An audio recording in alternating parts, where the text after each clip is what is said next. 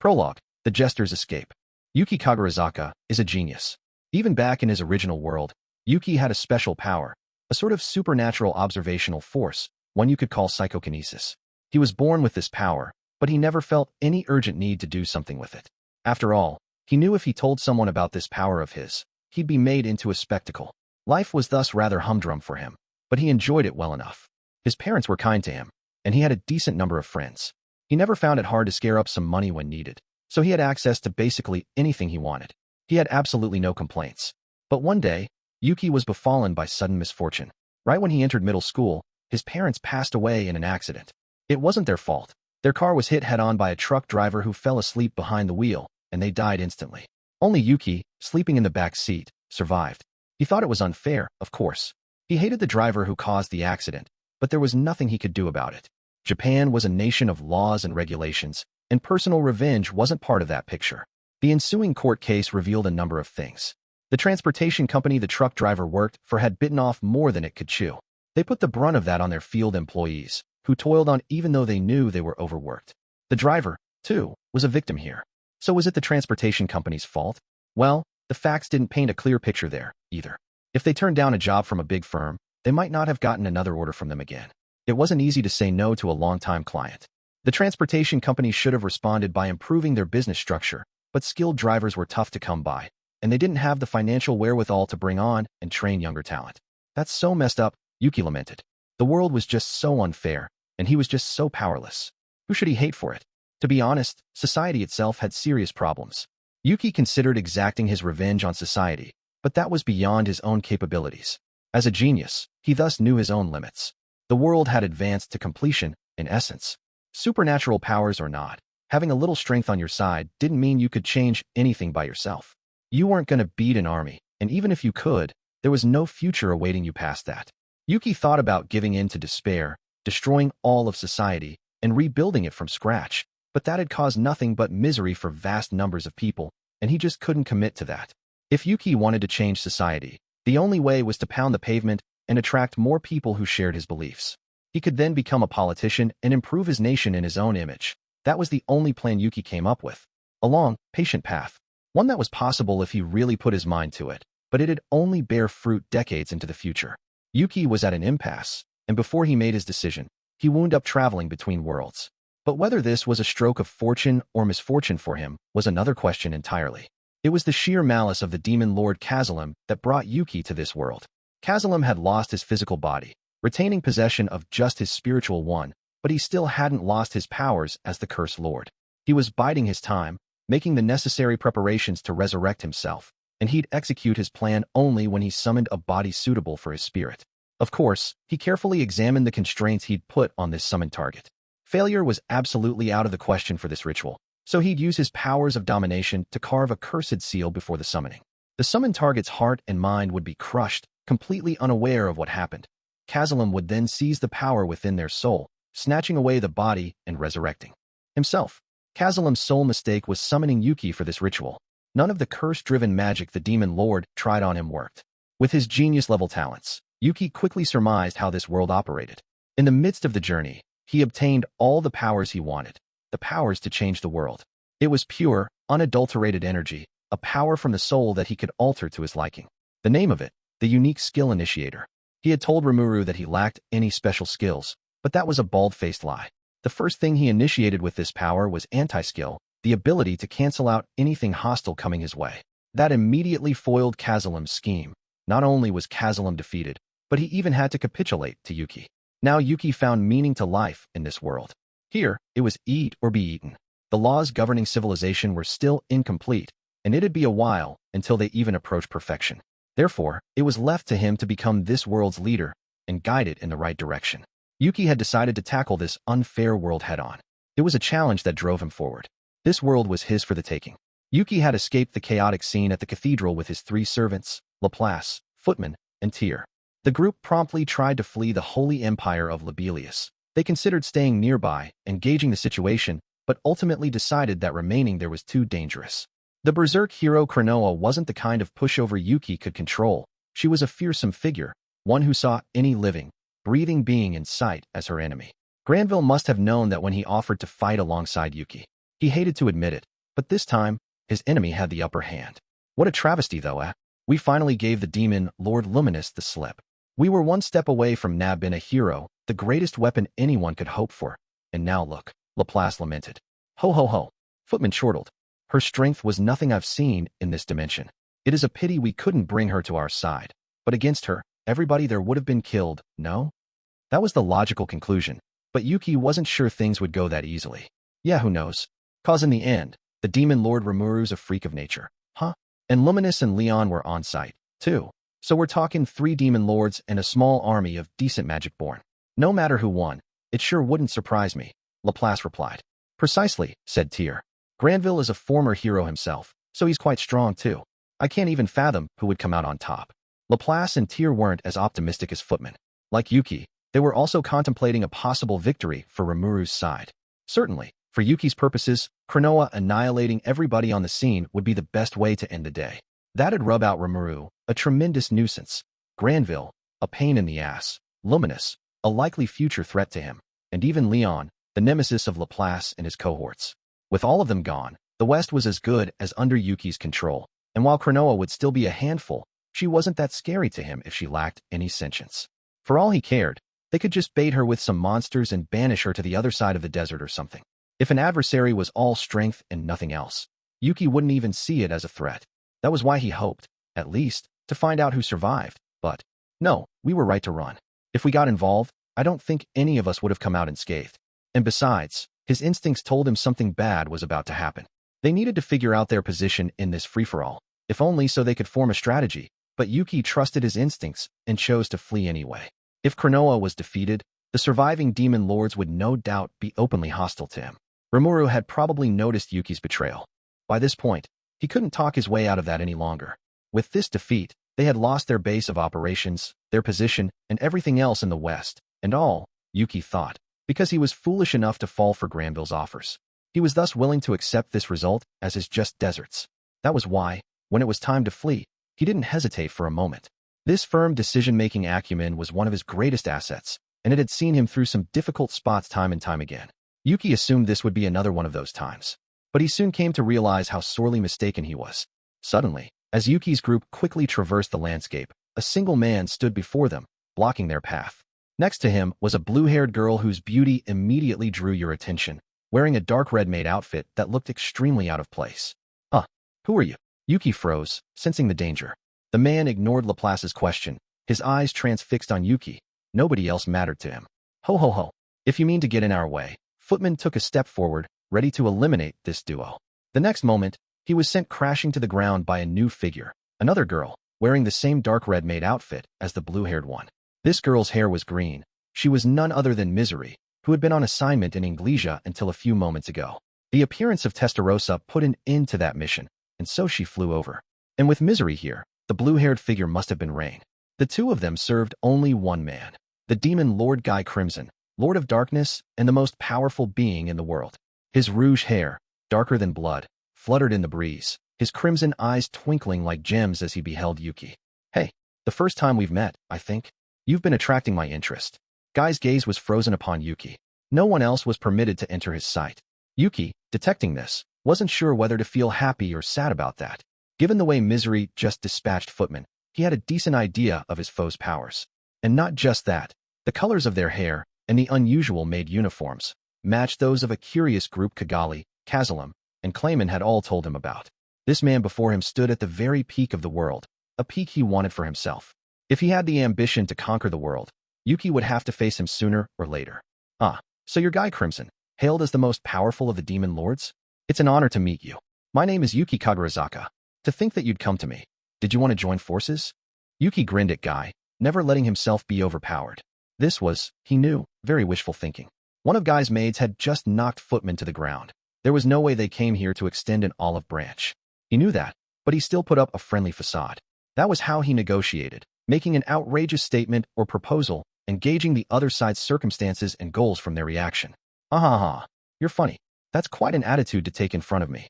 And maybe that wouldn't be such a bad offer. But it looks like you and Leon are enemies, eh? And besides, aren't you traveling to the east now?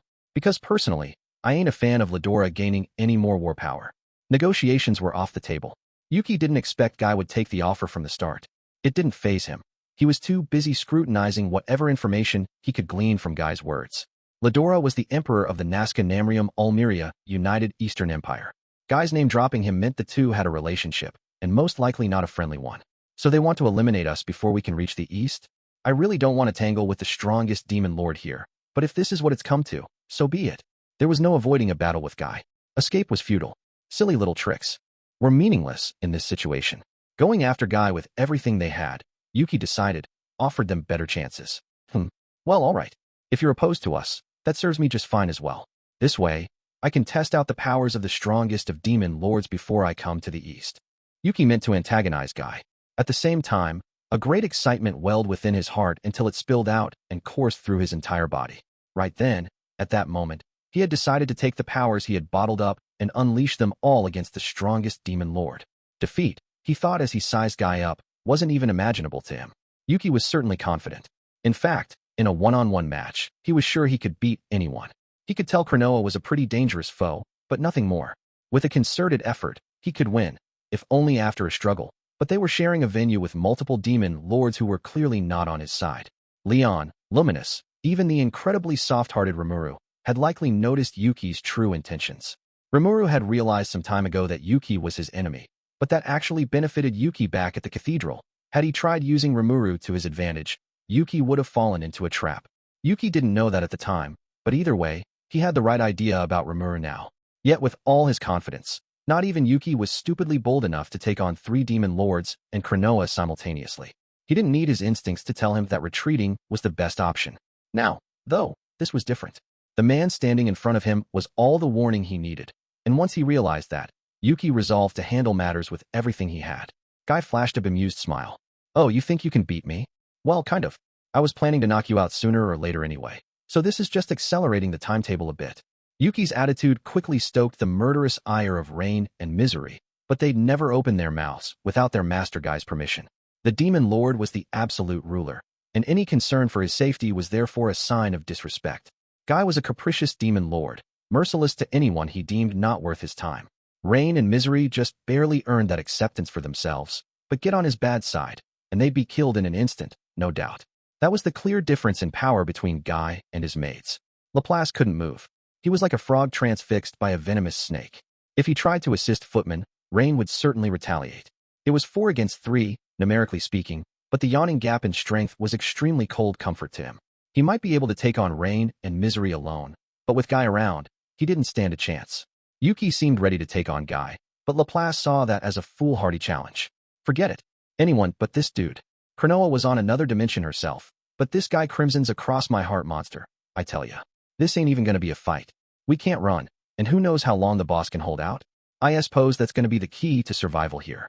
Laplace deserved praise for identifying even a small slice of Guy's potential force. But beyond that, his strength of heart, the ability to consider fleeing instead of collapsing to the ground heartbroken, demonstrated his true worth. He knew about Yuki's strength, but Yuki was hiding exactly how much he had from them. Would it even work against Guy? Still, even if Yuki was no match for Guy, Laplace intended to rescue Footman, take Tyr, and get out of there. Yuki would no doubt pick up on this and give him a hand. That's how much Laplace trusted him. The only problem with this plan was that Rain and Misery were abnormally strong menaces themselves. They weren't careless enough to give Laplace an opening to save Footman. He hesitated to make any untoward moves against them. He wanted to find a way to rescue his friend, but the problem, it turned out, had a ready solution. Hey, let him go. The order came from Guy to Misery, who, of course, offered no resistance, immediately releasing Footman. Well, that was easy. Now I guess we got an escape route after all. Laplace was almost beginning to feel optimistic about his chances when things took a different turn. Don't worry. If you beat me, I'll let you all go unhurt. Guy seemed to be contradicting himself. What did defeating him have to do with letting Yuki's group leave? It was hardly reassuring at all. Thus, distressed and depressed, Laplace decided to just watch the proceedings, praying for Yuki to win. Yuki was the first to act. His supreme confidence, driven by the firm belief that no magic or skills worked on him, led him to unleash a kick on Guy. It was a sharp, heavy kick that seemed to shift halfway, its trajectory veering in midair before finally landing hard on Guy's head. But it was Yuki's face that wound up wincing. Eesh, you're so solid. His anti-skill worked against all things, penetrating the defenses of any foe, but despite being directly attacked, Guy stood there, totally serene and not demonstrating an ounce of pain. There was no trick or trap involved. It was just that Guy's body was more solid than diamond itself, and the mix of toughness and flexibility was a truly ominous threat. That's just how Guy was. That barely triggered an itch. Some battle this is. Humor me a little more, would you? 'Cause otherwise I'm killing all of you. With a smile, Guy conjured flames in his right hand. It was the elemental magic napalm burst, a searing fire reminiscent of a dragon's long, twisting form. At a temperature of several thousand degrees, it could instantly vaporize any human being, and now those draconic flames were wrapping around Yuki's body.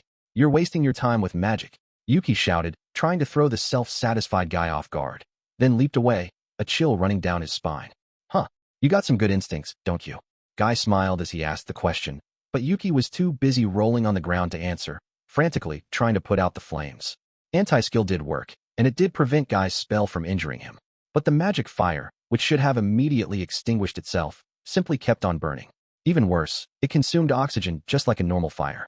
Left unattended, it would have starved Yuki's lungs of air and killed him. What felt like ages to Yuki was just a few seconds. That's why he took no damage. But if Yuki failed to notice and kept attacking Guy, that would have sealed his fate. He'd instead focused on putting out the fire, as ridiculous as it made him look. Then, gauging Guy's reaction, Yuki considered one possibility he sincerely didn't want to believe in. He hated to admit it, but he needed to check how feasible it was. So standing back up, Yuki asked the question, not really expecting an answer. Why didn't you follow up and attack me again? This isn't some kind of chivalrous duel. Ahaha, quit playing dumb. You must have realized by now, right? I've picked up on the secret to your powers. I knew it, mused the disgusted Yuki. His anti-skill was omnipotent, capable of annulling all forces, but when faced with the sort of arts that fused magic together with skills, he couldn't cancel both at once. That was the only flaw to his skill, and therefore his sole weakness.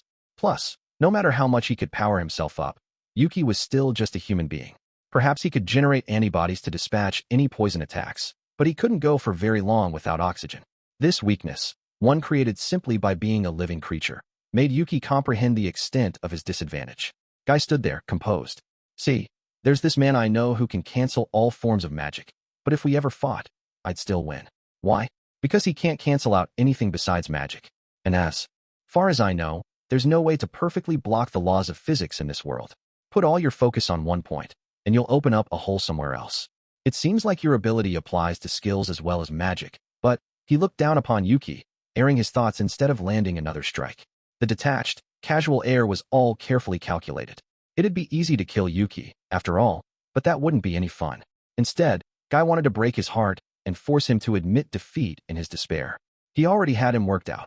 Yuki's attack told him all about what made him unique, and he had come up with countermeasures. No matter how well he could dispel magic and skills, he was human, and thus eminently beatable. Humans were weak, sporting frail bodies laden with vulnerable points, and it wasn't even worth formulating a strategy for killing them. Even in terms of core physical ability, there was a wide gap between Yuki and the Demon Lord. With Yuki's kick earlier, Guy left only a single small barrier in place as he tried blocking it, but it didn't even leave a scratch. Look at their respective magical energies, and it was comical to compare them at all. Guy was on the level of a true dragon, and for him, it'd be simple to launch another magic spell while Yuki was busy dispelling the first. But just killing you on the spot would defeat the whole purpose of me showing up. Why don't you try entertaining me while I'm here? Guy lorded over Yuki and taunted him. He wanted to corner Yuki, make him unleash his full powers, and only then would he utterly overwhelm him and claim victory. Yuki, meanwhile, could tell what Guy was thinking, painfully so, but he had no response. The breezy confidence vanished from his face as he coolly analyzed the situation and pondered a way to make it out alive. He was a rare genius, and his genius-level brain told him that the difference in strength was cataclysmic. But he didn't give up, instead mentally groping for any and all alternatives. The only hope he found was that Guy took him so lightly. Yeah, with this much of a difference, I can see why he'd look down on me. But he's also just a tad bit arrogant. Yuki still had some tricks up his sleeve. One was the supernatural ability he was born with. Another was avarice, the skill he took from Maribel. The third was instigator, capable of creating skills on the fly as needed. With those, he thought, he could make it through. Not killing me when you had the chance was a real bad idea. Gathering his breath, Yuki turned back toward Guy. Well, just because you've spotted a few of my abilities doesn't mean you're safe to order me around yet. This wasn't sour grapes.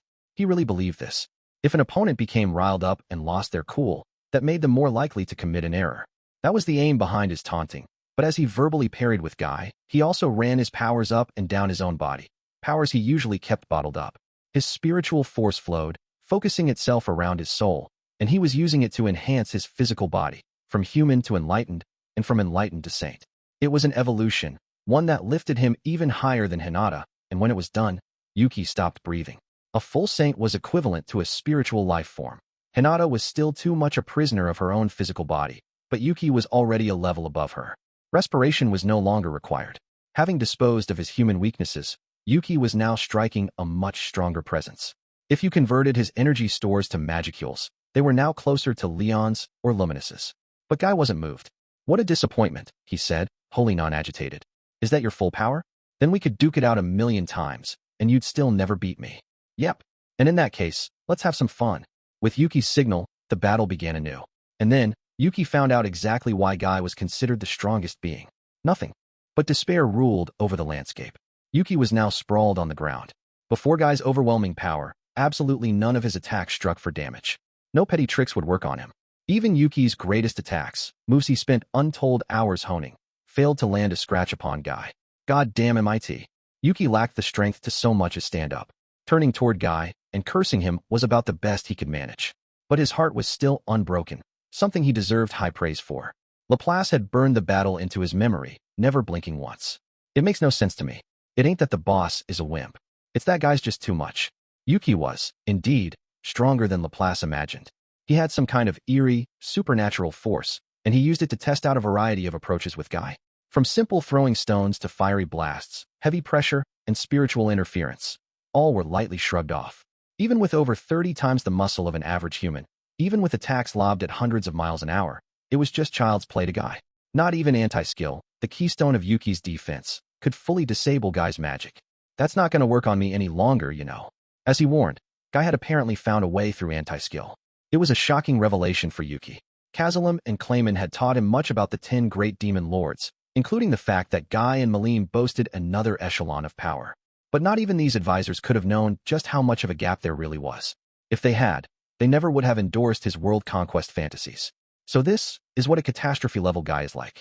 It was well after the fact, but now Laplace realized there were things in this world that must never be prodded. Even he had some powers he kept secret from his own friends, but they were meaningless before an opponent like Guy. That showed how overwhelming a foe he was. No tactic imaginable could bring this demon lord to his knees. Even Yuki, a man clearly more powerful than Laplace, was helplessly toppled as if he were an infant. At this point, escaping alive was next to impossible. Someone, Laplace concluded, would need to make the ultimate sacrifice. But he kept up his usual calm demeanor as he took a step toward Guy. "Yep, I'd expect nothing less from the great demon, Lord Guy Crimson. We're the moderate jesters, YC, kind of a jack-of-all-trades outfit, and our boss, Mr. Yuki here, hired us for some assorted odd jobs. So now that he's been defeated, we're not really under any obligation to continue serving him." "Laplace, what are you?" It was incredibly petty, but Laplace seemed ready to betray his friend at that moment. He didn't know Guy personally, but the demon lord's selfishness and arrogance were the stuff of legend. He had no interest in the weak and refused to so much as talk to anyone he didn't consider worth his time. Taking this attitude toward Guy all but ensured Laplace's instant death, but it was also guaranteed to turn Guy's attention toward him, and Yuki could doubtlessly use that opening to make good his escape. It was a chance Laplace was willing to bet on. The one absolute rule among the moderate jesters was to never betray your friends, and especially not your client.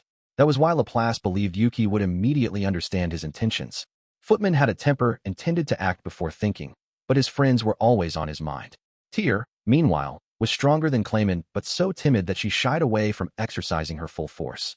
Both of them had a tendency to get carried away, but they could be trusted to take care of Yuki. Thus Laplace decided to sacrifice himself. "I just want to help you, Mr. Guy, sir. So could you at least spare my life?"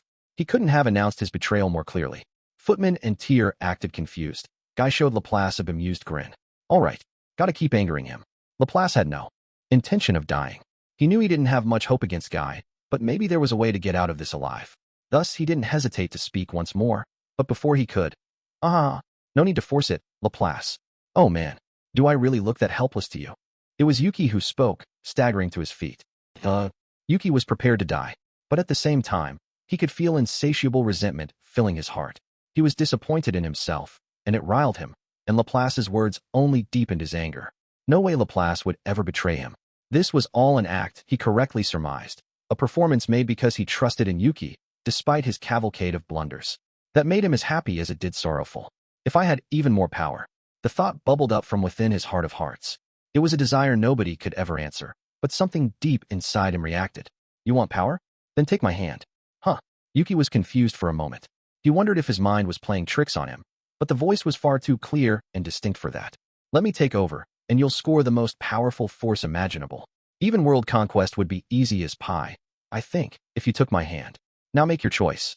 The voice's offer made Yuki extremely uncomfortable. Shut up. I'm me, all right? You're not my friend. And I'm not cheap enough to achieve my goals with the help of someone I don't even know. He couldn't have been clearer.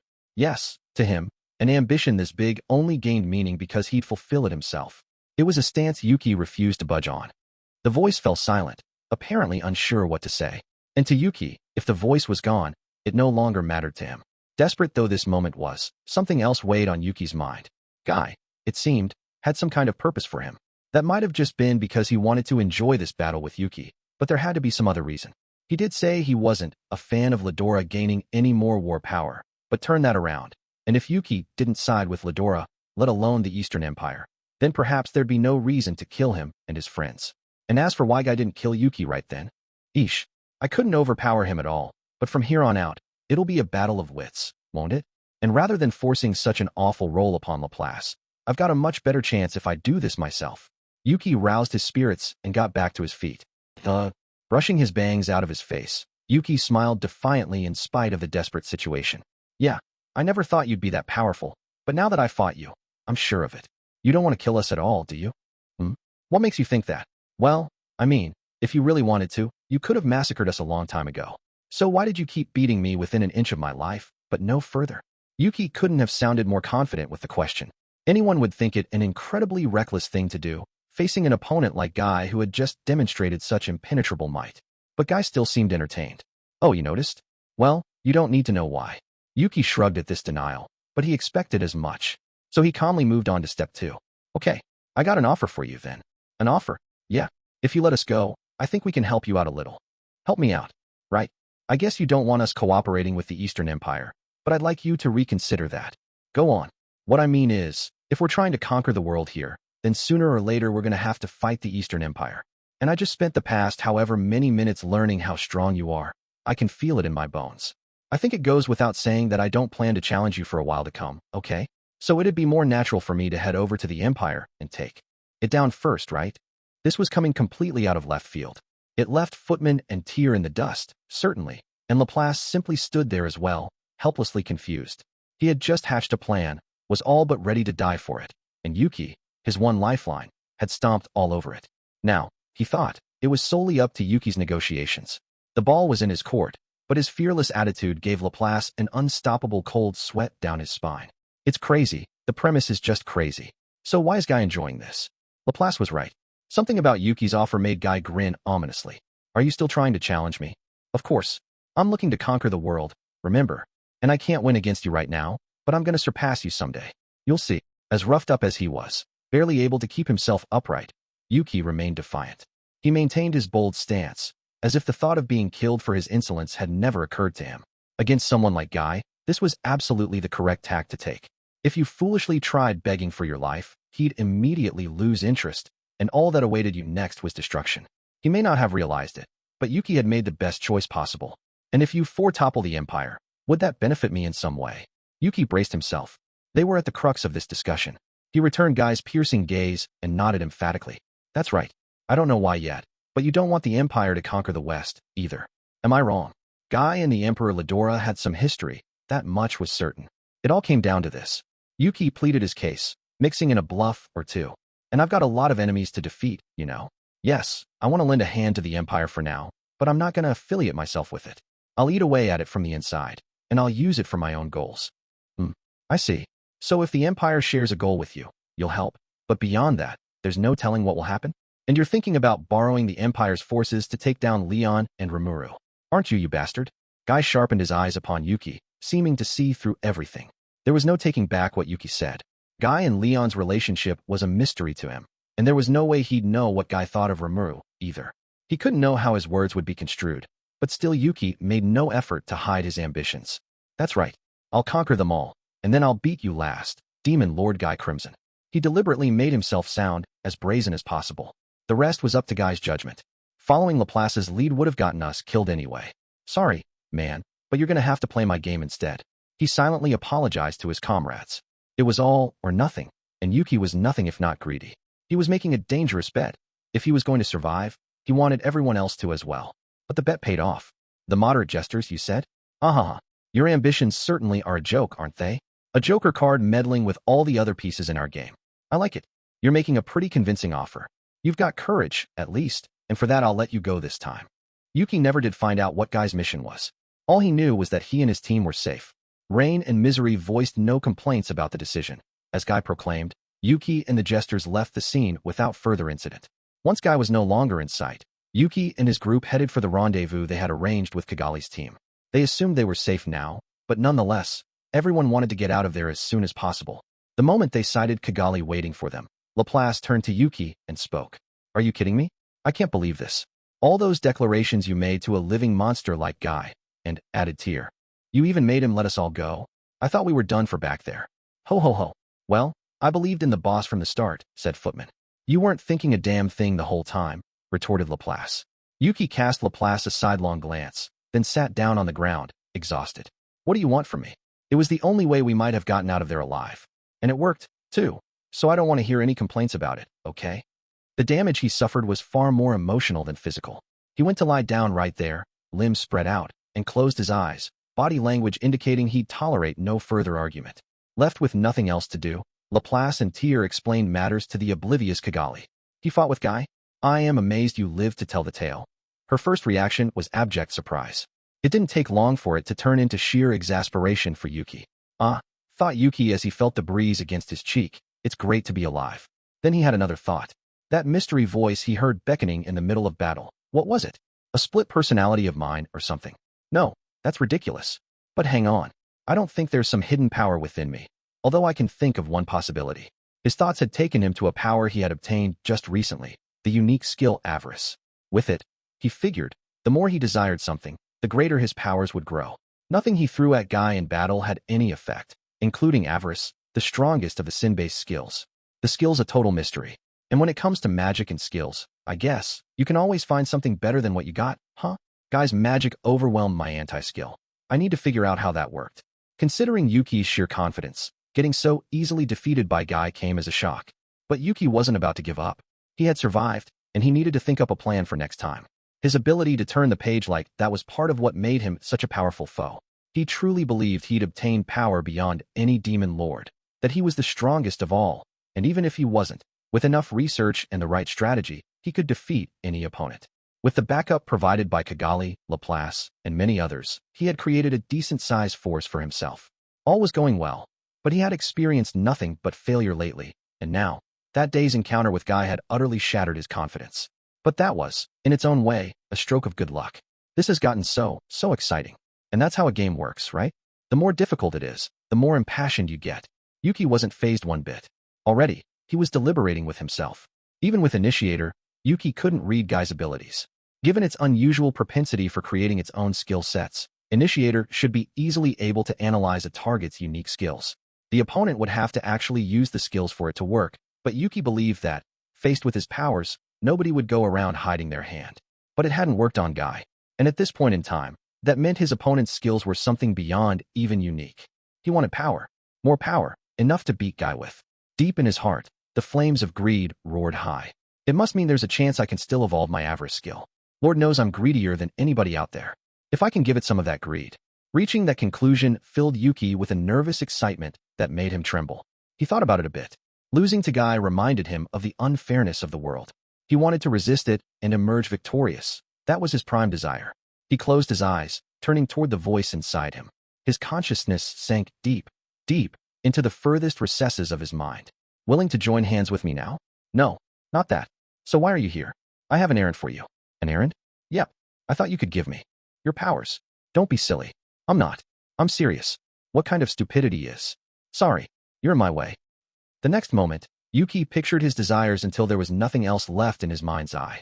He all but begged for the realization of his true goals, using his powerful will as a weapon that bowed to no one. He was challenging himself to battle. And then the world language rang loud. Confirmed. Condition satisfied.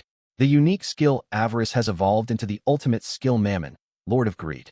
Yuki opened his eyes, defiantly grinning. Then he spoke softly, too softly to be heard. I'll be sure to make good use of your power.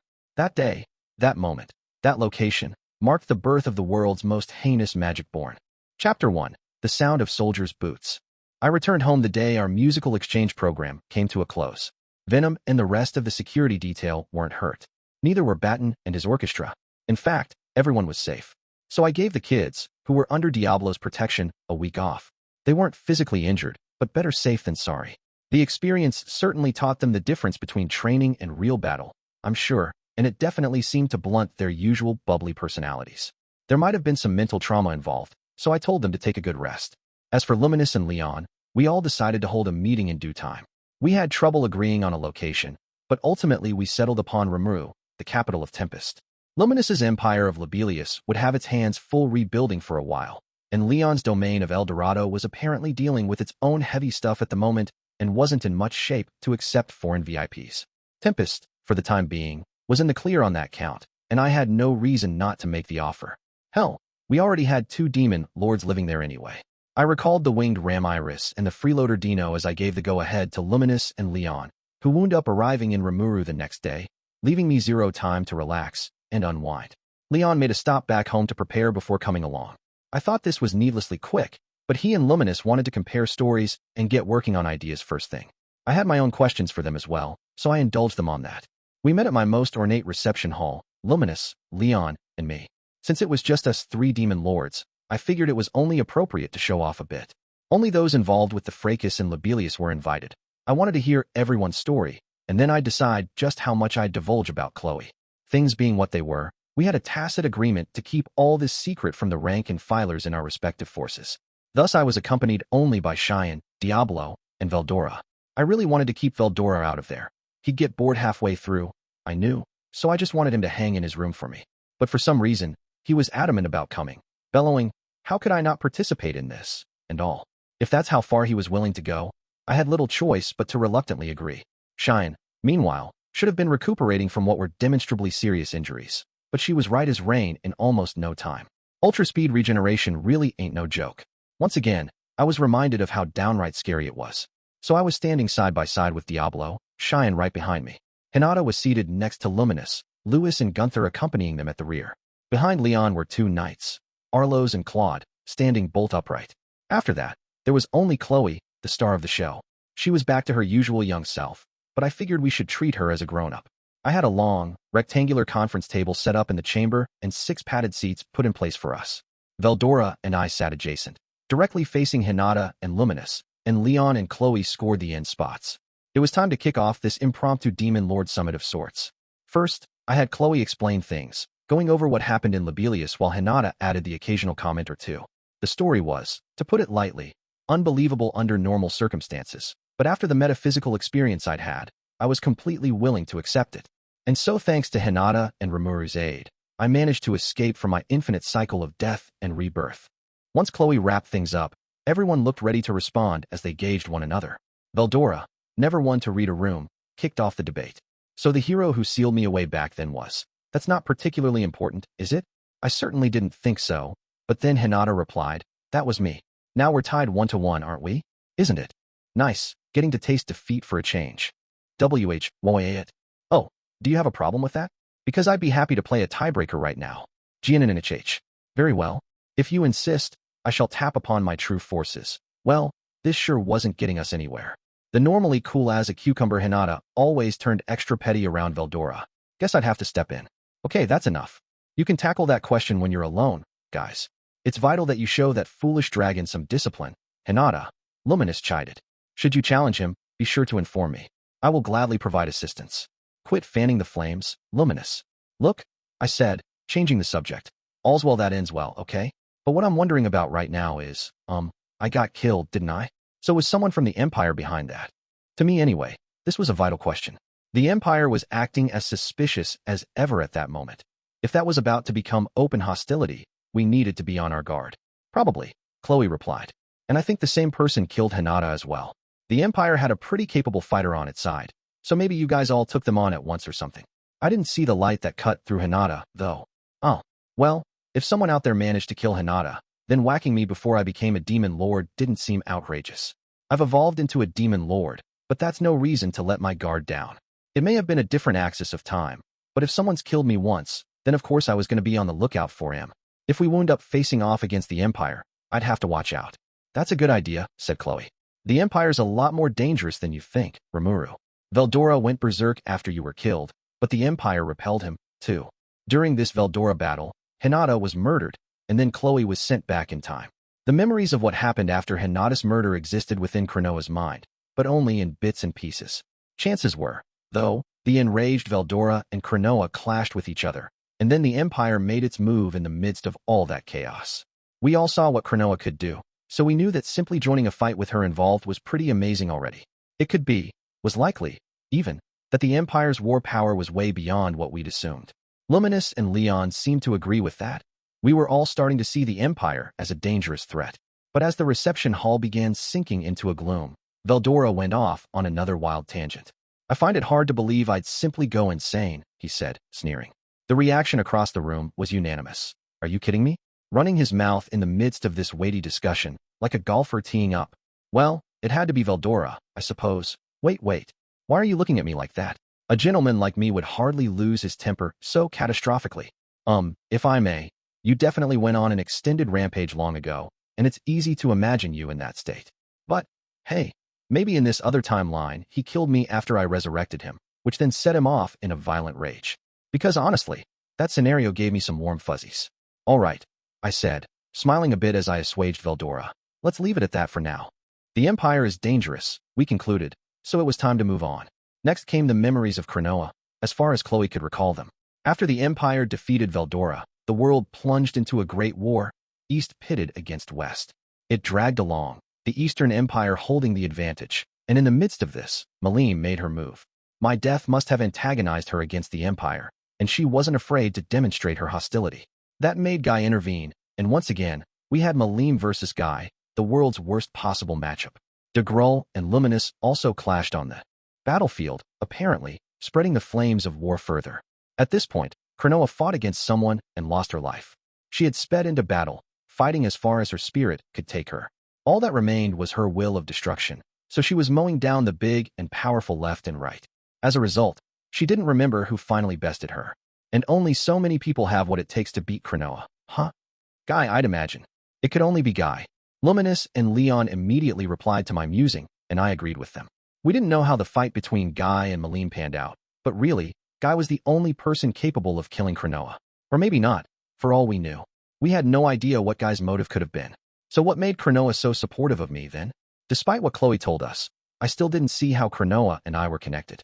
She was resurrected after I died. We never would have met each other, but clearly she had a thing for me. I may not be too quick on the uptake, but even I would notice that much. And that was true from the very beginning, wasn't it? She even gave me a big hug and a kiss after I summoned her for Chloe. Why all that the first time? I'd thought. But I suppose Cronoa had her reasons. Well, because you saved me, Rimuru, Cronoa said, finishing Chloe's thought. In the future world, where all I did was rampage, you were the one who saved me. I'm sure of it. Hey, I was about to say that. Oh, let me at least tell him that much. I'm you as well, after all, so it's the same thing, isn't it? To the outside observer, it looked like Chloe had a particularly flashy multiple personality disorder. Apparently, Cronoa butted into conversations whenever Chloe let her guard down. I'm sure they both had a lot to get used to. The two of them proceeded to take turns talking.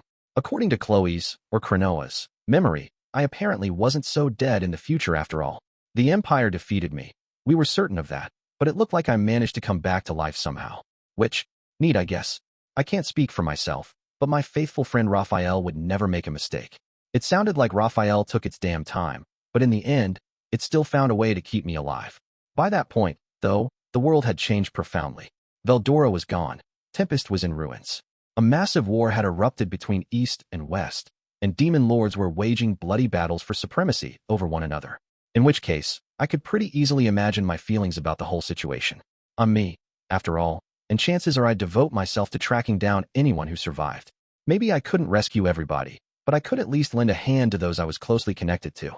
That was just what I did, it turned out, and in the end, I found Chloe/Cronoa. Cronoa's recollections were too fragmented to answer the bigger questions, but either way, we had a grasp of the general flow. I ran into Cronoa, fighting her on multiple occasions, and I'm sure I managed to win her over again. But as Cronoa told me, the fate of the world was already sealed by then. As you all predicted, I fought against Guy. I don't remember the events leading up to that, but I'm positive Rimuru wasn't there. Then, just as I was about to die, Rimuru held me close, and the next thing I knew, I saw Rimuru and Chloe from the past. So Guy was there after all. That didn't surprise me. The question was what exactly happened before Cronoa's death, but I presumed that was where her journey back through time began. However, that still didn't adequately explain how she arrived at Chloe's timeline. Maybe there was a chance I did something to engineer that? Had I evolved into a demon lord by that point? Yep. And you were even more powerful than you are now. Hang on. Can she tell that just by looking at me? I like to think I was pretty strong at this point, but it was hard to believe Cronoa would misjudge someone's prowess. I suppose losing my closest friends drove me to do some pretty wild stuff. Now, of course, none of this had any bearing on me at the moment, but we did have the Empire to think about. Maybe I should have viewed this more optimistically. Like, I still had room to grow, that sort of thing. Regardless, if I was stronger than I was now, my great sage must have made the transformation to Raphael by this time.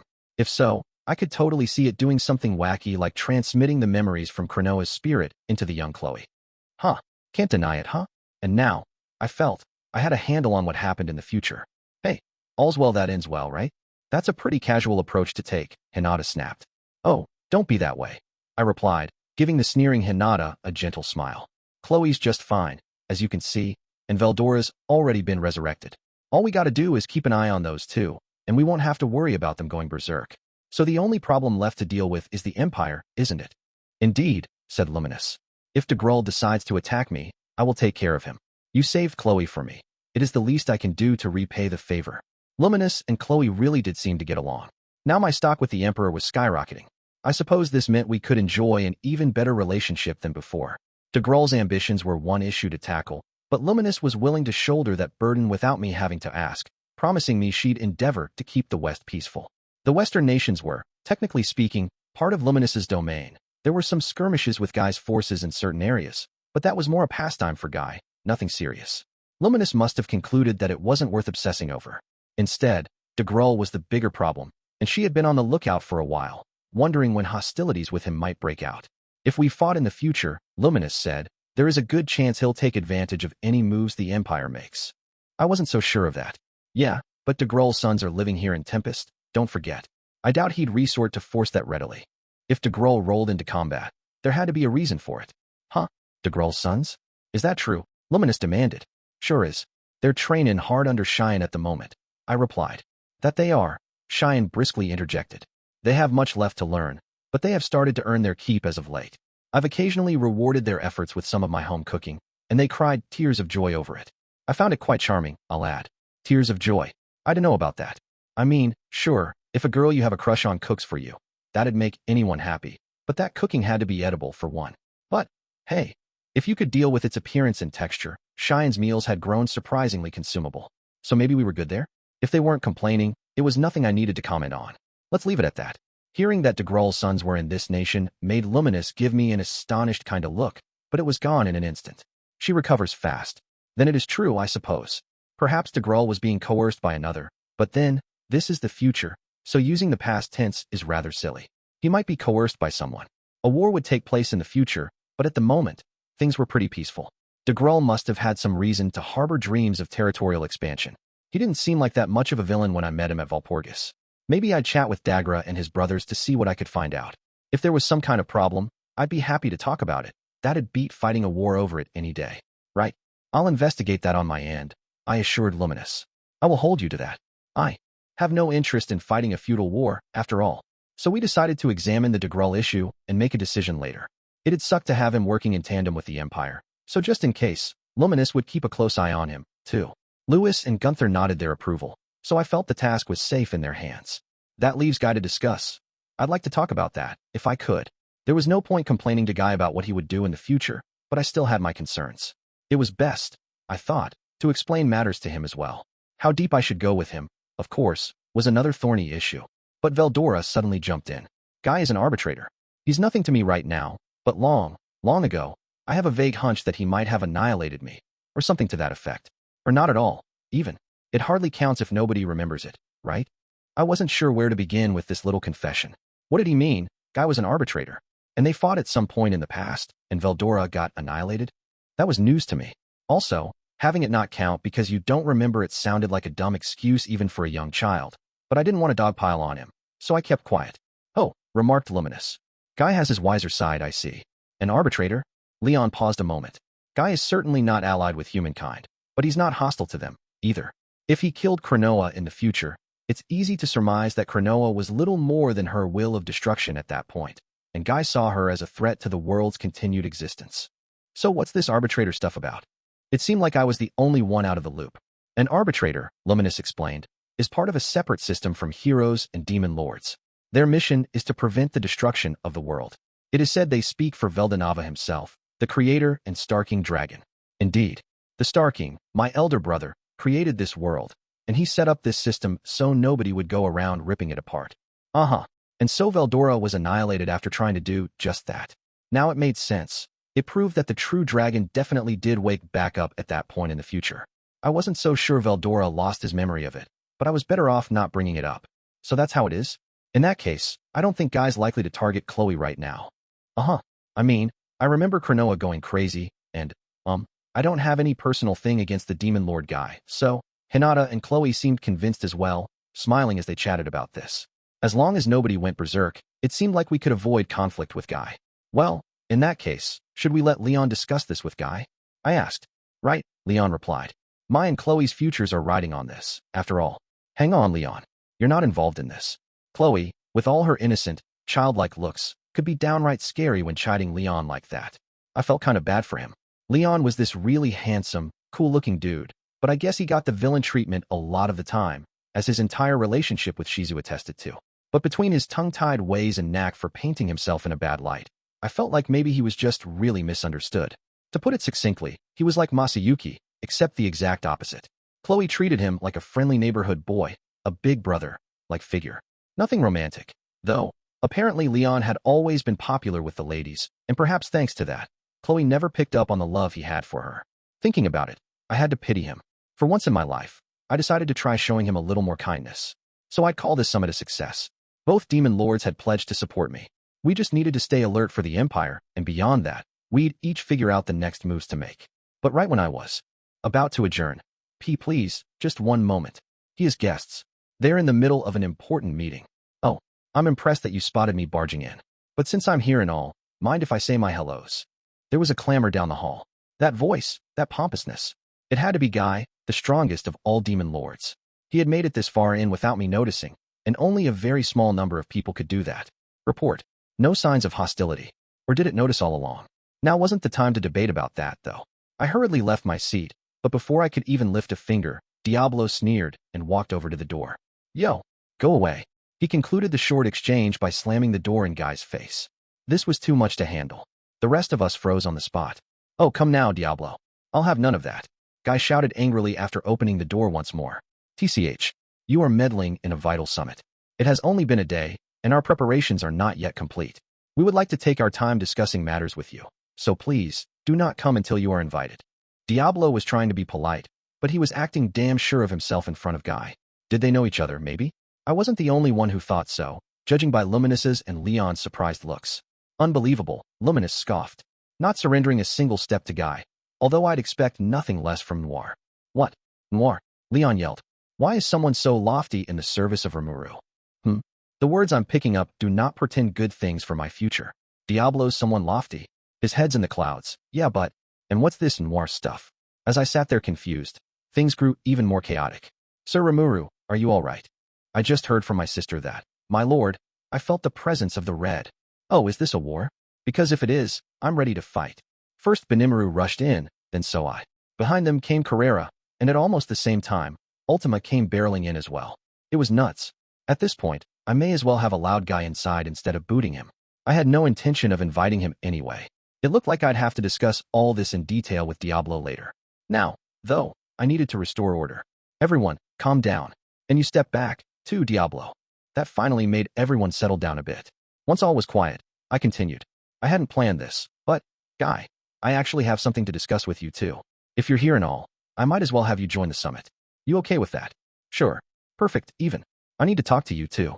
I'd wanted Leon to handle him, but I guess we had a change of plans. With Guy's permission in hand, I then had to chase everybody else out of the room. Okay, there's nothing to worry about, all right? I'll call you guys if something comes up, so get back to work for me. Everyone looked amply relieved. I heard some unwelcome grumbling, such as, the Red's done it again. I don't stand a chance against him for now, and puffed. I thought we could start bashing some heads, but overall, things were under control. The rest of the rabble were back at their posts. Shuna left to prepare some tea for those of us still in the reception hall. As she did, Leon spoke first. Now what is the meaning of this? Why is John here, of all people? I have a question as well, said Luminous. I presumed the other one was Violet, but were my eyes playing tricks on me? I heard she was rather gloomy and spiteful, so I can't be entirely certain. John, Violet, what are these people talking about? Oh wait, did you mean Carrera and Ultima? Diablo over there invited them, but they're actually a lot more talented than I thought. I was trying to explain things, but Leon and Luminous didn't let me finish. Carrera and Ultima? Did you give those two names? Simply unbelievable. So Diablo wasn't enough for you? You've brought even more primals under your wing. Leon was on his feet and shouting. Luminous looked completely out of sorts. Both of them fixed me with piercing glares. Yeah, isn't it crazy? That's partly why I'm here, so I can grill him about what he's up to. Even Guy was spouting nonsense at me. And I mean, what was I supposed to say? As I floundered for a response, Shuna brought in some tea on a cart. We all fell silent, not wanting to get in her way. A pleasant aroma filled the chamber, helping us regain our calm. My mind thus cleared, I tried considering what everyone was saying. The key word here was primal, as stated by Luminous. And that meant, understood. It is one standard for describing demons. Right. I remember having that explained to me. They were defined as the first demons, and all that. Wait, the first demons. Diablo, you aren't one of the first demons or something, are you? Well, he casually replied. Yes, I am a leader of one of the 7 bands of demons, among the first born into this world. Oh man, I had no idea the demon I summoned when I transformed into a demon lord was something this huge. I knew he was super powerful, but this was even crazier than I thought. You didn't know that? Leon asked me. Incredible, Luminous scoffed. I always thought you had a screw loose, but not to this extent. Leon's and Luminous's gazes were boring into me. But what could I say? If Diablo answered a summon as off the cuff as mine was, there was no way he could have been anyone that amazing.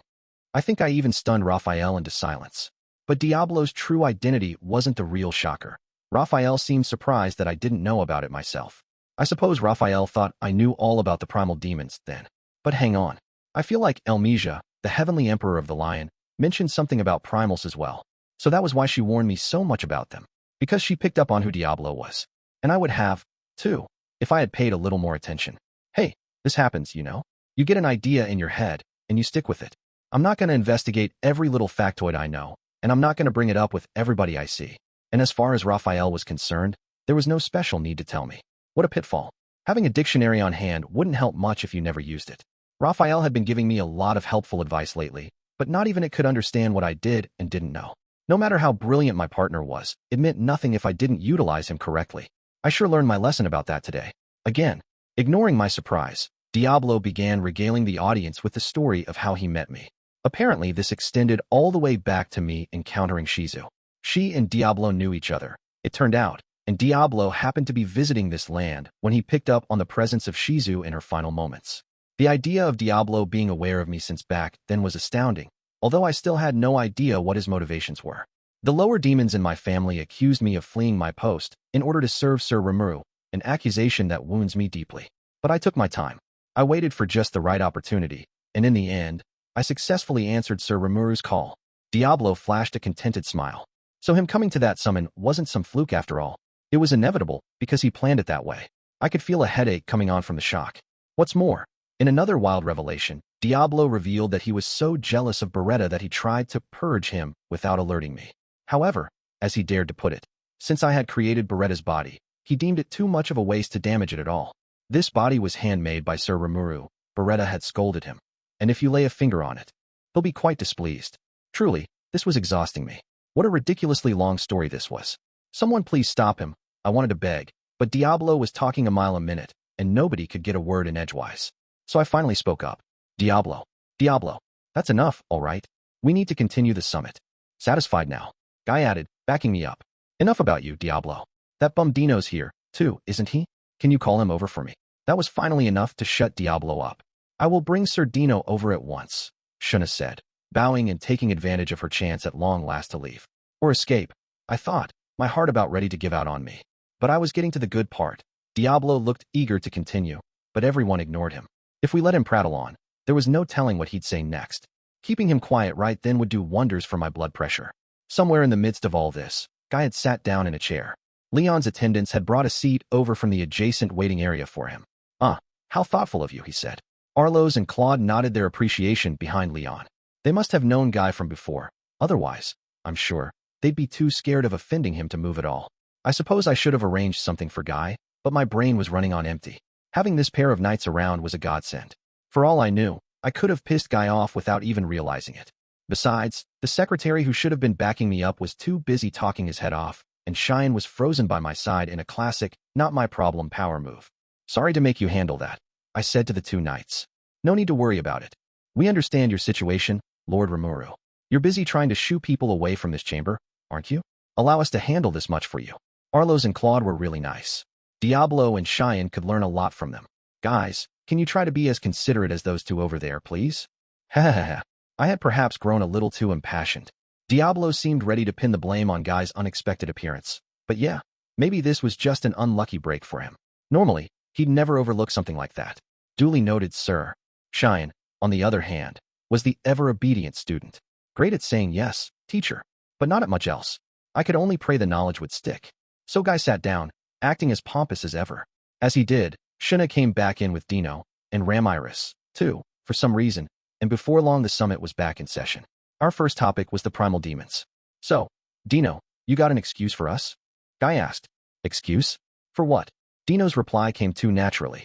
It only riled Guy further. Don't give me that crap, you. Why didn't you stop him from naming the three of them?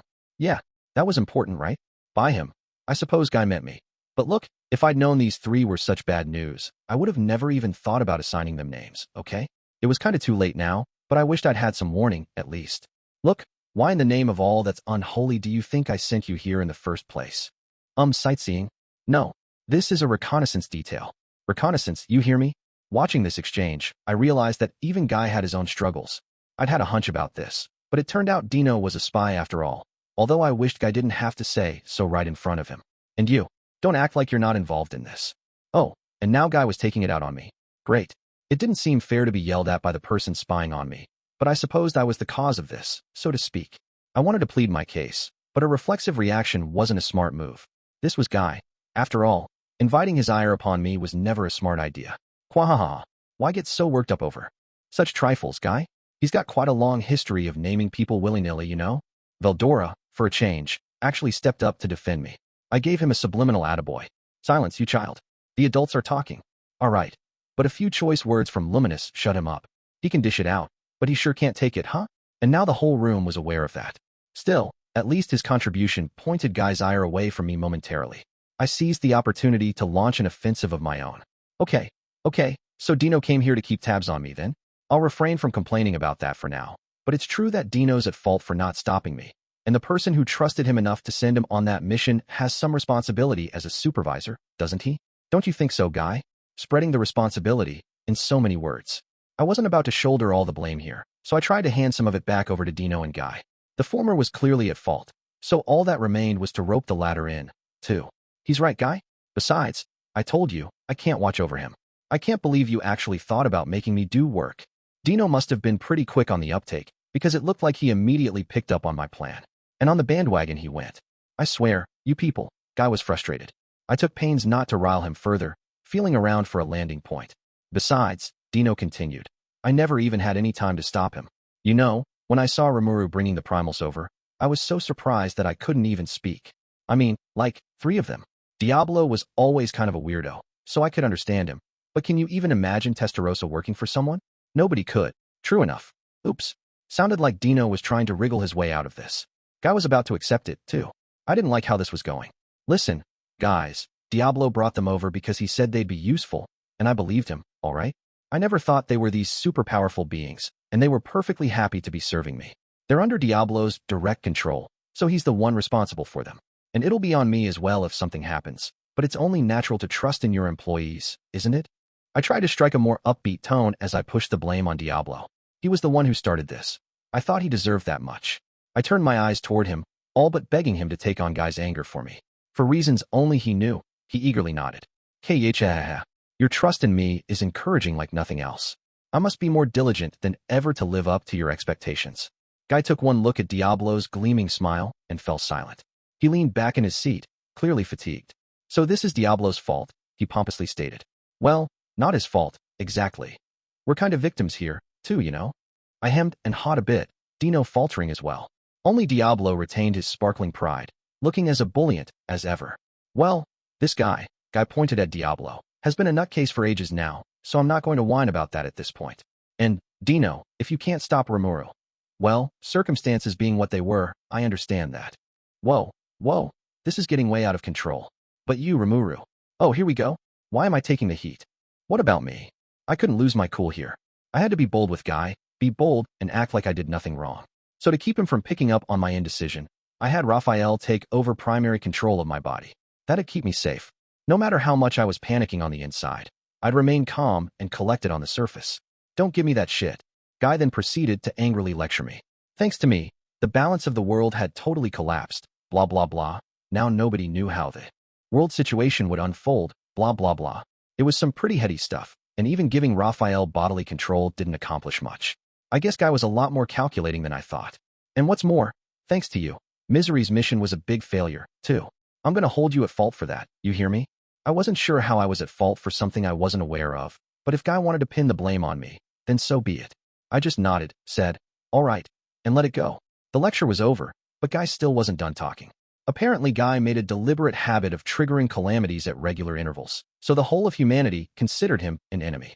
His goal was to stoke a unified fear against an all-powerful foe, keeping humankind from wasting its time with needless internal power struggles. When Granville was in power, Guy took no action, refraining from any major moves. But now that Granville attempted an all-out attack on Luminous, the balance of power was totally out of whack. Thus, Guy had ordered Misery to reunite humankind with an event that'd terrorize everyone at once. Her idea was to kill off the Council and all its members, reminding the leaders of the Western nations just how fearsome a demon lord could be. That, she reasoned, would help unite all the leaders peacefully. So Misery attacked the Council. And who did she find there but Blanc? Or Testarova now, I suppose? I'm so used to her old title that I can't help but keep using it. But regardless, Misery avoided a confrontation with Testarossa, and so her plan was foiled. That's all well and good. The problem is what comes after that. As long as we can't rule over those cunning humans with fear, they're doubtlessly going to start squabbling among themselves. And with the Ratsos a thing of the past, history tells us that the power struggle's only going to get more intense. What do you think will happen if the Eastern Empire makes a move while the Western nations are carrying on with that nonsense? They'll lose big is what? And it's your fault, Rimuru. So tell me what you're going to do about it. Well, didn't expect that. Guy was trying to prevent the Western nations from tearing themselves apart. He never seemed to take much interest in the human race, but maybe he was trying to keep doomsday from happening, at least. Guess that was his job as arbitrator and stuff. He wasn't at all a friend to humankind, and his means could get pretty violent, but in a way, I think I could understand his motives.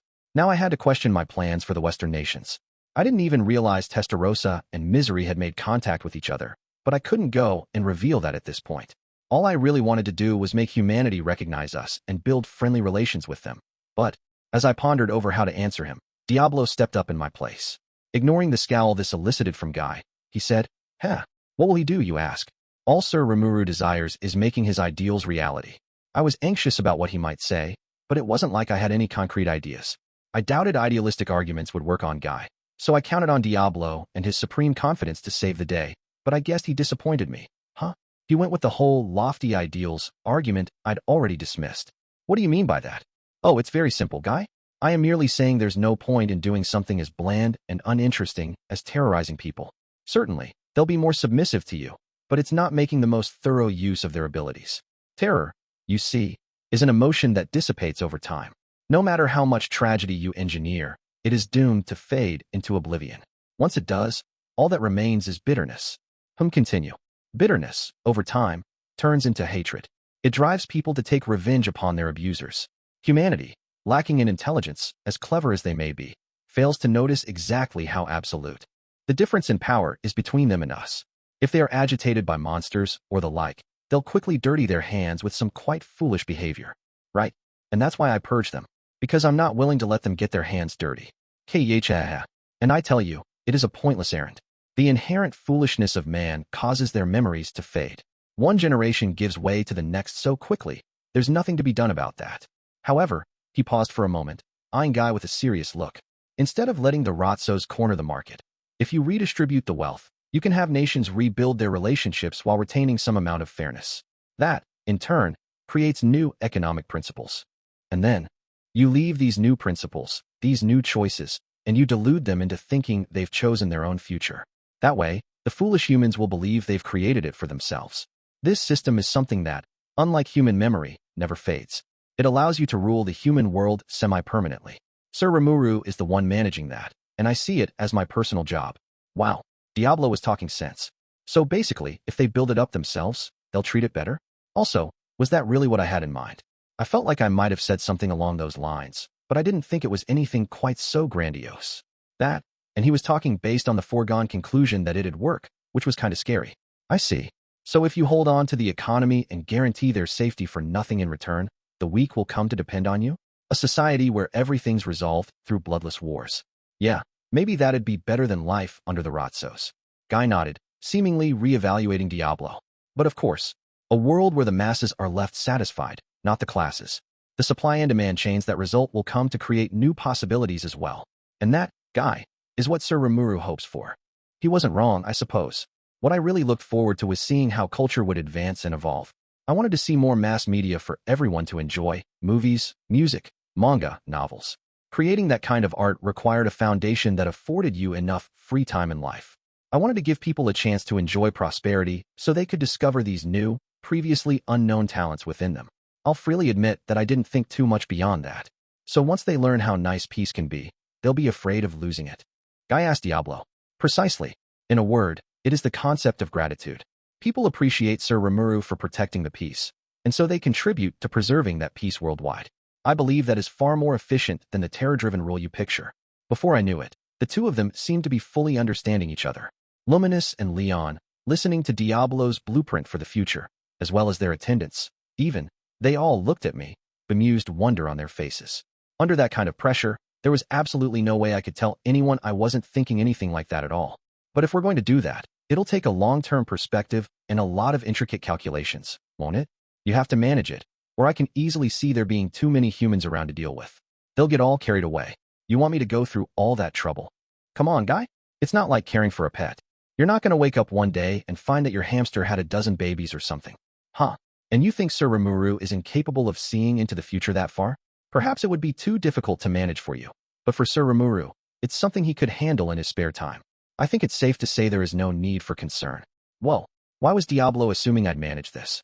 I mean, I was pretty sure he and I talked about how running the world from behind the scenes was a nice, demon lord, like way to go about matters. But if you said that in front of Guy and the other demon lords, they would meddle with me, wouldn't they? I was unnerved, really, but apparently I shouldn't have been. In fact, you think, huh? Well, okay, I'll leave all that to you. I really doubt it's going to go as well as you describe, but it's no skin off my nose if you fail. 'Cause if you do fail, I'll just step up and start culling those fools. So let's see you take responsibility for this, all right? Surprisingly enough, Guy was smiling at me. And if that was what it had come to, I'd just have to accept it. If I said all right a moment ago, I couldn't really say no way now, without warning. I think Diablo was exaggerating things a little, but he's not wrong, generally speaking. Sure, it's a bit idealistic, but I feel like it'd be nice if things worked out like that. And regardless of what you have to say about it, I'm going to try to engineer world peace my own way. That was my promise. And so without really understanding what was going on, I was officially appointed by the Octagram to manage the Western nations. It would have been great if the summit mercifully ended right there, but we still weren't done with everything. Rimuru, rumbled Leon. Let me give you a word of warning. Carrera, formerly known as John, is the kind of short-tempered demon who'd freely lob nuclear magic around if she's seized by the impulse. You'd best keep her on a short leash, or else the capital you took great pains to build will become a pile of ash. That's right, chimed in Luminous. And let me just add this. As mentioned earlier, the Violet I know is a malicious, moody individual, the living embodiment of brutality. Unlike the monster races, she doesn't seek to eradicate the human race, but she is fickle, prone to quickly change her mind on matters. Perhaps she's pretending to be a nice young lady in front of you, but I'd be very hesitant to let my guard down. Their advice didn't put my mind at ease much. And although they didn't spell it out, it sounded like Testarossa was even more trouble than Carrera and Ultima. This was starting to look like bad news. Well, Starting to isn't the right way to put it, maybe. More like it was bad news, and I'd finally just noticed. I now knew Testarossa and the others were primal demons, and I had just been told by my demon lord peers that they were my problem. If they ever did anything, it'd be my fault, and while they were technically serving under Diablo, blaming him would get me nowhere. I'd even told Elmesia I'd take care of them, so I couldn't just rescind my offer. I wanted to go back in time and punch my dull-minded self, but that's what I get for being so thoughtless, I suppose. It'd be a lot harder to manage these guys than all of human society, and the thought made me let out a surreptitious, depressed sigh. Then Ramiris, Dino, and Veldora got to their feet, as if waiting for Guy to wrap up. You know, we feel kinda in the way here, so we'll let you all take care of the rest, okay? Yeah, I've got some important work to do. Vester's waiting for me and stuff. So I'll catch you later, Guy. Indeed. And in that case, I will go back to my dungeon guardian duties. A dragon's work is never done. Quahaha. They worked as a well-practiced, synchronized team, clearly trying their best to get the hell out of Dodge. Dino, in particular, was so eager to not get yelled at any longer that he brought up his totally non-existent work ethic. Huh? Work? You? That joke's not even funny. Guy didn't overlook that, either, making the obvious comment. But Ramiris was ready with a retort. No, he's telling the truth. Dino's my assistant now. I'm serious. Guy's eyebrows arched in surprise. He wasn't about to believe anything Dino said, but if Ramiris backed him up, he'd have no choice. Dino is working? What foul magic did you cast upon him, Rimuru? His amazement was now pointed my way. It was a tough question to answer. I don't know, but in our nation, the rule is that you gotta sing for your supper, and I'm just having him follow that. There's no spells involved. If I had a spell like that, I'd have a lot less trouble. It must have come out in my tone of voice, because Guy didn't push the topic any further. So Ramiris and her two cohorts scurried out of the chamber. They had just finished the tea and snacks Shuna set out for them, so their timing was impeccable. I'd expect nothing less from them.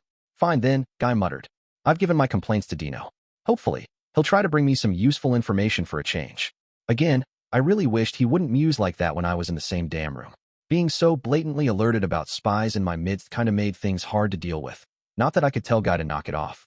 Might as well look on the bright side, though. It sure beat probing each other out under the table. So I changed the topic. Great. So did you come all the way here just to ask about Testarossa and the other primal demons? If that was all, Guy would have been heading home by now. But he wasn't, so there must have been something else. I really didn't want yet more problems to deal with, but we wouldn't be getting anywhere unless I asked. That was on my mind, yes, but I have another question. Guy reclined in his seat, looking at the rest of us before settling upon Leon. I just had an encounter with a group that called themselves the Moderate Jesters. Oh, that's the group you had dealings with, isn't it? Guy asked Leon. It is, Leon replied with a nod. Hang on. He just casually confirmed Guy's suspicions, but that was pretty damn important. Wait, so did you see Yuki too? I asked Guy. Not long ago, I ordered Soai to examine the Free Guild headquarters and its regional branches. I was pretty sure our encounter yesterday wasn't planned by Yuki, so I figured he'd pop back to his own headquarters. I doubted he'd make much of a public presence, so I had Soai's forces stake out likely guild sites, keeping an eye out for disguises or stand-ins. For the time being, I hadn't heard anything, but I never thought Yuki would run into Guy instead. So are you connected to Yuki then? I pressed. Huh? Don't be silly, Guy replied. They were trying to flee to the east, so I spanked him a little for it. I suspected Guy and Yuki might be in cahoots, but I guess not. That was a relief, but it still didn't indicate what Guy was after. You didn't kill him? Leon asked. I was curious about that myself, but moreover, was he saying that Yuki abandoned his positions in the west and tried to flee eastward? He never struck me as the type to shy away from making big moves, but this was an incredibly bold decision, even for him. Too bad he was unlucky enough to draw Guy's ire. If he spanked him, I assumed murder wasn't on the menu, but he sure must have put him through the ringer. Not that I felt bad for Yuki. He deserved it. No, I didn't kill him. At first, I thought I'd capture him and make you owe me a favor, but things changed. Guy proceeded to tell me how his encounter with Yuki turned out. Now we had a clearer, albeit still vague, idea of what he was up to when nobody was looking. He was the main employer and boss of the Moderate Jesters, proving Raphael correct. So we went over everything, good or bad, Yuki had been up to. 1. He developed the Society of Adventurers into the Free Guild. 2. He built connections to the Ratsos, de facto rulers of the council, and handled their dirty work, including being an intermediary to Leon. 3. He backed Clayman as a demon lord, even controlling him behind the curtain. 4. He crushed the Echidna Club, the shady group that presided over the Eastern Empire underground, and created the secret Cerberus Society to replace it. In public society, he created the Free Guild. Outside of it, he was an organized crime leader. The Echidna Club was news to me, but it sounded like a pretty gigantic presence in the underworld, and that info came from Leon, so there was no doubting it. The Orthra slave market that Masayuki broke up, by the way, was an affiliate of Cerberus, so I'm sure Yuki had a hand in that too. The pattern seemed to indicate that Yuki had a knack for crushing existing organizations and taking them over for himself. Sounded easy enough, but it was incredibly difficult to put into practice, and he had done it all in under 10 years. Talented wasn't the half of it. Calling him a genius was no exaggeration at all. Still, I didn't like how overly self-confident he was. No matter how talented you were, failing to accurately judge your opponent's strength was a serious mistake. One look at guy should have taught you how much trouble he was. Yuki managed to escape this time, though. If I had to say one positive thing about him, it was his incredible good luck. Learning he was alive left me with mixed feelings. We shared a homeland, after all, and I didn't actually want him to die or anything. But at the same time, I couldn't just let everything he did slide. He pretended to be this nice, affable guy, but meanwhile, he was using the Ratso family and even Leon as his pawns. And he sent the moderate jesters to drag Hinata and me into battle. Even worse, this was all for the sake of world conquest. A dream too childish for me to laugh at. So why did Guy let Yuki go? I decided to ask him point blank. If he answered me, then hey, win-win. Alright, so if you let him escape, then what could possibly be your plan? Oh, it's all just a game, he deadpanned. I wasn't sure what game meant in this context, but he ignored my suspicions. As he put it, the Eastern Empire was bound to make a move soon, and Yuki had offered to go in and sabotage things if Guy spared his life. So it sounds like you don't want the Western nations to fall. But why? I've been wondering about that. But Guy's reply was even more surprising. Because it's my job to manage them so they don't fall. I mean, I don't want too many humans around there, but regardless. My final mission, you know, is to put all of humanity under the rule of the demon lords. That, I surmised, was the game Guy alluded to. And once his rule was complete, so was his victory. Well, I mean, why do you have Lady Misery try to wreck the council then? If she killed all the counselors just when the East was on the attack, the Western nations would be at a deadly disadvantage. None of the countries could work with one another. The battle could have been over before it began. Guy chuckled at the question. Just Misery is fine, he casually replied. I gave Misery permission to unite the West into a single entity. What was that supposed to mean? Understood. He presumably wanted to spread terror across the West, making it easier for you to rule over it. So is it like this then? A demon lord massacres the council. Everyone's panic-stricken. Then I lend a hand, and they all eagerly agree to my protection? If a few people had to die for it, then oh well. Understood. Presumably so. I see. It was pretty extreme. A bit like starting a fire so you could be the hero who put it out. And I felt Guy and Misery had different motives. But they did it all for me? Or not? Maybe he just wanted to take advantage of me, so I could manage the Western nations for him. What he didn't know was that I had already made some deep inroads in the West. I didn't think quite this far ahead, but with Testarosa's support, I pretty much had the council in my pocket. But Guy wasn't out to destroy humanity. Quite the opposite. He wanted to appropriately manage those fools so they didn't kill themselves off. And if I took up that job, Guy couldn't ask for anything better. It was exactly what he wanted, really. One thing I definitely understood about Guy now. He was way too sketchy with his work. I had to admit, I could probably handle this better than him. Okay, so you don't have any issue with me basically having total control of the West? I said, not at all. As long as some fool doesn't get cocky and kick up a fuss, I have no complaints. Great then. This was turning into a much shorter process than I expected, but if that was how the chips fell, then I might as well take over Western nations management. In that case, I'll be glad to accept. And since I am, I'd appreciate it if you could quit messing around in northern Inglesia. From what others had told me, one of Guy's underlings enjoyed causing havoc up north on regular occasions. Razzle was the guardian up there, and Cheyenne had just done a fine job killing him, unfortunately. Given the state of emergency, Elmesia of the Lion had sent a team of Magus Knights over to keep the peace. It wouldn't be right of me to thank her for that, exactly, but it'd be incredibly selfish to tap her armies again for the same thing. If I was going to rule the Western nations, it was up to me to defend them, and that meant a lot of money I'd have to waste on a defense budget. I really wanted to avoid that. The world's not exactly crawling with talent like Razzle. No need to worry about that. We can leave such trivial matters to Testarossa as well. Diablo smirked at me, banishing all my concerns. But before I could ask if that was really okay. Right, yeah. The guys up there could use a breather anyway, I'm sure. Let them all do what they like. Even Guy agreed with Diablo. It made me think about just how inscrutable the thoughts of demons were to normies like me. So as Diablo suggested, I let Testarossa handle all the demon activity in Inglesia. I had a pledge from Guy, and I figured that would stave off any conflict before it started. I was thus now the ruler of the West, but we still had a few loose ends to tie up. So, Rimuru, can I leave you responsible for the Eastern Empire? Luminous's question reminded me of that other issue. Well, if you're saying that the Empire's making a move, do you mean militarily speaking? I wanted to ask, just in case. Guy gave me a nod, like this was the dumbest question in the world. Lately, Hinata explained to me, the Empire's been conducting a rash of military exercises. It was brought up in the council, too. If she was aware of it, she must have already come up with some countermeasures. I didn't think the Empire was going to stage an army invasion. The 3 routes they had to choose from were all forbiddingly difficult to conquer, so it didn't seem like a realistic choice. There was too little merit in the Empire aiming for the West, unless they didn't care about the casualties. Staging an invasion, at the end of it, is meant to be a profitable enterprise. You don't have food, or resources, or a place to live, so you strike at other nations that do. But if you solve your own problems, there's no longer any need to risk bloodshed. Of course, it's never that easy to solve problems. There's no reason for a wealthy nation to bust their hump over a poor one. So if they're asked to, there's the seed of a conflict right there. That's why wealthy nations keep a standing army to defend themselves. It's important to make would-be invaders think they won't have an easy victory. Nobody's going to dirty their hands with war if the profit isn't worth shedding blood over. But why else would people want to go into war? Understood. Because of a firm belief they will win no matter what. That's all I can think of. I controlled the council, so I couldn't imagine one of its members betraying me. Maybe, then, the East developed some amazing new military tech or a battle strategy like none before, or some other ace in the hole. Hinata, I know. You asked me about the structure of the Dwarven Kingdom earlier? Well, it's not impossible to march an army through it. She wasted no time picking up on my intentions. The Dwarven Kingdom was neutral, and I doubted Gazel would give them permission to pass.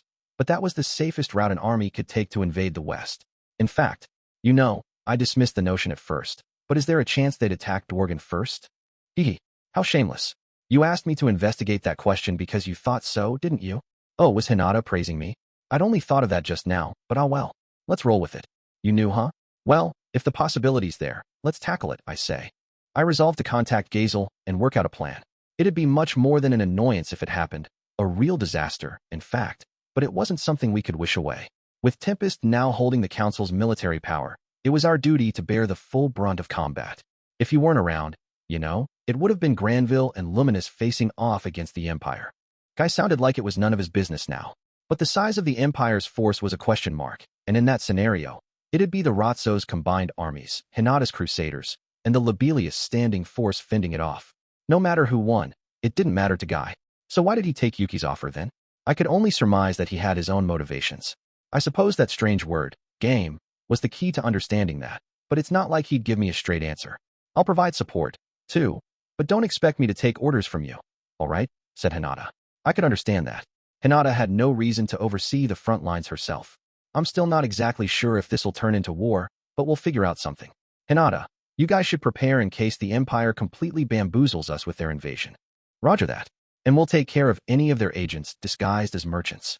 Her smile was a little frightening as she accepted, but this was fine. Now I didn't have to ask for anything. Rimuru, a troubled-sounding Luminous, said, if you are defeated, it will come down to us to fight. I advise you to do whatever it takes for that not to happen. I could believe it.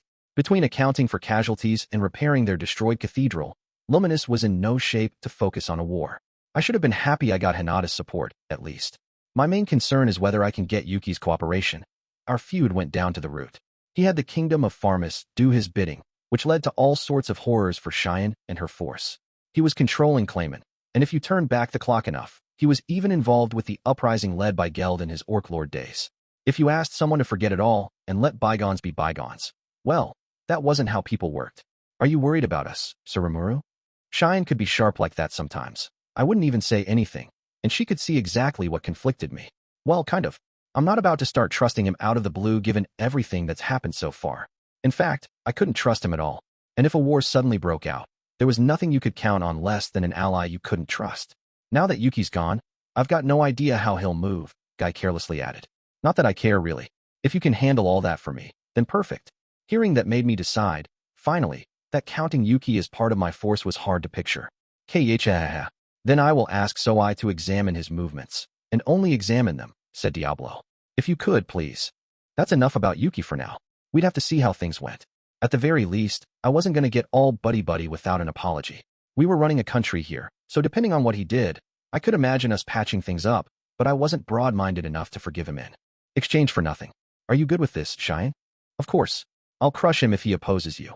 And if he reconciles with you, I'll forgive him after I punch him out. Just don't kill him when you do, I said to myself. Although if she did, I'd chalk that up as an accident. Yuki didn't want to kill me or Cheyenne, so I could guarantee it wasn't on purpose. So we shunted the question of Yuki to the future. Guy had one more thing on his mind. The main thing, in fact. It was about the hero Chloe. I know that Granville's mission was to unlock the thing Luminous here was trying so hard to hide in her domain. I was watching to make sure that thing didn't go out of control, but Diablo was all just leave it to Rimuru, so he decided to travel here to see how things were turning out. When did Diablo say that anyway? Then I remembered. Diablo did run off for a bit during battle, didn't he? He must have been doing a little unauthorized negotiating. I can't say I liked that, but it turned out to be a masterstroke. If Guy had gotten involved in that fight, there's no telling what could have happened. We were talking about that a moment ago, actually, but now that you're here, why don't I summarize things for you? I decided to take control of the summit and go over everything one more time. I didn't think Leon and Luminous would say anything I didn't want them to, but still, just in case. The really important stuff, Chloe's time travel, the countless loops she's made, that was all best left hidden. Besides, as long as I didn't tell Guy, he had no way of knowing. So we defeated the Berserk Cronoa, and that settled things for good. My story thus wound up pinning most of the blame on Cronoa, but I only did it to protect Chloe. If I started talking about how Chloe was Cronoa, it'd just make things more complicated, so I wanted to keep that a secret from Guy. All right. Quite a tough battle, it sounds like. So can I ask you something? Sure. Anything. That girl over there's clearly a hero. Mind giving me an explanation? Oof. I tried to hide that, but Guy was just too smart to fool. Well, in that battle, a hidden force within this girl woke up. I attempted a believable, if wholly absurd, story. You liar. So much for that. It's certainly made for a classic fantasy, discovering your powers in the heat of battle, but the excuse had no chance of working. To tell the truth, Chloe here, Leon said as I hesitated, is the exact person I spent years searching for with my targeted summoning. She happened to be there for some reason, and thanks to that, we were all saved. I had no idea where Leon was going with this, but if I wanted to slog through it, I had no choice but to follow his lead. Indeed, Luminous said before I could speak up. I was quite surprised as well, but this Chloe turned out to be the most suitable sealing vessel. Now she was adding her own take to the story, so it's up to me to tie it all together then? Sealing vessel? A quizzical Guy asked, looking right at me. That's what I want to ask, I thought, but by now, there was no chance we could be honest with him. I had to keep going. Yeah, the way Leon described it, she's got this unique ability to steal any target's power and seal it within herself. I could hardly believe it, but we've got the results right before our eyes, so I kinda have to. How was that, huh? And I even passed it to Leon. It was his turn to take over. But Luminous was quicker. You are absolutely correct. Now, I am afraid to say, I have lost my most prized of hidden weapons, but I suppose I can't accept that over an uncontrollable death machine on the rampage. She seemed embittered. Truly embittered. It was an A-list performance. I almost wanted to applaud her. Now Leon just had to wrap it up. I can see why. Guy, there are many powerful forces in the world, yourself included.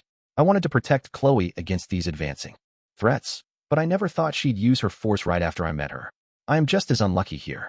Leon sighed. His depression hardly seemed contrived at all. If Luminous won the Best Actress award, he'd be sharing the stage as Best Actor. Regardless, we now had a coherent story.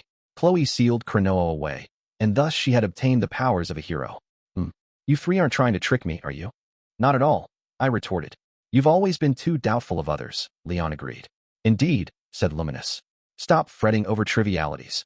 We all swarmed upon Guy's doubt in unison. Such instant teamwork was the result, I suppose, of how much we all cherished Chloe. But you see she's obtained hero powers, don't you? Are you just going to leave her be? Guy asked. Leon rose from his seat. Don't worry, Guy added with a laugh. I'm not going to touch her. Fine then. If you were ever to threaten her, you'll have to address me first. Leon sat back down. Things were tense in the chamber now, but Guy wasn't being the least bit hostile. I, too, was worried Leon might try something unadvised, but he was surprisingly calm. That reassured me well enough. But the next moment, I was chilled to the bone. A sword glinted. In Guy's hand was a long sword, produced from parts unknown, and it was now heading straight for the back of Chloe's neck. The speed of his technique was nothing short of supernatural. My perception speed, enhanced 1,000,000 times over, told me I'd still never make it in time, and the same was true for Leon and Luminous. Our faces twisted in horror as we tried to turn away from the tragedy about to unfold. But, the next moment, a clear tone echoed across the chamber. The little Chloe had now grown and was wielding a sword nobody saw her unsheathe to take the force of Guy's blow. Her very clothing had transformed to that of the hero, She had mastered the use of Holy Spirit armor as if it came naturally to her. Hello to you, Demon Lord Guy. This is the first time I've seen you in the flesh. You're quite powerful indeed. Ahaha. You ain't too shabby yourself. Your name's Chloe then? There's only a very few people who can use that power, myself included. Guy and Chloe congenially greeted each other, but I found myself unable to remain calm. I simply had no idea what just happened. Even with my super-enhanced perception, I missed it. Clearly this wasn't some chintzy, old hyperspeed move. The air around them wasn't even vibrating. It was magic, or something else. And at a time like this, I had the perfect partner to help out. Raphael, your commentary, please. Report. Unknown. Analysis and assessment of the subject Chloe Aubert's actions failed. Really? It was rare for Raphael to say, I dunno like that. Whether through prediction or calculation, it'd always provide me with some kind of information. If it had nothing to offer, then what just happened really was beyond the realm of understanding. In other words, nothing I could handle. I looked around, surprised, trying to gauge everyone's reactions. Leon and Luminous seemed just as freaked out as me, not angry about Guy's behavior so much as trying their hardest to grasp what had just unfolded. Everyone else in the room? Forget it. They didn't even see the swords move. This was way beyond their comprehension. Diablo, at least, was visibly surprised. Maybe something about this encounter was familiar to him. Resolving to ask him later, I decided to stop Guy and Chloe. The latter was already readying her own attack, all but declaring the next move for herself. They seemed so friendly with each other a moment ago. Why was all this happening? They clashed swords several more times. They were single strikes, not part of a combo. It was like watching a photographic sequence of a sword fight, one stance after the next. I think was about the best I could do. Stop. So I threw myself between them. It was a wager, based on my guess of where the next strike was, and apparently it paid off. Whoa, don't just butt in. I could have ripped you apart if we got that wrong. Yeah, Rimuru. Guy wasn't serious, he was just testing me. But I'm glad you're concerned for me. Chloe then pulled me into a hug and kissed me on the cheek. Again, it was like a jump cut, one frame, then the next. I had no chance of dodging it. Let me just say, it was like an act of God, an irresistible force.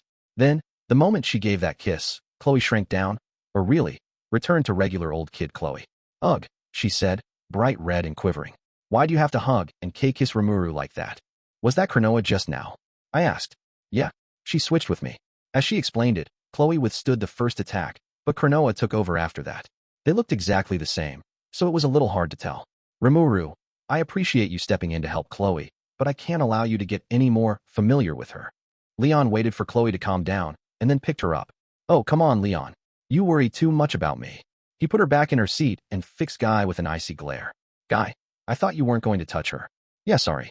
Just wanted to test her out a bit. I wasn't going to kill her, of course. Regardless, you may not want to kill someone, but your power's beyond any measure.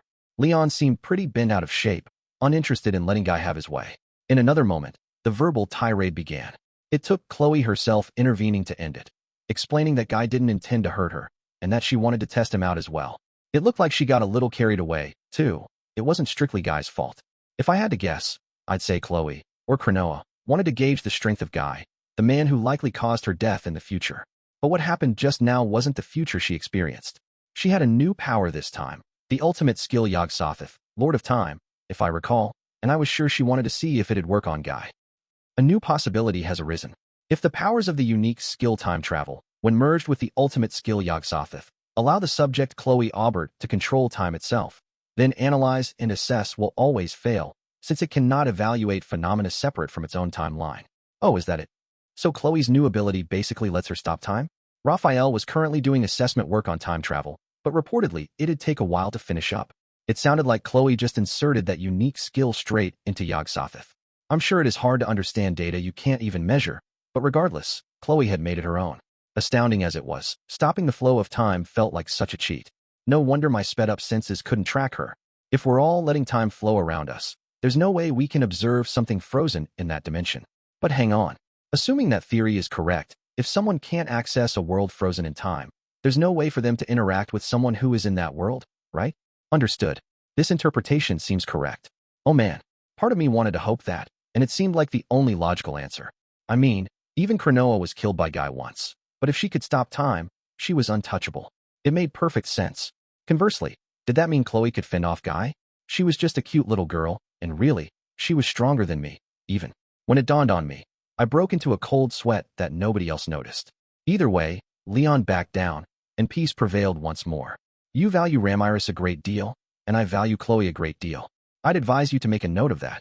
Leon sat down, making it clear he wouldn't allow that a second time. As would I, Luminous added.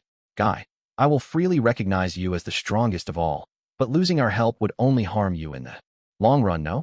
If you do intend to antagonize us, that is a different story, but you should know that we will both treat any attack on Chloe as a hostile act.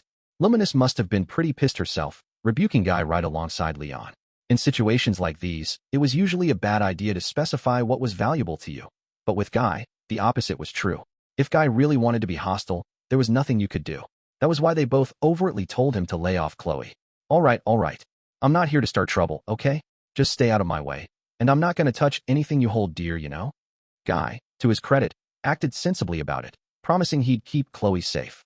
And the fact that this precious little girl was far stronger than all of us was something I decided to keep to myself. The summit came to a close in the evening. Shuna prepared dinner for us, so we moved over to the banquet hall. I couldn't help but notice that nobody seemed in a hurry to leave until we'd finished the meal. The main dish was a stew of cubed pork, or some kind of monster's meat that resembled pork, accompanied by fried eggplant, tofu with thick pancake sauce, and miso soup. This all came with steamed, fluffy, jet-black rice, the black spell rice we stumbled upon a while back. It wasn't a multi-course meal or anything, but considering this whole summit wasn't even planned for, I didn't want to hear any complaints. Oh, this isn't tempura. By the sound of Luminous's grumbling, she must have liked tempura a lot more than I'd realized. No need to worry, Luminous. This should be even tastier. Never underestimate Rimuru's lust for good food. Hinata had my back, although I couldn't tell why. I wasn't even sure if I should be happy about it. Honestly, getting complimented for my love of cuisine didn't mean much if that was the only thing about me she was willing to compliment. But whatever. So our little dinner event began, and fortunately, all the guests seemed to enjoy themselves. Ah, I see. Yeah, your cuisine around here ain't bad. Guy sounded genuinely impressed. These flavors mystify me.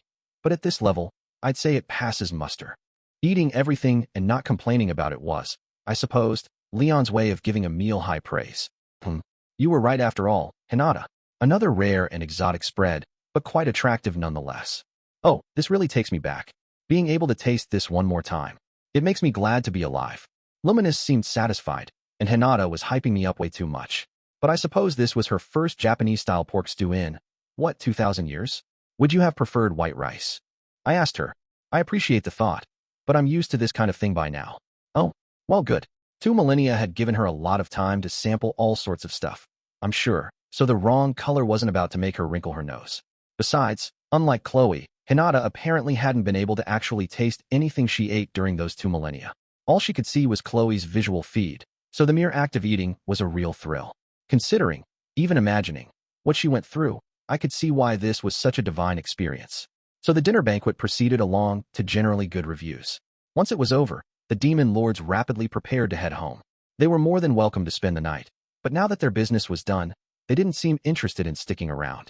Chloe, if you ever get sick of this place, don't be afraid to contact me. I'll come pick you up at once. Leon still hadn't given up, by the sounds of things. We had actually argued a bit about who would take in Chloe. But my friends are here, and I like Rimuru's place. We wound up respecting Chloe's wishes, but it was safe to assume Leon wasn't going to let it rest. He didn't even try to hide his attachment to her. I had my reservations about his approach, but there was no doubting his fervent desire to keep her safe and protected. Chloe could feel it, too. Leon, I'm really glad to see you worried so much about me. But you don't need to be all that worried, okay? I'm not a kid anymore. She gave Leon a hug. Leon's face betrayed a gentle smile as he patted Chloe's head. They were raised virtually as siblings way back when, and Leon definitely cherished her. Then she separated from him and shifted into her adult form. Here, see? With Cronoa's power, I can go back to my grown-up self. So quit worrying, all right? She smiled. I assumed she wanted to put Leon's mind at ease, but that smile packed an incredible punch. It was endearing, fleeting, in a way, but it revealed all the strength in her heart. There was just that kind of charm to it. All right, he said with a chuckle. You've become such a wonderful woman, but I'm always going to cherish you. You can count on me anytime. Leon always was a heartthrob like that. He had the composure, you could say, of a grown man, and it suited him well. No way I could even begin to imitate that, I thought as I watched. But then Leon turned around and flashed me a steely glare. The difference was intense. She says she's a grown-up now, he told me. Does that mean you've gone in? No, of course not. I don't even technically have a gender. Talk about a huge misunderstanding. I take back what I said about his maturity and composure because he certainly didn't treat me with any of that. I worked tirelessly to defend myself, and Chloe yelled at him once she caught wind of it. So I figured Leon was sufficiently convinced, but even now, it was only that way on the surface. If you want more evidence, I present this little tidbit he whispered to me as he left. I think you know this, but don't you dare do anything to put Chloe in harm's way. You understand me? This struck me as overprotective, but then, Leon had expended every method possible to search for Chloe, who'd been summoned from the same world as him. It made sense that he worried about her. He went on his way without further comment, so I was happy. I promised him that Chloe and I would come visit, and thanks to her, I think Tempest would be building formal ties with his domain of El Dorado pretty soon. He kind of irritated me sometimes, like a brother-in-law does, I suppose, but I could deal with it. After Leon went on his way, it was Luminous's turn to dote on Chloe. I suppose you've settled down where you've settled down, Chloe, but to me, you are a valued and trusted friend. If you have any difficulty, I will gladly discuss it with you, so do not hesitate to bring it up. Take care. And this is the sister-in-law, I'm assuming? Not that I said that out loud, of course. No need to go out of my way to anger people. With a final farewell, Luminous and her entourage sped off. Hinata was gone, too, so that just left Guy by himself. I turned toward him, wondering if he was going to leave, and there I saw Diablo picking a fight with him. Now, shall I continue my story from before? Diablo began. Nah, I've heard more than enough of it. KHAHA. No need to be shy. Can you stop trying to seduce me with that garbage too? What the hell is Diablo doing? TCH. Well, so be it, then. Allow me to change the subject. I would love to discuss Testarosa's and my other underlings' work ethic and some amusing anecdotes related to Rimuru. I know you were interested in that. I was astounded at just how much he wanted to hear his own voice. Guy seemed to agree with me. No, I'm sure you're all busy right now, so I'll stop by again when things calm down a little. Guy wasted no time turning him down and fleeing. I guess even Guy got flustered sometimes. It was kind of odd to see. I couldn't help but feel he was a lot more approachable than I thought. He still kept you on your toes, but maybe I didn't have so much to worry about with him anymore. He had accepted Chloe as a hero, and all the other big issues were out of the way. That just left Yuki's next moves as he fled to the east, and what's about to happen over there. Whether I'll trust him again, I dunno, but war, huh? I let out a sigh. It's just one thing after another these days. And in my dejection, I couldn't help but wish for peace as soon as I could grab it. It was only an oral agreement, but gaining the cooperation of 2 more demon lords was enormous. If war really was to erupt, having allied nations on your side was a comfort in itself. I could expect support from them, and if things got really bad, I could even discuss evacuating my citizens to their nations. No war at all would be best, of course, although that depended on the other side's actions. What will be, but whining wouldn't help with anything, so I decided it was time to take action. First, I needed some firm ground to stand on, something that ensured a battle against the Empire wouldn't cause any problems. I secretly resolved to prepare for anything and everything possibly headed our way. Chapter 2. Accomplishments and Preparations. Several months had passed since the summit and Guy's sudden visit. Time had flown by so fast, it had already been a year since I became a demon lord. The Valpurgis meeting, the duel against Hinata, the Founders' Festival, and then the fight against Maribel and the Razzo family. So much had happened that the years seemed to pass in the blink of an eye. Even after the second annual Tempest Resurrection Festival, a much quieter affair than the first one, held with only my closest friends, the Empire still showed no signs of movement. According to Soai and Moss, however, supplies were being constantly transported to the main cities near their military borders. At this rate, even I could see the writing on the wall. War was just about to kick off. Given our assumption that conflict was inevitable, we had grown far stricter with our entry checks for people visiting Tempest. We couldn't put out the welcome mat for everyone and their dog like before. Now we only let in adventurers or merchants with the proper identification, as well as those with legitimate referrals or the like. This was out of concern for spies, but we had another reason as well, a sort of classification system. We were visited by far more than just humans, and each had their own qualitative differences. Those of unidentifiable origin often tended to be pretty uncivilized, and if we let a lot of those folks in, we wouldn't be able to handle them all. We could make it clear that hostile behavior around town was forbidden, but at the end of the day, we couldn't really stop some fool from storming in and going out of control. There was a barrier over town, yes, but it was tough to block every single kind of magic. That was the difference between a town of humans and a town of monsters. So after discussing matters with Gazel, we decided to follow the lead of the Dwarven Kingdom. When we granted someone entry, they'd need to first learn the basic Tempestian rules and regulations. An intake, basically. If someone wanted to relocate to Tempest, they'd need more formal schooling. We'd ferry them to a site built for that very purpose and teach them there. They'd receive an entry permit only upon learning an employable trade or skill. Shine's troops were a good fit for this job. If any would-be residents got violent, they could put him back in their place well enough. It'd help us catch Imperial spies, too, so I thought this system was going to be a permanent part of how things worked around here. During the visitors' intake, we'd gauge each visitor and ask them why they want to enter Tempest. Preventing swarms of penniless people from rushing in was another way to stave off trouble around town. We had a lot of regular lodging around the Colosseum, but they were used by the destitute. The more well-off merchants and nobles were shown to neighborhoods with fancier quarters. For the real upper crust, meanwhile, we had our 5-star facilities, the best the city of Rimuru had to offer. This was where we pointed visitors looking to recuperate at our health spas. They say that memories are priceless, but you ain't gonna get away with that in our nation. As much as I wanted people to enjoy their travels, you had to pay what you had to pay. Our price ranges ran the gamut.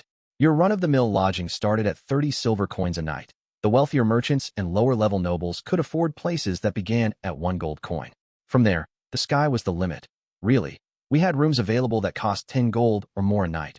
Wait, why am I prattling on like some travel agent? My point, though, is that we could provide services for a wide swath of social classes. I wanted tons of people to see us as a vacation destination, so we were also working hard on PR, giving out high-end lodging to our most active merchants or people who made it past floor 10 of the dungeon. The dungeon runner clientele really loved that. Everyone knew how great the food was at those places, so it really built up enthusiasm. Even one meal there cost 10 silver coins and up. Considering the very cheapest accommodations ran around 3 silver, that must have felt super expensive, but sometimes you want to splurge a bit, and sometimes you come across easy money in the dungeon. Providing people a way to spend that cash was our job as proprietors. Getting past floor 10, by the way, generally meant you were an adventurer ranked C+ or higher, capable of beating a B-rank black spider when part of a group. Doing that solo would rank you at least AB, so I figured it'd be fine to let them have some extra perks. Socially speaking, it's equivalent to being knighted in one of the smaller kingdoms. AB rank from the guild meant you could find work as a knight in well-nigh any country. Recognizing people for their abilities like that naturally helps them mind their manners a little more. Besides, a B-rank adventurer probably has a decent amount of money to their name already, labyrinth junkie or not. Elan's party was pretty destitute, but that's the exception to the rule. Plus, if they do start trouble in town, they wouldn't have anywhere to go. The upper-class district was surrounded by a moat and heavily defended. As we explained to visitors, if you're kicked out once, you're never getting back in again. Nobody's going to attempt crime once they're aware of that. So along those lines, I thought we were doing a good job projecting a clean image. Meanwhile, the merchants, being merchants, after all, were clamoring to get in, seeking Tempest-branded weapons and crafts to sell. Some of them were doing a very brisk business, and a lot of them were pretty loaded. More and more of them were using our fancier lodging without having to be plied with free nights. To people like these, we sold the battle gear crafted by Kurobe's apprentices and the handiwork made by Dolds. All high quality, of course, and all well-reviewed. The merchants would also buy a lot of the more unusual equipment picked up from the dungeon's treasure chests, something I wasn't thrilled about, but tolerated for the time being. I made sure anything really dangerous from there didn't leak out to the general buying public. All this stuff would then get sold across the continent, helping to boost our nation's image. Perhaps thanks to that, we had started to see a larger general audience of dungeon guests as of late. Word of mouth really is a powerful thing. You might wonder why we focused on this stuff when the danger of war was so close. But that was that, and this was this. Even I knew that I was being pretty self-indulgent, but as much as I was on alert for the danger to come, I didn't fear it. No point giving up on living a normal life. You just gotta keep building up what you can. So the capital was growing at a decent rate, as was our international transportation network. Following Benimaru's negotiations, Momiji and the Tengu tribe had pledged their support. We now had a mountain tunnel completed, and the paving work was done as well, save for a few spots. We had also handed over construction on the highway between Tempest and the Lion to the laborers Archduke Erald brought along with him, so we'd have a direct route to there before much longer. Work had begun on a railroad track to the kingdom of Farminus, and it was proceeding along at a feverish pace. The track was already complete to Inglesia, wrapped up on time, and the same was true for the Dwarven Kingdom. They even finished the lodging town located on a stop along the way. This was built on a spot past the Forest of Jura, right where it intersects with the Great Ameld River. It was a perfect rest stop, and it saw use as a base of operations during highway construction. The track was built alongside the river, so it was a fine place to serve as a midway point. We had enlisted the monsters living nearby to build the town, and there was no reason to let it go to waste post-construction, so we outfitted the building some more and made it into a full lodging stop. Going forward, I want this town to become a major city and terminal hub, so I'm sure it'll grow in importance as the years go by. The highway to Eurasania had now been fully widened. It was still unpaved in spots, but fully navigable from start to finish. The merchants had been bugging me to get the paving done, because the route was jarringly uncomfortable on a high-speed wagon. But even so, it was incomparably safer and more convenient than what existed before. Lights kept the whole highway illuminated for night travelers, and the automatic magical generators at regular intervals formed a barrier that kept hostile monsters at bay. Thus, in less than a year, we had a full transportation network pretty much completed. Practical testing had begun for magitrains traveling to the Dwarven Kingdom and Inglesia, letting us tabulate data and work out issues. The track tests were all done, so now we were beta testing the trains on the field. They maintained an average speed of around 30 miles an hour and could carry an unprecedented amount of cargo at once. It'd pretty much rewrite the history of logistics in this world, I figured. Now we could transport food without it spoiling en route. That was bound to enrich cuisine across the board while reducing the number of people going hungry in times of famine. I was once again reminded how logistics like these were a must-have in order to expand our country's influence. Along with this data collection, we were also considering the Magitrain's operation cycles in detail, a trial-and-error process as we worked out our first public schedule. The track between Tempest and Dworgen extended some 620 miles. At 30 miles an hour, it took 21 hours, less than a day, to go from one end to the other. By comparison, Inglesia was around 180 miles away, so you could reach it in 6 hours. These figures, of course, reflected a pretty hefty safety cushion. In theory, you could run these guys 4 times as fast and load them with over 1,000 tons of goods, based on our calculations. But these Magitrains were without precedent. If we ran them at full power and something came up, we wouldn't be able to deal with it. For now, we'd see how things would go. All transportation, of course, has its glitches, and we needed to factor rest time in as well. Magitrains could run for only so long at a time, so we weren't doing overnight runs for the time being. Besides, we couldn't assign day and night shifts to mechanics and operators unless we could handle replacement parts and other maintenance overnight. We currently had 20 locomotives in operation. Each one could pull 2 freight cars and 3 passenger cars, making them 6-car trains. Our passenger cars each held 80 seats but could hold a maximum of 150 people. Although, I figured we shouldn't allow that, since it'd force people to stand for hours on end. Thus, if we aimed for over 200 passengers per trip, that'd put us at 80% capacity.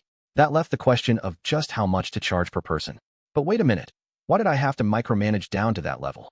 I'd just leave that to my old pal Molly. I'm sure he'd work it out. It was just a matter of time before we'd go into full operation, and once we had more of a track record, I thought we could boost our capacity a bit, adding to the convenience. Maybe we could aim for 10-car trains running 60 miles an hour. I thought that was doable. Definitely not a dream.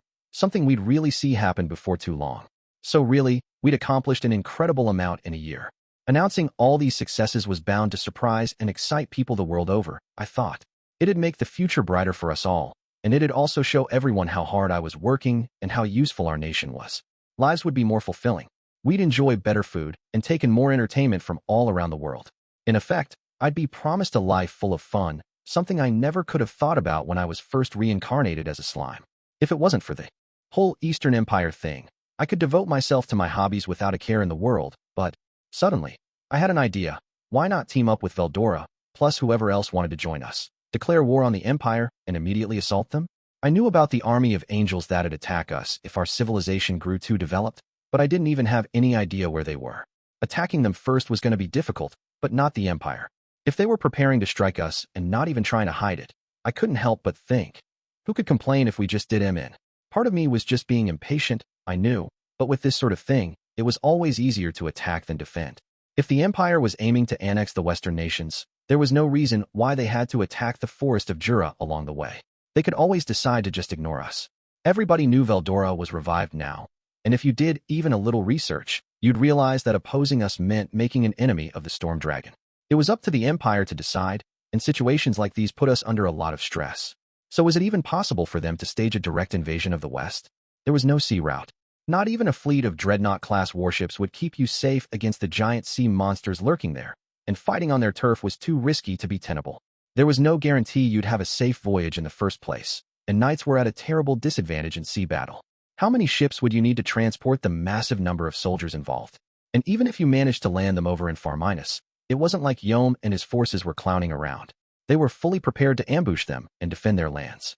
Unless they established a beachhead on the first attack, the Empire couldn't send any reinforcements. They'd have the Royal Farminus force in front, sea monsters in the back. It'd kill their morale, and we'd score an easy tactical victory. Could the Empire ignore Farminus, then, and advance through northern Englesia? That, we concluded, would also be difficult. North Englesia was a playground for demons. Guy didn't seem too interested in stopping them entirely, and Testarosa's underlings were currently defending the area. You had a bunch of belligerents waging battle over there at regular intervals, so if the Empire staged an invasion, we predicted they'd be sitting ducks, essentially. Between this, that, and the other thing, a naval invasion seemed reliably out of the picture. What about on land? There, the Empire had two options: go through the internals of the Dwarven Kingdom or traverse the Dragon's Nest within the Connaught Mountains. The latter option was off the table from the start, too risky. Staging a large-scale march across peaks higher than Mount Everest was suicidal, no matter how much you prepared for it. You couldn't train an entire infantry force to be expert mountain climbers, and even if you could, you had hordes of dragons, A-rank monsters, waiting for you beyond. Common sense dictated that not even the most epically stupid leader would pick that route. How viable was the Dwarven Kingdom route, however? I had Hinata check into that, based on Raphael's suggestion, and she reported that a large force could theoretically navigate through it. Gazel wouldn't allow it, though, so if they actually made an attempt, the Empire would have to attack Dworgen before it ever reached the Western nations, and that was an incredibly reckless thing to do. The Dwarven Kingdom, officially neutral in international affairs, retained a well-trained standing army for its defense. They were outfitted in cutting-edge armaments. As the adage went, there was no such thing as a weak dwarf in a fight. Besides, the whole of Dworgen was designed like a natural fortress. All they had to do was guard the entrances, and they could keep any large force from storming in. Out of the three main entry points, dubbed East, West, and Central, the Empire would hit East or Central. The West exit connected to Farminus, so there was no need to keep an eye on that. The East portal, nestled on the border with the Empire, was the most dangerous one, but Gazel was no fool. He had concentrated his armies here, having them look into the Empire's moves. If something went down, I'd head to the scene as well, but overall I thought we could leave Dworgen in Gazel's hands. That, all in all, was the current situation for Tempest. In conclusion, the only real choice the Empire had was to pass through the Forest of Jura, and before my briefing with Rimuru, now part of the daily routine, my mind was in a spin over it. If they selected a route through the forest we protected, the Empire's biggest bottleneck would be the presence of Veldora. They could never beat him head-on, so we guessed that they'd prepare a decoy force to try to lead him astray. I needed to remember that as I thought about our nation's defensive preparations. Within the Forest of Jura, there were 3 routes suitable for military activity. One of them, however, was in a region near the Dwarven Kingdom. If the Empire threw caution to the wind and invaded there, they'd be boxed in by Dwarven and Tempestian forces on all sides. The Empire must have known how dangerous this route would be, so I didn't feel we needed to be too alert for activity there. Thus it was likely that they'd take one of the remaining 2 routes. But was it really that simple? It was never a good idea to split up your forces against a large foe, so perhaps we could station Veldora on one route and our full army on the other. That'd make us prepared for a potential decoy force. But I was no trained military officer, and even I could come up with that tactic. I doubted a professional would take such a simple approach. But maybe the Empire was looking down on us. Maybe they'd try taking an overwhelming force and mow down whatever they ran into, whether it was Veldora or an army of monsters. Or maybe they'd try something sneakier and more unorthodox, like make the main force the decoy and send out teams of guerrilla-style fighters who could group back together once they made it out of the forest. If so, well, it was impossible to monitor every single path in the woods. If we deployed recon forces, they could wind up casualties depending on the size of the enemy they ran into. What if they had teams of paladin-class fighters on the prowl out there, like Hinata and her soldiers? If we wanted to consider all those possibilities, there just wasn't enough personnel to cover all the plausible invasion routes. It'd be risky to make a move only when we knew the Empire's aims, so I wanted to avoid that. If we fell behind, there was a chance we'd never recover. That's what I was on the lookout for, but the problem was that we had no idea what moves the Empire was making. In war, surprising your opponent gave you an advantage. Make a move your enemy didn't account for, and that alone often led to victory. We'd have to consider every possibility, but now I was going around in circles. This wouldn't work. All this thinking was just frustrating me. Maybe we really should just go and attack them after all. Huh? Wouldn't that be the right answer? Declare war, then go crazy on them the next instant? We had no guarantees the Empire would move the way we predicted, so there was no point pondering this any further. I really thought the most rational approach was to attack without waiting for them to move. It'd give us the initiative, and we wouldn't have to worry about all this other stuff. Not that I'd do it, but thinking about it like this wouldn't produce an answer. It was best to play this kind of thing by ear. Yeah, I like the sound of that. It makes me seem so capable. Let's go with that. And so coming to pretty much the same conclusion I did about every other problem in my life. I reached out for one of the cream puffs Shuna brought for me. Whenever I'm doing serious thinking, I start craving something sweet. Even if I overindulged, there was no way I'd ever get bored of it. If I did, well, I'd just play it by ear then. What, just for you? That's not fair. I was satisfying my thirst with some of Cheyenne's tea and enjoying the cream puff when Rimuru finally showed up. We were in my office, a bit later than usual for our now daily briefing. I asked him to prepare for the Empire battle we were picturing, and it kept him really busy, but I wasn't narrow-minded enough to carp on him about being a little late. What? Why don't I give him a hand? I got no idea what you're talking about. This is no space for amateurs. Get some tea for Rimuru too, Cheyenne. Right away. Rimuru, having experienced trauma at the hands of Cheyenne's cooking, always kept a wary eye on her. Tea was all right, at least, but even then he never let down his guard. Classic Rimuru. Thank you very much, he said to me. All that work makes you crave something sweet, doesn't it? Yeah, kind of. We have access to a lot more sugar now than before. Hopefully, things can stay peaceful around here. You're right. But if it comes down to a conflict, well, we can simply wipe the floor with them. Confident as always. I was glad to see that, but hopefully he wouldn't forget to at least try to avoid conflict. Here you go, Cheyenne said, offering Rimuru some tea. She refilled my cup as well, the aroma already putting me at ease. So how is Diablo faring? Rimuru asked me. Oh, he's mediating again today. Again? Yep. Again. Yes, Diablo was back on mediator duty, because Ultima and Carrera just couldn't stop causing trouble on a daily basis. It's not that they didn't get along. They were just driven to compete with each other on every single little thing. Yesterday, it was about a criminal transport. Before then, it was over how to handle a suspect in custody. Sometimes they'd argue over food on the menu. Sometimes they'd squabble over who would purchase a new outfit first. It'd be one thing if they kept it to verbal sparring, but when those two went at it, it turned into a street war that would make even the Yakuza balk. Once it reached that point, only Diablo could stop them. If he sent his underling Venom in, he'd just get his ass kicked. No innocent bystanders had been hurt yet, but they had become notorious enough that people bet on the outcomes of their fights, which was great and all, but I couldn't let this stand. So I'd send Diablo out to handle them, but perhaps it was time to consider a more permanent solution. Otherwise, I feared Diablo was going to blow his top before long. A little while back, Diablo took Ultima and Carrera into the dungeon. This was nothing cute, like a date. As he passionately explained to me, it'd be a chance to give them a thorough combat education. He used that space, and the immortality it provided, to beat the crap out of them, but apparently not even that taught them a lesson. In fact, fighting Diablo seemed to fill them with joy. Why did demons have to be so damn belligerent? I was really starting to wonder how much more I could handle. I have returned, sir. As Rimuru and I chatted for a while, Diablo returned, looking visibly drained. Hey, thanks for handling that. No, it was hardly anything difficult, but now I've lost the time I meant to spend with you, Sir Rimuru. Right. If you're not tired out, let's begin. Very well. Well, if he was still capable of talking nonsense, I figured he was fine. Diablo looked like he wanted to say something, but I was sure it was the same old crap as usual. No need to worry about it, I thought as I began our briefing with Rimuru. As I mentioned earlier, we were seeing increased immigration into the country. One issue this creates is how to get all these new people working. Our employment rate was very important, as it was for any nation. Having all our citizens working diligently in one position or another was vital for improving our productivity. If your employment stats were good, that also bumped up personal consumption and, in turn, the economy. If they were bad, that could lead to harder times and a rise in crime. Managing this figure was the job of a nation's leadership, but it was an incredibly tough one. Immigrants came to Tempest with a wide range of abilities, but we had only so much demand for unskilled labor that anyone could do. We were a rapidly developing nation at one point, experiencing a huge boom in construction, and that helped us keep things going for a while. But that era was coming to an end, and we had to think about what was next. Skilled people wouldn't be a problem.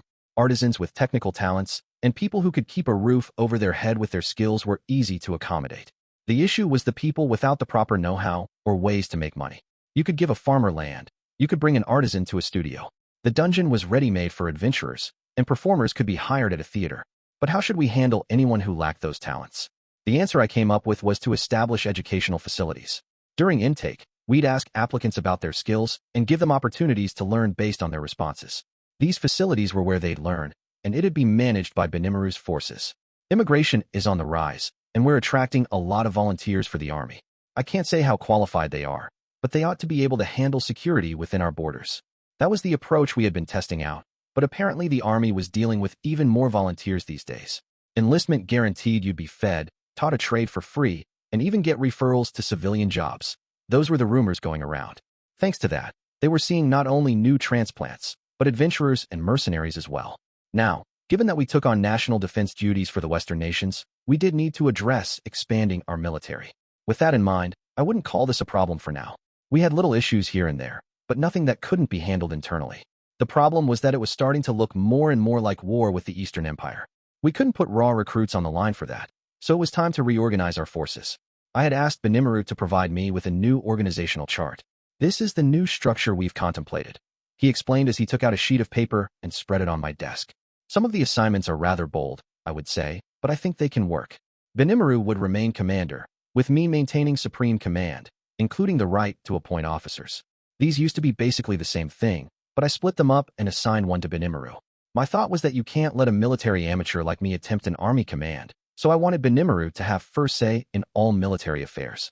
This meant that Benimaru's orders outranked mine within the army, but not when it came to strategic maneuvers.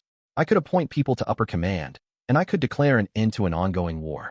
Rimuru could name whoever he wanted to positions lower than general, but I was allowed to establish army corps and appoint generals. Thus it was up to me to check over Benimaru's org chart and decide whether to consent to it. Well, if you think it'll work, I don't intend to complain about anything. Even if I didn't intend to complain, I still had stuff I wanted to say. Given my appointive power, I'd have to answer to my assignments if something went bad. But we had already heavily debated over this organizational structure, so all that was behind us anyway. And in the end, the only appointment I really insisted upon was Gobta as leader of our new 1st Army Corps. When you first suggested naming Gobta as a general, I honestly didn't know what to think. But now, I agree this really suits him, said Benimaru. As his reaction indicated, there were differing opinions on promoting Gobta to general. Certainly, I could understand if the idea of giving that fool Gobta actual responsibility made people anxious. He'd be making decisions that could affect his army's lives, so Benimaru and the other staff officers were naturally going to be hesitant. He slept through a lot of meetings, and it wasn't like I thought it'd go problem-free. But I also knew that he had undergone special training in secret, and that he wanted to keep this nation safe as much as anyone. Right? When push comes to shove, that guy really steps up. And when it doesn't, he doesn't. But his men trusted in him, and in his own way, he cared a lot about others. Most of all, I trusted him. He's one of the big four as well, after all. I'm sure you're not incorrect in your judgment, Sir Rimuru. Precisely, chimed in Diablo. Also, just in case, I will deploy Testarossa as an observer. If he falls out of line, she'll fix him up. Cheyenne and Diablo, his fellow Big Four members, were just as enthusiastic about Gobta, and I supposed Benimaru accepted him, too. Well, he said with a grin. As chief of the Big Four, I can't say no to him. And Diablo's right. If something comes up, we can just offer him some support, right? Let's give him the job. He'll be fine. He may not look it, but he's a really good guy. And so Gobta was now an army general. I eyed the org chart carefully, checking out the other corps generals. 3 corps had been established in all, underneath Benimaru's command. We had just discussed the 1st Army Corps, led by Gobta with Hakuro as a military advisor. The corps was staffed as follows. 100 goblin riders, each one of them had grown to an A- threat, wielding lieutenant-level powers. 12,000 of the green numbers, the original 4,000, would receive promotions, while the 8,000 new recruits would sign on as privates. I was told they'd operate in groups of 3. We had gained a lot of soldiers in the past year, mostly monsters native to the forest of Jura. That led to few difficulties, reportedly. The newer foot soldiers would be ranked no better than D or C, but the veterans had been raised up to AB, and I could expect them to be a pretty formidable force. Next we had the 2nd Army Corps, led by Geld. This force was currently deployed across the continent on intelligence and engineer duties. In times of war, we planned to call them back and have them serve as our main army. They consisted of 2,000 of the yellow numbers. This is the corps of high orcs who had served Geld since the bad old days. Each one was pretty powerful, ranked a B+, and they could form an iron defense that operated in lockstep with Geld himself. I'd have them serve as platoon leaders, bringing together the younger troops.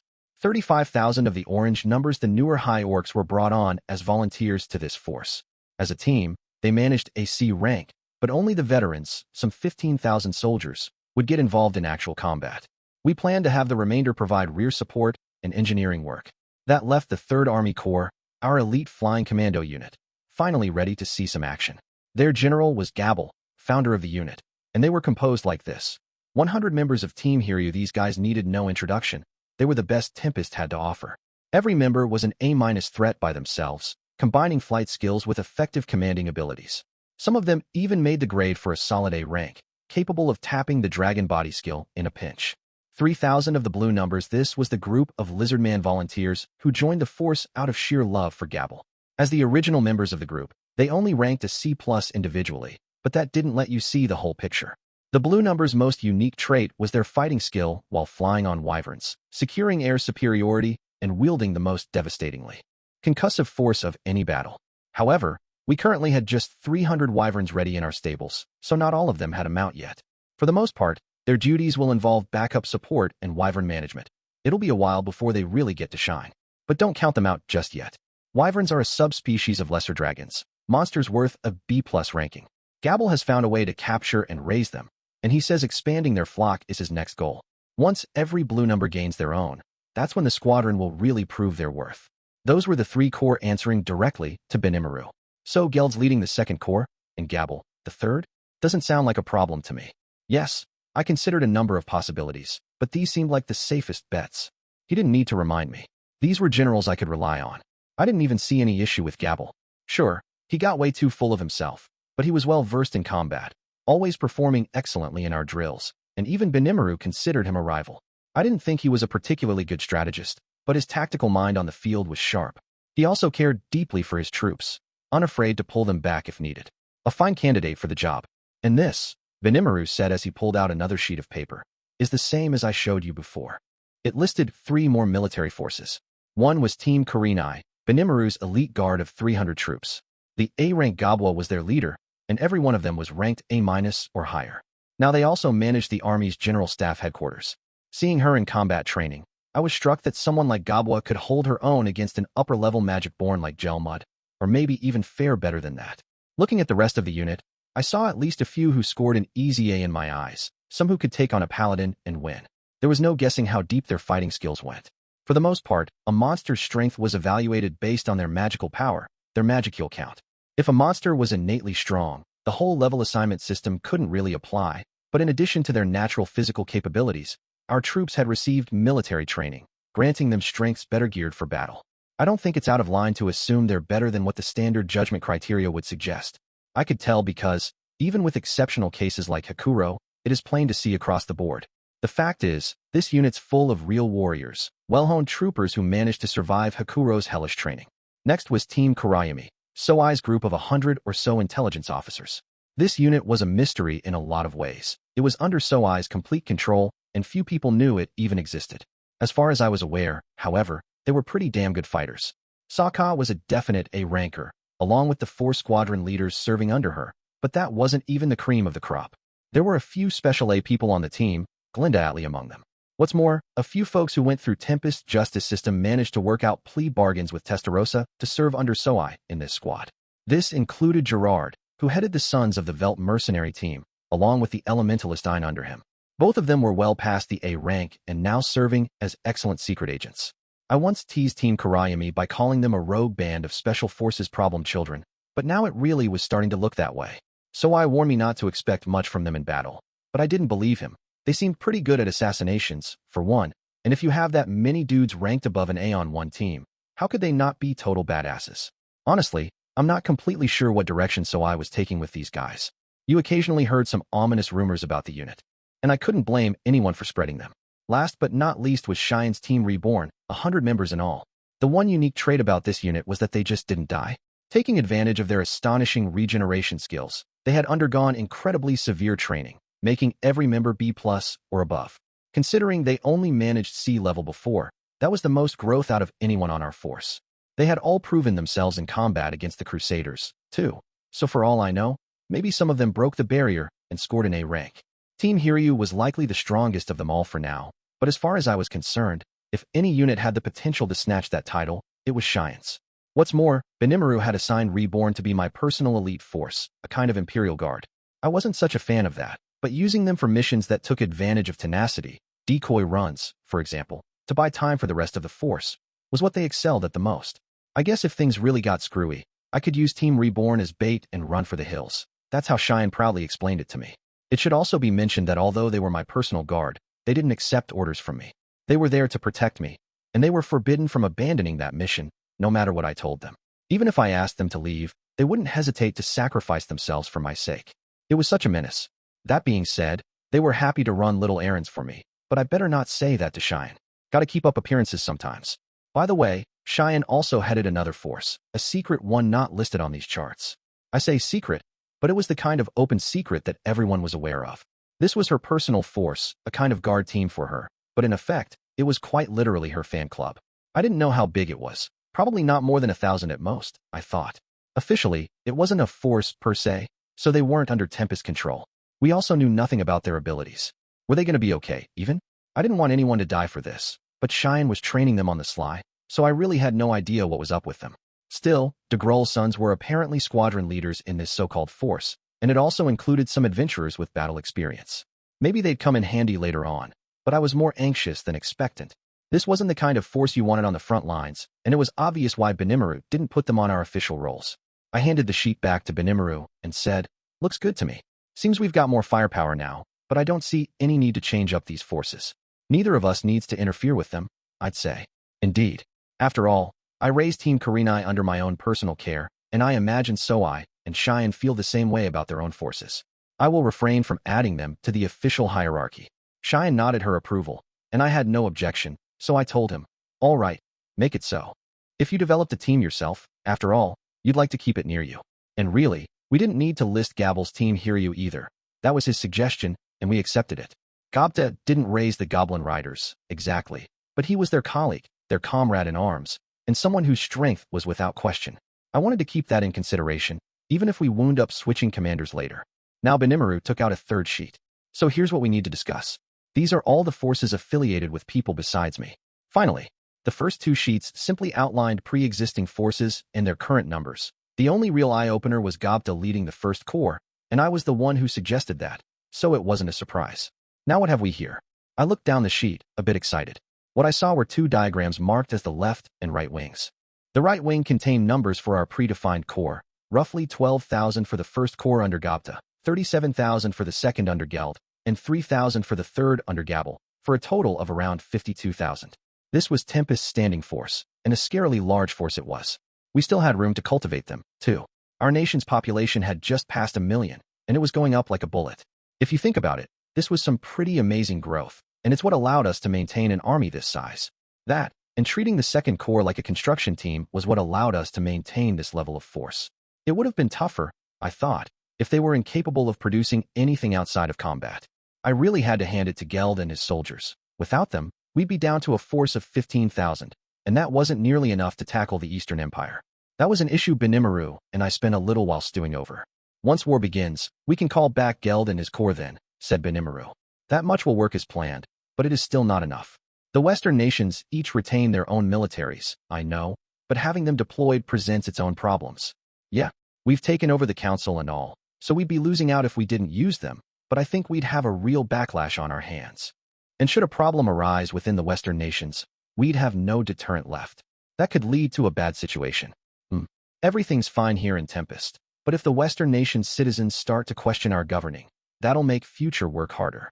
Indeed, we had gone through conversations like that several times. Benimaru's answer, I supposed, was the forces listed in the left wing of this sheet. It said, Western deployment, 150,000, Magic-born United, 30,000, Volunteer Army, 20,000. Pretty big numbers. What kind of forces are these on the left? These are forces under our command, more or less. The Western deployment is the forces serving the Council, like I discussed. These are treated as different from each nation's standing army. They're directly employed by the money sent by the Council, or really us, for the most part. Fair enough. If the Council had given us military rights, that gave us command of the forces that directly served it. I knew that, but were there really this many? This Council force existed well enough on paper, but they were chiefly knights and soldiers brought in by counselors from their home nations. They numbered around 1,000, and their main assignment was security at the arena in Inglesia's capital and the like. As a rule, each Western nation's member retained their own national military, charged with keeping the peace in their country. The Council itself almost never sent out military forces of its own, so there was no real need to maintain an army. That's part of why they so readily handed military control to us. Really, though, I didn't ask for those rights because I wanted to boss them around in times of crisis. All I wanted to do was construct Magitrain railroads connecting these nations, and asking for approval every time I sent Tempestian engineers out on the field was a pain in the ass. If there really was trouble, we'd send out our own army, and with that decision, We had the soldiers contracted with the council sent back to their home nations for the time being. In addition, we decided to establish a peacekeeping force, under the condition that we funded it. This was recruited locally, since we figured people would be more comfortable with a force of humans, instead of monsters and demi-humans. Yes, we disbanded the army once, and then it grew even bigger. According to Testarosa's report, rumors spread around that joining the force ensured you free meals and lodging. So once we started recruiting, people showed up in droves. Yeah, but isn't this a peacekeeping force? We don't need 150,000 people for that. Each nation had the right to police itself. If we started rounding up criminals, we'd be overstepping our authority. A peacekeeping force's work is mainly disaster prevention. Really, just helping engineers and providing rear support. I didn't think we'd even need 10,000 people, much less 150,000. Well, the way Testarossa put it, that was the demand we received from all the nations. Rimuru began before explaining it all in detail. Once Testarossa assumed control of the council, she started advancing a pretty bold set of reforms. I had approved them all, but they had even bigger repercussions than I imagined. All these reforms were to be spearheaded by the individual nations. We'd simply provide the needed advice and technology. Foreign aid, essentially, official development assistance, to use government jargon. The way it worked was that the council would provide public funding, and we'd provide nationally backed labor to help with whatever the nations needed. We'd hire on local people, provide technical assistance, and manage regional demands. That gave Tempestians work and a salary, and it afforded our partners the vital support they needed, a win-win kind of relationship. But there's no such thing as a free lunch. There was another side to this support system. For example, the way we covered our construction costs was to take back that amount in local water rights. If we built train tracks in an area, we'd apply a tax to train usage fees, collecting a profit on a permanent basis. Just like with the highways, we'd handle all maintenance in exchange for customs waivers and other rights. Truly, the work of a demon lord. Act all kind and charitable, then do some pretty vicious stuff behind the curtain. But we were helping improve people's lives, and our partners didn't lose on the deal, really. They were just paying us in profits on matters they couldn't foresee doing yet. The larger nations, of course, would likely prefer to handle things themselves. Maybe they couldn't yet, but once they saw what we were doing, they could always copy us, steal our tech, and run it themselves. I took that as a given. However, and so even the large nations are pushing us with demands for railway infrastructure as soon as possible, said Rimuru. And since we don't have engineers in Tempest to handle that, you deployed the people we brought on as rear support instead. That's right. But apparently not even they were enough, so we've been fielding local people and having them join us. And thanks to that, we now had a ridiculously large group of soldiers. I had granted Testarossa full rights to act on my behalf as a diplomatic officer. I also told her that she could settle smaller affairs without having to report them to me. So not even Rimuru knew about this until fairly recently. Thanks to that, we had employed a massive number of people. But isn't that what the large nations want? I asked. If we train a bunch of technicians for them, that'll make it easier to operate things themselves. That'd be more efficient than industrial espionage. And maybe it's harsh for me to say, but I didn't mind that approach. It was something that'd occur to any leader.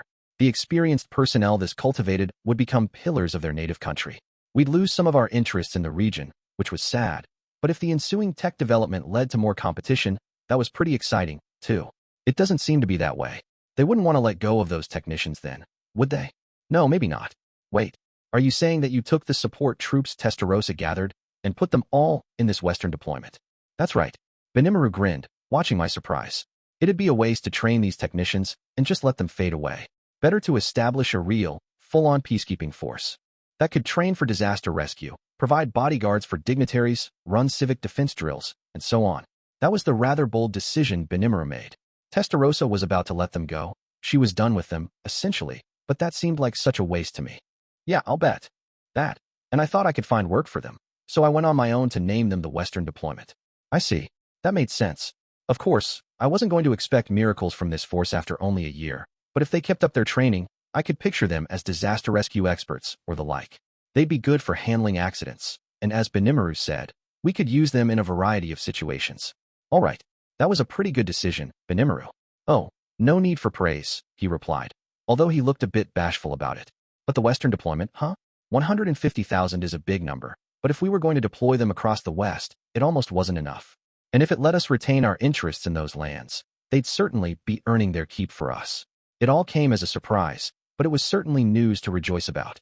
So next up, okay, I get the Western deployment, but what's this Magic-born United? They numbered 30,000 in total. Were they conscripting monsters from the forest of Jura or something? That's a force primarily composed of the magic-born who served under claimant, actually. Geld had them working as prisoners of war, and we borrowed the ones particularly suited for combat. In exchange, we're filling the holes with the high orcs who were working on now-completed construction projects. From the way Rimuru put it, he was making sure none of this shuffling affected the progress of Geld's construction work.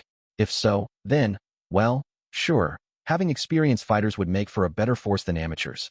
But those guys wouldn't be too cooperative, though, would they?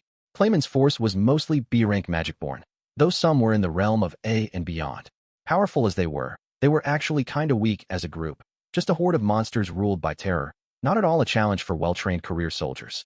Even if you gathered them all up, I didn't think there'd be nearly enough time to train them. Thanks to Geld, you won't find any selfish, violent ones in the force. Even if there were, well, I shut them up.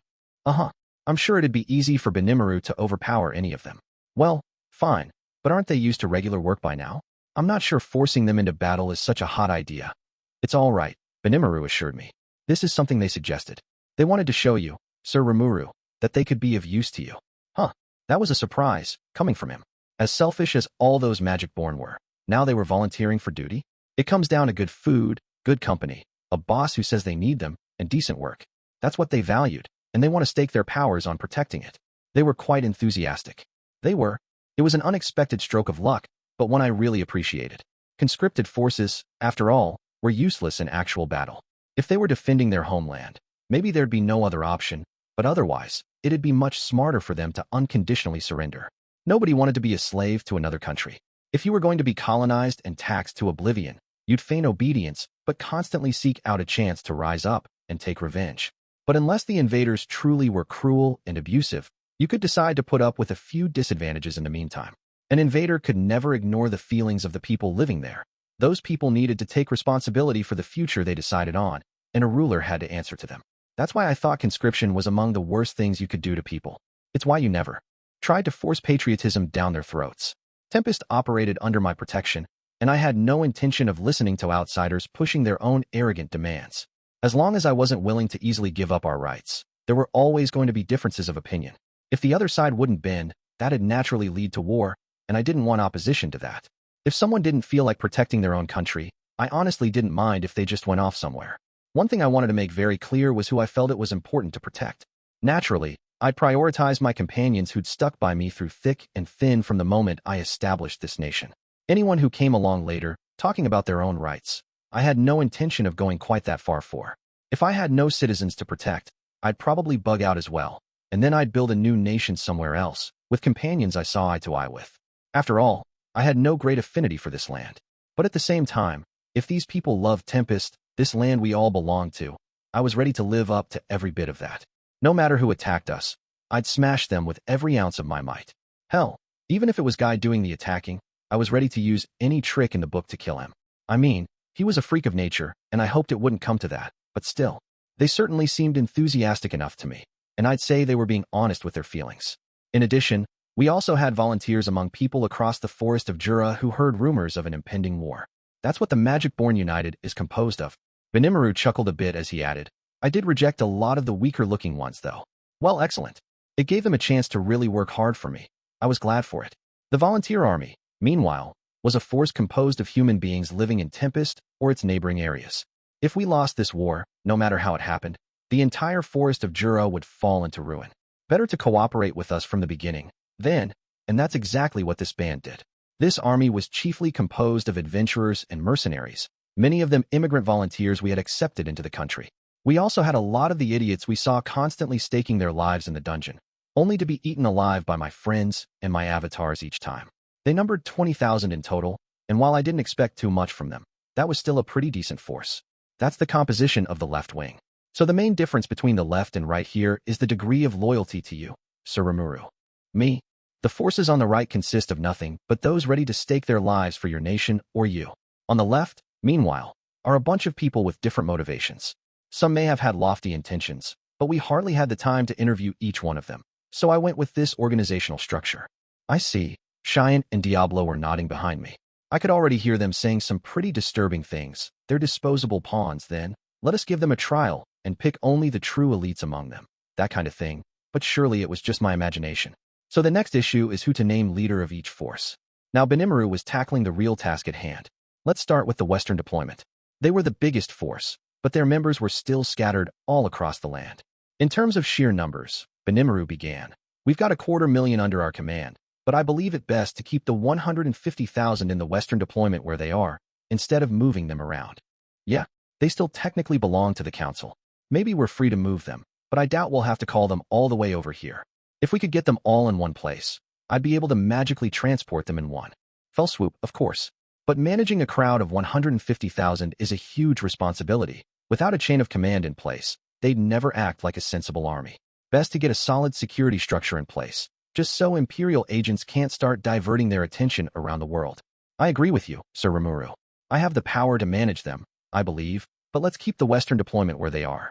There's no single leader for them, but I'm thinking that Testarossa, our diplomatic officer, can handle those duties as well. I like that idea, but if war breaks out, I might wind up calling Testarossa back here. If I do, I'm worried about how she'll stay in contact with them. How would she keep in touch with a force dispersed across such a wide range?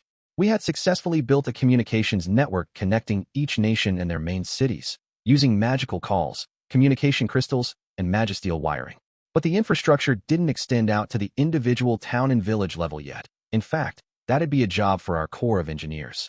Each squadron in the deployment had at least one magic practitioner, so magical calls would be possible at least, but that will not be a problem, said Diablo. Moss is capable of managing hundreds of squadrons at once. Yes, that's what Soai told me as well, added Benimaru. Moss was working with him in intelligence gathering, but it sounds like he can also handle inter-squadron contacts on the side. He can? What an incredibly useful demon. Well, want to name him unit leader then? I offered. I would feel bad for him if we did. Indeed, given Testa's temperament, it would be a tragic situation for him. It hardly matters to me, of course, but I cannot help but feel a twinge of sympathy. All right, let's make Testarossa the provisional leader for now. Not only Benimaru, but even Diablo voiced pity for Moss. I could read between the lines well enough, so I withdrew my nomination. For now, the Western deployment would focus on its primary peacekeeping mission. Barring extraordinary circumstances, deploying them elsewhere would only be done as a last resort. Testarossa would lead them, but this was meant to be temporary. I made it clear that we'd replace her once someone suitable came along. Next, the Magic-born United. Why don't I appoint Benimaru for that? Personally, I would suggest Sir Rigger, he said. Oh, Rigger? True. Rigger had experience leading a security force, and his over-A power was nothing to sniff at. But he was also an assistant to Riggard, and I wasn't sure he had time to lead a full army. If at all possible, I wanted to settle this war with our standing forces alone. But right then, we had no idea how much military strength the Eastern Empire had ready. We had our spies en route, but hadn't gained any intel within Imperial borders yet. Still, based on the snippets we learned about their training exercises, current estimates stated that at least 300,000 troops were going to be deployed. There was even a chance they'd send out over 1 million, a truly massive force. If it came to that, we couldn't afford to keep the Magic-born United on ice.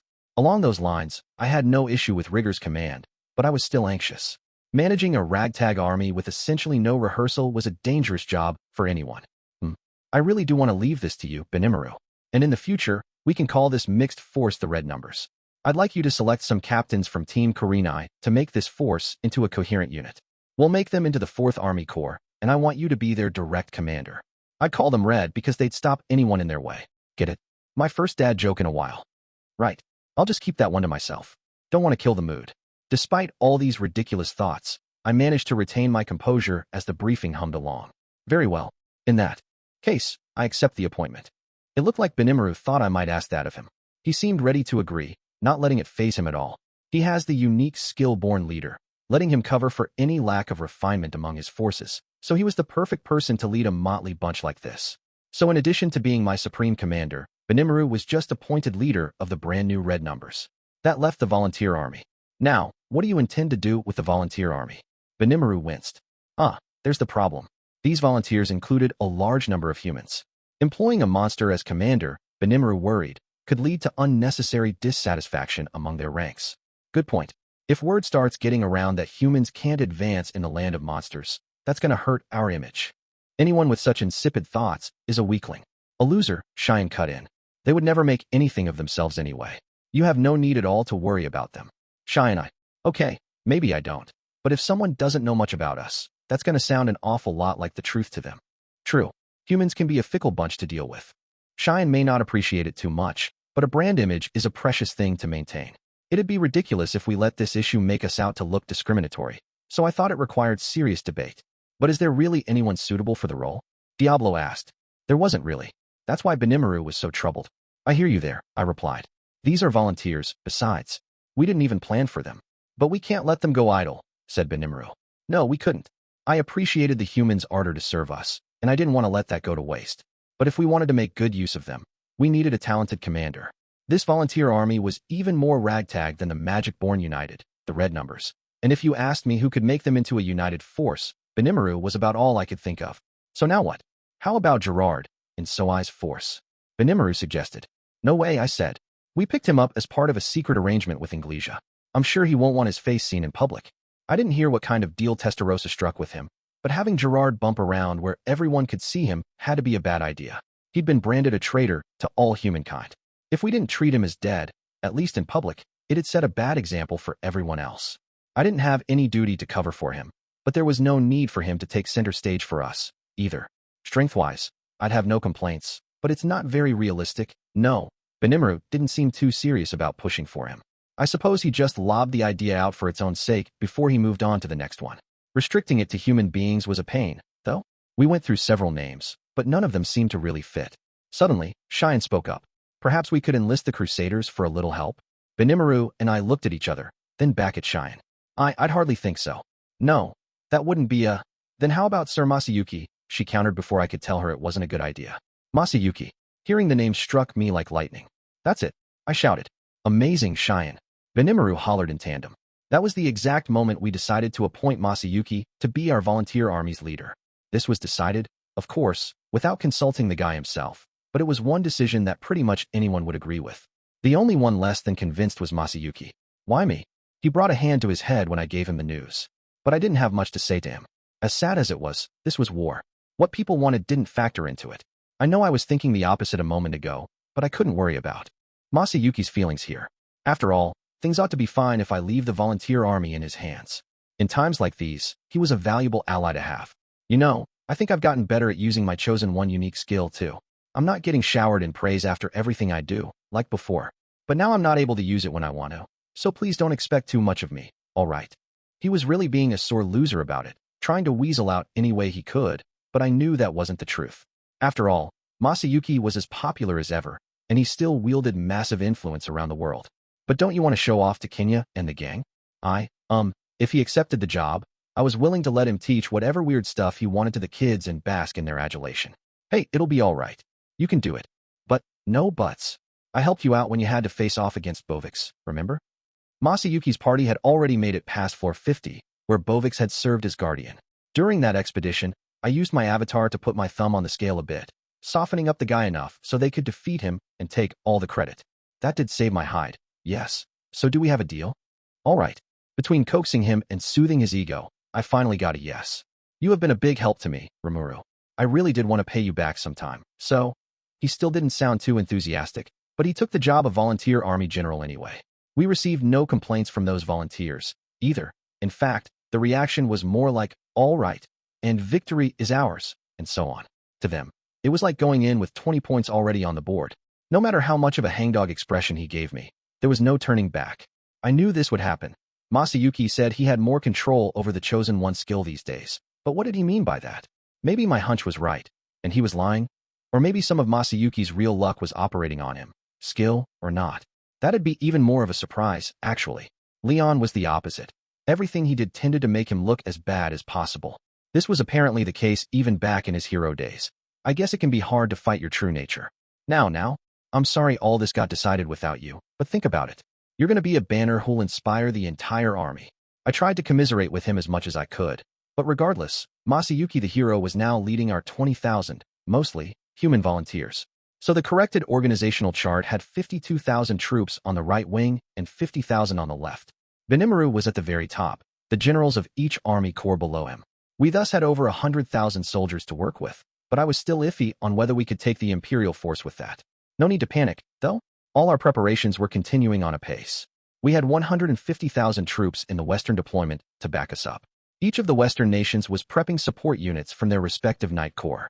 As a final defensive line, we'd get the Western nation's army set up as well. The total would be over 250,000, I was told, and if push came to shove, I'd be relying on them.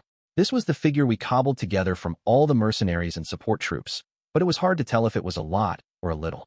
Testarossa had cajoled and threatened the council into cooperating with us. Not that they had much choice. If we lost, after all, it'd be their turn next. We wouldn't be tapping into any of these forces unless things looked pretty grim for ourselves. Regardless, we had the terrain advantage, as well as Veldora and additional support from demon lords like Luminous and Leon. Even Malim agreed to pitch in. The Beastmaster's Warrior Alliance serving Carillon would be ready to deploy at a moment's notice. Plus, as my personal trump card, I had the Black Corps under Diablo at the ready. Rimuru had full command over the entire military, so honestly speaking, the hierarchy didn't give me direct control over any force. In practice, though, the Black Corps took orders from nobody but Diablo and the 3 demonesses under him. They were a fully independent army, totally out of Benimaru's control. That was the sum of our forces. And we hadn't factored in what moves Yuki would make. A war, huh? I muttered to myself in my room. Did the Empire really want to conquer the Western nations? Guy had used the term game to describe his motives. It sounded like there were some connections there, some kind of restless ulterior motive pointed at the Empire. But even so, no matter who comes along, if they lay their hands on our little paradise, I'll crush them. Those were my true feelings. I had no intention of making the same mistake twice. I'm a demon lord, and I can't afford to put the wrong things first. Meanwhile, as Rimuru and his companions were preparing for war, the Eastern Empire was doing much the same thing, except they spent far more years preparing. Slowly, carefully, step by step, their preparations for a grand offensive took shape. Before long, the Empire would wake from its long slumber, and only a small amount of time remained until the storm began. Interlude, a look inside the Empire. The Eastern Empire, officially the Nazca Namrium Almeria United Eastern Empire, was one of the oldest nations in the world. Its history extended back centuries. As the story goes, it had already laid the foundations for an empire as early as 2,000 years ago. Its roots can be traced back to the small kingdom of Nazca, a realm that had spent many years absorbing and merging with the magical kingdom of Namrius, followed by the Eastern Federation of Almeria, to create the current empire. In the background of this conquest was the massive, overwhelming military Nazca cultivated, and now, under the name of the United Emperor Ladora Namal Nazca, the empire had enjoyed a reign of power for the past 2 millennia, never allowing its annexed nations to rebel. Every member nation was the full and complete vassal of the empire, subject to its absolute rule. This was how the Nazca Namrium Almeria United Eastern Empire, generally referred to as the Eastern Empire, operated. It was said that the aim of the empire's leader was absolute dominance, and that was reflected in its unbroken imperial bloodline. The current emperor had been granted the name Ladora as well. No matter how things worked in practice, the emperor always preferred absolute power, according to conventional wisdom. The military, too, adopted this might makes right approach, taking a unique stance and guaranteeing promotion for anyone who could prove their power. And even now, as the rumors among the empire's subjects went, the only reason the empire had not plowed through the forest of Jura yet was because they were still not prepared for it. Approximately 350 years ago, the empire attempted, and failed, to subdue Veldora the Storm Dragon, costing it an entire city. Those who managed to rile that fickle dragon were not given the time to regret it, as they perished with that city. It was among the largest in the land at the time, boasting a population of 100,000, a fortress city nestled against the forest of Jura's east side. The empire had taken a century to build it up as a beachhead for the invasion of the forest. It was a military base, ready to expand the empire's territory once they made it through Jura. Driven with ambition, the military leaders of the time came up with a plan, one that would take them beyond the forest. It was the fervent desire of the empire, cultivated over 100 years, and despite its prosperity, there was only one reason why it had dreams of territorial expansion, because the emperor willed it. There was no other motive, and none of the citizens voiced disagreement. The plan proceeded smoothly, the empire's armies building themselves up in order to prove their might. Then, in the name of the emperor, the order was given to begin the invasion. But thanks to a foolish idea that occurred to one squadron leader, the entire operation was crushed. If we're going through the forest of Jura anyway, reasoned this leader, we might as well tame its master. No giant lizard is going to be a threat to us. It was an incredibly ill-advised decision, and it led them all to their destruction. What he and his troops did, exactly, has never been accurately reported. Anyone who could have recorded the incident, or stored those records, was turned into ash. And so the dream of the empire, the ambition of its emperor, was burned to cinders. That brought us to the present day.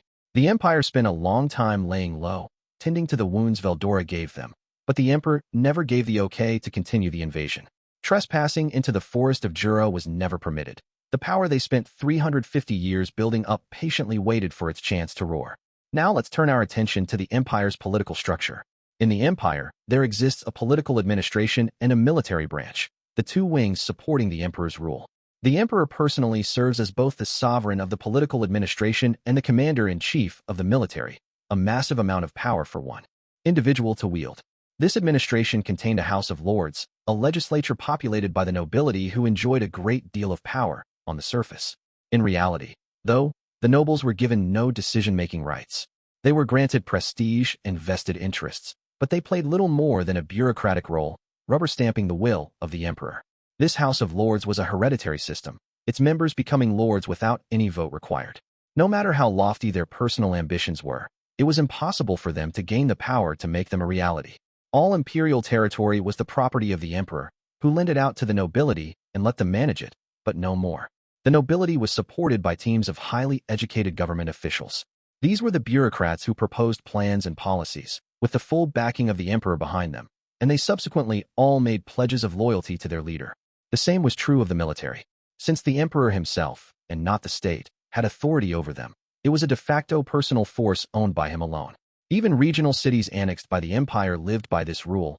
All private property was seized, then lent back by the emperor. The defense forces protecting these lands were similarly on loan from this emperor, provided solely out of his personal compassion. This policy successfully quelled any rebellion out in the empire's far reaches. It was made possible by the overwhelming difference in national power. The empire was willing to accept surrender, but this came at the forfeiture of all other rights. Anyone who objected to this could expect a violent purge. They would be thoroughly eradicated, ensuring no one would harbor similar ideas again. That was how order was maintained across the empire. The carrot and the stick, terror against overwhelming military might, and guaranteed safety upon becoming an imperial subject. These two tactics were thoroughly managed in equal measure, preserving peace in the empire for generations. Normally, it would be impossible for a single person to rule over a nation this vast. In fact, look over the past 2,000 years of history, and you won't find a single occasion where the emperor's rule was ever put into question. Power always remained at the top after every transition. No matter how you thought about it, it was strange. If you chalked it up to the great work of the emperor, it essentially meant he was a god, a being beyond the human realm. We now turn to the empire's military force, broadly divided into three main divisions. If the Western nations relied primarily on swords and sorcery, the empire's focus on magic and science made it the pioneers of a new era. The presence of otherworlders played a mighty role in the empire's expanded military.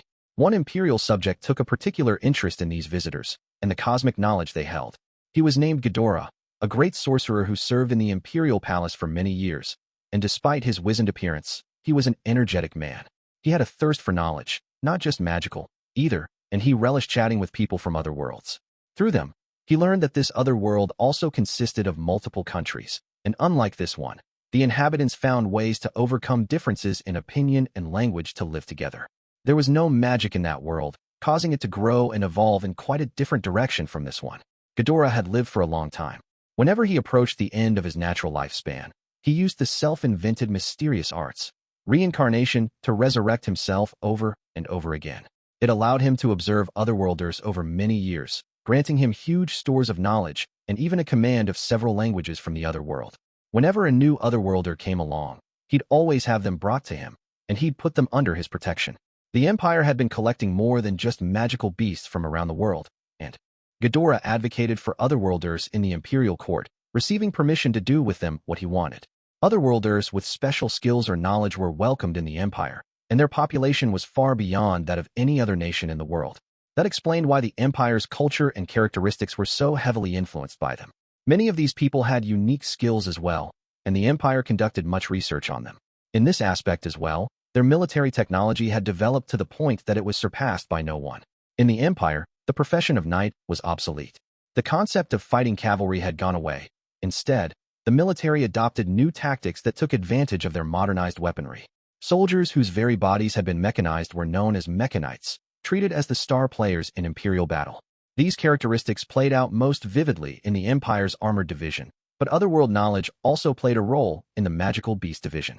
The otherworlders had brought with them knowledge of DNA, deoxyribonucleic acid, a macromolecular organic substance that contained the genetic information for living beings. This knowledge made it possible to analyze the powers of magical beasts on a scale like none before, and that further branched out into other research. Finally, the Composite Division was home to a large number of powerful otherworlders, each wielding their own unique skills, and one derided their battle strength at their own peril. It was the masterful manipulation of factors like unique skills and otherworld technology that let the Empire create such an insurmountable military. It was no exaggeration to say that Ghidorah's passion for the subject had expanded the force's strength all by itself. In addition to the three main divisions Ghidorah helped cultivate, there was a paramilitary force charged with guarding the Emperor himself. The Imperial Guardians, a small company of only 100, and one of the few forces left that called their members knights. The uninformed observer would assume this custom to be a relic carried over from antiquity, but that was not the case. After all, the Imperial Knights who staffed this troop were the best of the best, handpicked from those who stood above the pack in each division. Some were otherworlders, even, proving that the Empire didn't discriminate based on bloodline or birthplace. To the very end, the motto of the Empire was, "Might makes right," and there was no better evidence of that than what was illustrated here. These knights gained their position purely through power alone, not the blood or influence gained over generations. As a symbol of their superiority, all members of the Imperial Guardians were granted legend-class weapons and armor. The very best equipment, handled by the very best fighters, created a tremendous synergy effect, giving this team of 100 more pure fighting power than an entire division. They were also guaranteed the best treatment in the Empire. Every one of them was a high-level military officer, and in special missions, they were afforded at the least the authority of an army colonel. They were the pride of the military and the greatest force in the whole Empire. So the Empire had, in essence, for military divisions. Each of them could only be led by those with a convincing talent for the position. They needed to be recognized as the strongest by anyone who saw them. How did they prove this? By rank-based duels within the divisions. The system allowed lower-ranking members to challenge their superiors, under the arbitration of a third party, and these rankings were thus in a constant state of flux. The duels had to satisfy a few conditions, of course, before they were accepted. They were forbidden during military maneuvers, and witnesses were required for them to be certified. Also, if you challenged someone and lost, you had to wait a year before mounting another challenge. The same was true if you killed your opponent, but the higher-ranked defender was allowed to kill a challenger without penalty, so this contest wasn't something you embarked on lightly. In a way, this was the ultimate embodiment of the Empire's might makes right credo, subjugating your opponent with overwhelming force. The fact that the Imperial Guardians saw no end of would-be new members challenging their way and showed that this imperial ideal was etched into the very hearts of its subjects. Ranks within the military were therefore strictly defined, but Ghidorah didn't count in this hierarchy. He held a unique position in the realm, treated as a kind of non-imperial stranger by the Empire. Appointments to the Imperial Guardians were deliberated over by a panel that Ghidorah wasn't a part of, and the commander of each division was picked from the Guardian roster. Whenever one stepped down, a replacement would be picked from this group of 100. Anyone who wanted to move up among the Guardians had an equal chance, so those with real ability wouldn't get buried under the masses. They were free to hone their powers, silently waiting for a chance to emerge into the spotlight. Appointed to the very top of the Guardians was the Marshal, while the three people under them were the three generals of the Guardians. You automatically became Marshal if you hit the #1 spot in the pecking order, while generals of the Guardians were named by a committee consisting of the Emperor, the current Marshal, and Ghidorah. It took more than brute strength to run a military force, after all. Still, any general who became a division commander was always going to be the strongest member of their division, since, by definition, everyone serving in one was going to be weaker than an Imperial Knight. To outside observers, the Marshal and their generals stood at the peak of the Empire. And if the Imperial Guardians received legend-class gear, this quartet naturally had to own something even better. These were the Empire's greatest hidden treasures, the most potent of gear, used to suppress other nations in ancient times, god-class gear, in other words. Possessing multiple examples of semi-mythological gear quite literally meant you were supporting the very dignity of the Empire. This was the ultimate in weaponry and armor, items an average person wouldn't even be allowed to touch. It was said one needed to have certain capabilities to so much as pick them up. Only when the gear accepted you, it was said, would it unleash its true force. The greatest of power, supported by the ultimate in gear. Truly, they were invincible, the foundational rock the Empire was built upon. And then, something changed in the Empire. For the first time in decades, a commander actually lost a ranking challenge. And with that, the colossal responsibility of keeping the disorganized composite division a coherent force.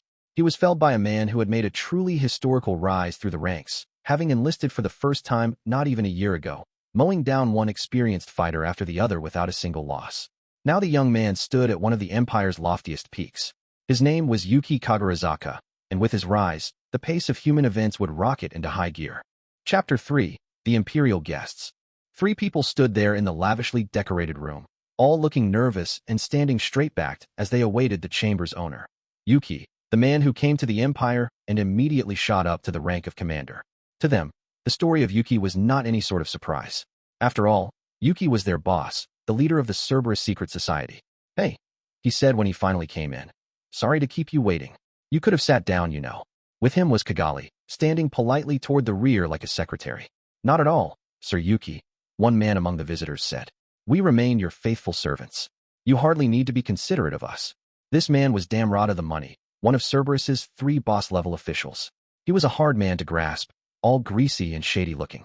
The other 2 were Misha the Lover, a beautiful woman with a strange air about her, at times looking like both a young girl and a mature woman, and Vega the Power, whose supple, well-balanced, carnivore-like body dominated anyone who laid eyes upon her. This was the trio at the top of Cerberus's operations. They all saluted Yuki before sitting down. "First, let us congratulate you on reaching the rank of commander." "Yes, as someone who survived an encounter with the Demon Lord guy, I was sure you could do it, Sir Yuki." "Let me at that force, and taking over a division would be child's play." Damrata and Misha expressed their good wishes to Yuki. Vega, at the end, didn't seem so impressed. But Yuki didn't let it bother him. "You're right, I think," he pondered with an internal sneer. "You really could be part of the 100, but after that, you'd never hold out. No way anyone could ask you to command anything. You wouldn't stand a chance." "Well, I have to thank you, Damrata," he said, changing the subject, "for intervening on my behalf with Lord Ghidorah." "Oh, don't be silly. It was all in anticipation for this moment, Sir Yuki. All I did was introduce Lord Ghidorah to an otherworlder you secured for us, so there's hardly any need to thank me that much." "Haha, you're always so stiff, Damrata. Why don't you just accept my gratitude for a change?" "I'm afraid I cannot, sir. I don't want you to expect more from me than I can provide." "Haha, that's a funny joke." Yuki looked at Damrata and grinned. That brought the point across well enough. After many years, they each trusted in the other's abilities. After a shared laugh, Yuki moved to the main topic. "Now, Kigali, brief us on what the Demon Lord Rimuru is doing." "Yes, Sir Yuki. The Demon Lord Rimuru is currently..." With his order, Kigali began her briefing.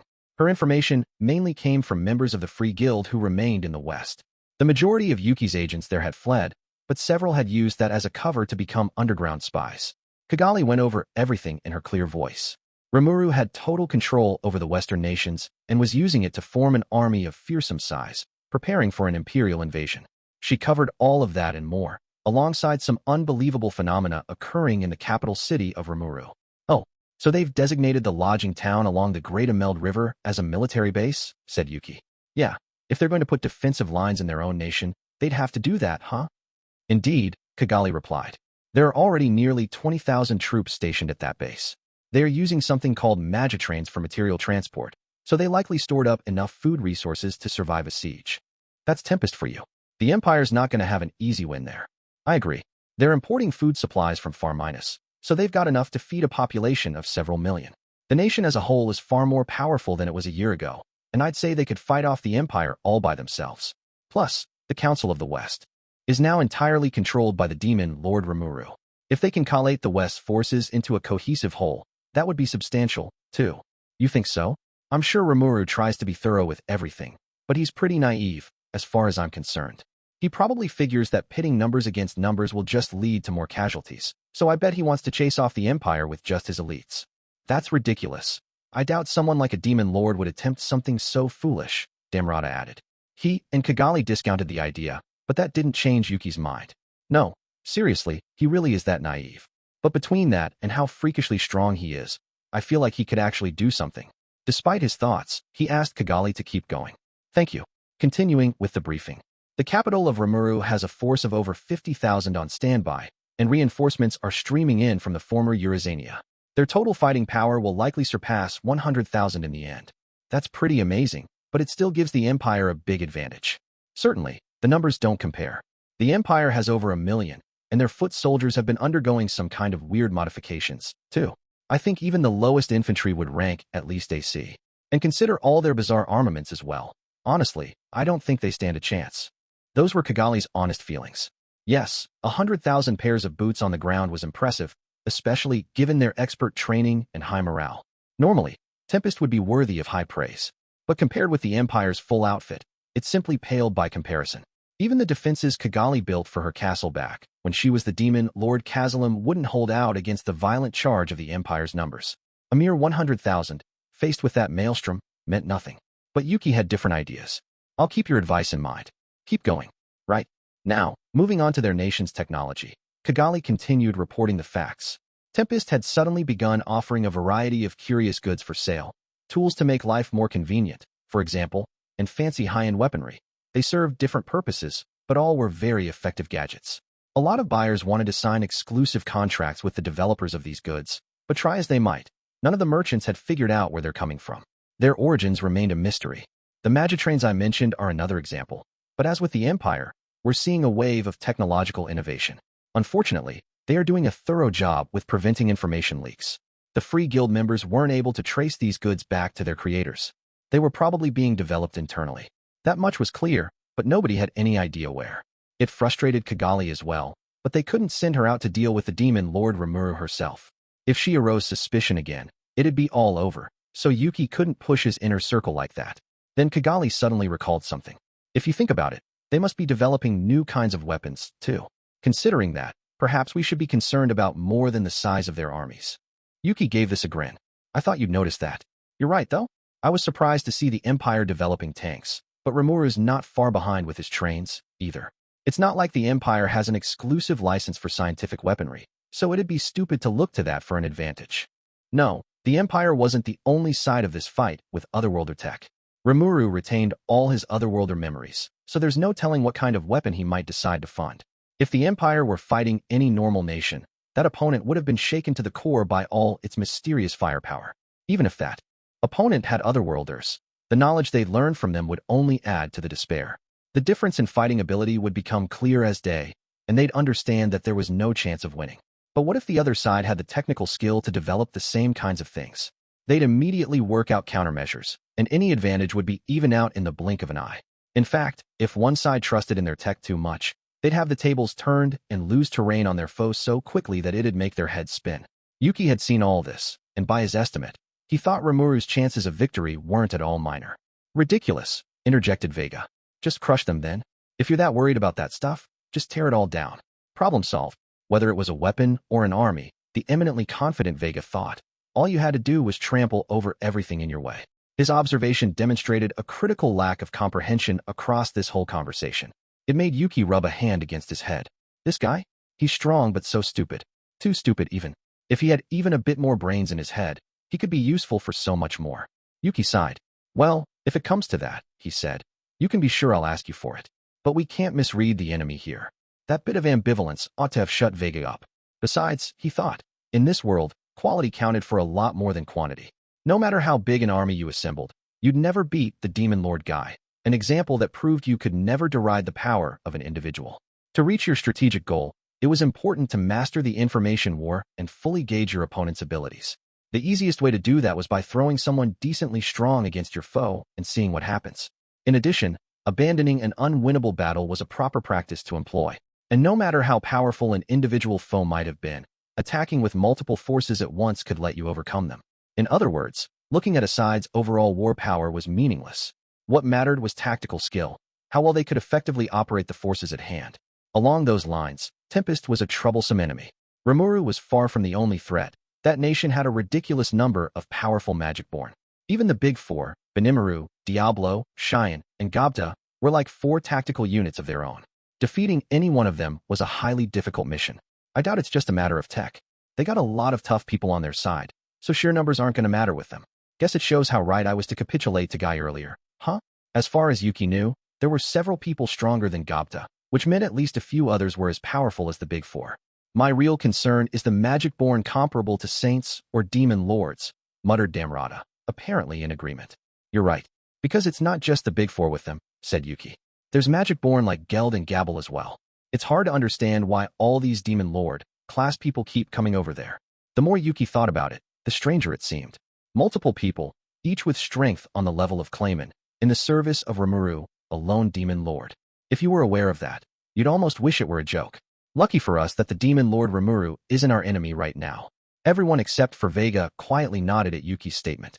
Now they had a sort of agreement with Guy that placed them under his affiliation. Anyone who messed with Yuki and his team would be inviting the wrath of Guy upon them. With Yuki uninterested in challenging Rimuru, they were at an armistice, more or less. And Yuki was selfish enough to try using this situation as best as he could. Even if they faced off sometime, it'd only be after he regained his losses in the West. With that resolved in his mind, he returned to the main topic. Does that complete your report? He asked Kigali. We weren't able to obtain detailed military information, so that's all the accurate intel we have. But there is one curious topic I'd like to bring up. What's that? In the capital of Rimuru, there's been ongoing disaster training taking place, but the local government recently added evacuation drills to the schedule. This training involved pretty sensible matters, running into sturdy buildings, putting out fires, that sort of thing. But the evacuation drill this time had citizens practicing fleeing into town from outside the 4 main gates. It didn't make much sense. Fleeing into town. Yes, our investigators weren't sure what it was about, so they decided to split up and take a closer look. One on the outside, one on the inside. Exactly. Then, they said, they saw something, a strange sight that looked like a dream. A strange sight? Yes, Misha. There was an announcement, and exactly 10 minutes after that, the entire town vanished without a trace. All that remained was one single gate. According to the investigator left outside, there were some security personnel left by the gate, guiding any stragglers into a nearby cave. Once the coast was clear, the investigator braced himself and went through the gate, only to find himself in a maze-like chamber of stone walls. He quickly fled back out the gate in a panic, proving that it had two-way access. That might be their dungeon, I think, said Yuki. Do you know what it is, Sir Yuki? Damrata asked. Yeah, I think Kigali knows, too, but there's a tourist attraction in town called the dungeon, right? Correct. A structure with wandering monsters for adventurers to challenge themselves against. It's probably that. I heard a rumor that there's a whole city inside that dungeon, so, a city inside it? Damrata didn't seem ready to believe that, but Yuki and Kigali were serious. It was hard to explain to someone who didn't already know, but that was the reality. Yeah, it's a little crazy to think of normally, but, you know, it takes someone like Rimuru to make it possible. The dungeon goes down 100 floors, after all, and it's guarded by Veldora at the bottom. Is that really true? Damrata questioned. Of course. I heard it from Veldora himself. That shut up Damrata pretty quickly. Kigali felt a little bad for him. But if you think about it, she said, it makes sense. Do you think this dungeon city might contain vital infrastructure for Tempest, for example, their technological development site? I see, replied Yuki. I can believe it. In fact, it makes good sense. There was no limit to what Rimuru would try. Yuki didn't even let it faze him any longer. If anything, it excited him. And while this was only a guess, he doubted he was wrong. If it was Rimuru, he concluded, it had to be true. What does this say about the war, then? That I really don't know. I always thought you couldn't take those guys with a normal approach, but handling a city defense like that? I'm sure it's going to shock the Empire. Yuki had assumed that Rimuru wouldn't fight the final battle on his own turf. He'd never let his citizens become casualties. But what if he had a surefire method to ensure every single civilian was out of harm's way? If he did, the enemy would have to rewrite their entire strategy. Yeah, so maybe they're taking a wait-and-see approach with the lodging town. See if they wind up fighting there or not. Maybe they'll fight the real war around their capital. If the Empire forces miss the gate and pass right on by, there could be a surprise attack from the rear, kind of thing. And then the Western nations army can pin them down from the front. They could send an advance team to examine and analyze the Empire's fighting power. Then, while the Western nations and the Empire are fighting a war of attrition, they can take their time crafting a response. What a terrifying approach to think of. He really is a demon lord. Once they understood Yuki's thoughts, Kigali, Damrata, and Misha all showed visible surprise. They knew conventional warfare wouldn't be enough to stop the demon lord Rimuru, but they hadn't thought this far. Just imagining having to fight him gave them all headaches. It'd just be too hard. And now, the fight between Rimuru and the Empire was starting to sound like a lot of fun to watch. So, Sir Yuki, what's your next move? Misha was waiting for the right time to ask. She and her cohorts knew Yuki took on the demon lord guy and lost. They remained loyal to him anyway, but they still weren't sure what exactly was on his mind. The Cerberus trio was fine with the Empire giving Rimuru and his friends a hard time, but no matter what, they wanted to avoid playing a role in that. Yuki promised Guy that he wouldn't seriously support the Empire, but if he was a commander now, there was every concern he'd get caught in his own trap. For Cerberus, having an Imperial commander on their side was extremely attractive, but it also came with the danger of getting involved in military affairs. That was an eat-or-be-eaten world. One wrong move, and they'd face annihilation. Those were the motives behind Misha's question, and Yuki was fully aware of them.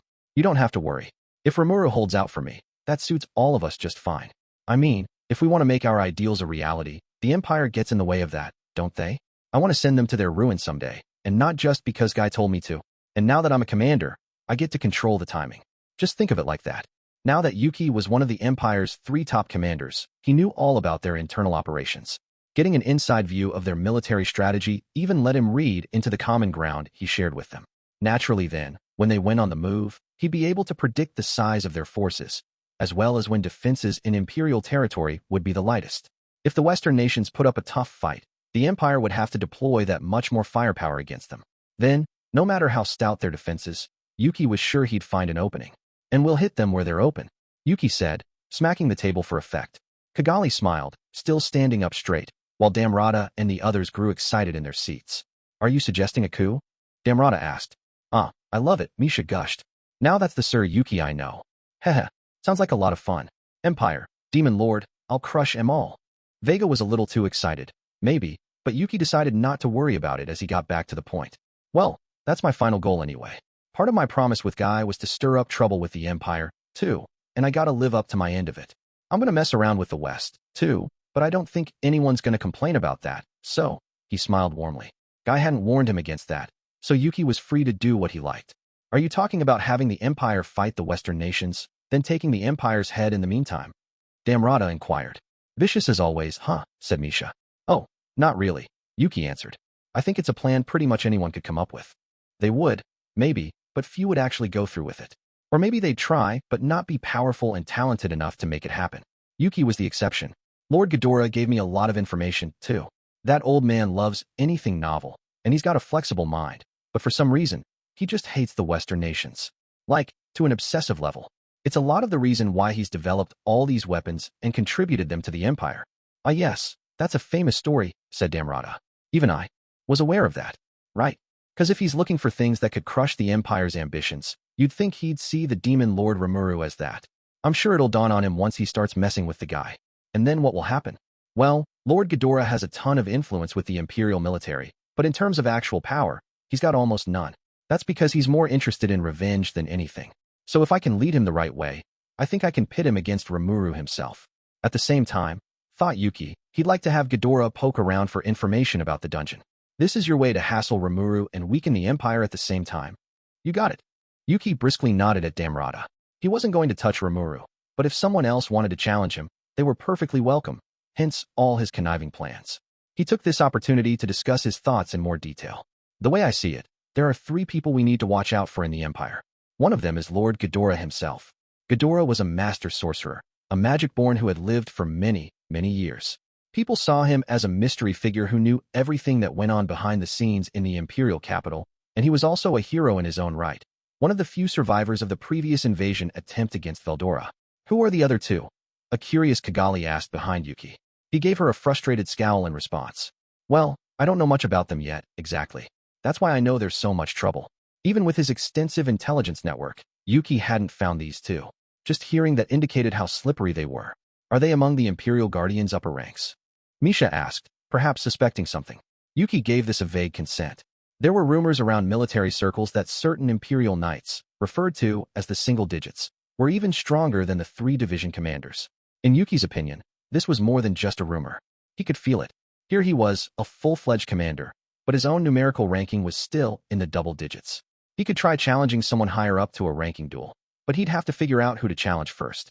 Becoming a single digit required winning a battle staged in front of the Emperor, and even that fact was revealed only to those very close to earning a shot. I'm thinking that I can beat any single digit in the group, but I don't want to reveal my best moves in front of the enemy, so I haven't sent a request to the Emperor yet.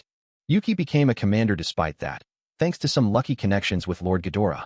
Thing is, though, even if you try taking someone on, maybe the real boss will be someone else the whole time, huh? You can't be sure about anything. So what I guess I'm saying is, there's at least 9 people you gotta watch out for, sort of. Vega had a good point. It surprised Yuki as he nodded at him. Yeah, you're right. There's a chance my real nemesis is hidden among those 9. But I can't watch out for someone I've never seen before, you know? So right now, I'm looking closely at someone who's a more public figure than that. Who? Damrata asked. His name's Tatsuya Kondo. He runs the Imperial Information Bureau. Ah yes, he is hard to grasp, isn't he? We know his name and face, but nothing else about him, said Misha. It's bizarre. Tatsuya Kondo, as the name suggested, was an otherworlder. Any more personal information than that was a complete unknown. Rumors pegged him as a mysterious figure stalking the halls of information. His rank was first lieutenant, but none of the unit commanders had the right to give him orders. The Imperial Information Bureau, in other words, was higher up the hierarchy than the military itself. Yeah, it's freaky, isn't it? My guess is that he's one of the single digits. 2, said Yuki. I see. Put it that way, and it makes sense. Damrata and Kigali deeply nodded. Misha pondered this as well, but had no objections. So who do you think the other one is? Vega asked, already sounding disinterested and hoping to hurry Yuki along. Ha ha ha. Patience, okay? The first thing is to meet up with this Tatsuya Kondo. I'll see if I can request a meeting with him. So as for the second person, she's also kinda a mystery. What do you mean by that? Calm down, Vega. Ah, sorry. The tone of Yuki's voice as he gave Vega a light warning was warm, almost gentle, but it made Vega break into a nervous sweat. It showed, in that moment, just how wide the chasm was between those two. The second person is someone who sits next to the Emperor.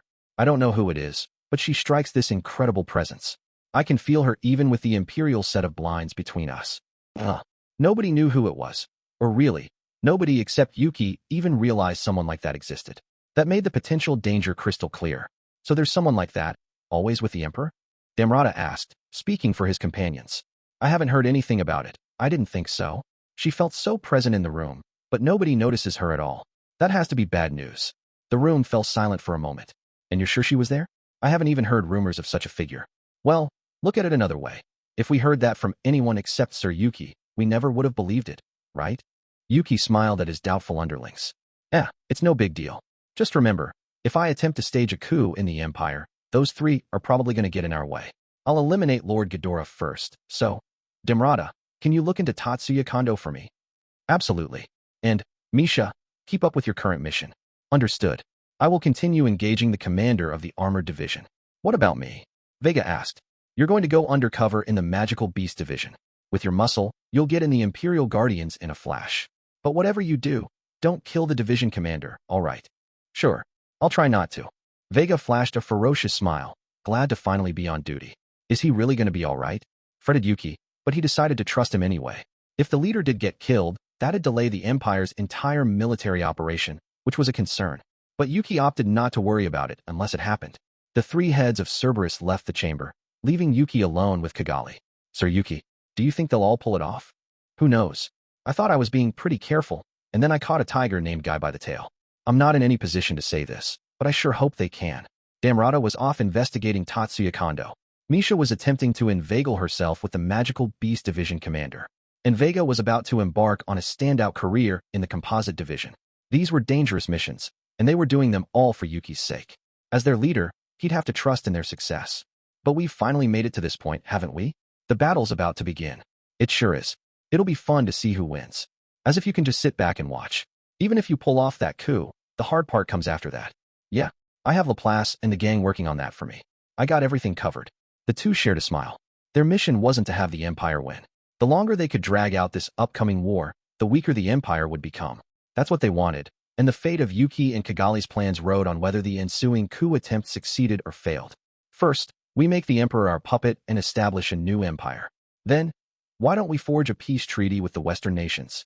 And then, we'll have the Emperor assassinated. If the demon Lord Rimuru proved too hard to kill, there was no need to force that. Guy had defeated Yuki fair and square, and with that, Yuki gave up on conquering the world in the short to midterm time frame. Until he had the kind of absolute power he needed, he now realized, trying to get his way with violence was the height of folly. For now, he thought, adding more winning cards to his hand needed to be his focus. And if the war kept raging, and more blood could be shed, then I'll awaken to a true demon lord once more. That's what I'm hoping to hear from you, Kigali. And by then, I ought to be able to fully use all the new powers I got. Yuki had awoken to an ultimate skill.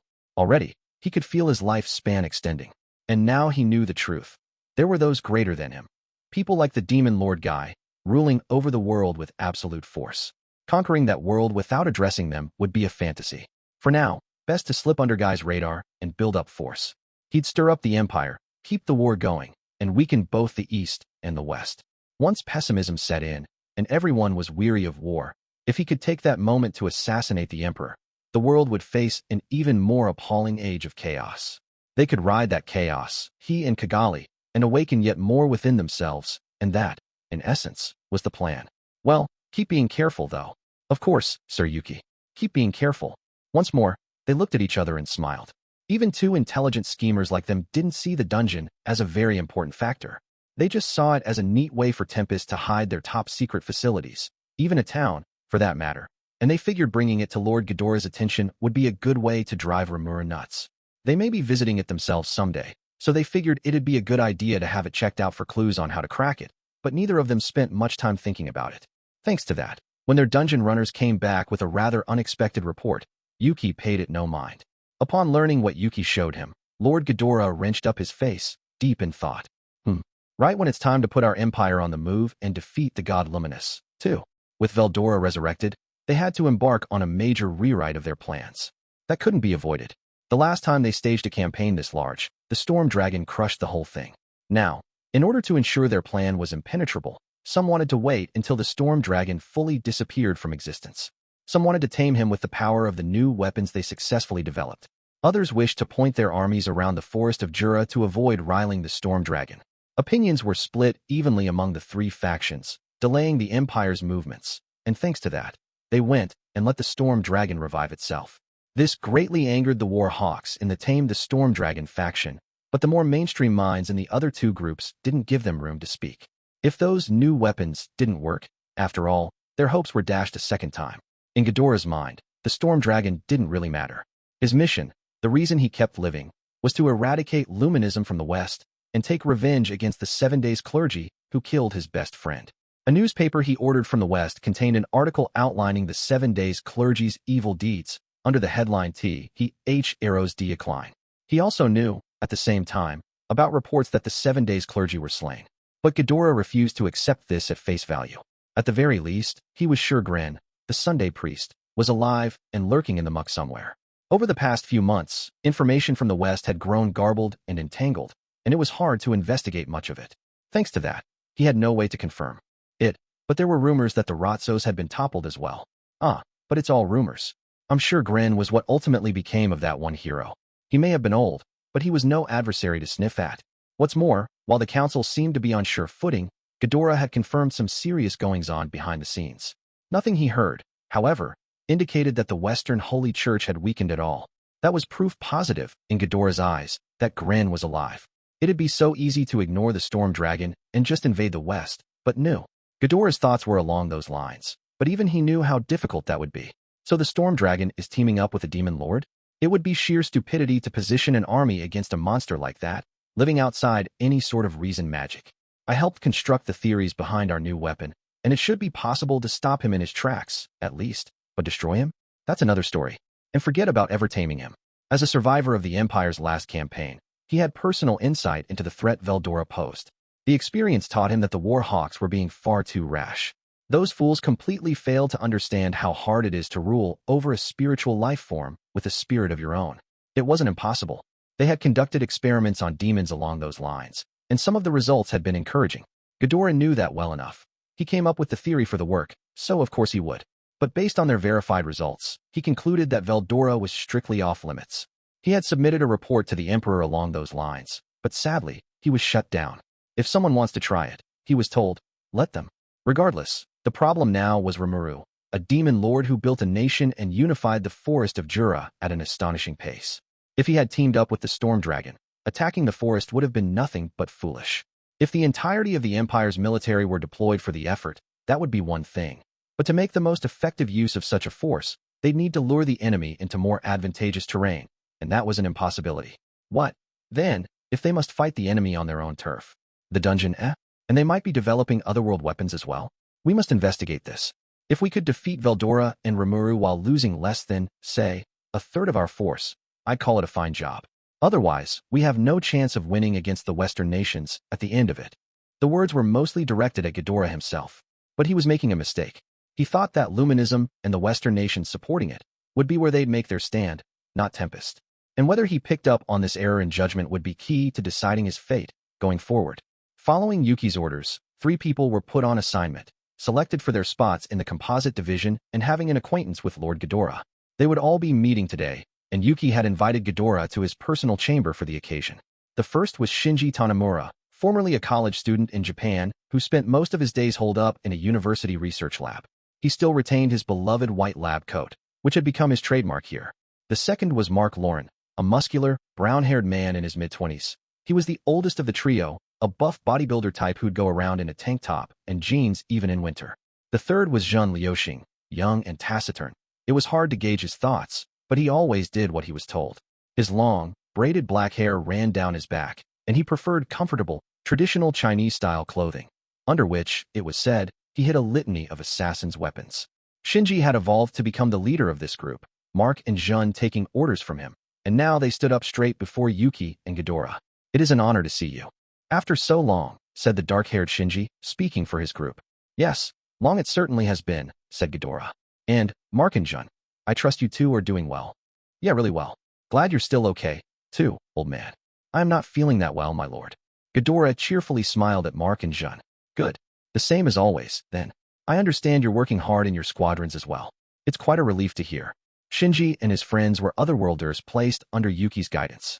He provided care for people like them from all over the world. They were sent to the Empire to live, whether they had skills suited for battle or not.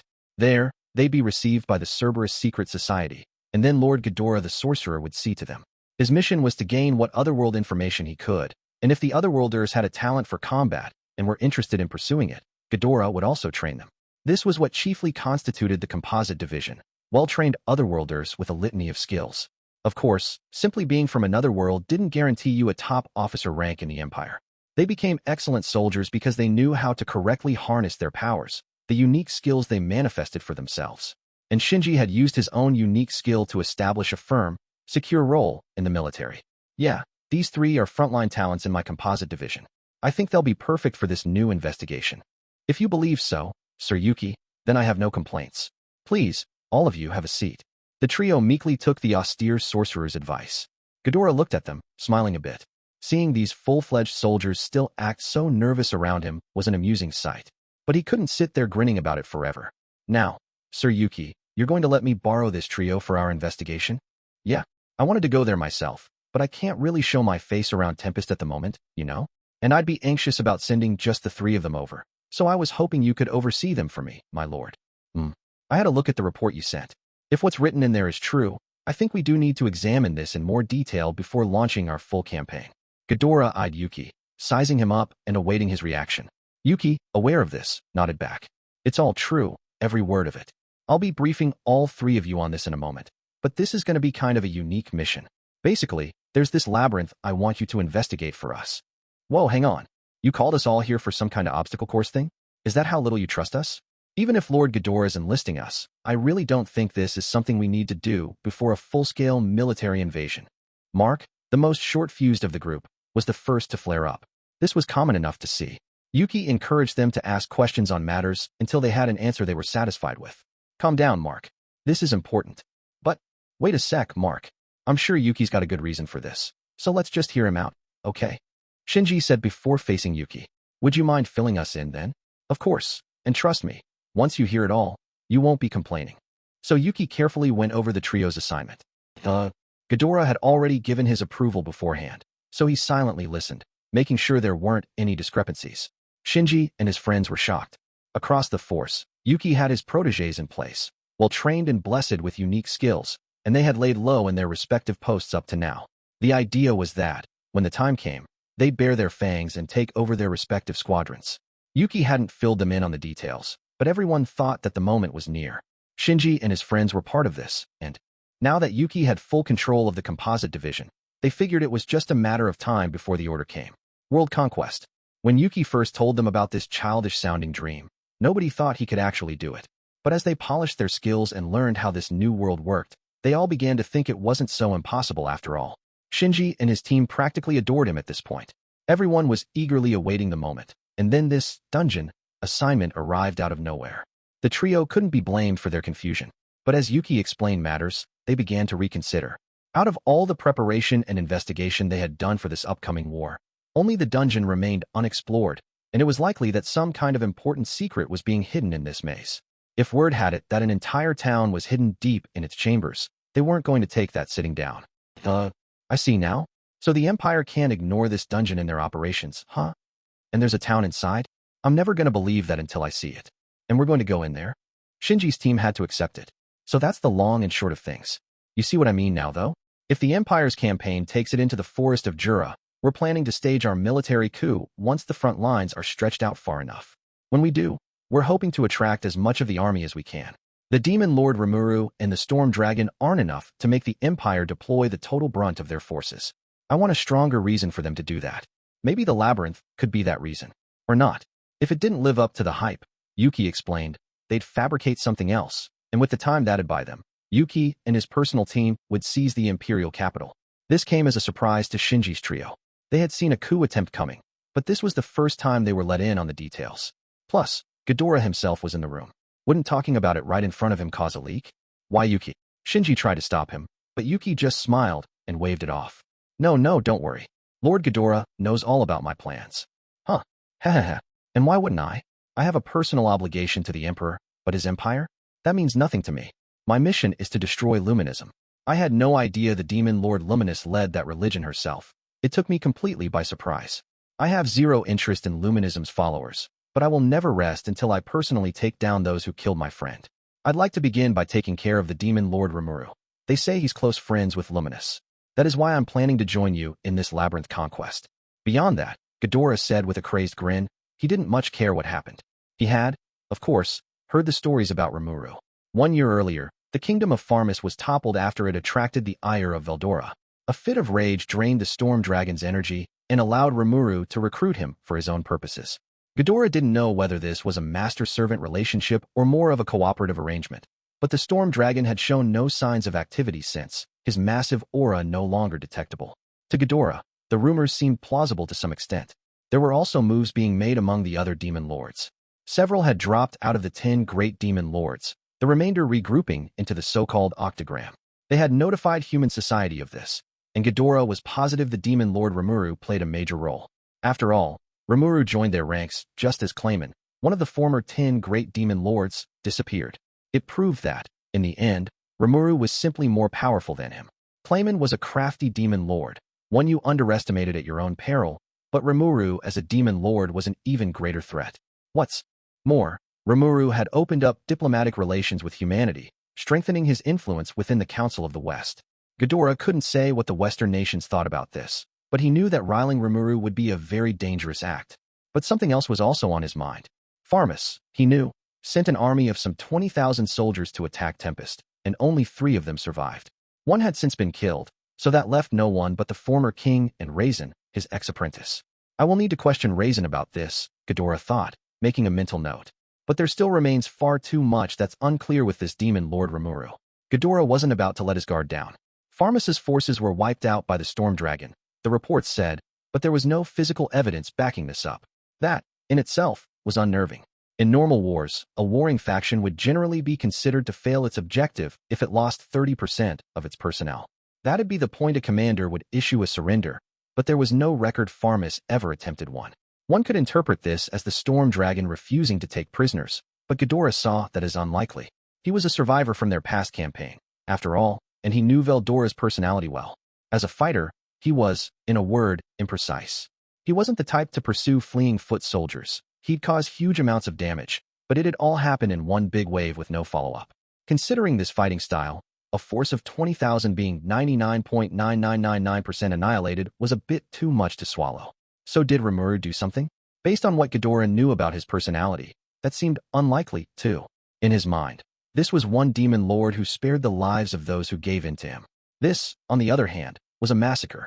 I suppose Veldora really did do them all in, then, before they had a chance to surrender. It was honestly a terrifying thought. The exact reason why a full frontal conflict had to be avoided, and he had a plan for that. Rimuru was another worry for him, but he was about to investigate him, and they could work out a response after that. That was enough to reassure Ghidorah for now. He had no personal vendetta against Rimuru, but if he was working in tandem with Luminous, he was an enemy. He had to be defeated, though Ghidorah had no intention of reckless attempts on his life. Ghidorah had spent many years honing his plan, and now he'd moved the Empire toward invading the Western nations. They were one step away from all that. He couldn't afford to rush this part and send everything crashing down. He was careful, very careful with every move he made. Ghidorah and Yuki shared the same interests, and after conversing about them, they agreed to work in tandem, sharing information with each other and becoming comrades in arms. But Shinji was still shocked at how casually Yuki revealed such secrets. He wanted everyone to take a step back, and it was obvious why. Wait. If this goes bad, we could all be rubbed out. Shinji, being no fool, didn't think his group was being trusted that much, but he didn't think they were seen as disposable pawns, either. They were being tested, he believed, and Mark and Jun felt the same way. All right, we'll investigate as best as we can. This'll be fun, old man, and I promise we won't drag you down in there. I'll do my best. This was clearly an important mission. They had to produce results. In fact, as Shinji now realized, producing results was how they'd guarantee their survival. Right?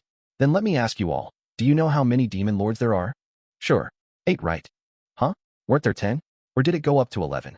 The lineup changed a year ago. Mark, Ghidorah sighed. Shinji, he said, raising his voice. You need to make sure that Fool receives the right information. Any soldier who can't gather intelligence is going to wind up on the chopping block first. He took a moment to catch his breath. There are 8 demon lords in an arrangement known as the octagram. They style themselves as akin to 8 stars in the sky, and with at least some of them, it's not far from reality. I bring this up because your target here is Rimuru, the so-called newbie of this octagram. You must never let your guard down around him. Furthermore, there is another demon among this group, known as the Labyrinth Master. What do you make of that? The trio nervously gulped. Even Yuki looked at Ghidorah, surprised. Are they involved? Shinji carefully asked. With the labyrinth we're exploring? Ghidorah nodded gravely, then handed them a book. It spoke of a labyrinth, a safe haven for spirits, located in the Republic of Gracia to the west. The stories told of a vast maze under the ground or in the sky, but this was correct and incorrect in equal measure. What this book revealed was that this haven was home to more than spirits. It also housed a queen who had transformed her body from a spiritual form to that of a fairy. That fairy queen is Ramiris, the Labyrinth Master, one of the oldest demon lords. The facts hit Ghidorah's audience like a ton of bricks. But he wasn't done yet. The door to this labyrinth of hers was located in Urga Nature Park, but now it has vanished. I investigated this myself, so there is no doubting it. Based on what I was told, it disappeared at around the same time Rimuru declared himself a demon lord. Soon after, his nation revealed their own dungeon. Well, chimed in Yuki. That pretty much settles it, huh? I was wondering how they built a labyrinth like that, but now I'm positive the demon lord Ramiris created it. She and Rimuru must be allies. Yuki was sure of it, and he gave a bracing smile. No one on Shinji's side had the words to deny it, and that brought them all down. Now it felt like this mission just became far more difficult. I'll be counting on you, said Ghidorah. Make sure to stay on your guard, okay? Yuki reminded the trio. Then, after another warning about the terrifying craftiness of the demon lord Rimuru, the 3 of them left. The day after this meeting, Yuki's secretary, Kigali, guided Shinji and his friends to the outskirts of Tempest. 10 days after that, Ghidorah set off by himself to another destination. After seeing Yuki admonish the 3 of them, he figured he'd let them handle the mission solo to start with. He didn't think Yuki really saw them as disposable. It was just a little tough talk to put them in the right mindset. Sir Yuki's not exactly an honest man, either. He thinks he's so talented, and he expects the same from everyone else. That much was clear to Ghidorah, and it was true for himself personally as well. Ghidorah had no intention of sending his apprentices out to be killed. If they got in trouble, he could reach out to them. But he never actually voiced this. Instead, he just silently menaced those around him, making people think he was a scary old man. But Ghidorah was blissfully unaware of all this as he headed for the former kingdom of Farmus. He had recalled an old apprentice of his, and he decided to call on him to gather information about Rimuru. Flying over to the old Farmus capital of Maris, he promptly headed for the palace. Raisin, working in his office, practically shot out of his chair when he found out. Long before Ghidorah even reached the palace, he picked up on the nearby presence of his great master, a man he thought died long ago. I can't believe he's alive, he muttered. And as he did, he realized this was going to be trouble. Even if he didn't know Ghidorah's intentions, Raisin knew Ghidorah had come here to see him, and it clearly wasn't just to rekindle an old friendship. And there was another problem. The Farminus Palace guards didn't know Ghidorah. If something wasn't done, he'd doubtlessly start a scuffle at the palace gates and kill anyone who defied him. And should Raisin himself ever get on Ghidorah's bad side? No. If that ever happened, I could never hold back Sir Ghidorah myself. Quickly reaching that conclusion, Raisin sprang into action, making a magical call to one of his new apprentices. You can hear me, can't you? TCH. Don't call me out of nowhere like this. You must have noticed what's going on, too. Yeah, Grigori hasn't yet, but I felt this foreign presence out of nowhere. It's gonna reach the palace gate, you know. Well, if you know all that, join me at the gate now. All right, I owe you one, after all. Raisin had recently taken on 2 new apprentices, Ser and Grigori, former battlesages, and part of the master rooks assigned to the papacy in the Holy Empire of Libelius. He came to know the 2 men as he went around the country on inspection runs. They had committed mistakes that made them no longer welcome in the papacy, so he picked them up as new disciples. This wasn't because they particularly hit it off. Raisin just had a lot of sympathy for them, especially Ser, who had to admit his epic defeat to newspaper reporters from around the world. It was Diablo who handed him that defeat, and to Raisin, that struck too close to home. Ser could be a hothead, but he still accepted Raisin as his master. Grigori, for his part, had spells where he'd be struck by terror about something, but over time, his natural fearlessness was coming back. In terms of pure strength, they were attractive talents, so Raisin planned to train them as behind-the-scenes agents in the future. Handling potentially dangerous incidents like this was part of that training. Me, Ser, and Grigori? If I can have Sir Grusith join us, that should be enough to handle Ghidorah. Regular infantry would be useless against such a uniquely powerful sorcerer. The Kingdom of Far- lacked champion-class talents at the moment, a major weakness. Chief Fulgen of the former Farmus Knight Corps and his men were now a thing of the past, and Farminus's major issue was finding people to replace them. Being reminded of this made Raisin grit his teeth over how late he was to react. By the time he reached the palace gate, Ser and Grigori were already there, and already in a stare-down with Ghidorah on the other side. Hey, man, I don't know what brings you to this castle, but this is where we live, all right? You know we can't let strangers inside, okay? He's right, old man. Take it from us. You'll want to be on your way for now. If you're here to see someone, ask a clerk, and you'll get a response in 2 or 3 days. The 2 of them were rather polite, by their standards, as they blocked Ghidorah's way. The sight made Raisin feel like years were being taken off his life. Stop, Raisin hollered. Let that man through. Huh? You don't want us to stop him, said Ser. What did you call us for then? Grigori demanded. They didn't appreciate the order much, but Raisin didn't care. How nice to see you again, Sir Ghidorah. I'm afraid I was unaware you were still alive. I apologize I was not worthy enough to call upon you earlier. He took a knee in front of Ghidorah as he spoke reverently. Raisin had a motive for wanting to stay on good terms with Ghidorah. If push came to shove, he'd put everything he had in stopping him, but it didn't seem like it had come to that. It has indeed been quite a while, Raisin.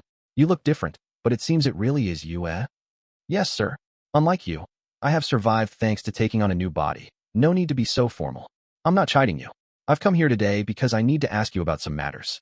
And you, the beast man hiding over there, there's no need to be so wary of me. If I was hostile to any of you, I wouldn't have come here by myself. Ghidorah's words finally eased the tension. But Raisin and his apprentices didn't let their guard down, asking for time to set up a conference space before taking their leave. The next day, their conference began at a room inside the palace.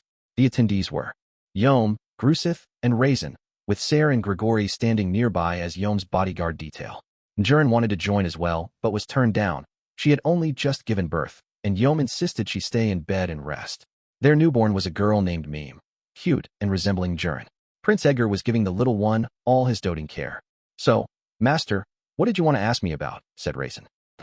Well, before I broach the subject, I'd like to point out a few things first. You, Ser was it? You seem decently strong, but magic is a weakness of yours, isn't it? Casting magic isn't about memorizing a spell, you know. You must learn how to correctly manage the magic force inside you. And this beast man, Grusith, as for you. Thus Ghidorah began pointing out the weaknesses of everyone in the room. Grusith, as he said, needed to learn how to gauge the capabilities of his foes before attacking them. Transforming in front of your enemy, as he sternly put it, is all but ceding the first strike to them. For Yom, while he was more powerful than the average person, by the looks of it, he suggested focusing more on protecting his own body, as over-reliance on his weapons and armor would be his downfall. With Grigori, on the other hand, he struck a bitter tone, simply ordering him to polish his skills more. Finally, Ghidorah's eyes settled upon Raisin. Raisin, I see you've been quite diligent. Your magic is possession-based, is it not? Yes, Master. The secret art of possession, based on the theory behind your mysterious art of reincarnation. A very interesting experiment. Unlike my spell, it doesn't require the target to spend time as a weakened, defenseless child. It is an honor to hear, but it is all pointless unless you make the best use of it. You went through all the effort to seize that body, and you're not extracting everything you can from it. Yes, Master. Raisin bowed at the advice, breaking into a sweat. This was something he already knew about himself. It forced him to admit that Ghidorah was probably right about everyone in the room. Truly a fearsome figure. In the space of a day, he's perfectly judged every aspect of our abilities. He fell silent. unable to put anything into words. But Ser and Grigori were less appreciative. Whoa, where do you get off lording it over us like that? How can you take one look at me and spout off all that nonsense? Yeah, I owe a great debt to Sir Raisin, but I ain't got no reason to kowtow to his master too. If you're that confident about yourself, how about you and I have a little lesson together, huh? Now they were ready to duke it out. Raisin wanted to scream at them to shut up, but seeing the look in his master's eyes, he refrained. To Ghidorah, this much was expected, and he fully anticipated showing off his skills to Ser and Grigori. If so, Raisin thought, perhaps there's still an amicable end to all this. Let's play along with my master. So in a sort of warm-up before the meeting, Ghidorah fought a battle against Ser and Grigori. This was held in the palace's training grounds, and Ghidorah naturally destroyed them. In no way, this old man is crazy. He didn't even break a sweat whipping both of us. Ghidorah's overwhelming strength completely smashed their pride as former battlesages. His intention was to show off his might, then use that to smoothen their negotiations, and Ser and Grigori reacted exactly as he had hoped. What happened after that, however, didn't follow the script. But you're not as good as that demon, said Ser. That bad, eh? Then again, I'd say that dog I fought is about as strong as you, old man, Grigori added. They had just lost big but seemed oddly accepting of it. And despite seeing Ghidorah's strength, they didn't act too surprised. As strong as me? And a demon out there is more powerful than me, even? The unexpected reaction confused Ghidorah, but it didn't seem like. Ser and Grigori were being sore losers. They must have really meant it. And Ghidorah wanted to inquire in more detail. We can discuss this later, Sir Ghidorah. For now, allow me to answer your original questions. But Raisin put a quick end to the proceedings. Returning to the reception room, the meeting was picked up anew. Man, you really are Raisin's master, a jovial Yom began. What a monster. I don't think I could ever beat ya.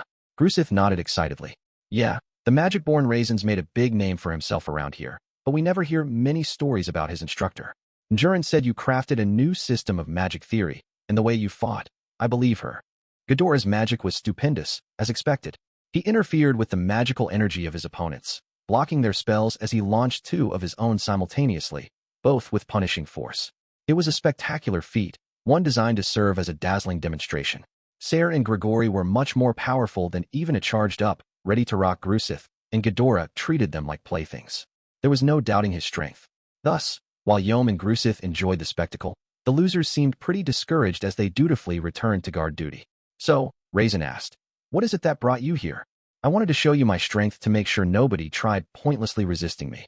As I believe Raisin knows, my anger is entirely directed at Luminism. I have no interest in anything else, so I cannot bear to have this nation exposed to an imperial invasion and untold casualties. It was an ominous statement despite Ghidorah's casual tone. Imperial, for real? Come on, man, said Yom. Don't go barging in here while I'm the king. You said it. We'd never beat you, and I don't want Jurin or my baby girl exposed to danger, added Grusith. She's not yours, damn it. Get that through your head already. She's my treasure. Ah, shut up. She's not mine by blood, but she's my daughter. I've decided I'm going to live like a father from now on. That's not for you to decide. It was a pretty painful argument, waged between Yom and Grusith. Raisin cleared his throat to shut them up. Right, now I see, Sir Ghidorah, why you came here. You'd like Far Minus to switch sides to the Empire, in exchange for not being touched during the war. Quite so. You know perfectly well how powerful the Empire is, I imagine.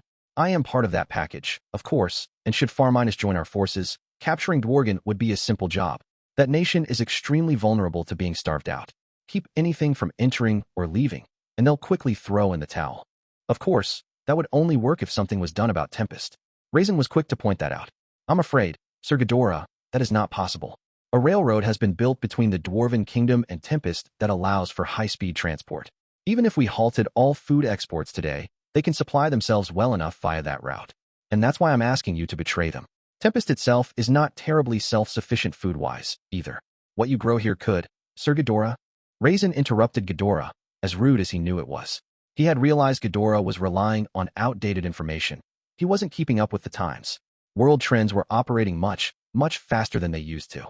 If they turned traitor to the Western nations at this point, they'd be banned from the world economy, and that would spell doom for their kingdom.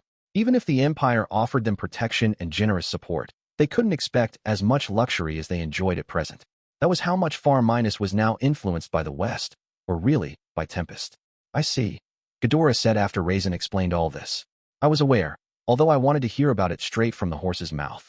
But you truly think the demon Lord Rimuru doesn't fear the Imperial force? I suppose, of course, that he could even defeat an army of angels with his power, but it would cause untold damage to everything he has built up. The Empire has been considering a train system of its own, but we've taken a wait-and-see approach for just that reason. That was how he responded to the news of a rail network linking the world's bigger cities. Sir Rimuru, I assure you, is not afraid of collateral damage. Nah, not at all. The guy hates losing people, but anything else, I don't think he really cares that much. Yeah, and hell, maybe he likes it. It gives people more work to do. Raisin, Grusith, and Yom all lobbed out their opinions. Yom's words, in particular, had real weight behind them. People find happiness in being relied upon. They want to use their skills to help others out. If there's no work and nothing to do all day, that'd take the wind out of anyone's sails. Some of them might turn to crime. It was thus the job of a leader, or employer, to find new work for them. Once all this construction work is wrapped up in each country, that'll just leave repair and maintenance. My pal Rimuru's been fretting over what he's going to do after that. We were drinking together a while back, and he was all like, oh, I want to do this, I want to do that. But our technical skills aren't keeping up, and if the angels attack at a time like that, it'll breed a huge demand for rebuilding and recovery. I bet Rimuru'd act pretty pissed off about it, but maybe he'd actually be glad, deep down. Even Grusith was agreeing with Yom. Sayer and Grigori looked exasperated, but they didn't seem eager to refute them. But even if he's a demon lord, if he starts meddling too much in the human territories of the West, the Ratsos won't take that sitting down, will they? Raisin's story was generally a match with the information Ghidorah assembled, but some pieces of the puzzle were still missing. Ghidorah wanted to use this occasion to milk Raisin for as much intelligence as he had. The Ratsos wouldn't wait for things to unfold. They'd take action to protect their investments. If economics get involved, Ghidorah reasoned, they'd engage in non-military sabotage to get their way. His question for Raisin, of course, was framed so he could learn as much as possible about the Ratsos' current state. Raisin, correctly reading this, gave Ghidorah what he wanted. The Ratsos, my master, are finished. The kingdom of Doran is still going strong, and the survivors are gathered inside it, but they will never hold sway over the council at this point. The surrounding nations continue doing business only because Sir Rimuru allows it. King Doran has surrendered to him as well. As Raisin explained this, he decided to divulge the truth behind why the Farmus military lost so badly. That was the first revelation of the day that truly surprised Ghidorah. So the demon lord Rimuru laid waste to the Farmus army all by himself? And the Ratsos are no longer? But hold on one moment. If those are no mere rumors, then what of Gran? Of Granville Ratso? Granville the hero was, in Ghidorah's mind, the most powerful man in the world. He had been so careful in his campaign plans against the West because he knew he led the 7 Days clergy. But now Raisin claimed the Ratsos were gone. So the rumors that the 7 Days clergy were killed? They are also true, master. The 7 Days clergy opposed Sir Rimuru, so they attempted to pit Hinata of the Crusaders against him. But the plot was discovered, and they were destroyed soon after. Now even Ghidorah was stunned into silence. Raisin had clearly stated that everyone in the 7 Days clergy was dead. Even Gran, the Sunday priest, met his doom at the hand of Cardinal Nicholas. It made Ghidorah realize just how feeble his intelligence network was. If Granville was dead, that lent credence to the reported fall of the Ratso family. If he had learned that sooner, Ghidorah thought, he could have greatly revised their plan for this campaign. And also, that little sneak. He knew it all along, and he never told me. Ghidorah recalled the face of Yuki as he bitterly intoned the words. Perhaps the young man thought telling him would damper his lust for revenge. If so, Ghidorah didn't like it one bit. By little sneak, are you referring to Yuki Kagurazuka? Asked Raisin. That man's taken advantage of us as well, so I think I understand how you feel. Being comforted by his apprentice put Ghidorah in a mood that was difficult to describe. Half frustration, half embarrassment. And the way Raisin put it, Yuki was a thorn in Rimuru's side, too. Although the demon lord chose to see how things unfolded before declaring Yuki his enemy. Damn you, Yuki. Hiding things from me yet again, are you? You know full well I'm here to destroy Luminism, and you give me nothing but the vaguest reports from the Western Holy Church. Is there something that would cause you trouble if I heard about it? Now Ghidorah realized he was being used, and there, in front of Raisin and the rest, he found himself unsure how their future would unfold. What a pickle this is. Now that I know all this, I really must reconsider our approach to this Rimuru. The demon lord Rimuru was a greater threat than Ghidorah pictured. What was the correct way to address this?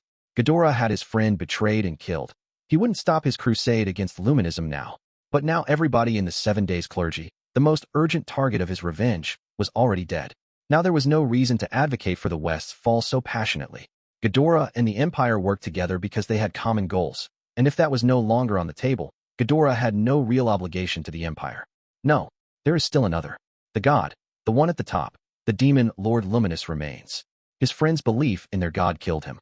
There was no way a demon lord borrowing the name of a deity could be allowed to stay alive. The realization made Ghidorah renew his drive to soldier on. Or it made him try to. Sir Ghidorah, forgive me if I am out of line, but I feel that stopping this campaign is your best choice. Oh, but the sight of Raisin looking concerned for him made Ghidorah doubt his resolve all over again.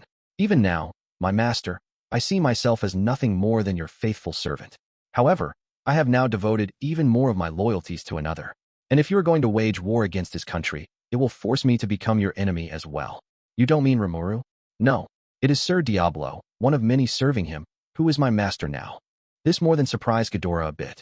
Raisin was his apprentice, one he was quite proud of, and hearing him serve someone who himself served a demon lord was a hard pill to swallow.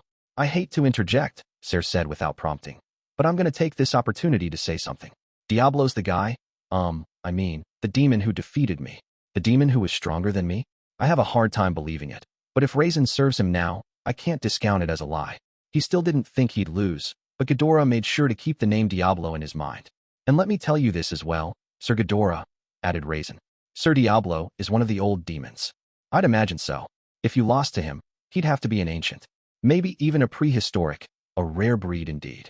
If he was both that and a named creature, his powers could easily surpass a demon lord's. No, nothing of that level, said Raisin. He is far, far above that. He said he was a demon peer, Ser cut in. That's ridiculous, Ghidorah almost shouted. Demons could only evolve up to a set level. That was a hard rule, and as far as he knew, only one demon had ever defied it. This archdemon found a way to enhance himself up to demon peer, and it made him the most powerful, most villainous of all demon lords, Guy Crimson, the Lord of Darkness. Sir Ghidorah, the lifespan of my master, Sir Diablo, is not a matter up for debate. I trust you understand what I mean by that.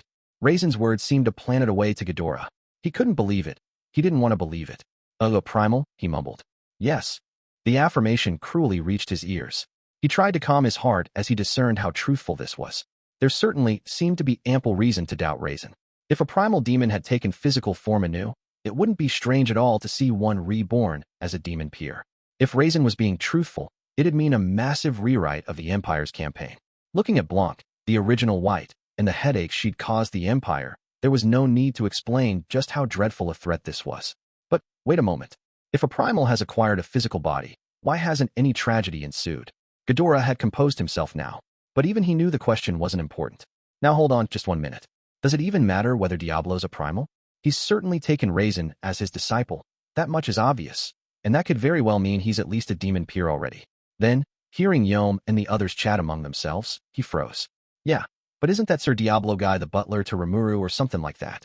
Like, when I went to the opening ceremony for our railroad earlier, I heard he didn't want to deal with Rimuru's personal stuff on his own any longer, so he scouted some friends and brought M on board. Oh yeah, I caught sight of one of M. Rimuru made her his special diplomatic envoy, so we met at the council. She's got this snow-white hair, these deep red eyes. Like, crazy hot. Ghidorah sank weakly into his seat. It can't be. Those are the exact physical traits of Blanc. It was looking more and more like the truth, but to Ghidorah, it was nothing but a nightmare. He looked at Raisin, currently sagely nodding to himself. This is all true. I would never lie to you, my master. Then Ghidorah realized something. Raisin and his cohorts were being truthful, and it was purely out of concern for Ghidorah's health that they urged him to stop this war. It's that bad. Ghidorah's question was greeted with silent nods across the room, and when he saw this, a new thought made the blood drain from his face. Shinji's group might already be out on the field. The Tempestian capital of Rimuru was teeming with people. It was a real metropolis now, experiencing a major boom. And even to otherworlders like Shinji and his friends, there was nothing rustic and unsophisticated about it. The capital in the province of Nazca wasn't so bad, but the surrounding towns still had a barnyard animal smell to them. Nothing so unpleasant here. It was an incredible surprise. I thought they razed this whole city and left nothing but a gate in place. Guess that was wrong, huh? Said Shinji. Mark and Jun responded in kind. I doubt it, man. Maybe they can flip it on or off, or maybe our agents saw an illusion or something. We must remain on guard. The trio looked at one another and braced themselves once more. They had been transported here via the elemental magic warp portal by Kigali, who had visited Tempest before. She left before very long, but they were due to meet Ghidorah here later, so his magic would drive their return trip. Until then, they were ordered to investigate as much as they could without exposing themselves to danger, and Shinji's band, being no fools, intended to stick to that. Ms. Kigali sure was pretty, huh? Whoa, Shinji, you want to get dumped? Dumped? I need a girlfriend first. It'd make for a more exciting life if I had one. But forget it, Mark. He's too slow on the uptake. Mark and Jun shrugged at the whining Shinji. As they continued entertaining each other, they reached the town entrance and underwent the entry inspection. They had free guild ID cards provided by Yuki. So the process went surprisingly fast, a basic rundown, and they were on their way. So they procured an inn, then started touring around town on their intelligence-gathering mission. It was all quite a surprise. As otherworlders, they enjoyed great physical strength and generally good treatment wherever they went. This, however, didn't mean they did whatever they wanted, the way the demon lord Rimuru did, and they probably couldn't anyway.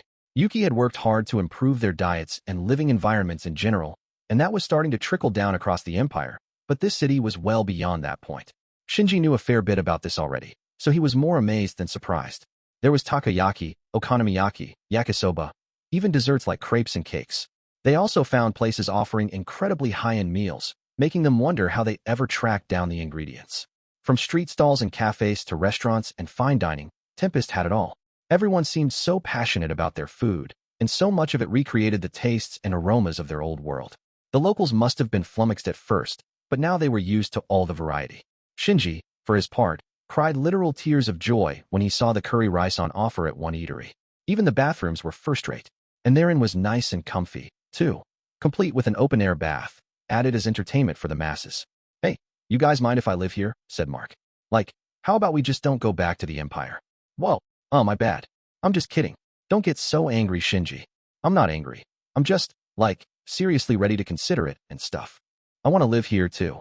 They all exchanged glances, then sighs. Until now, they thought the Empire was the world, running at the bleeding edge of civilization. Now that they knew about Tempest, they realized how wrong they were.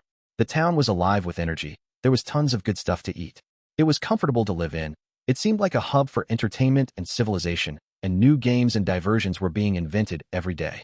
These games were all very familiar from their original world, and after the harsh environment they had been living in, such pleasures left the trio feeling nostalgic. The Empire had culture and entertainment of its own, but that was strictly for the nobility. It wasn't as free as this town, and it wasn't priced low enough for common people. Meanwhile, look at this place. No, we really can't. Yeah, I'm sure Yuki would be pissed, and I'd be scared of Lord Ghidorah, too. There's about to be a war. Besides, desertion's punishable by firing squad. They were right. War was fast approaching. This town was a clear target, incapable of avoiding the storm of battle. The three knew all about the Empire's military might, and thus it hardly seemed worth the time to consider Tempest's chances against their enemy. So without anything else to do, Shinji and his friends gave up on the idea, and then, following their orders to the letter, they began challenging the labyrinth. Shinji began. "They said the hero Masayuki just beat 450, but this is actually pretty damn easy, huh?" "Haha," Mark laughed. "Of course it is. Remember what Yuki told us? He said Masayuki wasn't actually anything that special. But you can't play down his skill," Jin pointed out. "Yeah, all the more reason he was super careful, I bet. It took him over half a year, after all." This lively chat between Shinji and his pals took place as they advanced through floor 40. They began their journey through the dungeon on high alert for anything in their way, but the intensity was starting to wear off. It was just too easy. Before going in, they gathered as much intel as they could to avoid needless danger, but as the trio saw it, this was like a game packed with tons and tons of side quests and bonus content. Jun grew up without much in the way of video games, but Shinji and Mark were hardcore gamers. Shinji was a big fan of RPGs in particular, finding time between research stints in college to play through the big franchise titles. Pooling their knowledge, the trio concluded that this dungeon was a huge joke. Whichever sadistic maniac designed it was clearly out to destroy the challengers. But if you were familiar with video game tropes, a lot about it was familiar. This held especially true in one way. Jun Liuxing was gifted at detecting traps, and with his advice, they could find them all with surprising accuracy. And in this labyrinth, if you could deal with the traps, the monsters just weren't all that strong. I bet a lot of challengers had trouble getting far in this, just because it's too new. Nobody's got the right knowledge for it. Yeah, I called it an obstacle course earlier, but that still sounds pretty right to me. Once you understand how the creator's twisted, evil mind works, it's actually pretty doable. And we don't die, either. They found out about the resurrection bracelet in their prior research. The admission desk even gave them one for free. With it on, if you died in the dungeon, you'd be warped back to the front door safe and sound. When they heard about this, Shinji's team exchanged quizzical stares. It was really hard to figure out how to take this. Here was this dead serious world they lived in, and now someone had created this wacky comedy world inside it. Now the main issue they faced was not knowing just how deep the dungeon went. They could keep advancing all they wanted, but they could only hold so much food at once. Shinji wasn't sure how best to prepare for this, but over at admission, the guy at the desk told them about something unexpected. Oh yeah, no worries about that. When you reach a stairway, you'll see an entrance to the inn. It'll cost you money, but you can stay in there all you want. You actually don't have to worry about food that much, either. Sir Rimuru said all refreshments are under 300 yen, his words, not mine. I don't know what he meant by yen, but I'm sure it's something important, you know? Oh, and there are merchant traders stationed at the inn, too, and they'll buy anything you find but don't need. They literally thought of everything. Shinji cared a lot more about buying actual food than just light refreshments, but he didn't want to shout that out and be accused of insulting the leader of Tempest, so he kept that frustration to himself.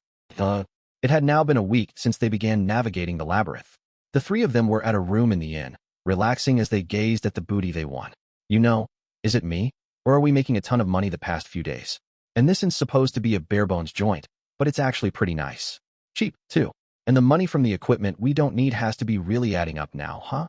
Mark was clearly enjoying himself. Jin lifted his head up a bit at this, a little curious. Shinji, in response, took a roll of gold coins out of his bag, their golden shine attracting the eyes of everyone in the room. This wasn't just the money they earned for selling items from monsters and chests. Between that and the reward money for bounty hunts and the like, they had obtained several dozen gold coins and even one stellar. It was a laughably high pay scale. Yeah, we've saved up quite a bit. And from what I've heard since, not even the frontline dungeon runners have made it past floor 50 yet. Only Masayuki's party has reached that point, so that makes us number 2. Even Masayuki and his team were reportedly stalled at floor 60 right then, and everyone else was getting blocked by the boss monster on floor 40. Thanks to that, Shinji's party had won the Dungeon Party of the Month award. Oh yeah, that's where that Tempest Serpent is, right? He was pretty strong, but still, you know, nothing we couldn't handle. The Tempest Serpent was an A- foe in rank, one that'd give even seasoned adventurers fits. Its dangerous ranged breath attack was a menace in cramped quarters. There was nowhere to run, so you had to face up to the monster, but the snake's body was tough as metal, and if he coiled it around you, it was all over. You'd normally want to be on high guard against it, but Shinji's team managed to defeat it without too much of a fuss. What amazed them wasn't the monster's strength, but what they obtained after defeating him. So what's with this weapon? The one with a slot in it. Because it got appraised for this crazy high price, so high, Shinji noted, that he was too afraid to sell it. These weapons with slots began to appear around floor 40, and they were like nothing they had seen in the Empire, so Shinji's party couldn't understand the premium. They could sell them for a high price, but they honestly weren't sure whether they should. These recessed slots, though, my appraisal magic didn't turn up anything. Maybe we better keep M until Lord Ghidorah shows up. Yeah, we didn't find any until floor 40, so, right, yeah. We've only seen them in boss chambers and as drops from the stronger monsters around floor 50. You know, though, we saw them around town, too, didn't we? They were pretty rare, but they're circulating. People say there's a tiny chance you'll find them in chests from floor 30 on. Yeah, and it's clearly a good make. But is it really worth those prices? Is there some secret to them? I'd guess so. The merchants don't tell us anything, either. They just kind of smile at us. That is so suspicious. We better not pull the trigger until the old man shows up. But hey, look at this thing. Mark picked up his Bardiche pole axe and showed it off to his friends. It gleamed a beautiful silver, an exquisite showpiece made of mithril. This put it in the realm of unique weapons. They'd picked it up from a treasure chest guarded by the floor 50 guardian. This is a unique, you know? You don't even see these in the Empire too much. He must have liked it a lot. His companions wondered if he'd start hugging the pole axe and bringing it to bed with him. But it was a nice piece. Becoming an Imperial Guardian granted you access to a set of Legend-class gear, but any officers and enlistees below that got normal, sturdy, non-magical equipment. Unique gear was hard to find even for career officers, so Mark could be excused for his excitement. Yeah, Yuki told me the Empire mass-produces its weapons, so? And we hardly even get to see it. But supposedly the Legend-class gear is all identical. Is that even possible? Jun was asking Shinji, in essence, whether it was possible to manufacture Legend gear on any kind of scale. Logically, it was said to be unthinkable. That's kind of jumping the gun, isn't it, Shinji? Just because it all looks the same doesn't mean there's a factory or something. Mark laughed off Shinji's idea, perhaps a bit miffed the subject was turning away from his new prize. If there was a factory, he thought it'd lower the value of the unique in his hand. Well, you couldn't manufacture these any normal way. Lord Ghidorah told us how hard it is to produce a lot of magisteel at once, even. But if you can keep things under the right conditions, it's not impossible. The right conditions? Yeah. Basically, you need someplace with a super high concentration of magicules. Like, enough that it'd instantly kill most people. Even if you're B rank, it'd kill you given enough time. If you're above an A rank, all it'll do is make you really sick. So if you can put a sword or armor in there for a long time, like hundreds or thousands of years, those are the right conditions to make it evolve. Then, once the equipment finds an owner it accepts, it'll start doing its own unique evolution. Oh, like you'll find. That kind of place. Yeah, I doubt you would, either. Right? But Yuki and Lord Ghidorah said they exist. Okay, but so what if it's just possible? Well, you know, I'm starting to wonder if this Bardiche was mass-produced, too. No way. You wouldn't think, would you? But there's a slot in this axe. Have you ever seen one of these out in the wild? No. What's with that anyway? It's a pretty weapon. Kind of eerily shaped. But Shinji wasn't out to complain. He wasn't jealous of the overjoyed Mark. Neither he nor Jun could wield large weapons the size of Bardiches anyway. But the way they're just giving these weapons away to people. Is it me? Or is this nation more insanely powerful than we thought? Mark and Jun fell silent. They were feeling the same way. After he won that minus Bardiche, Mark was even worried they'd confiscated at the front counter. They knew the rules dictated that anything you found in the labyrinth belonged to the challenger. But a weapon this strong? Would a nation really allow you to waltz out the door with it? If Tempest took it away, Mark and his friends were prepared to accept that. They were beholden to Tempest at the moment, and they had to respect the nation's decisions. That's something that applied anywhere. Besides, they were technically spies, and no spy would go out of their way to stir up trouble. But the reception they got was beyond any expectation. All the employees in the front desk area applauded them, shouting congratulations in unison. Even more astoundingly, they gave the party another cash bonus. The party didn't really need any more evidence by this point. Tempest really was a crazy land. And even outside of the weapons, this whole nation's nuts, isn't it? It's a shock. I mean, we could earn a ton more money just beating this dungeon, and it'd be more fun that way too. Like, do we really stand to lose anything? If you're a wimp, it'd be hard to make a living off this. But with us, no, Mark. Remember what Jin said about desertion? Firing squad. Right? Yeah, there is that. But still, I think it'd be so much more fun to live here. Shinji and Jun nodded at Mark's words. But reality didn't work that way. It was certainly an inviting idea, but they couldn't go pursuing this pipe dream all day. And you know the war's gonna wreck this place anyway. Yeah, I mean, if Tempest does win, I'll gladly switch sides. But what kind of nation's gonna accept a deserter and a traitor, you know? I don't want to lose everything. They all sighed, figuratively abandoning their sweet dreams. It was time to mentally switch gears, and soon, their thoughts shifted to the next day's dungeon hacking. Okay, so we're gonna head for floor 51 tomorrow. That point on, people call the Haven of the Dead. Mark's minus Bardiche is made from mithril with the holy attribute, so it ought to perform well against undead and ghosts and stuff. Yeah, that's the other weird thing, you know? This whole place really is set up like a video game.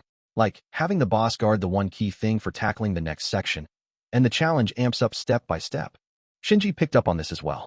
He was the biggest RPG player in the group, so it occurred to him long before anyone brought it up. But he tried to banish the thought. It was just too creepy, because a lot of it was so familiar. And if anything, the boss monsters stationed every 10th level were getting harder way fast. First was the B-rank Black Spider, then the B+ Evil Centipede. Floor 30 featured a B+ Ogre Lord leading a small force of minions working together, making it more than a test of brute strength. This was a choke point for many parties. Floor 40 had an A- Tempest Serpent, and finally, Floor 50 had Bovix, a talking magic-born toroid. By this point, you were now talking about monsters who maybe showed up once. Every 100 years, a hazard, to use the danger level Yuki devised, which made it an A ranker. Certainly, Bovix was a menace, the kind of magic-born you'd expect to be serving a demon lord, and while Shinji's team had trouble, they still beat him. If they were really serious, chances were just one of them could have done it. Besides, since you didn't die in the labyrinth, you had the freedom to try some pretty reckless tactics. Right, if a monster that class is guarding floor 50, I can only guess that the next one's gonna be that much stronger. Might even be the last battle. Mark agreed with Shinji, Jin brooding hard over the future. Things had gone smoothly up to now, but all three agreed that it'd turn into an uphill battle pretty quick. I think Mark's gonna remain the key to our offense. You got a unique with special buffs, so let's just see how far it'll take us. Yeah, and I don't think you can collect many more monsters this powerful, either. I think floor 60 is the bottom of this thing, but if it's not, that's just scary. Oh, no way, said Shinji, but he'd heard ominous rumors. Rumors he had no intention of telling Mark or Jun. He was sure it'd lower their morale if they heard this labyrinth might actually have 100 floors. It's crazy, he concluded. The next boss was concerning for him, but he wasn't going to get worked up about it. He figured they would win at the end of it. They couldn't die, after all, but it was likely to be a long, hard ordeal. But hey, we can't die either way. Let's just try to keep our guard up. Mark and Jin nodded at this. Their goal was the very bottom, and to find out about the top-secret research facility there. Once they went over everything a final time, they retired for the night. 3 days passed. After conquering a poisonous swamp and a corroded wasteland, Shinji's team finally discovered the stairs to floor 59. They were a short trip down to floor 60 and that much closer to the boss's chamber. It had taken a week to reach floor 50, but nearly half that again to get to 60. The size of each floor was shrinking, but the difficulty had ratcheted up to overdrive. You guys ready for this? Yep. Yeah. They had rested up the previous night. They were fully prepared, ready to take the challenge. So they say the boss here is another guardian type, like on floor 50. We can expect another sentient monster. Right? A lot more trouble than the Death Lord yesterday. Gotta go all out from the start. As long as they kept their cool, this boss would go down like the others. All three thought so as they quietly nodded. Then, ever so carefully, they opened the door and swarmed inside. Going back a little bit, I was in my chamber, debating with myself over our surveillance system. Right then, Soi's and Moss's agents were on standby at important points across the forest of Jura. We were also covering the entire coastline from Far Minus to northern Inglesia, and even the mountain peaks in between. But despite that, I was still anxious about our intelligence gathering. For me, the time lag was the scariest thing. Our agents were spread out in teams of 2, but there was every chance they could both be killed at once. If so, all intelligence would cease from that location. I'd hate to lose those people, but the resulting delay in transmission could put the entire nation in danger. I warned Soi about this in no uncertain terms.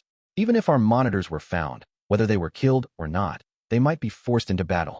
That, again, would cause delays, so I was feeling around for a way they could work while keeping themselves safer. As I did, I stumbled upon the idea of using magic to surveil our lands. Distant view magic like this existed in the shamanistic family, but it turned out to be kind of tough to wrangle. All you could really do was view a target, and it didn't give you too much information about them. It could also focus only on a single point, so you had to cast the spell again to watch somewhere else. This took valuable time, and your target could slip away in the meantime. The magic just wasn't flexible enough for the job. Besides, if the target put up a magical barrier, the distant view spell would simply bounce off it and dissipate. Thus, I concluded, the spell was useless since you couldn't observe foes above a certain level of power with it. But I had another idea, the physical magic Megiddo. Megiddo uses collected water droplets as a lens to focus sunlight on a single point. Reworking this magic, I thought, could make it work as a kind of surveillance spell. For example, what if we floated up balls of water across the land that reflected the area below it? If we could transcribe that somehow, we could easily check on faraway scenery. If not, perhaps we could project an image through a high-altitude lens, expanding and broadcasting the signal through a monitor. We'd need a combination of a telescopic lens, photograph device, and a system for transmitting the information. Essentially, it was like building a monitoring satellite entirely with magic. Making all the required core magic work seemed like a hassle, but Raphael stated that with physical magic, spirit magic, and dominate space, it'd be possible to implement. After that, I just needed to work out the little details with Raphael, and with that, I had the complete magic I wanted. Once this monitoring system was finished, it'll be a lot easier to gather information. It was safe, reliable, collected a massive amount of data at once, and made it a breeze to keep up with enemy movements, no matter what they did. You might be wondering why I was wasting time during such a busy period with this, but this was actually really important. Those who control information control the world, as they say, so I was sure I could control a war with it, too. During the Russo-Japanese War, Admiral Hihikaro Togo commanded his naval forces as it destroyed Russia's Baltic Fleet in the Sea of Japan. In this fight, the key question for Togo was whether he'd have a chance to encounter the enemy fleet. He had to guess at where he'd intercept the enemy and be in position to engage them.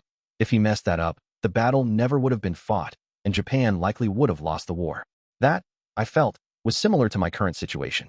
If I spread my forces too thinly, there was a good chance I'd lose, given how much I was outnumbered to start with. Victory came down to whether I could read the Empire's moves and concentrate our forces at the most suitable point of land. Meanwhile, if the Empire spread itself too thin, I could work out my plans in further detail and destroy every pocket of resistance. But if I wanted to work the battle to my advantage like that, and most of all, if I wanted to be sure of victory, I absolutely had to complete this monitoring magic. Which, I tried to build up the drama there, but we actually had a test setup already complete. What I was asking Raphael for now was extra frills, the little things that'd make it easier to use. What? Why don't I do it myself? Don't be silly.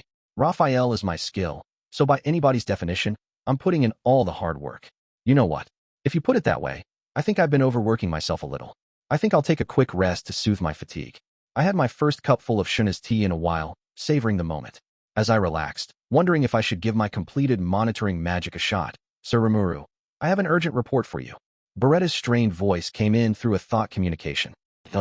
He had quite a surprise for me. It turned out a second party had made it past floor 50. The first one, it goes without saying, was led by Masayuki. They were taking a break from the dungeon as we prepared for war, but they made it as far as floor 59, and thanks to them, our labyrinth was running a brisk business. Tons of challengers used our services on a daily basis, filling up our coffers, and they got a lot out of it, too, of course. Over the past year, our regular customers had really been stepping up their game. Little by little, we had begun to see more people take on levels in the 30s. Some were coming up with strategies that took advantage of the no-death rule, such as zombie attacks, continually dying and coming back to fight the enemy again, and sacrifice runs, leaving someone behind to get preyed upon as the rest of the party forged onward. Once you were into the 30s, though, you had more than just unfamiliar insta-kill traps to deal with. The monsters there began working in teams, and gimmicky tactics weren't as effective any longer. But some of our dungeon runners really were up to the challenge. Parties taking a strictly conventional approach still struggled to keep up, but they were honing their skills, and their equipment was improving by leaps and bounds, too. That, in turn, helped to strengthen them further. It's funny what your body can get used to. Some runners began to develop instincts for traps, dodging them no matter how vicious they were. Thanks to all that, the front-running parties had started reaching the boss monster on floor 40, but as of now, that was the last stop for most.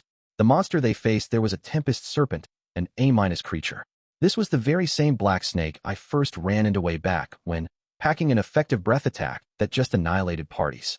Many of them got destroyed, lost all their equipment, and tearfully trudged into the shops to buy more. We'd be kind enough to lend them Tempest brand equipment and the like, on a you break it, you bought it policy, of course, and that turned into another nice income stream. So yeah, thanks, Black Snake. That little reptile was great for shaking our challengers down for all the profit they made up to that point. He was such a wonderful, reliable, money-making guardian for us. But oh, death should not have taken the Black Snake. That, and even our guardian on floor 50 got done in. With Masayuki's party, we were admittedly cheating a little bit, so this new party must have been real legit. We had to award them the bounty as well, but it was more than worth it for all the free advertising. The entire labyrinth lit up again upon the birth of a new set of heroes, and now things seemed busier than ever before. Floor 50 was defended by a pair of sentient magic-born, Bovix the Tauroid and Equix the Equinoid, who took turns serving as the boss. I ordered them to the job, and neither was a pushover at all, so seeing someone pull off the upset amazed me. After all, if nobody was around to challenge them, they usually sparred each other, helping add more creativity to their battle approach. I was witnessing some real intelligent strategy in their fights now. They weren't just big brutes any longer. What's more, they had become best friends, no longer snapping at each other all the time. This second party's success reminded me that I put a frankly pretty awesome prize in place for beating floor 50. You only got it the first time you beat the boss, but it was a guaranteed drop from the treasure chest. One item, picked at random, from the unique class minus series. I named this after the mythical labyrinth guarding Minotaur, and they were both completely insane-looking and stupidly powerful. In the weapons department, we offered the minus Bardiche and the minus Trident. There was no shield, and armor filled out the rest of the list.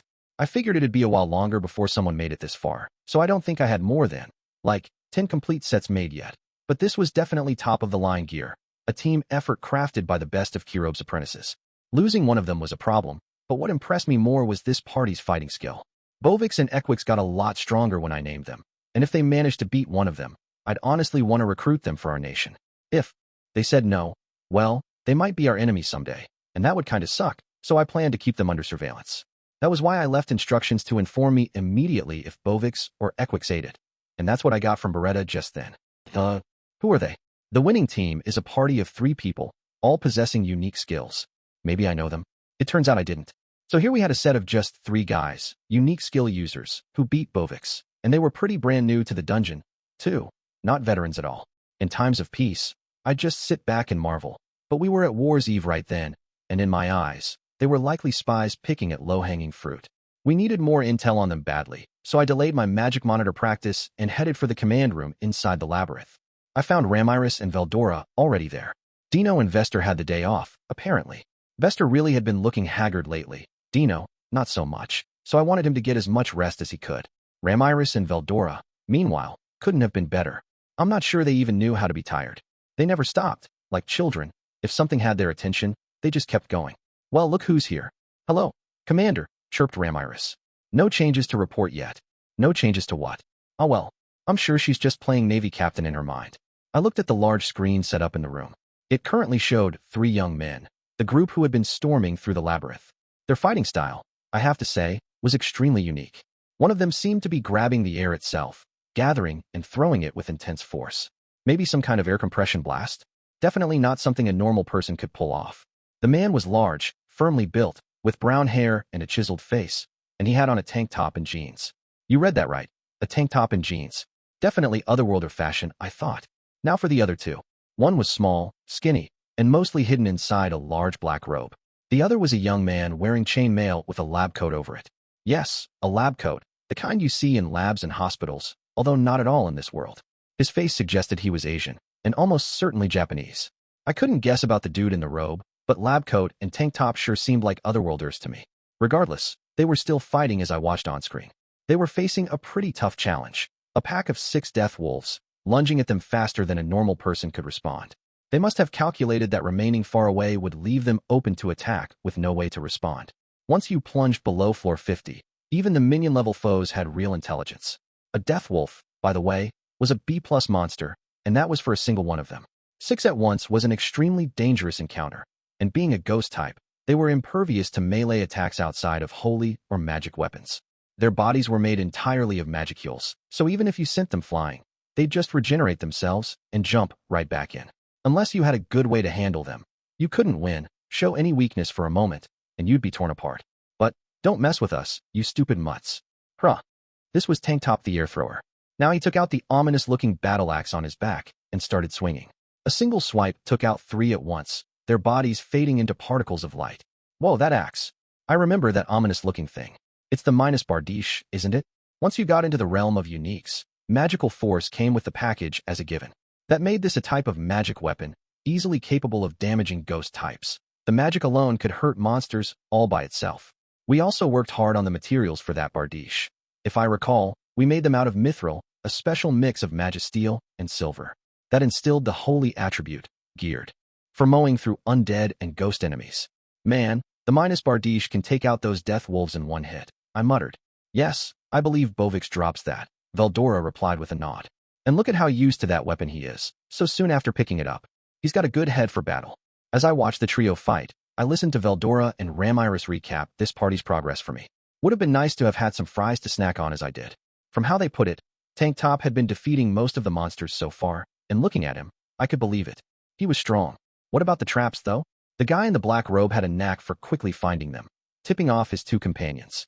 Our trickier, more ingenious traps began popping up on floor 51, but as I looked on, Black Robe accurately marked out the positions of each trap they encountered. It must have been his unique skill. He was the ideal man to bring with you on a dungeon run. Finally, Labcoat had only taken action once, really, according to my partners, during the battle against Bovix. Veldora's description of events was too cryptic to understand, so I asked Raphael to read out the labyrinth's past memories for me. When it brought them up, well, yeah, it was strange. All he really did was take a syringe out from a pocket, inject both of his partners, and then Bovix visibly slowed to a crawl. Was this some kind of status ailment? Understood. According to an analysis, the attack sustained by the subject Bovix involved a nerve poison. The room was filled with poison gas, preventing the movement of those not resistant to it. It is no longer in effect. Oh, poison gas. And it looked like they could customize this gas for maximum lethality on the target, too. Heavily slowed, Bovix was easy pickings for Tank Top, but Labcoat delivered the final blow, removing a silver scalpel from a shirt pocket and slicing through the jugular vein. Labcoat was the leader, it seemed, playing a control tower role instead of getting involved in actual combat much. He was good at it, too, capable of fighting if he needed to, so Tank Top up front was pretty much free to go wherever he wanted. It was a really intelligent, well-balanced party. Suddenly, there was a knock on the door. It quietly opened up, revealing Shuna. She had brought along a file with information on these 3 people. Here's the immigration data we have on this trio. With a light bow, she handed me the piece of paper. Shinji, age 23, magician mark, age 26, warrior Jun, age 17, huntmaster. It contained a brief list of their names and professions. Their profiles listed them as being from a small province of the Empire. When asked what brought them to Tempest, they said a merchant told them about the dungeon, and they came over to test their skill. Yeah, right. That was such a lie. Raphael, meanwhile, was giving me its own analysis. As Beretta said, each one of them had their own unique skill. The idea that these three just happened to come together at the same time and form a party sounded pretty far-fetched to me. That, and their listed professions piqued my interest. The term magician was reserved for advanced casters who learned at least 2 families of magic. In Shinji's case, this was spirit and elemental magic. Smart young man, for sure. A warrior, meanwhile, had to be a master of both weapons and martial arts. To be exact, 1 core martial art and at least 1 weapon. This could be a sword, a bow and arrow, or even throwing weapons like knives or stones. You were free to pick the one that suited you the most, but you then had to master the deepest levels of it. In Mark's case, he was a brawler with throwing weapon and polearm proficiencies, a real multifaceted talent. Finally, a huntmaster was the moniker applied to those at the pinnacle of the hunting profession. It required a mastery of bow hunting, as well as form hide, one of the more difficult arts to learn. You also had to master the detect danger skill, and overall, it took a lot more than raw talent to become a huntmaster. In a hunting guild, they were revered as reliable partners. There just weren't many people with trap and monster discovery skills, both a vital part of any search mission. Huntmasters pretty much always came from hunting-oriented clans, and it was an extremely difficult job to get into otherwise. So here we had 3 people with 3 esoteric, high-level jobs forming a party. It was all but asking us to suspect them of something. These really look like spies who took the bait. Indeed, but would spies so blatantly take center stage like this? Diablo, standing unnoticed in the background, picked up on my muttering. He had offered me assistance in magical development, eagerly awaiting my new ventures in monitoring magic, and me canceling our next meeting about it really set him off. His eyes told me he was resenting the on-screen trio for it, but I think he was judging them correctly. Oh, I was wondering that too. I thought it might be a diversionary tactic, but things are calm around town right now. It was certainly a very suspicious party, but all the information they gave seemed to be the honest truth. Would they be stupid enough to not cover their tracks at all? Or was this a clever feint, devised to make us start suspecting everything except for them? I'm sure you're overthinking this, Rimuru, said Veldora. Aren't you always telling me that honesty is the best policy? Well, it is, but we need to figure out how we handle these challengers, replied Ramiris. Glad you guys don't have a care in the world. I truly began to envy Veldora and Ramiris for that. But oh well, no matter who they were, we had to watch out for them. Shinji was the black-haired man in the lab coat. I'm just gonna assume he's using a fake name, and his real one is actually Shinji. Mark was the brown-haired tank-top guy, and he did more than throw air around. Whether it was a monster corpse or a pebble on the ground, he could throw anything you could grab. I saw him throw a still-alive monster at a pack of skeletal warriors, crushing 2 of them, and it almost made me spit out my tea. He probably wasn't lying about his warrior job. I could tell by the way he expertly wielded his minus bardiche, taking down one ghost after another. Jean was the black-robed dude, and I was sure he could use his eyes to detect traps. I thought it was detect danger at first, but judging by how he could avoid any dangerous place before it triggered, I figured a unique skill was granting him that. For most parties tackling floor 50 and below, not even the monsters were as vicious a danger as the traps. The undead didn't need to breathe, so we adjusted the air in those floors to make sure everything was normal. There were some oxygen-free chambers as well, ensuring a quick death even if you just stumbled in unawares. To this we added poison lakes, acid swamps, rooms with corrosive gas, and so on and so forth. They'd damage both you and your equipment, making for a truly atrocious gauntlet for challengers to gnash their teeth about. These were all ingenious traps that said a great deal about their creator's personality, and the whole concept of the floors past the 50th was to use them to keep people from advancing. But if someone could see through all of them, they were useless. What's more, Jean had an excellent sense of direction. He could easily find the shortest route through something, not letting rotating floors or anything else stop him. This whole labyrinth was meaningless to this trio. If anyone got hurt, Dr. Shinji could heal them. They could even disable poison, so I couldn't expect that to work too much. They may have only been a trio, but they couldn't have been better suited for deep dives. 3 days passed. Veldora, Ramiris, and I squealed with glee as we watched Shinji's party press on. No, we weren't watching for hints we could use for our own conquest. Really, we weren't. We were just watching them in awe. Is all. Diablo was sitting in a corner of the room reading while Cheyenne was learning some new baking skills from Shuna, who poured out more tea for us, black tea, with a pleasant apple flavor. By the way, Rimuru, Veldora began. You mentioned that they took the bait, but what did you mean by that? Huh. Oh, wait, you mean our conversation 3 days ago? Veldora's brain ran about as quickly as a dinosaur's sometimes, but then, that made sense for him. Don't worry about that. Oh, don't be a stick in the mud. Tell me, he never usually cared about stuff like this, but today he just wouldn't get off my back. Whatever. Okay, well, to tell the truth, I decided to lay it on him. When I said they took the bait, that's exactly what I meant. We had added some evacuation training earlier because it had become possible for us to, as nutty as it seemed to me, sequester the entirety of the town inside the dungeon. Ramirez's intrinsic skill, Mazecraft, really was amazing. I knew she could freely reorder and rearrange each floor, but it turned out she could treat the ground level above the dungeon as another floor for her purposes. Once the town was quarantined inside, it'd remain in there for 24 hours, but things like air and water supply weren't an issue. In fact, we could still see the sun, so I figured this quarantine wouldn't put much stress on our citizens at all. This took a gigantic amount of energy, of course, but so what? We got Veldora. So essentially, we were crafting our war plans based on the assumption that our town could be stowed away for safekeeping. This was something we tested out several times, and that was the bait meant to catch Imperial spies. All we left behind on the surface was the labyrinth's entrance gate, which had to look incredibly suspect. In my talks with Rimuru and the rest of my cabinet, we concluded that someone from the opposing side was bound to investigate. Ah, I see. Boy, my masters really powered me up, too, huh? Glad to see I'm pitching in a little, said Ramirez. Ha ha ha. So this is thanks to me, is it? Ha. Veldora looked at me, blatantly fishing for compliments. It drove me up the wall, but it really was thanks to him. Yeah, you've been a huge help to all of us, Veldora. Quahaha. Yes, I imagine I have been. So may I have some of that cake? No, I was looking forward to that slice. Please, take mine. Ah, thank you, Diablo. Sorry about that. Not at all. If it will aid you, Sir Rimuru, this much is nothing. Such a big help, that one. Might as well indulge his graciousness this time. Savoring my slice of cake, I looked up at the screen. The party was about to take on the Guardian at the end of floor 60. Well, if we know they're spies, shouldn't we detain them? Nah, I want to test them out, so I figured we could see how far in they make it. I hate paying out so much money to them, but it's generating a lot of buzz, so I can live with it. If worst came to worst, I could always arrest them and confiscate their winnings. I wanted to look incredibly generous for now, paying what I promised, and then wring whatever I could get from them in exchange. A fine plan, Rimuru. It's so dirty. You're a true genius, you know that. Veldora and Ramirez also had kind words for me, although I can't say they made me feel too happy. Shuna, meanwhile, just rolled her eyes at us. I have to say, though, this didn't turn out like I meant. I didn't expect him to score a -bardiche on the first try. I said, that's a holy attribute weapon, and it just rips through ghosts and undead.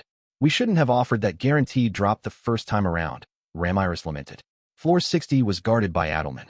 I had him go by the moniker the Immortal King in the hopes that he'd drive away challengers like back in his White King days. But really, his strength lay mostly in commanding armies. He was weaker than Bovix or Equic solo, and I had a suspicion we'd be disappointed once more today. As a white, too, he was laughably weak against the holy and light elemental attributes. As long as Mark bandied that -bardiche around, I really didn't like Adelman's chances. I had given Adelman as much advice as I could, but the traps were supposed to be the main performers in this group of floors. I never expected a blockbuster performance from the boss himself, and that was why I felt okay with giving challengers a weapon that struck at his weak point. Now I felt like I wasn't fair to Adelman. Sad to say, I didn't see him stopping this trio.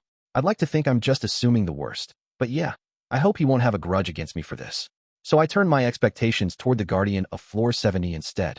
Upon realizing there were intruders in his domain, Adelman, the Immortal King, let a smile cross his fleshless lips. His teeth softly scraped together, making a light clattering sound. It might have been hard to tell, but this was Adelman's take on a villainous grin. You seem to be in a good mood, Lord Adelman. This was Alberto speaking, a former paladin and Adelman's closest associate, following in his footsteps even after his boss fell into a trap and died. After joining Rimuru's force, Alberto had been demoted all the way down to skeletal fighter, about as low-level a monster as you could be, but at least he wasn't rubbed out entirely. He normally wouldn't be able to speak at all, but he demonstrated perfect fluency. Why? Simple. The Alberto of right now was no longer a plain old skeleton. He wasn't even a death knight, several rungs up the ladder. No, he was a death paladin, far above either of those, and while he was a white and possessed no material body, he looked just the same as before death. True, he was rather pale, and there were blue will-o'-the-wisps floating around him, so it was clear he wasn't living and breathing, but regardless. Adelman, meanwhile, had no particular attachment to his flesh body. In fact, he rather liked being nothing but a skeleton. But Alberto didn't share his view, and given how his magical force far surpassed a regular Death Knight's, he had the ability to freely construct whatever body he wanted from magicules. And Alberto had both an affinity for and a sense of pride in his old appearance, a fresh and energetic looking, or as energetic as a ghoul could appear, young man. This body was protected by an ominous-looking set of armor, making it clear at one glance that Alberto wasn't to be trifled with. Yes, Alberto. A very good mood. It seems we have guests. Alberto nodded gleefully. So our moment is here at last. They knew each other so intimately by this point that few words were needed. Indeed, the time has finally come. Time to serve the demon lord who granted us this peaceful abode. With as much power as we've been given, you know that mistakes will not be permitted. Of course not. I, Alberto, am fully aware of that. Forgive me for repeating myself, then. All this excitement must be loosening my tongue. The two looked at each other and smiled. Then another joined in. Gruert, a blood-curdling scream echoed across the city of the dead. I see we're not the only excited ones here. Very well. Today you will have an occasion to fully unfurl your powers.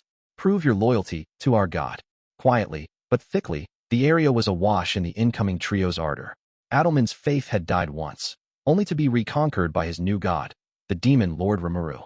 It had been several months since tasting bitter defeat.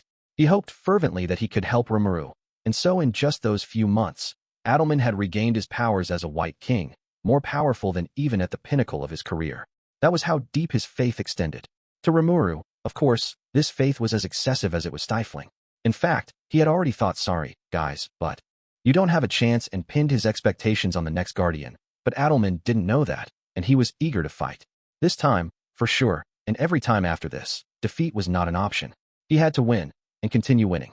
And so Adelman and his cohorts waited for the foolish intruders who would come at any moment, carefully discussing their strategy as they anticipated what was to come. An intense battle began, and ended in an instant. Well, really, I'd like to call it intense, but in fact it was so one-sided that it left my mouth agape. I'd even brought along a deck of cards in case things got boring midway, but I never had to bust them out. In the end, Adelman simply dominated. It was a stark, vivid victory, one I could hardly believe I was watching. The challengers were hardly pushovers. They weren't sick or injured. They were in perfect health and enthusiastic to start fighting, but Adelman's team performed above them in every way. Statistically speaking, this wasn't a mismatch. I had finished analyzing the challengers' skills, and they looked stronger than Adelman. All three of them merited an over A rank, and each one boasted their own unique skill. Shinji's in particular was Restorer, quite a rare one. It granted him control over the structures of tiny viruses, letting him destroy living creatures from the inside. He could even modify the composition of the air around him to create lethal, contagious viral clouds. It was pretty crazy, really. Could any living thing deal with that? Unless you could detect these clouds of pathogens you'd need a microscope to see, you had no chance of beating Shinji. And he could use this to heal people, too, even more efficiently than medical nanomachines. The all-purpose flexibility Restorer offered was just amazing. Next, Mark's power was derived from his unique skill hurler. It allowed him to throw anything he could hold in his hands like a javelin. Really, anything he could lift up, including monsters. Combine it with gravity control magic, and he'd be more of a threat than nearly any mass-based weapon. I'd say the skill was more suited for effectively taking on entire armies instead of single targets. Finally, Jun's unique skill was a kind of mix of useful tools. The unique skill observer allowed him to instinctively dodge threats, detect danger and traps, and discover monsters and other presences before they appeared. He could even pick up on Shinji's viral clouds. All this was combined with Jun's own fighting abilities, which made him capable of evading or fleeing just about anything. He was fast, he was nimble, and traps basically didn't work on him. The mortal enemy of any labyrinth. That about summed it up. It was a real buffet of sweet-looking skills, and I'd definitely be gaining some inspiration from them. Each one was a huge boon by itself, but they also worked so well with one another. The real key to this trio's record-making run. I don't think I could be blamed for assuming they'd steamroll right over Adelman. But I was wrong. Turns out Adelman had spent the past few months getting buff, so to speak. I mean, normally, a non-sentient monster would never really change in terms of fighting ability from what it's originally granted. If it could survive several decades or so, you'd see some improvement then, but the process took more than a few years, at least. And then we have Adelman and Alberto here. What is this? How did these guys get so powerful? And also, what the heck's up with that dragon? Peeking into the boss chamber, I spotted Adelman, Albert, and an evil-looking dragon I had never seen before, nearly 40 feet in length, and oozing a deadly-looking miasma from its mouth. Who the hell dragged that in? Something clearly had been going on while I was out on my international tour. Hehehe. Surprised, aren't ya? I kinda kept this from you on purpose, but you know how you gave those guys some new equipment?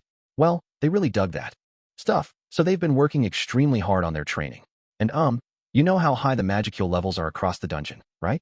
Well, they've been absorbing some of it, and now Adelman and Alberto have regained their old powers. Ramiris sounded like a guy on a prank video revealing everything to the victim. And, yeah, taking a closer look, Adelman had evolved from white to white king. He was still a skeleton, and his gear was just as gaudy as ever, so I didn't notice at first, but his magical power was off the charts now. Alberto, meanwhile, had skipped Death Knight entirely and now was a Death Paladin, a super high-level monster. White Kings and Death Paladins have magicule levels about even with an archdemon, don't they? I said, Quahaha. Look at these meek little underlings, striving so hard to be of aid to us. They made evolution sound so easy, and what's more, they powered up beyond anything I could have guessed. What about that dragon? Oh, didn't you know, Rimuru? That's Adelman's pet. Ramiris announced. Pet? Come to think of it, I did remember Adelman talking about keeping a pet, maybe. I just didn't expect it to be this wicked-looking dragon. It was, in fact, a death dragon, the alpha predator of the undead monster hierarchy. Shuna and the rest of the cabinet were familiar with it, apparently, so Ramiris honestly thought I knew as well. That was my fault, I suppose. It's so important to have everybody on the same page in upper management. So as for how this battle unfolded, well, there's really not much to say. In fact, Adelman didn't even move an inch from his throne, and the death dragon stayed ensconced on his left side. Only Alberto stepped forward, and he beat all of them himself. Mark's minus Bardiche wasn't even given the time to strut its stuff. It was stopped in its tracks by the similarly unique class Cursed Sword, and Mark was promptly slashed down afterward. The sight stopped Jun in his tracks, leaving him open for a moment, and Alberto seized the opportunity. His speed made him almost seem to disappear for a moment as he unleashed upon Jun, and that by itself spelled the end for him. This made Shinji mutter, in surprise. He scrambled toward Alberto, blasting out a holy cannon magic spell. This was a common ability among paladins, but not many civilians had access to it. Shinji didn't mention any paladin training in his immigration papers, so I imagine it was a hidden last resort for him. This spell was suited for speed, and it landed a clean, direct hit on Alberto. It seemed like he dodged it for a moment, but maybe Alberto let his guard down, or so I thought. But I had no reason to worry. Alberto simply didn't move, because he had no need to evade it. Shinji managed to squeak out an, "Oh, come on," before Alberto swung his sword down upon him. Then it was all over. But, I mean, Alberto's still undead, right? Isn't he weak against the holy attribute? I know I'm not the only one to think that, but Alberto was kept safe, and it was entirely thanks to Adelman. It turned out to be his previously hidden extra skill, known as Holy Evil Inversion, at work. Report. Holy Evil Inversion is a secret skill crafted by the subject Adelman. It has the effect of swapping the holy attribute with the evil one and vice versa. Adelman used this to change Alberto's attribute from evil to holy.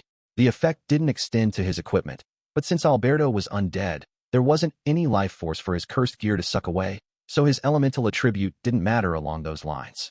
Plus, if an ally applied that skill to him, there was no chance of his body resisting it. A holy undead? What kind of joke was this? It was unholy, if anything, but Adelman's holy evil inversion made it a reality.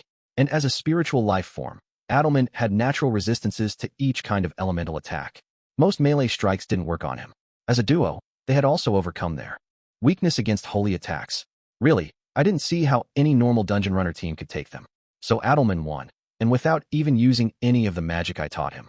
Shinji's team was defeated in truly anticlimactic fashion, fading into clouds of light before departing the chamber. Rimuru, my lord, were you watching us? We dedicate this glorious victory to you. Watching Adelman shout this dedication at the top of his non-existent lungs, a thought occurred. Isn't Adelman's gang a little too much force to bust out for floor 60?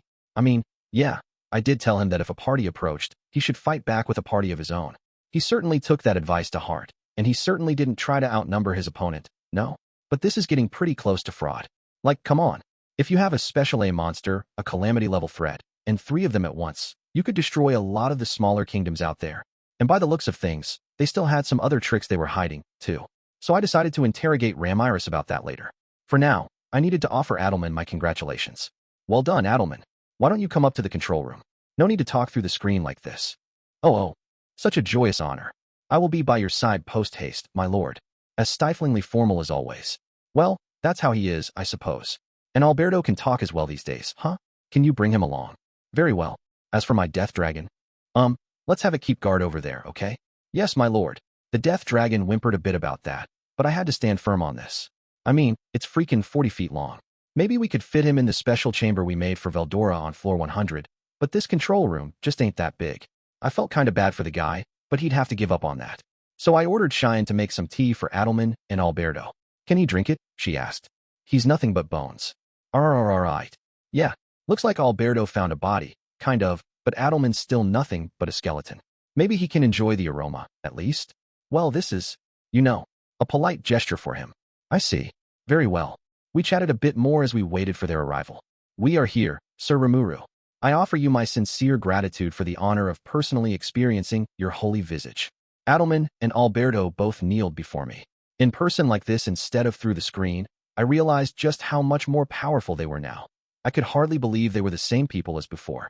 Yes, well done. Alberto was your name, was it?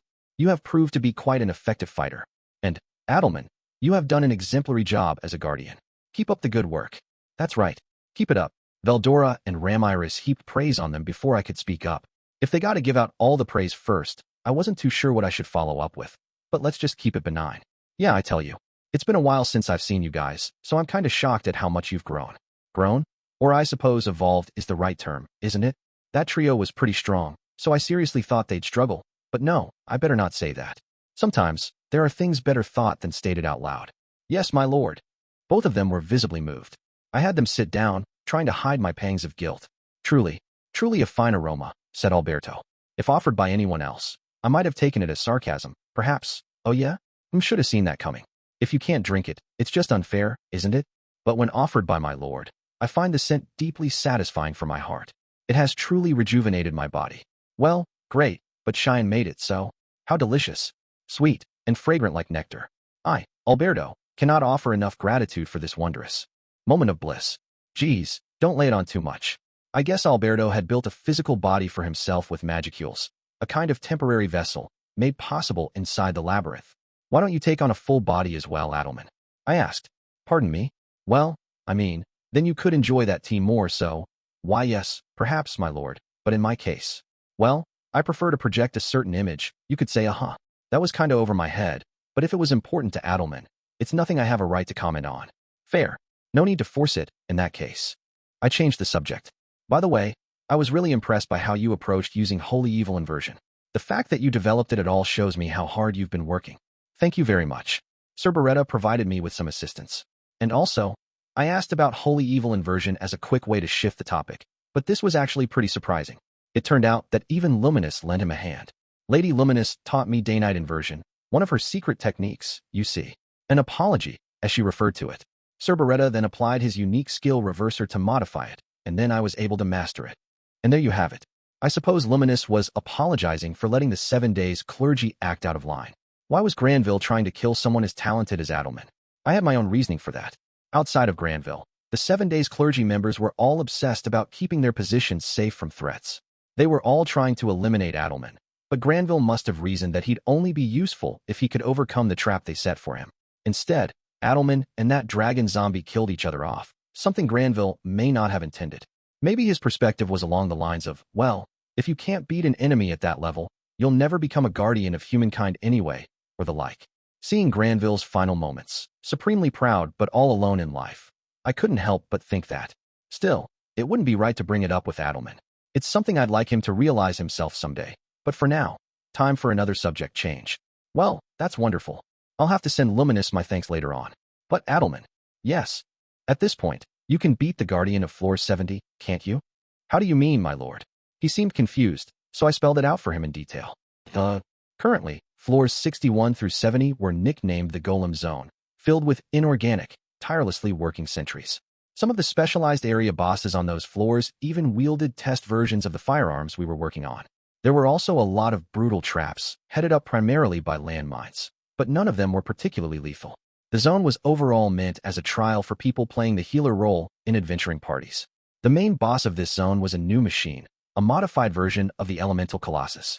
Vester had finally completed it with the help of Kaijin.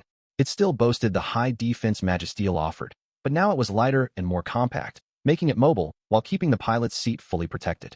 It wasn't sentient, but it had room for a pilot inside, although it could also run on the thoughts of a remote pilot. At the moment, I believe Beretta was operating it remotely. I like that. It certainly eliminated the threat of viral cloud attacks, and not even a minus Bardiche could cut through a Magisteel body. Its armor also featured a layered structure, the shielding scales from Charybdis granting it the powers of magic interference. It was a completely invincible metal guardian, once the elemental colossus, now called the demon colossus. And I was fully sure Shinji's party would never make it past floor 70. However, after seeing how Adelman fought today, I was starting to reconsider matters. Veldora, who do you think stronger, Adelman or the demon colossus? Adelman, without a doubt. Right? So you see, Adelman, we're going to promote you to floor 70. There you go. If Veldora agreed with me, I couldn't be mistaken. Understood. The power comparison between the subjects Adelman and the demon colossus is... Oh, I don't need the numbers, thanks. This is more about image, so... I, Adelman, promise to expend every effort to live up to your expectations. And I, your humble servant Alberto, promise to support my master, Adelman, with every fiber of my being. They kneeled before me again as they made their pledges. They had changed so much when I'd taken my eyes off them. The demon colossus was hardly any slouch, but honestly, it didn't really have the gravitas a boss needed. That, and if it got broken again, it'd just break our hearts. We have to implant it with a soul, or it wouldn't be subject to Ramirez's powers in the dungeon, so we can't experiment to see if it'd get resurrected after being smashed up. Maybe with a soul, things would be different, or if there was a pilot inside it, would that work? Oh, but if someone was possessing it, maybe it wouldn't be treated as an item any longer.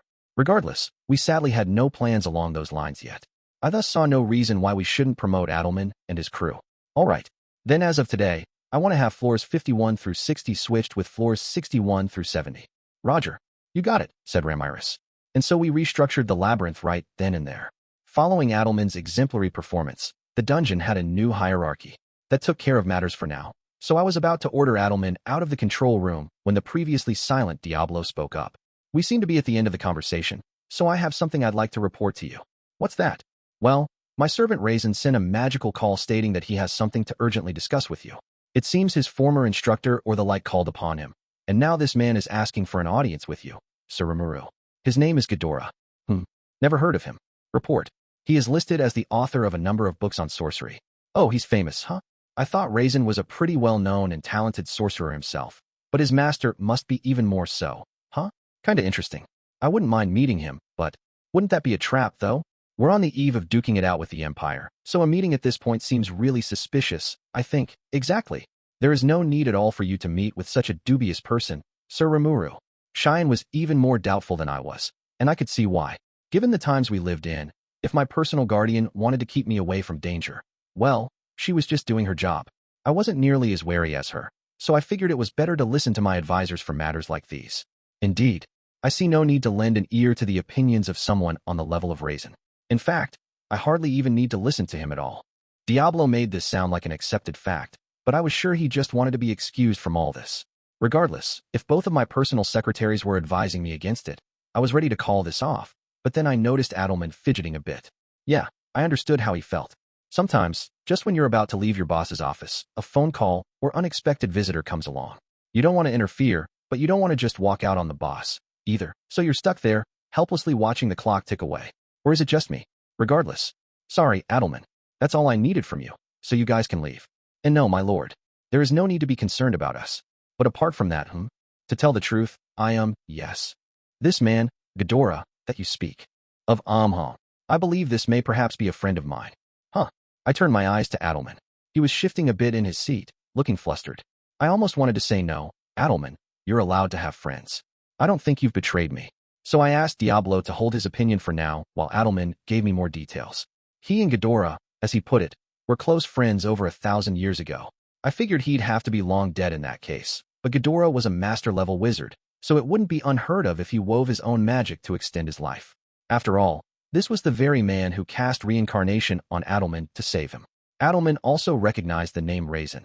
As he recalled, he was one of Ghidorah's primary apprentices. We kept discussing them for a while, and as we did, it was increasingly clear this Ghidorah wanting to see me was the exact same guy. Diablo. Understood. I will arrange a date and time. Such a talented secretary. All I had to do was call his name, and he instantly recognized my intentions. My not-so-talented other secretary had no objections, so I decided to go ahead and give Ghidorah a tryout. With their defeat on floor 60, Shinji's party got to experience returning from death for the very first time. They woke up to find a large audience thanking them, cheering them, booing them, even reassuring them that they couldn't have avoided that loss. Their battles in the labyrinth were broadcast live, and Shinji's conquest was turning into a popular diversion. Dungeon challengers, of course, had the right to turn down any recording or broadcast of their exploits. It was a purely optional contract to sign. But Shinji had two reasons to go through with it. One, they got a cut of the broadcast fees. And two, they figured becoming famous would help keep them safe. They were in enemy territory, so if they became known names, it'd be that much harder for someone to assassinate them. And since the contract only allowed their boss fights to be broadcast, they didn't have to be on edge the entire time. It looked like the contract would be pretty lucrative for them. Besides, so Shinji had no reason to turn it down. The same was true for his companions, so Shinji signed on the dotted line. And the result was this huge crowd greeting them now. Boy, that was too bad. Hope you train up a little more and try again. Man, those guys never stood a chance. What kind of monsters were those anyway? He swung that sword like it was a twig. And what about that skeleton on the throne? Some kind of legendary monster. It was probably a White King, the earth-shattering ruler of the dead. Not even an archdemon could take him. Whoa, so was that dragon alive or not, though? It didn't look like a statue or anything, but if it could have joined the battle, too, I don't think any human being had a chance in there. The questions came hard and fast from the audience. Shinji's party just smiled and waved as they found their way out of there. Well, I'm going to keep my eye on you heroes. You're all going to be in the record books alongside Sir Masayuki now. If you want to beat that boss, you better find a way quick while Sir Masayuki's preparing for the war. Yeah, I got money down on you guys doing it, so keep it up. The voices remained just as loud behind their backs as they retired to their inn. Once they reached their room, the three of them flopped down on their beds. So now what are we going to do? Mark asked. Who cares? An utterly exhausted Shinji replied. Just let me rest a bit. They put everything they had into that boss battle, but it made everything up to floor 59 look like preschool. On floor 60, even the non-boss adversaries worked with a clear command structure. The sentient Death Lord they encountered led a team of fighters into battle. They managed to beat him and make it to the boss chamber, but what ensued in there was just wretched. You gonna report back to Yuki? Jun's reminder made Shinji get up. He sat down on the bed, sighing, as Mark and Jun picked themselves up and sat around him. I don't really know what we can report. We had no idea that side quest zone was gonna be so hard. Yeah, it wasn't too bad up to floor 59, but what the hell was up with 60? A Death Lord with a whole platoon of Death Knights. Like, they had a whole army loaded up for us in there. Any normal soldier would have had his ass kicked in the blink of an eye. I know. That was awful. Everything got so well defended on that floor. And those three bosses, not just the knight who beat us, but the skeleton on the throne and the dragon. Those had to be secret bosses, I think. Now they were lost in conversation, too excited to worry too much about each other. The easy-breezy atmosphere up to yesterday had disappeared in under 24 hours. And that boss sitting on the throne, that was a White King, you know. I guess someone with high-level appraisal magic managed to identify it. But it's so different from how it looks on screen. 100%, Mark said in agreement with Shinji. Having that show up when we were totally unprepared for it. How could we even deal? Honestly, I never want to see it again. Jin's companions were on the same page. And the White King didn't even participate in the battle. It didn't move from the throne, just sat there, exuding royal dignity. I mean, that Minotaur guy seemed like a regular boss, you know? He was around an A in strength. But wasn't floor 60 way too much of a step up? Yeah, too much. I'm starting to think everything up to floor 50 was meant to put us off our guard. But now I'm really sure of it, avowed Shinji. If monsters that strong are protecting it, there's got to be something in that maze. Yeah, that Alberto guy was just way out of our league. Even his equipment. I tried appraising it while Mark engaged him, but it was all unique from head to toe. Ah, that explains it. I came in figuring my minus bardiche could cleave right through all that. I guess weapons you pick up from treasure chests work well on the next boss only in RPGs, huh? Well, yeah, I think we got too full of ourselves in there. Yeah. They looked at each other and heaved a sigh in unison. Now they were a bit calmer. It was time for some tea and a moment to catch their breath. Want to try again tomorrow? Are you serious? Not against them. We'd lose every time. Yeah. Also that hero talk. Yuki mentioned Masayuki to us before, right? Like, that kid who has incredible good luck and nothing else. And he took on floor 60. I don't think he has yet, no? His party advanced down pretty easily as well, but they say he's never died yet in there. Oh, has any other party tried it? The chatter I heard said the top runners are all tackling floor 50 at the moment, but none of them signed broadcast deals, so until now, Masayuki had the best public record. Beyond that, there's a few broadcasting parties stuck on floor 40. Signing a contract didn't mean you were watched inside the dungeon at all times. The cameras were only situated in the boss rooms every 10 floors, and occasionally camera crews would follow you around for special events and so on. Thus, thanks to being the first team to floor 60, Shinji's party became the big celebrities of the moment. and with the way they kept rewriting records, people were starting to place bets on them. You know, I'm willing to bet Masayuki got tipped off. He probably knows floor 60's home to a secret boss. I guess we shoulda expected to lose, then. Like, 2 guys at that level, plus a dragon? This labyrinth is so unbalanced. It was pretty well balanced until floor 50. I really do think that was meant as a hidden boss. The hidden town's probably right past that. So they continued talking and consoling themselves for a while, before moving on to their future plans. You know, guys, if we've got crowds cheering for us in this city, I don't think we can really do any kind of spy work. Nah, that's not a big problem. Like I said, we're safer this way. All we've done is go into the labyrinth so far. So should we wait for Lord Ghidorah to show up? Because I think we hit a pretty big dead end down there. Or, Mark said with a grin, you want to try training or something? Shinji chuckled. Well, there's definitely something past that chamber, and the Guardian's way stronger than anything else we saw. I think I can report that much to Yuki. Tell him how big the labyrinth is, too.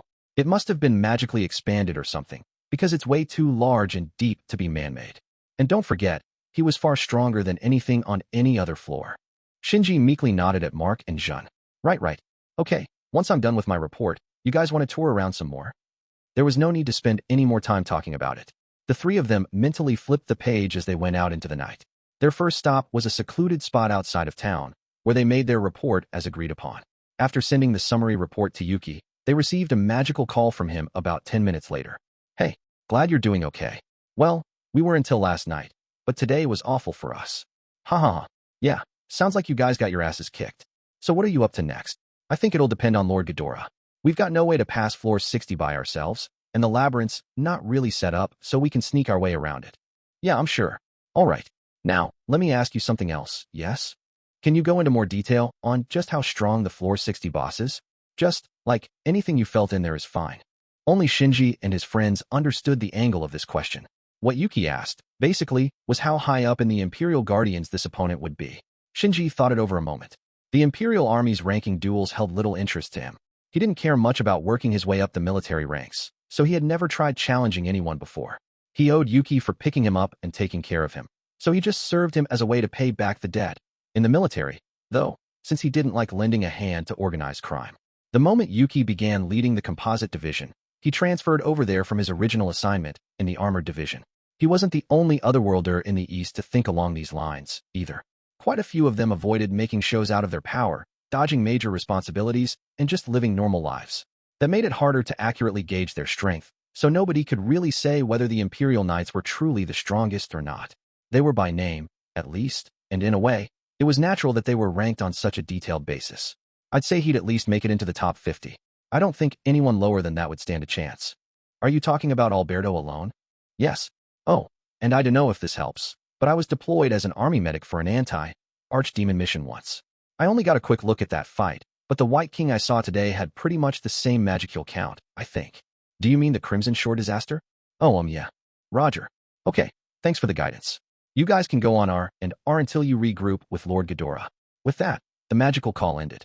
The Crimson Shore disaster was considered among the most ignoble events to ever occur on Imperial soil.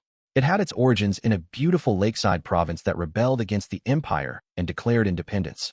They were at a military disadvantage, of course, but what their king did to make up the difference wound up triggering a catastrophe. He had tapped into secret demon summoning arts, an all but forbidden taboo.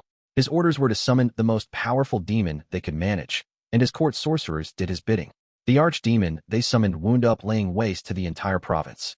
This was a small province, its total population less than 10,000, and it had no chance of outgunning the Empire. But the king still had good reason to go rogue. His only daughter, the princess of the realm, was being claimed by an imperial noble as his concubine.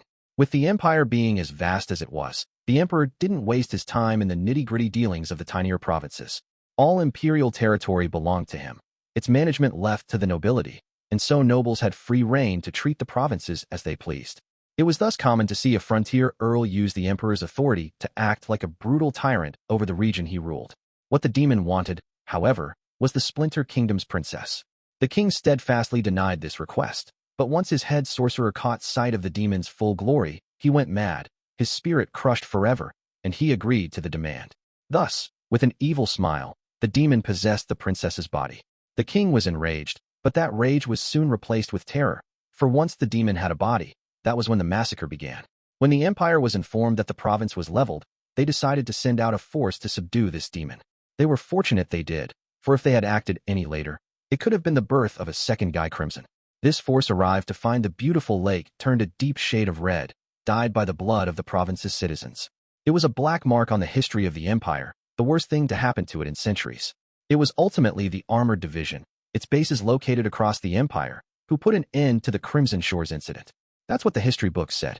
But the truth, as Shinji was witness to from far away, was that a small group of soldiers defeated the archdemon all by themselves.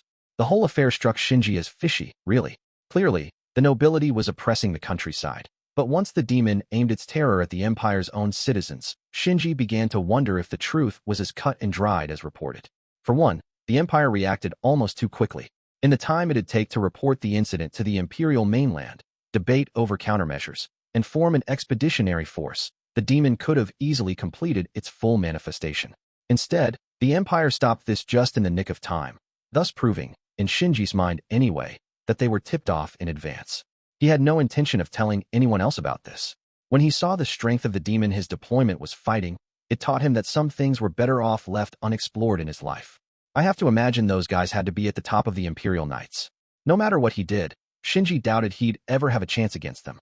It truly felt like they belonged to some other world. And that's when he stopped caring about his army rank. Shinji breathed a sigh of relief as Mark and Jun eyed him carefully. "You done?" asked Mark. "Thanks for handling that," said Jun. "Sure. I think that about covers it. Now we get to chill out until Lord Ghidorah shows." "All right. But damn, you survived Crimson Shore. Good thing you did."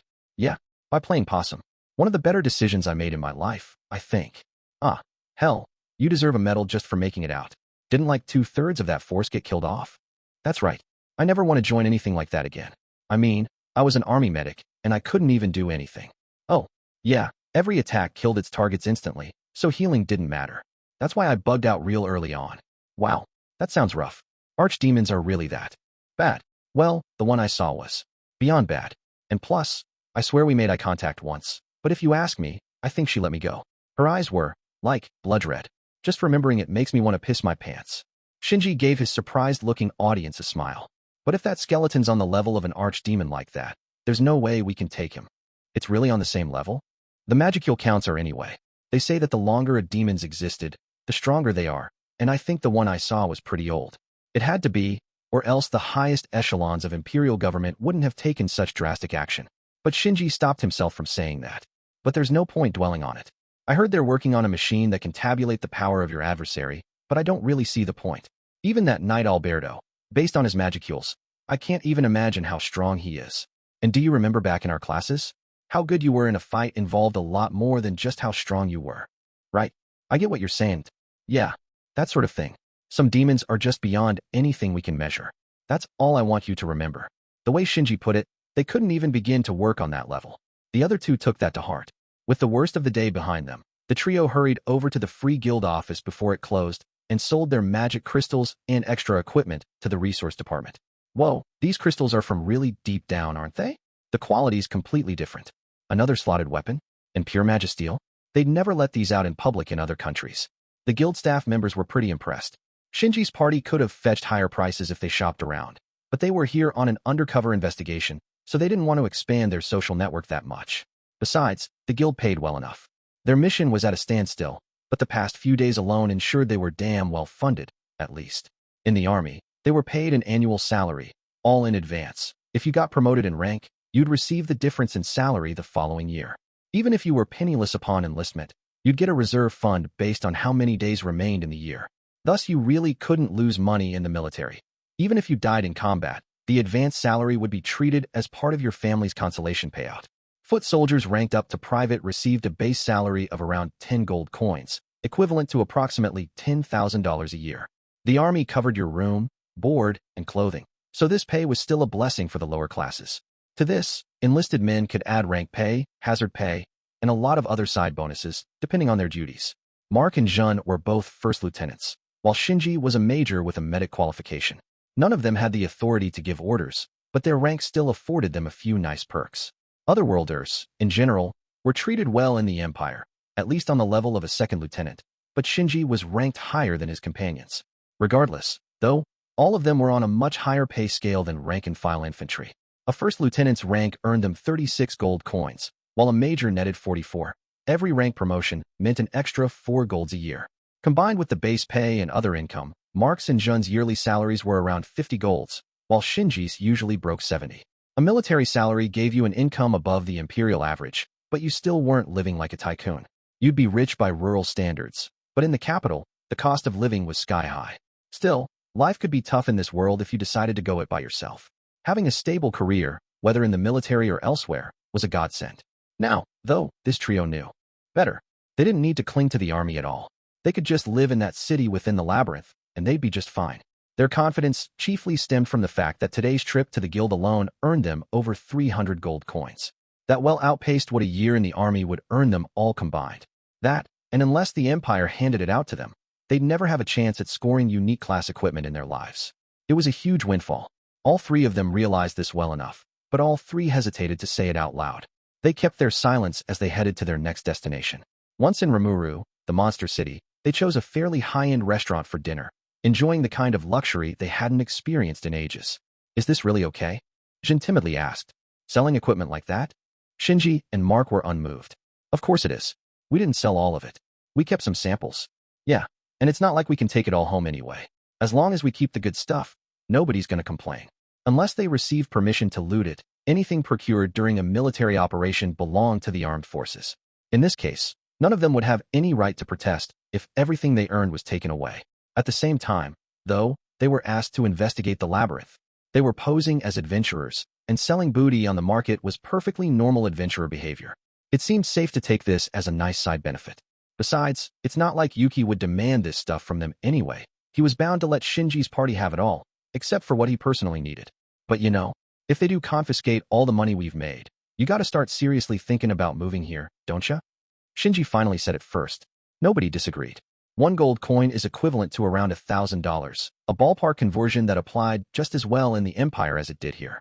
Minted in the Dwarven Kingdom, they circulated around the world, and the Empire recognized them as official currency. Whatever they earned here, they could bring home and use like any other money. I think that's totally doable. Yeah, I was just joking about it earlier, but now I feel like working here would be a lot more fun. Shinji only half meant it, but Mark and Jun were more up for it than he anticipated. Yes, the Empire was on the cutting edge of culture and technology. It boasted a fine capital, the food was good, and they lived comfortably. As long as they had money, they could enjoy life well enough, even compared with their former world. But they were in the military, and that always came with the potential for death. Meanwhile, the dungeon offered everything they could possibly want. You never worried about dying, something they didn't quite believe at first, but now that they'd experienced it once, they were convinced. And if death wasn't a concern, wouldn't it be better to just earn what they could in there and party it up in town? That was the conclusion Shinji and his friends made, and no one could blame them for it. Money, of course, was meaningless without entertainment, something the monster city of Rimuru offered lots of. There was a battle arena open to the public when events weren't taking place, giving citizens a nice, well-maintained space to play and relax. Sports like soccer and baseball were starting to spread, and some of the dungeon runners were forming teams. And then there were the hot springs and the theaters, which housed a flourishing drama scene that played to big crowds on a regular basis, something they already witnessed for themselves. The food was just as good. No, even better than the Empire's, featuring familiar Japanese specialties, desserts, and a dizzying range of adult beverages. They were recreating cuisines that didn't even exist in this realm, and an Earth native like Shinji found it all hopelessly attractive. Plus, when you really got down to it, their only obligation was to Yuki, and Yuki didn't look like he wanted conflict with the demon Lord Rimuru. It didn't even seem like they'd be betraying anyone if they moved here. I know desertion gets us the death penalty, but we're not at war, are we? Not yet anyway. Right? I was just thinking about that, too, Shinji. 'Cause we can still request a discharge, yeah? That'll depend on Yuki. Desertion was a crime only when the nation was in a state of war. That didn't apply at the moment, luckily. Depending on how you interpreted this, an honorable discharge still seemed possible. But the problem, muttered Mark, is this war. That was the whole reason they couldn't commit to abandoning the Empire. War was obviously looming on the horizon, ready to rise up on them, and it'd leave its scars across this entire region. If it weren't for that, they'd be house hunting right now. Who do you think's gonna win? Like, before that, if we're ordered to attack this city, what are we gonna do? The trio exchanged glances. It was an excellent dinner, but suddenly it tasted bland to them. Attacking the city was the last thing they wanted, in a couple of ways. Shinji's group had stayed here only a little while, but they really liked it. They'd hate it if this city got wiped off the map. That was one reason. The second, as their imaginations ominously suggested, was that if the labyrinth bosses were any indication, the strongest of Tempestian fighters had to be absolute beasts. I mean, of course they're going to have someone really strong defending their important facilities, right? Said Mark. But their troops have to be weaker than that. Or I guess we hope they are, huh? I agree, Shinji replied with a nod. I think once you get to the level of Rimuru, at least, it's a whole other ballgame. There's a story about how Veldora raised an entire city long ago, and now I really don't think that's a joke at all. I mean, that White King could do it, even. The monsters who called Tempest home certainly seemed capable of disasters like that. You know, the way I see it, archdemons are kind of like nuclear weapons back home. They've got nuclear magic here, even. Yeah, because we've seen how war is all about numbers. But with a boss like that, all the numbers in the world wouldn't do a thing. You'd need dozens of fighters as good as us to stand a chance. All of them scowled, and the magical call from Ghidorah came shortly afterward. An elderly man was prostrated before me.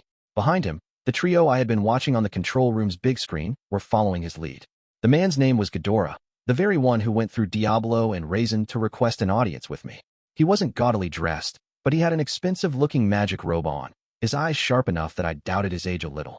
Shinji, as I surmised, was actually named Shinji Tanemura, to be exact. The other two put their real names on the processing form. All three were apparently assigned to Ghidorah here, a master sorcerer. They usually worked under Yuki, but were serving as assistants to Ghidorah in their current investigations. They had explained all this to me, and after Ghidorah was done, he took this pose, Shinji and the gang copying him. We weren't going to get anywhere like this. Yeah, that's about what I figured with you guys, I guess. But we can't really get comfortable and talk if you're posing like that, okay? Let's move somewhere else. Shine nodded. Lift your heads, she intoned, sounding grumpy for some reason. This is why I hate royal audiences like this. I know I'm going to mess up my manners somehow. I'd prefer to just skip the whole thing. As you wish. Given all that exaggerated shouting, I was starting to dread our meeting. So we relocated to a reception room, a plainer one. I tended to prefer this one. Over in the fancier chamber, the furniture and stuff were so high-end that I was afraid I'd break or ruin something. One false move with a full teacup, and it'd be liable to stain the fancy carpet we had in there. In my heart, I was still just another common peon, and I preferred surroundings within my means. It appeared Shinji's party was the same way. They looked a bit more cheerful than before. Which do you like more? I casually asked. Tea or coffee? Coffee, please. Shinji, Ghidorah shouted. I spent a few moments calming him down. And you, Ghidorah? And me? Well, I'll have what Shinji's having. Oh, don't they have coffee in the Empire? I figured they would, but maybe there's not that much in circulation. Turning toward Mark and Jean, they simply nodded back at me. They were okay with the same thing, I supposed. Okay, for American blends, shunna. American. Ghidorah yelped. Oh, did you want something stronger? Dark roast, maybe? Or you want to try it Tempest style? And no, I didn't mean it like that, but, Sir Rimuru, would you happen to be an otherworlder? Yeah? That's the question he has. Because if so, he clearly hasn't done his homework. I sized the four of them up, but only Ghidorah had an oh crap look on his face. I guess the other three knew, but forgot to tell him. Oh well. Now, how about we get down to business? Shuna laid out the coffee cups on the table, along with enough milk and sugar for everyone. Leaving Shinji and his friends to watch and wonder at this, I decided to address Ghidorah first. He gave Shinji a spiteful look after he exclaimed, "Oh, this coffee's really good, but I was kind enough to overlook this. Well, to tell you the truth, I am something of a veteran reincarnate as well." Lord Ghidorah certainly kicked things off with a bombshell. The other three turned toward him, looking just as surprised. Apparently Ghidorah, in his mission to master the magical arts, had reincarnated himself many times over an untold number of years. With every rebirth, he'd read through the secret libraries of this or that royal palace, allowing him to build a vast store of knowledge. He came to know Adelman in the midst of this clandestine sorcery research, and the two became close friends. As I mentioned earlier, I had a personal vendetta against the Western Holy Church, one I kindled after my best friend Adelman was killed. Thus, over the course of centuries, I crafted my plans and coaxed the Empire into doing my bidding. Ghidorah gave me his personal history. After Adelman was put into a trap, he swore revenge, headed into the Empire alone, and gradually built up his reputation. He had experienced battle against Veldora as well. Certainly, he led a far more eventful life than I thought. In hindsight, I'm honestly glad I completed my reincarnation ritual before we challenged him. I always wanted to see for myself the ultimate in evil, the worst nature could create. Only 4 true dragons had ever been born. They sat at the precipice of monsterdom, the most powerful beings on the planet. Based on his experience battling one of them, he didn't think the Imperial army was likely to ever beat Veldora. He was, of course, saying this right in front of the guy who was already shooting me gleeful sidelong glances. I wish he'd stop.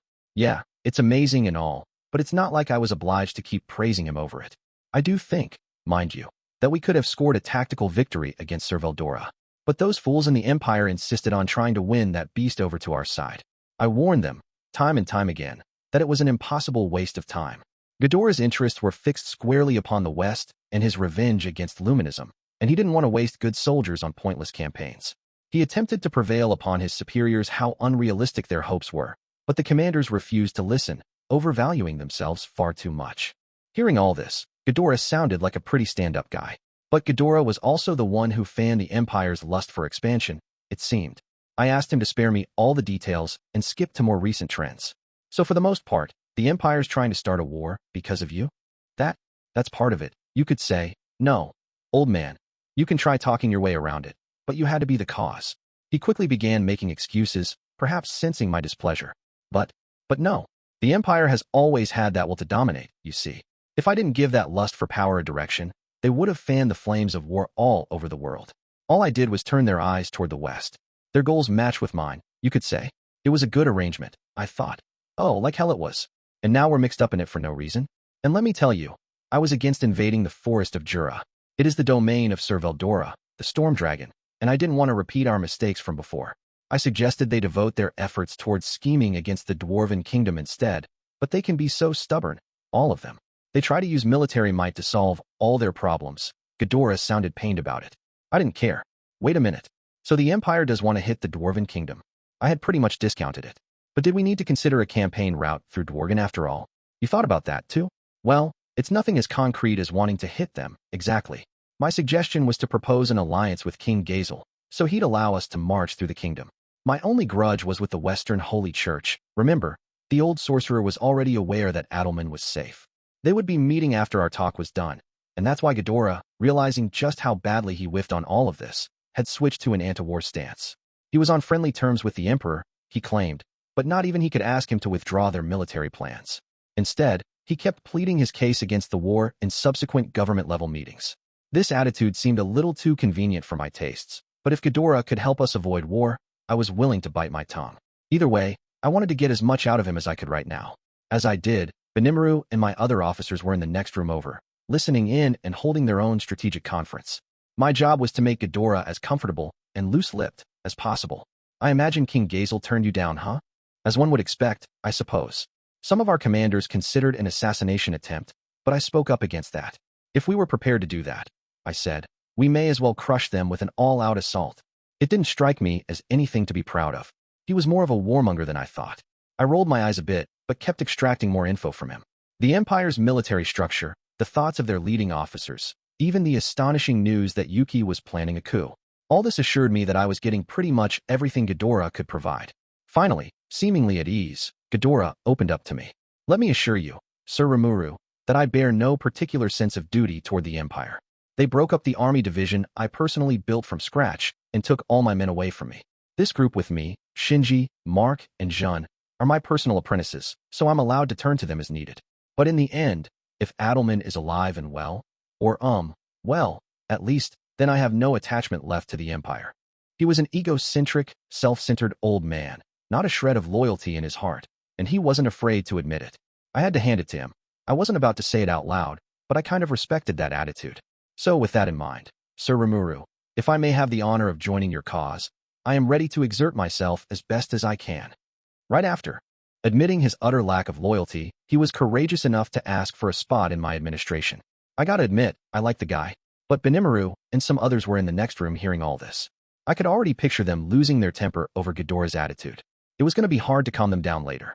Still, that didn't stop me from bringing Ghidorah on as a guest advisor, albeit on a probationary basis. If he wanted to join me, I'd make him work for the right. He certainly wasn't going to be too loyal to me, but I'd see how he could pitch in.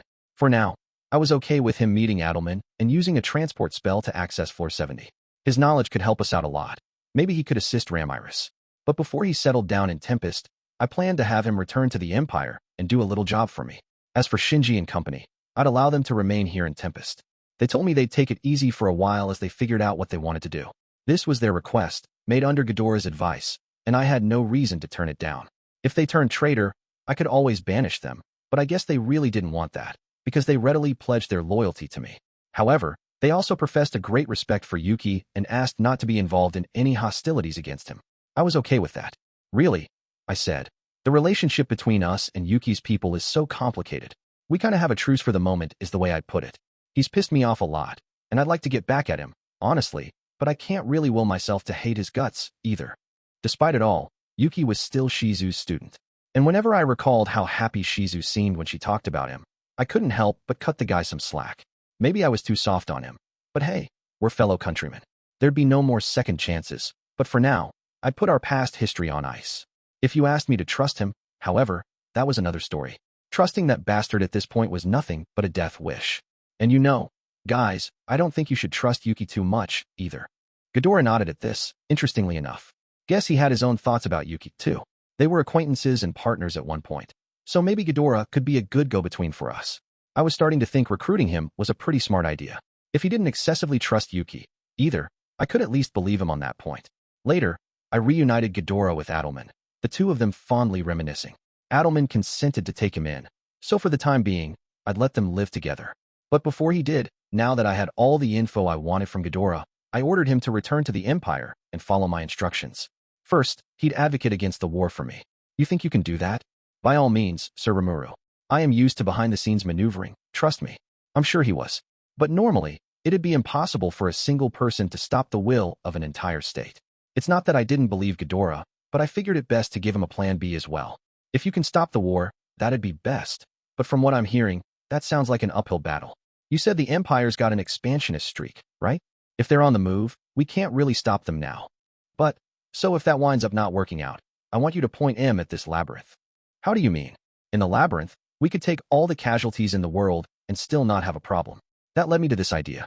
I see. So you'd use the labyrinth to chip away at the Imperial forces and break their morale. Pretty much. And I'm sure Yuki's going to use that opportunity to act as well. If he starts a riot back home, the Empire can't really keep a war going, can they?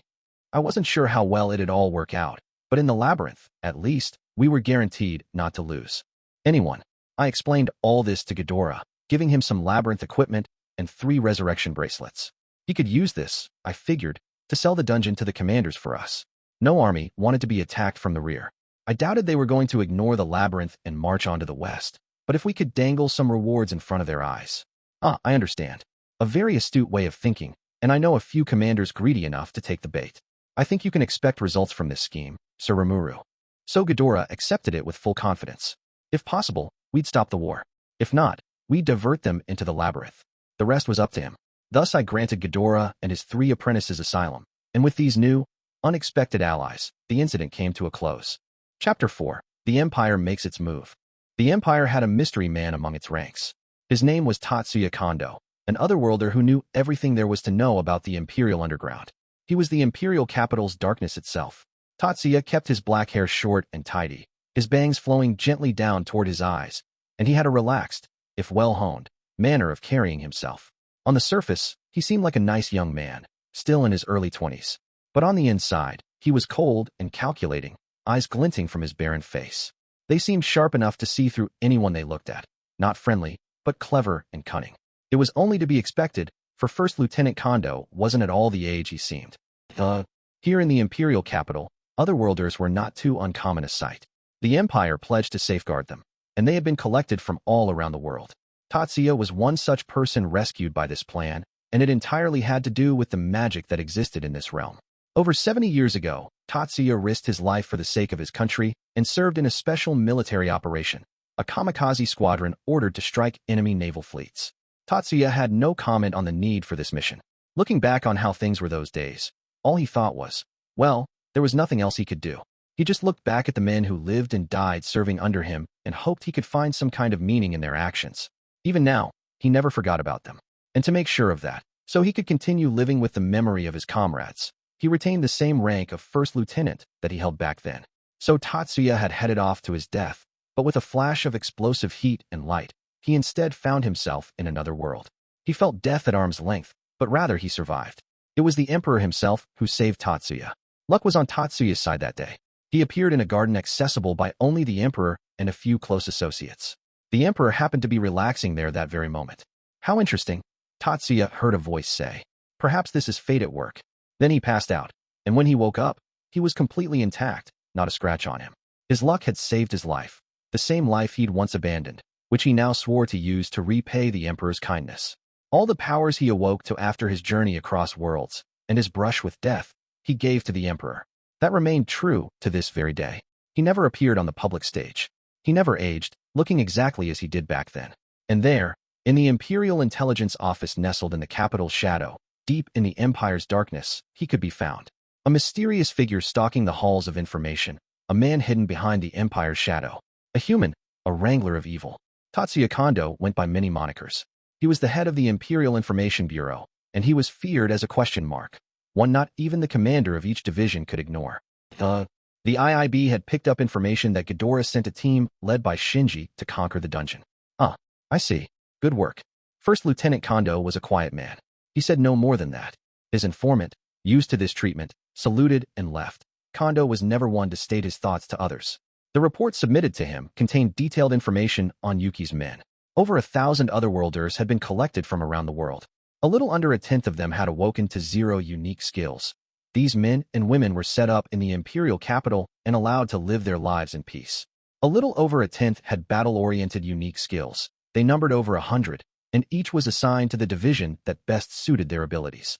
The rest were referred to non-military professions based on their skill set, finding useful work in a vast variety of professions. Right then, the problem was that the otherworlders awakened to battle. Skills. Yuki Kagurazuka was the founder of the Free Guild in the Western nations, serving as Grandmaster until a year ago, and he harnessed that power to rescue otherworlders. That, at least, was how Yuki described himself, but the IIB already knew that was a lie. Trends indicated that he had grown friendly with the Ratso family, taking advantage of their influence. The IIB knew that the West was proceeding with an illicit, forbidden summoning program that had led to large numbers of otherworlders in their lands. There was no other explanation for why they had so many battle-oriented ones in their possession. Through the use of a locking curse, it was also possible to force the summoned into an irreversible oath of loyalty. These summons were the best way to build a team that was guaranteed never to betray you, and now those otherworlders were deployed in a variety of militaries. Kondo saw this as grave news, an imminent danger. He had consummate perception skills and an intuition that was truly fearsome, and Kondo was right to be concerned. The results were revealed in this report. Based on his words and actions since moving to the Empire, the Imperial Information Bureau believed there was a high probability that Yuki was going to launch a coup attempt. They also had a list of the people Yuki had tapped for the effort. Based on his achievements, the Empire had accepted his request for asylum, but he didn't seem to appreciate it much. Instead, he did his own thing, working hard to expand his power and putting his hand-picked associates into each army division. Several of them had even been appointed Imperial Knights, one of the Empire's highest honors. The army division was one thing, but allowing traitors into the Imperial Guardians, the force built to protect His Majesty the Emperor, simply wasn't allowable. Kondo could no longer let this slide. This is dangerous, he decided. Yuki Kagurazuka, you are clearly someone who deserves to be eliminated. Now, however, was not the time to act. Lord Ghidorah, Master Sorcerer, and one of the most powerful people in the Empire, was reportedly connected to Yuki. They had evidence to back up this report, but it was unclear just how deep this relationship was. Lord Ghidorah's importance to the Empire went without saying. Kondo doubted he'd turn traitor on a passing whim, but he also knew that he worked alongside the Empire chiefly because his goals matched the state's ideals. Perhaps, then, some trigger might put his goals in conflict with the Empire. If it ever does, that old man is just as dangerous. In which case, Yuki and Ghidorah. Yuki looked like just a boy, but his actions indicated the touch of an experienced man. Like Kondo himself, he was too dangerous a subject to judge on looks alone. Ghidorah looked like an aged man, but he was much more than that. A living monster, really, having lived for over 1,000 years. Anyone who wanted to oppose him couldn't go in with a half-hearted approach. So it was time to gather information. They had evidence, but there still wasn't enough intel. For now, it was too early to move out in the open. He would carefully investigate each of Yuki's otherworlders and examine whether any had locking curses upon them. But if Yuki or Ghidorah made any suspicious moves, don't expect a public trial. First Lieutenant Kondo, the man hidden behind the Empire's shadow, would never give mercy to traitors. Dance on, won't you, for the sake of the Empire? Both of you are already in my hands. There, in the darkness of the Empire, Kondo softly whispered to himself, a cold light in his eyes. Inside an office with an ornate desk, a one-eyed man was seated in a luxuriant chair. A patch covered his left eye. He was skinny and appeared in his 40s. His name was Caligulio, and he was commander of the Armored Division, the most powerful force in the Empire. On the desk before him were several magic crystals, pure, high-quality examples, known sources of magical energy. With technology provided by Yuki, these crystals, taken from the cores of monsters, could be refined into magistones, turning them into a reliable, mass-produced magic source. Monsters would occasionally drop natural magistones, but these could only be collected from those ranked A and above, and having the huge magicule count to prove it. These natural magistones were unparalleled in quality, most often used as decoration or magic catalysts than for their content. Unless one had a steady supply of them, they were useless as an energy source. Caligulio reached out and grabbed a magic crystal from the desk. The more he observed it, the more he realized just how high quality it was. He put it back down, already missing the feeling of it in his hand, and picked up the report that came with these specimens. It was from their research lab. It stated that magic crystals of this quality could each produce 100 Empire-made magistones. They were pure enough to turn into energy as is, and naturally collecting crystals of this standard would require at least a B-rank monster. Damn you, Ghidorah. Keeping such a money-making opportunity under your hat. Caligulio was angry. He had paid off the researchers, telling them to inform him of any developments, and this report was the result. Ghidorah had only just brought in these magic crystals. He didn't say where they were collected, but based on their number, Caligulio surmised he stumbled across a monster nest. They were first-rate specimens, after all, and testing indicated they all contained around the same amount of energy. You couldn't see this consistency from harvesting different species at once. Some variants would be unavoidable, and you'd have to refine them into magistones for practicality's sake. No, these magic crystals were surprisingly similar in quality, indicating they all came from the same species of monster. Caligulio didn't expect to be able to tame these monsters, whatever they were, and raise them in captivity, but even regularly scheduled culls would help the Empire shore up its energy mix. However, it appeared things were far more complicated. Caligulio's face twisted into a longing grin. The report concluded that securing whatever hunting ground produced these magic crystals would put them a long way toward a steady energy supply. And they had more than a vague idea where these monsters lived. In fact, they had the exact spot, the heavily rumored dungeon, located within the demon Lord Rimuru's domain. That damned old man's been giving too much attention to that kid Yuki. I hardly see him any longer. How dare he try to hoard this opportunity for himself? This was the origin of Caligulio's annoyance. And that wasn't all. A high-level noble he was on good terms with informed him of a rather interesting story. He, along with many of his kin, didn't bother hiding their glee when they told him that Ghidorah had gone off to investigate this dungeon and lost 3 of his apprentices to it. This would normally elicit little more than a bit of sympathy, but what Ghidorah brought back was the problem. It turns out he didn't just come home with magic crystals. He brought treasure, too. Among them was a sword currently decorating Caligulio's office. A pristine example of magisteel, make that clearly required great skill to forge. It was a truly excellent piece, one only the finest artisans of the Dwarven Kingdom were capable of. In fact, considering the metal's purity, it was even better than that. Nothing circulating within the Empire compared. Caligulio had purchased this sword from his well-placed noble friend, part of a set of 3, one of which he already handed over to this division's technical department. The noble boasted about how it was a rare find, perhaps infused with some mysterious power, and he encouraged Caligulio to invest in them, even though Ghidorah had presented them to the noble at no charge. Caligulio asked why Ghidorah gave them away for free, and the noble demurred. "You know I can't tell you," he had bragged. So the commander paid a total of 300 gold coins, 100 per blade. Even he was curious about them, and after purchasing the set, the noble finally agreed to give him a few hints. Caligulio himself was from lower-level nobility, making it up to division commander exclusively through talent. Since the Empire was a pure meritocracy, he technically outranked the upper-crust noble he got the swords from, since his title was based on birthright alone. Normally, he wouldn't give someone like Caligulio the time of day, but thanks to his rank, he had to at least feign politeness. "I'm sure he's still turning up his nose at me, but that doesn't matter. Right now, I need to figure out how to exploit them for all they've got."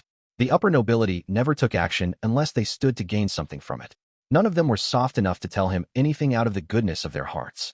No, there must have been some cold number-crunching behind their reaching out and telling him about Ghidorah's findings. Essentially, they had put Caligulio and Yuki on opposite sides of the scale. I can't believe how utterly greedy those nobles are. But look at you, Ghidorah.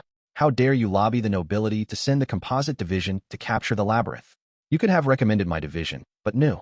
I can't believe he's still sore about me taking the armored division from him.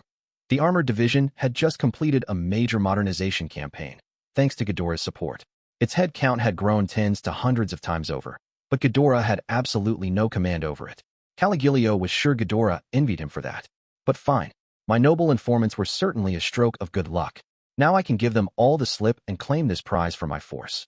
Winning over the upper crust nobility, of course, came at a price. If Caligulio did claim that prize, a decent percentage of it would have to go into their pockets. But he still didn't think it was a bad deal. This labyrinth produces more than just magic crystals. This sword is simply excellent, rare class now, maybe unique class in 100 years. Even faster, perhaps, given how much magisteel they used. This alone proves how valuable the labyrinth would be in my hands. That was why Caligulio went through the effort of winning over the nobles. Now he was thinking about how he'd continue to fund this effort, going forward, but in the back of his mind, there was one nagging doubt. But what could that slot be for anyway? The well-placed noble mentioned a mysterious power, and he was sure that was straight from Ghidorah's mouth. Caligulio couldn't detect anything like that, but the empty slot on the hilt intrigued him. What could it mean? He had no way of telling. That's why he gave one to his technical department, but their analysis wasn't done yet. Of course, unlike in the West, the sword era's well and truly over in the Empire anyway. He was right. No matter what kind of value was locked inside this sword, it meant little to his modernized division. Only a well-trained warrior could get much use out of it, one like Caligulio himself or his close advisors. That was why he couldn't wait to hear the results. A few days later, Caligulio received an astonishing report. "Allow me to explain," said his chief technician, who came over to deliver the analysis in person. Following a scientific examination, they had discovered quite a few things. For one, the slot wasn't a design touch. It was an energy absorption device, a vehicle for the efficient production of magic. This wasn't a sword at all. It was really more of a magic launcher. "This is from the demon Lord Rimuru." "Then we sure can't make light of him, no?" "What an interesting idea." "Absolutely so. I believe it's meant to confuse opponents into believing it's a close-range weapon, only to surprise them with magic. And if the right energy supply is inserted into a slot, the caster, or the wielder, I suppose, in this case, can cast magic with no effort at all." Yes, the most unique aspect of this weapon was how it let people non-sensitive to magic cast their own spells. It just flew in the face of common sense. But, the chief technician asked, "Are you sure this was discovered inside the labyrinth?" "Yes, we're sure about that. I sent some of my own men to the scene, and they backed up everything Ghidorah told us." Caligulio had sent a team of his own to the monster city of Rimuru to gather intel on the labyrinth. Their investigation hit a brick wall around the floor 40 region, but a merchant gave them an interesting bit of info. Apparently, these slotted weapons were discovered inside the labyrinth, and while they went at a premium on the market, they were still cheaper than unique class arms. So what are they for? Think about it a little. We only approve a new weapon after extensive testing, don't we? The chief technician was an intelligent man, but not at all a tactician. Only when Caligulio spelled it out for him did he understand their usefulness. "Ah, I see. So they're putting them in the hands of that massive crowd of adventurers and having them examine their performance? That does make logical sense. When we placed a magistone into this slot, the sword immediately went up a rank and became a powerful magic sword, but we don't think their utility ends there. They'd need to experiment a great deal more to gain a full picture of it. I'm sure it would take them years. Right? So instead, they're more or less passing them out at random and letting the masses test them. And once they have all the data they need, I'm sure they're planning to take them all back." Caligulio had, to some extent, accurately read Rimuru's motives. Based on his own experience, he knew an experiment like this would take time to conduct. For now, these were strictly test weapons, but it'd still be dangerous to let them buy any more time.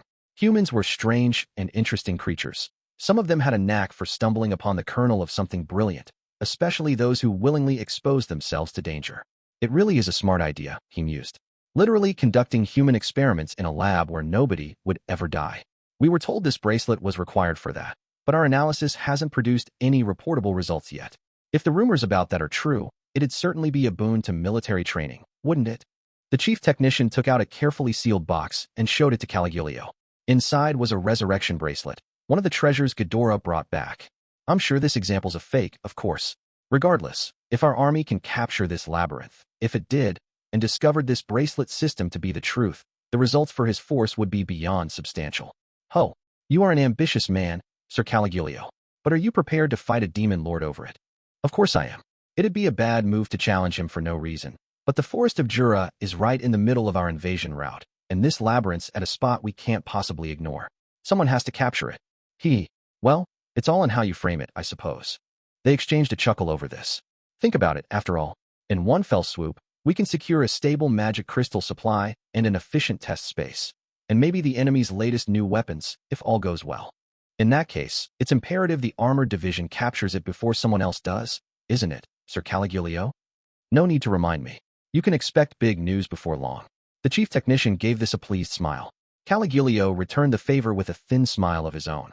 It had seemed the old man is losing his wits, though, said the technician. Seem? Oh, I'm sure of it. He's so distracted by the magic crystals, he failed to realize this sword, and the labyrinth itself, is the real prize. One unfortunate side effect of focusing so much on magic, no doubt. After all, a weapon that can change its rank is nothing short of a breakthrough. Caligulio believed his technician was right. Ghidorah was a great man, but the age of pure magic was over.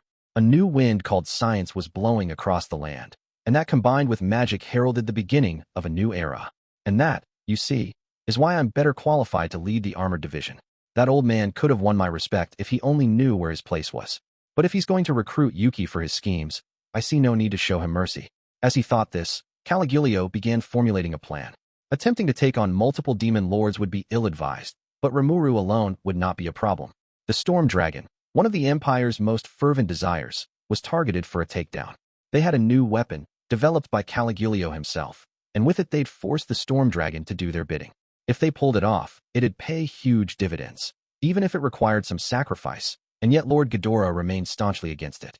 That was the last straw, the one thing that made Caligulio and Ghidorah part ways. Once we tame that evil dragon, the demon lord slime will be a pushover. Then we'll prove to the masses that we are the strongest force in the Empire. The time had come, and Caligulio couldn't be more excited. He'd break the nose of Ghidorah for all his insolence, and he'd firm his position within the Empire for good. But before he could, he needed to prove himself. He needed the dragon tamed and the labyrinth captured by his armored division. And to make that happen, it is time to march. I will make the proposal at the next Imperial Council. The day's finally here, Caligulio nodded. No need to wait for all their demon lord preparations to wrap up. He was ready to shut the mouths of anyone using that as an excuse for hesitation. You won't get your head start, Ghidorah. And Yuki, I bet you're ecstatic to have Ghidorah on your side, aren't you? Well, I'm about to teach you exactly where you belong. He sneered at all his foolish colleagues. They had every chance to gain valuable information, and they let it go by without even realizing it. They were all a bunch of imbecilic wannabes anyway. Caligulio was sure of it. But even as he derided his peers, his mind never stopped working. How could he glean the most profit from this? He thought this over as he began to assemble his full proposal to the emperor. And with that, the empire would begin to move. The Imperial Council was about to begin. The military officers, and the civil officials, too, seated in a neat row, were all nervous. This was not a peacetime gathering, and nobody else even dared venture near the great conference hall where the council took place. Things were different with this meeting. Everyone could feel it. Everyone bowed their heads when the emperor's entry was announced. Behind the blind, they could sense someone. The United Emperor Ladora Namal Nazca, supreme leader of the Nazca Namrium Ulmeria United Eastern Empire, the world's greatest military superpower. He never spoke directly to the masses.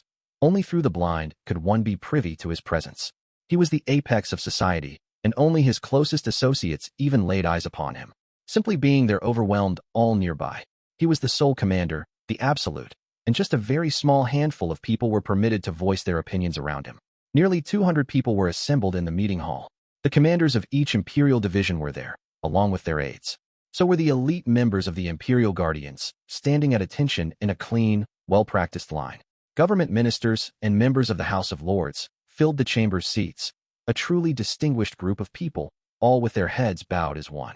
Only the rustling of clothes echoed in the silence. Then all sound disappeared. With that signal, the Prime Minister motioned toward the Chief of Protocol. His Majesty the Emperor. Everyone in the chamber voiced their greeting in unison, breaking the stillness like a mighty choir. So began the Imperial Council, one that would doubtlessly go down in history, for they were scheduled to debate the Empire's upcoming invasion. The meeting solemnly began. With regards to the large-scale campaign in the works, opinions among the council were divided into two factions, a cautious, conservative side, and the more enthusiastic among those calling for war. The first topic for discussion: what pretense would they use to launch the war? It was a silly question. The emperor willed it, and so it shall be. But was war possible? That's where opinions differed. One side called for careful action, the other, an all-out trouncing. Meanwhile, the civil officials argued that they should begin with diplomatic efforts, a call to surrender, for example, or some threats to lay on the pressure. If the emperor believed the time for war had come, no one had the authority to defy him. But the imperial edict had yet to arrive, and so every side brought their own motivations to this council. The war was a matter of time. How to wage it was the issue. The demon lords, their domains dotted across the continent, were an annoyance, but none of them would take action unless their borders were violated. The real obstacle was the Storm Dragon, and the debates subsequently turned toward the Forest of Jura. One council member voiced his opposition to the war. "If I may, Your Majesty, I am against this campaign." This was Lord Ghidorah, the Empire's greatest sorcerer, and he spoke without a hint of fear. How shamelessly timid. "You bring this up yet again, Sir Ghidorah?" He was rebuffed by Commander Caligulio of the Armored Division. This happened every time. They were the leaders of their respective factions, conservative and belligerent. "If we want to strike the West, that will not be an issue, but Veldora, that evil dragon, lurks in the Forest of Jura. We have only confirmed the dragon's revival 2 years ago. How could we not be cautious?" Some voices agreed. Others derided Ghidorah for his weak-heartedness. Over 300 years had now passed since the Veldora massacre. The terror it caused had largely faded from people's minds. The Warhawks formed the majority faction. The situation didn't look as good for Ghidorah's side. Caligulio, sensing this, decided to fan the flames. "There is much, my lord, we can learn from your more cautious stance. However, as I've said here many times before, we now have foolproof measures against Veldora. With our new weapon, it is now fully possible to make that dragon bow to our commands." "That is absurd. This is not a forum to talk about your dreams, Sir Caligulio. Nobody can deny the possibility of it failing. So why would we not be cautious? Especially now, when the entirety of the forest is ruled over by a new demon lord. They say demon lords never form alliances, but there's no reason to go out of our way to antagonize one. We have word that the dragon is revived and working in a partnership with Rimuru, the new demon lord. And with any demon lord, the proper way to go about things is with a non-aggression pact. The Valley of Death that linked the Empire with the former domain of Clayman was large enough to march a large army through.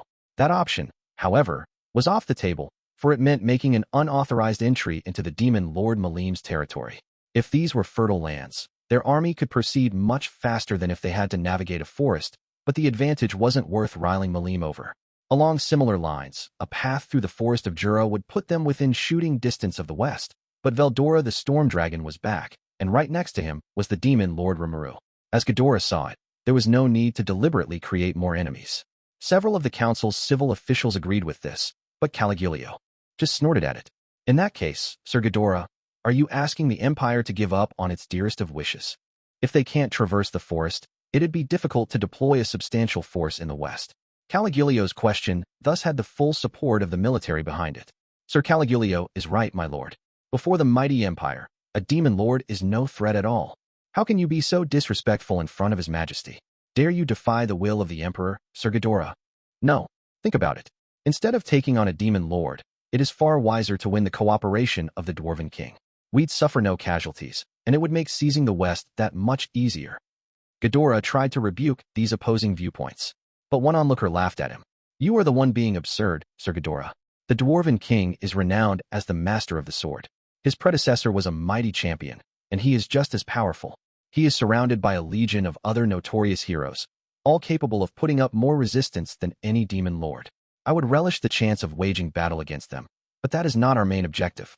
Instead of fighting a group of champions, we would receive far more public support for slaying a demon lord." This shouting came from Greatum, the Beast King and commander of the Magical Beast Division. All he had to do was stand up, and the intimidation he exuded was overwhelming. He had the air of a ruler and the power to tame any magical creature.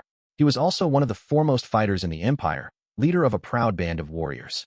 In terms of strength, the commander was said to be the second best in the Empire. He wasn't in the single digits rank-wise, but his powers had quickly earned him a post leading a division. Being in a position untouchable by any ranking duel made him believe he was the strongest, and thus Greatum resented the Empire's marshal, the one person higher than him in the military hierarchy. Some rumors said he had lycanthrope blood in him, but none of these had been confirmed.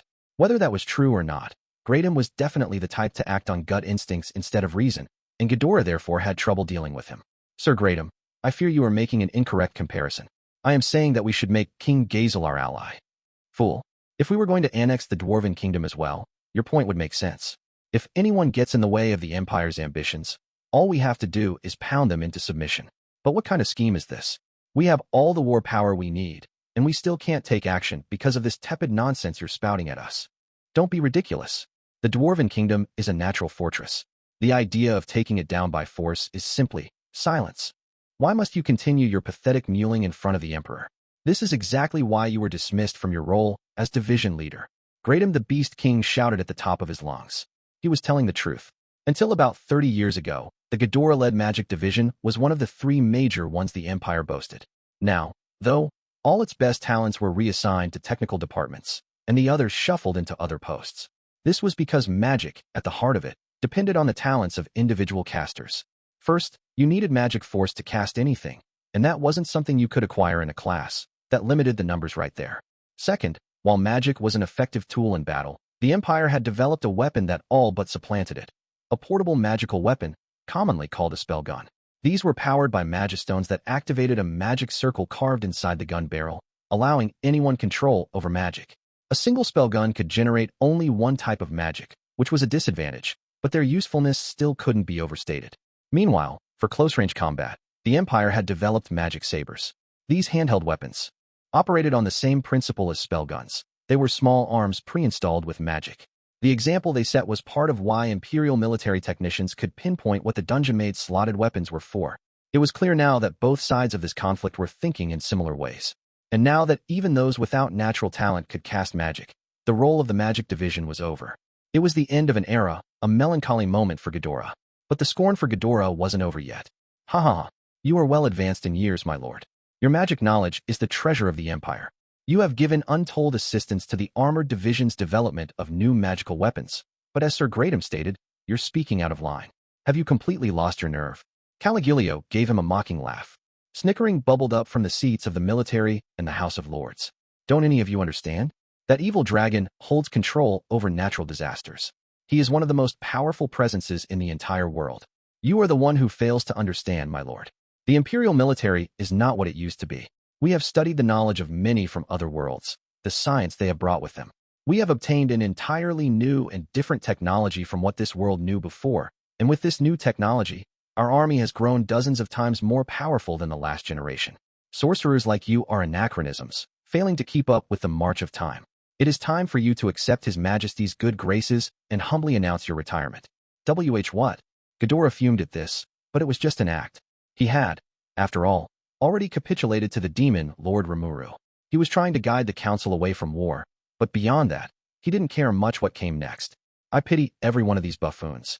Science is a wondrous thing, but the sorceress dynasty of the Lion has its own secret knowledge. Sorceress science, they call it. Sir Rimuru himself is an otherworlder, and the Empire may be kept secure by its military might, but for how long? Now that he knew the truth about Tempest, and about Rimuru, victory for the Empire seemed very uncertain to Ghidorah. He didn't wish misfortune upon his former colleagues, and he felt a debt of obligation to the Emperor. That's why he made an honest effort to steer the Empire off its course, but if it failed, he wouldn't dwell on it. Yuki had a coup simmering anyway, and once it broke out, Ghidorah intended to keep the Emperor secure. He was sure Yuki wanted the Emperor assassinated. If he planned to conquer the world, then all its leading figures were nothing but obstacles. Before now, he let him do what he wanted. But now that he had no reason at all to wage war, Ghidorah could no longer allow Yuki's schemes to plunge the world into chaos. I can't say what'll happen in the future, but I doubt what I say here will change anything. Now, I suppose, I'll fulfill Sir Rimuru's request and build up more excitement for the dungeon. With that tacit decision, Ghidorah turned his eyes toward Yuki, who, up to now, hadn't said a word. Seeing Ghidorah fall silent, Caligulio assumed victory was his. Ghidorah's magic division was dismantled in the military's last major reshuffling. Since then, Ghidorah had been treated as a technical advisor for the armored division, an honorary post, and nothing else. But he was widely known for his champion-level powers, and he may still have had more influence around the Empire than Caligulio himself. And it was Ghidorah, and Ghidorah alone, who recommended Yuki as a division leader. Simply infuriating. Caligulio didn't like it one bit. The great Ghidorah, lauded as a master sorcerer, was an old man, but his career was filled with meritorious deeds. He knew he couldn't afford to shed his politeness when dealing with him. But he's a relic of the past. Now he's nothing but a crotchety old man, a drain on all of us. Over time, the Empire had grown into a superpower in war, And as sad as it was, poor old Ghidorah simply couldn't keep up with that. The Empire was in a new era, and its 3 new military divisions were incomparably stronger than before. The Armored Division Caligulio led was the largest military division in the Empire, driven by a combination of otherworld science and magical technology. Its force consisted of over 2 million deployable soldiers, but this included troops garrisoned across Imperial territory. Only about 1 million could engage in maneuvers on a moment's notice, but this was still an army on a stupefying scale, one unthinkable 100 years ago. The Magical Beast Division Gradum led was using DNA analysis technology brought by Otherworlders to capture and raise magical beasts. The tamed, powered-up creatures this program produced now formed the core of this division. Nothing like this had ever been attempted before with such beasts, but this division made it happen, and thanks to their effort, the Empire could even train magical beasts as battle mounts. These were used by the Empire's greatest champions, those who analyzed the blood of ancient heroes and made it their own. These champions were innately powerful, and awakening the forces within their blood allowed the Magical Beast Division to recruit nothing but these champions. It was a comparatively small division, only around 30,000. Just 1 in 100,000 had this kind of talent. But their mounts were magical beasts, at least A- in quality, and when matched with the right champion, their power was incalculable. It was truly an elite force, worthy of being a full division despite its smaller size. Finally, the Composite Division Yuki led was a group of talented individuals with extremely powerful latent abilities. The general public considered this division a hodgepodge of scrappy odds and ends lacking any real cooperative spirit, but that wasn't the right way to describe them. They didn't work well with others because they were already pretty omnipotent by themselves. As a band of exceptional, tough-to-control individuals, they had many talented otherworlders, their latent potential anybody's guess. It was populated by those with irregular traits, things that couldn't be reproduced after extensive experimentation, difficult to handle, but packing more of a punch than an A-rank magical beast. They may not have known what their abilities were, exactly, but as weapons, they were too good to dispose of, and this force was where such accomplished people were inserted. They had barely been supervised up to this point, but with Yuki as the division's new leader, it was reborn as a treasured force, one whose powers couldn't be defined by pure numbers. They totaled some 200,000 people, about half of whom were deployable. The rest were commissioned intelligence officers, office staff, and so forth. That, and within the Composite Division was also a specially selected elite force, the foundation of the entire division, one absolutely faithful to Yuki. This was the composition of the Empire's 3 new military divisions. It was a formidable power, and the moment the Emperor gave the edict, 1,130,000 soldiers could likely begin operations at once. According to the Imperial Information Bureau's latest intelligence, the Western nation's total fighting power was under 1 million troops. In terms of what was deployable right then, they'd likely be happy to gather 400,000. Even more encouraging, the IIB expressed doubts that this could act as a coherent force due to expected logistical difficulties. It was thus an unruly mob of 400,000 against over 1 million Imperial-trained elites. The numbers were simply overwhelming. And right at the core of this overwhelming Imperial force was Caligulio's Armored Division. Caligulio intended to bring his own hand-picked forces out on the field to handle this war. He planned to deploy 1 million soldiers as follows. The restructured Armor Corps, the division's main force. These soldiers boasted the latest in otherworld technology and magical modifications. As individuals, each one ranked at least a C+, and some had even reached a rank. The Magitank Force, their most decisive weapons. This was a squadron of 3,000 Magitanks, the latest new Imperial weapon brought into practical use. Each one had a crew of 5, and they offered firepower that broke all previous rules. Their main armament, known as a magic cannon, could fire bolts that shot out at 2,000 yards per second. A Magitank could hold 50 of these bolts, firing them up to 5 times a minute, and they packed a punch, the equivalent of a tactical-level high-speed flame spell. Although these bolts were launched with magic, fundamentally, the shots themselves were simple metal balls. They could still smash through things like anti-magic barriers and anti-archery defenses, making them a fearsome mass-based offense. Thanks to that, the kind of force you once needed a wizard to unleash, assuming you could find one, was now at the beck and call of a common soldier. These Magitanks resulted in a major breakthrough for the army, due to the difficulty of defending against them. 200,000 soldiers were assigned to this force, including mechanics and other personnel, and the more tanks you added, the more powerful it had become. The Flying Combat Corps, responsible for a set of highly classified weapons. This consisted of 400 flying airships, the treasure of the Empire, and a testament to the grand new knowledge the Otherworlders brought with them. Each airship could house up to 400 people, a staff of 50 piloting them while the rest handled defensive magic or operated the cannons. They were fitted with many magically amplified guns, making them warships bristling with offense and defense, and they were also useful as transportation craft. In this world, the concept of air superiority didn't really exist. No army paid any attention to anti-air defense, so the Empire could transport large forces while the enemy's guard was down. Airships could also assist in surrounding an enemy on the front and rear, making pincer attacks child's play, another invention that turned conventional tactics on their head. 100,000 people were assigned to this corps, mostly members taken from the old magic division. With this many soldiers at his beck and call, Caligulio was basking in a feeling of omnipotence. For example, the average strength of a knight in this world would be around C rank at best, although it varied depending on the size of a nation.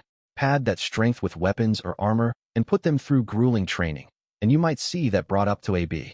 Meanwhile, the armored division put its members through assorted magical modifications. After a health evaluation, anyone deemed fit enough for it was half forced into the operation. This successfully lifted the baseline for the entire division, and that was true for the forces stationed elsewhere across the empire. They were like an insurmountable rock. Caligulio was sure of it. For this grand campaign, he planned to deploy all the magitanks and airships at his disposal. He had enough soldiers to overwhelm any foreign alliance, in quality and quantity, and he had so many new weapons to unveil. As he saw it, the armored division was the best way of showing the full might of the empire to the world. Why worry about Veldora? Why worry about a demon lord? My division alone could conquer the whole world. It was with that confidence that Caligulio observed Ghidorah.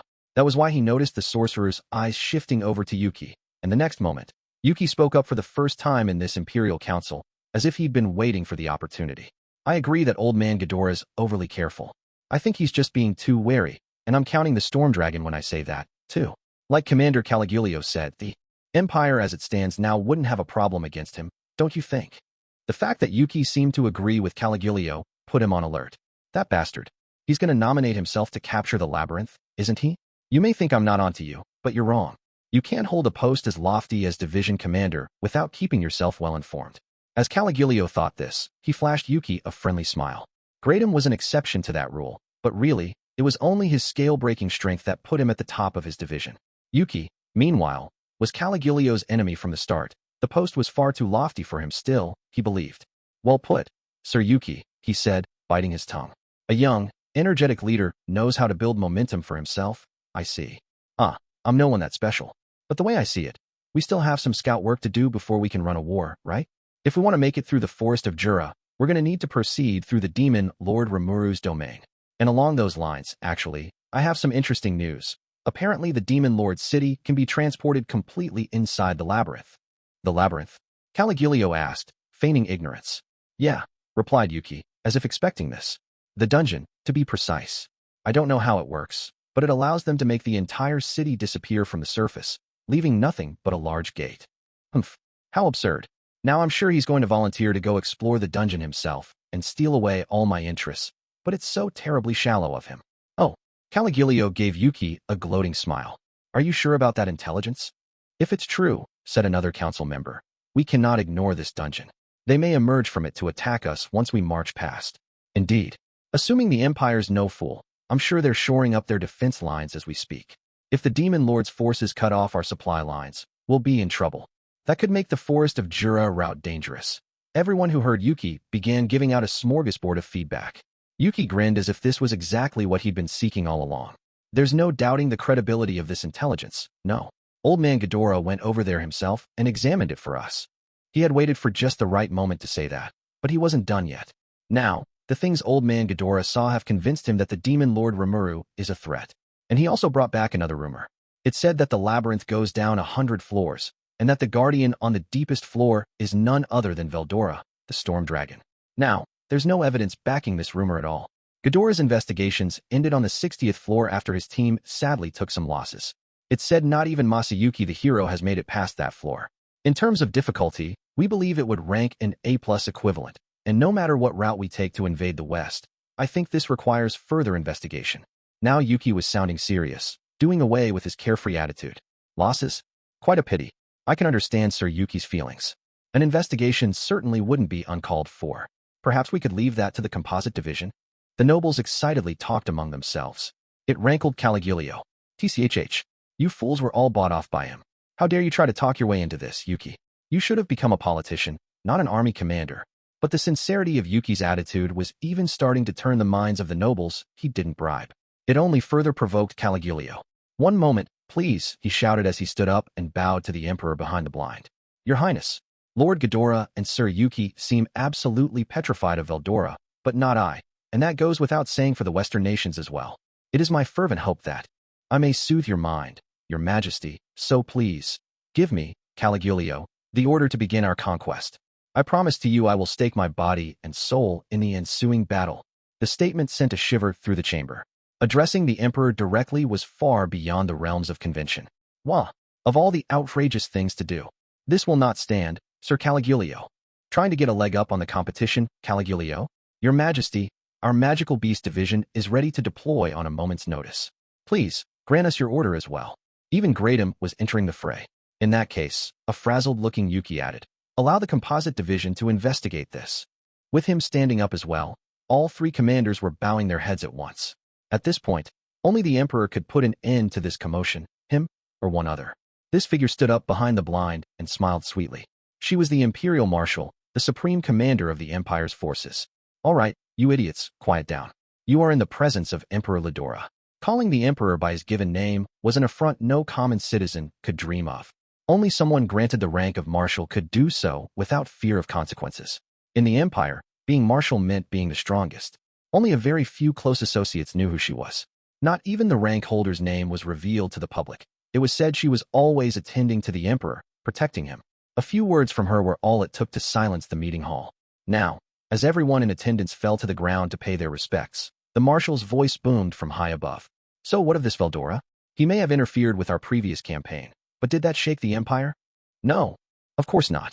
And that is because our great emperor has afforded us his divine protection." "Yes, ma'am." It was beyond overpowering. An air of dominance filled the room, leaving everyone powerless to resist it. And in the midst of it, the marshal asked, "Yuki, was it? You have been in the empire for not even a year, and I must praise your achievements. However, you are soft, too soft. From the moment Veldora resurrected himself until now, the empire has not taken any action. Do you know why? Because we were not fully prepared. This was already well-trodden territory, but Yuki gave the answer anyway. But the marshal answered him with a scornful smile. "No, it's because the idiots among us were so stricken by fear of the past, they made up this or that excuse to run away. Isn't that right, Ghidorah?" "Aye, indeed it is." Everyone, deep down, knew that to be true, and not even Ghidorah had the willpower to say no. It was true. He had argued for avoiding battle instead of debating whether they could beat the Storm Dragon. He had no leg to stand on. But what is this? Why is she, of all people, in such a panic? Ghidorah was one of the few people who had seen the marshal's face. That's why he could tell, despite her detached air, that she was growing impatient. But he couldn't bring it up here. Instead, Ghidorah felt a vague anxiety, one whose reason he couldn't put into words, as the marshal continued. "There's no way negotiations with King Gazel of Dworgen would go well, is there? I'm sure you understand that. So why be so stubborn about it? Or are all of you more idiotic than I thought? You're not trying to interfere with the empire's dominance, are you?" The cold voice made Ghidorah's spine freeze. Has she spotted me out? He couldn't believe it. He was a senior member of the empire, one who served as counsel for the emperor. But even he found himself cringing in the presence of the marshal. And come to think of it, I still don't even know her name. Ghidorah was trusted. He was treasured. There was no doubt about that. But maybe that was all just Ghidorah kidding himself. The thought felt like a shock wave. And then, for the first time, he began to wonder what the empire, or really, the emperor, actually was. Turning away from him, the marshal set his sights on Caligulio. "So, Caligulio, you like your chances of victory?" "Why yes, marshal. I absolutely do." Then tell us about your strategy." "Well."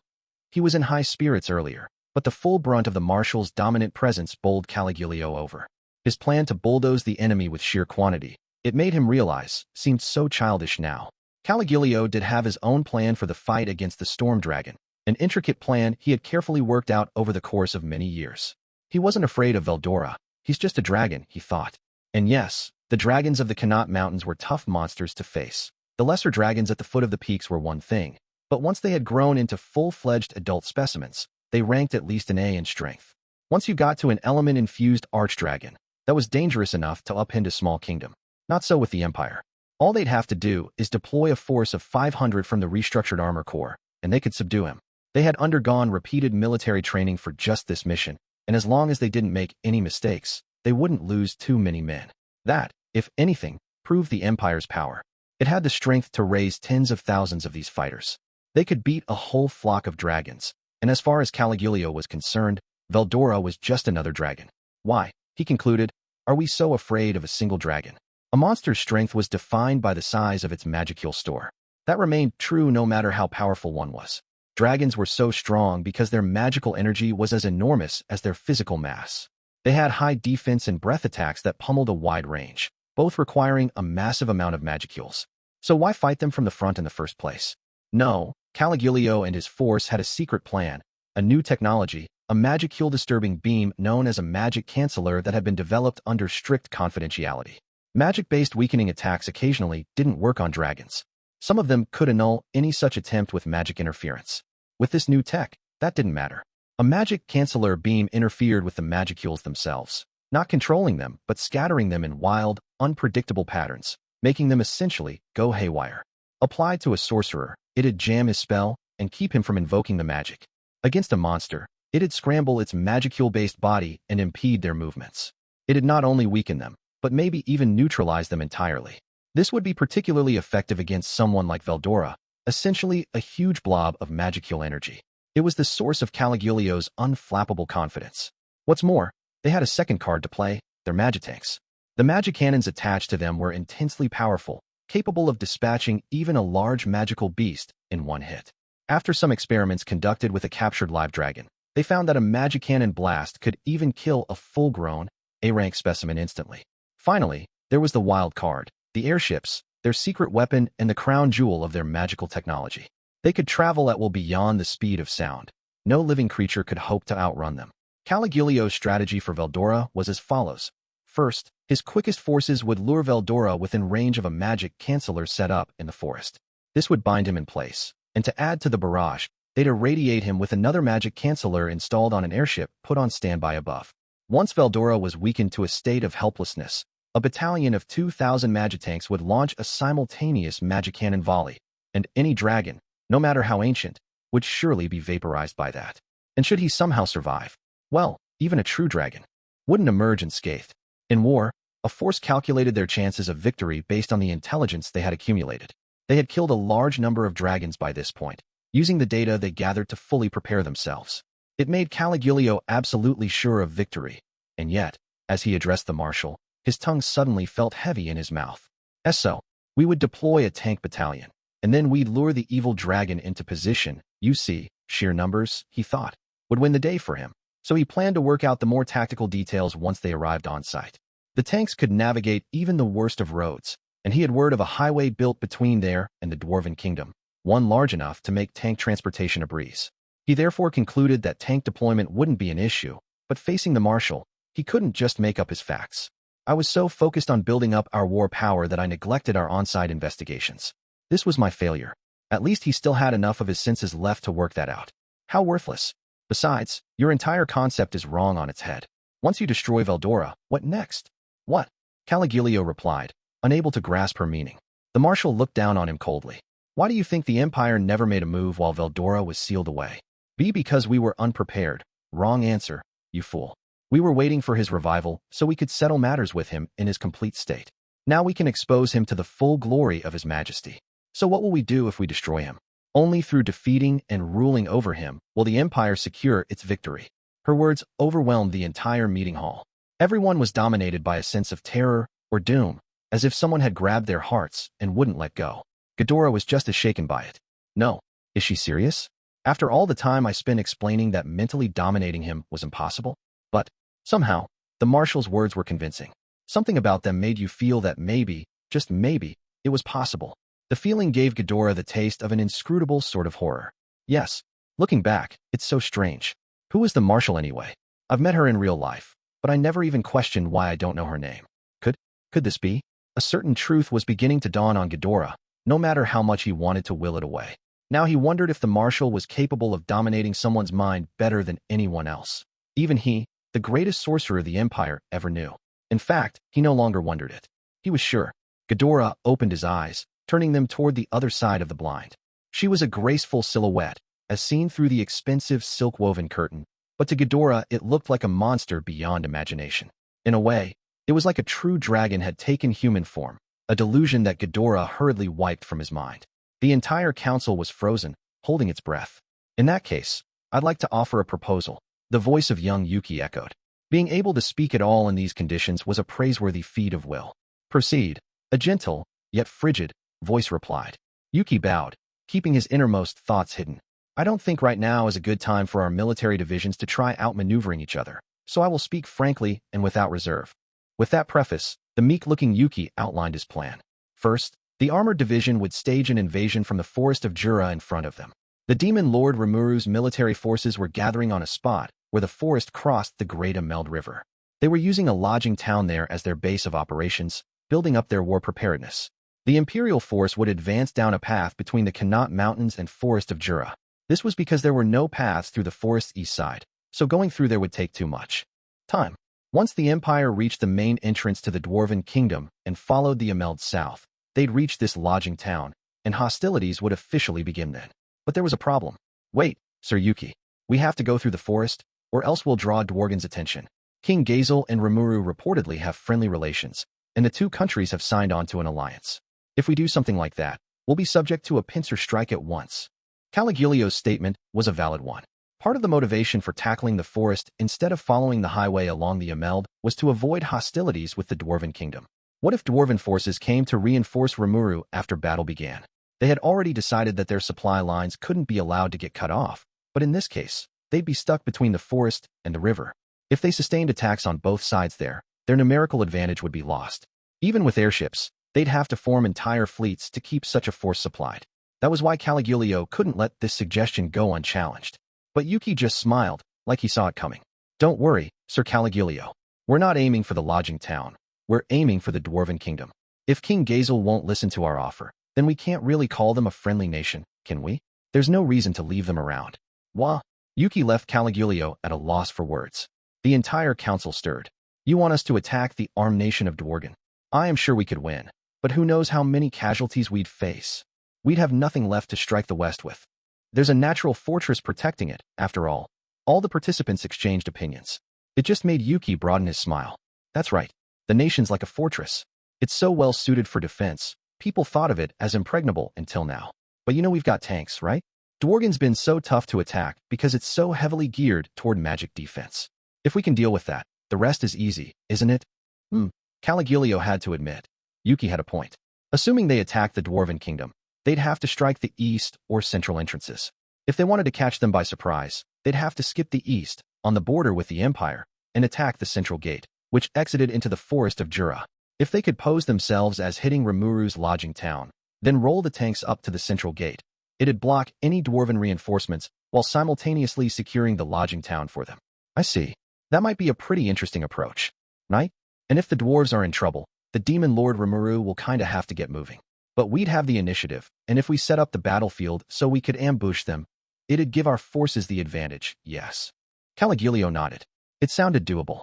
It's probably going to be their advance force stationed at the lodging town, but in the forest, they're still going to have an advantage, and we're going to take more losses. But if we can take down the Dwarven Kingdom first thing, then that natural fortress would help keep us defended. There was some deception to Yuki's pitch. If they were really going to volley some magic cannon blasts around, the first shot would likely destroy the central gate. Even if the dwarves fled down into the maze-like cave corridors, the urban area near the entrance would suffer untold damage. Maybe they'd absorb and rebuild the nation in the future, but it'd be rendered unusable during this war. Caligulio spotted that, but he decided to put up with Yuki's cajolery anyway. I'm not sure it'll go that well, but you do bring up some good points. Certainly, it'd be more uplifting for us if we set a trap and annihilated them all at once, rather than chase them like mice across that accursed forest. After that, we can take our time advancing everyone toward the Tempestian capital. Well, before that, there's more to my plan. My composite division, as everybody here knows, is more suited for individual, one-on-one battle rather than group ops. I'm thinking, this is the best force you could ask for to investigate that dungeon for us. Like we said, rumor has it that Veldora is guarding the place from the 100th floor. We need to check out that story, don't we? Thought Caligulio with a secret chuckle. That's his approach. He didn't believe Yuki would give up his claim that easily, so this request was predictable enough. No need for that, I don't think. If your division ignores the lodging town and travels straight for the monster capital, That'll open up the danger of a pincer attack. No, it's better to allow our force to advance westward and navigate the pathless forest all the way to the dungeon. I'm never going to believe they can make an entire city vanish until I see it for myself. It'd be more tactically sound to assume the demon lord will be waiting there with his main force. Yuki, faced with this, scowled for just a brief moment. Caligulio was perceptive enough to notice it. Ha, so naive, still. Don't get full of yourself, kid. You can't always get what you want. But as he basked in his joy, finally, this is turning into a decent military conference. Very well. You seem confident enough, Caligulio. I'll let you handle the demon lord. And with that brief statement from the marshal, the armored division's invasion of the forest of Jura had been approved. But she wasn't done. However, this is still too weak an approach. If we're attacking Dworgen, better to apply pressure to the east gate as well. I'll leave that responsibility to the composite division. Commander, I want you to consider your division's formation carefully, as you'll still be handling capital defense as well. Yes, Marshal. Yuki considered objecting for a moment, but stopped himself. By the sound of the marshal's voice, he realized this was an order set in stone. Instead, Greatham, the last remaining commander, spoke. Please, wait just one moment. Are you asking the Magical Beast Division to stay put, then? I promise you, we can play a starring role in any engagement. So please. Greatham looked almost grief-stricken as he raised his voice toward the silk blind. If he was ordered to remain on standby for this operation, the Magical Beast Division, already small in size, would have nothing to do the entire war. Everything would be covered, and Greatham would have no chance to earn any achievements in battle. A tragedy he'd do anything to prevent. Settle down, you idiot. I have a role for you as well. Why you do? And what role is that? Take the entire Magical Beast Division and advance northward. Greatham had braced himself so much for the marshal's answer that it literally shocked him. It was just really unexpected. Rimuru and King Gazel were focused on defending their own nations. In the midst of this, they could stage an invasion on two fronts and scare the Western nations out of their wits when they weren't paying attention. This would let them establish a beachhead quickly in the region before the Council of the West could react. But, northward, you want us to cross the Connaught Mountains? Greatham, surmising the intent behind the marshal's instructions, was deeply shaken. The logic, at least, made sense. Now they'd be deploying in 3 directions, not 2, but the Empire had the power to pull this off. Yet this operation presented some serious tactical challenges. In fact, traversing the Connaughts with a 5-figure force would make any soldier doubt the sanity of their leader. But as he hesitated over voicing his concerns, the marshal began laughing. That's right, Greatham. I want you to navigate over the sea and attack the capital of Inglesia. The kingdom of Farminus is still rebuilding. Once Dworgen falls, we can crush it any time we like. What? The sea. But we don't have any large transportation vessels. Of course we do. Don't we, Caligulio? Being called by name like this, Caligulio knew he couldn't stall any longer. He resented not being identified by his rank, but now was no time to lodge complaints about decorum. That was how overpowering and coercive the marshal was. I think you're right, Marshal. We have the airships developed by our force using the latest in technology. They are run by our Flying Combat Corps, and it'd be possible for them to transport the Magical Beast Division, I believe. Excitement spread across the council at Caligulio's response. There was a way to attack the west without running through the forest of Jura all along. Anyone in the Empire would be overjoyed at the news. However, we need airships as our deciding factor in the battle against the Storm Dragon. Thus we can offer little more than transport. But is that enough? Caligulio was talking to Greatham. He figured that he'd retain 100 of his airships, all armed to the teeth. The remaining 300 vessels could carry upward of 100,000 troops. Each one could bear a maximum of 400, and once you subtracted the 50 crewmen, that allowed for 350 soldiers per ship. The Magical Beast Division consisted of 30,000 champions, each with their respective mount, along with their support staff. Even with their required supplies, 300 airships would be an ample number to carry them all. The ships wouldn't have much fighting power, but transporting the Magical Beast Division was easy enough. So Caligulio nimbly drew a line in the sand and thrust the offer in Greatham's face. Greatham, understanding this, groaned a bit as he sank into thought. It would be an honor for any fighting man to have a chance to fight Rimuru or the Storm Dragon. Letting this honor slip through his fingers seemed like a waste, but the strategy the marshal offered had quite a few attractions of its own. It was a blitzkrieg operation, the kind that destroyed any preconceived concepts about this war, and with the Western nations asleep at the wheel, they'd have nothing to resist Greatham's Magical Beast Division with. Success was practically guaranteed. It all seemed to fit together. Most of all, the West reportedly had a group of champions known as the Crusaders. Each one was a stout fighter, but together, they were rumored to be among the strongest out there in group battle. They were complemented by the Master Rooks, also said to be a menace on the battlefield, and the Holy Empire of Libelius also retained Hinata Sakaguchi, chief knight of the Master Rooks and leader of the Crusaders. She was the strongest knight in the West, her name known all the way over in the Empire, and some tales claimed she fought Rimuru to a draw recently. If it was merely a draw, then their strongest of knights was both a coward and no match for Greatham. He was ready to lay waste to her platoon of champions, then trample all over their holy city. Already, he could feel his beast blood surge within him. Very well, the Beast King barked. Give us safe passage to the battleground, and we'll gladly carry out this operation. Excitement bubbled up further across the chamber. We can win this. I know we can. Victory to us. Victory to the Empire. Hail to His Majesty the Emperor. Already they were drunk with jubilation, visions of glorious success dancing in their minds. Caligulio was ready to excite them even further with a reciprocal promise to Greatham. A sea route would keep us from the threat of dragons, he said. You will have nothing to worry about. Leave the navigation to us. This, too, was part of the plan Caligulio considered. Based on the average flight range of a dragon, a sea path would keep them far away from the dragon's nest territory. They'd also be protected from the nefarious sea creatures that infested the sea, offering a relatively safe passage to the west.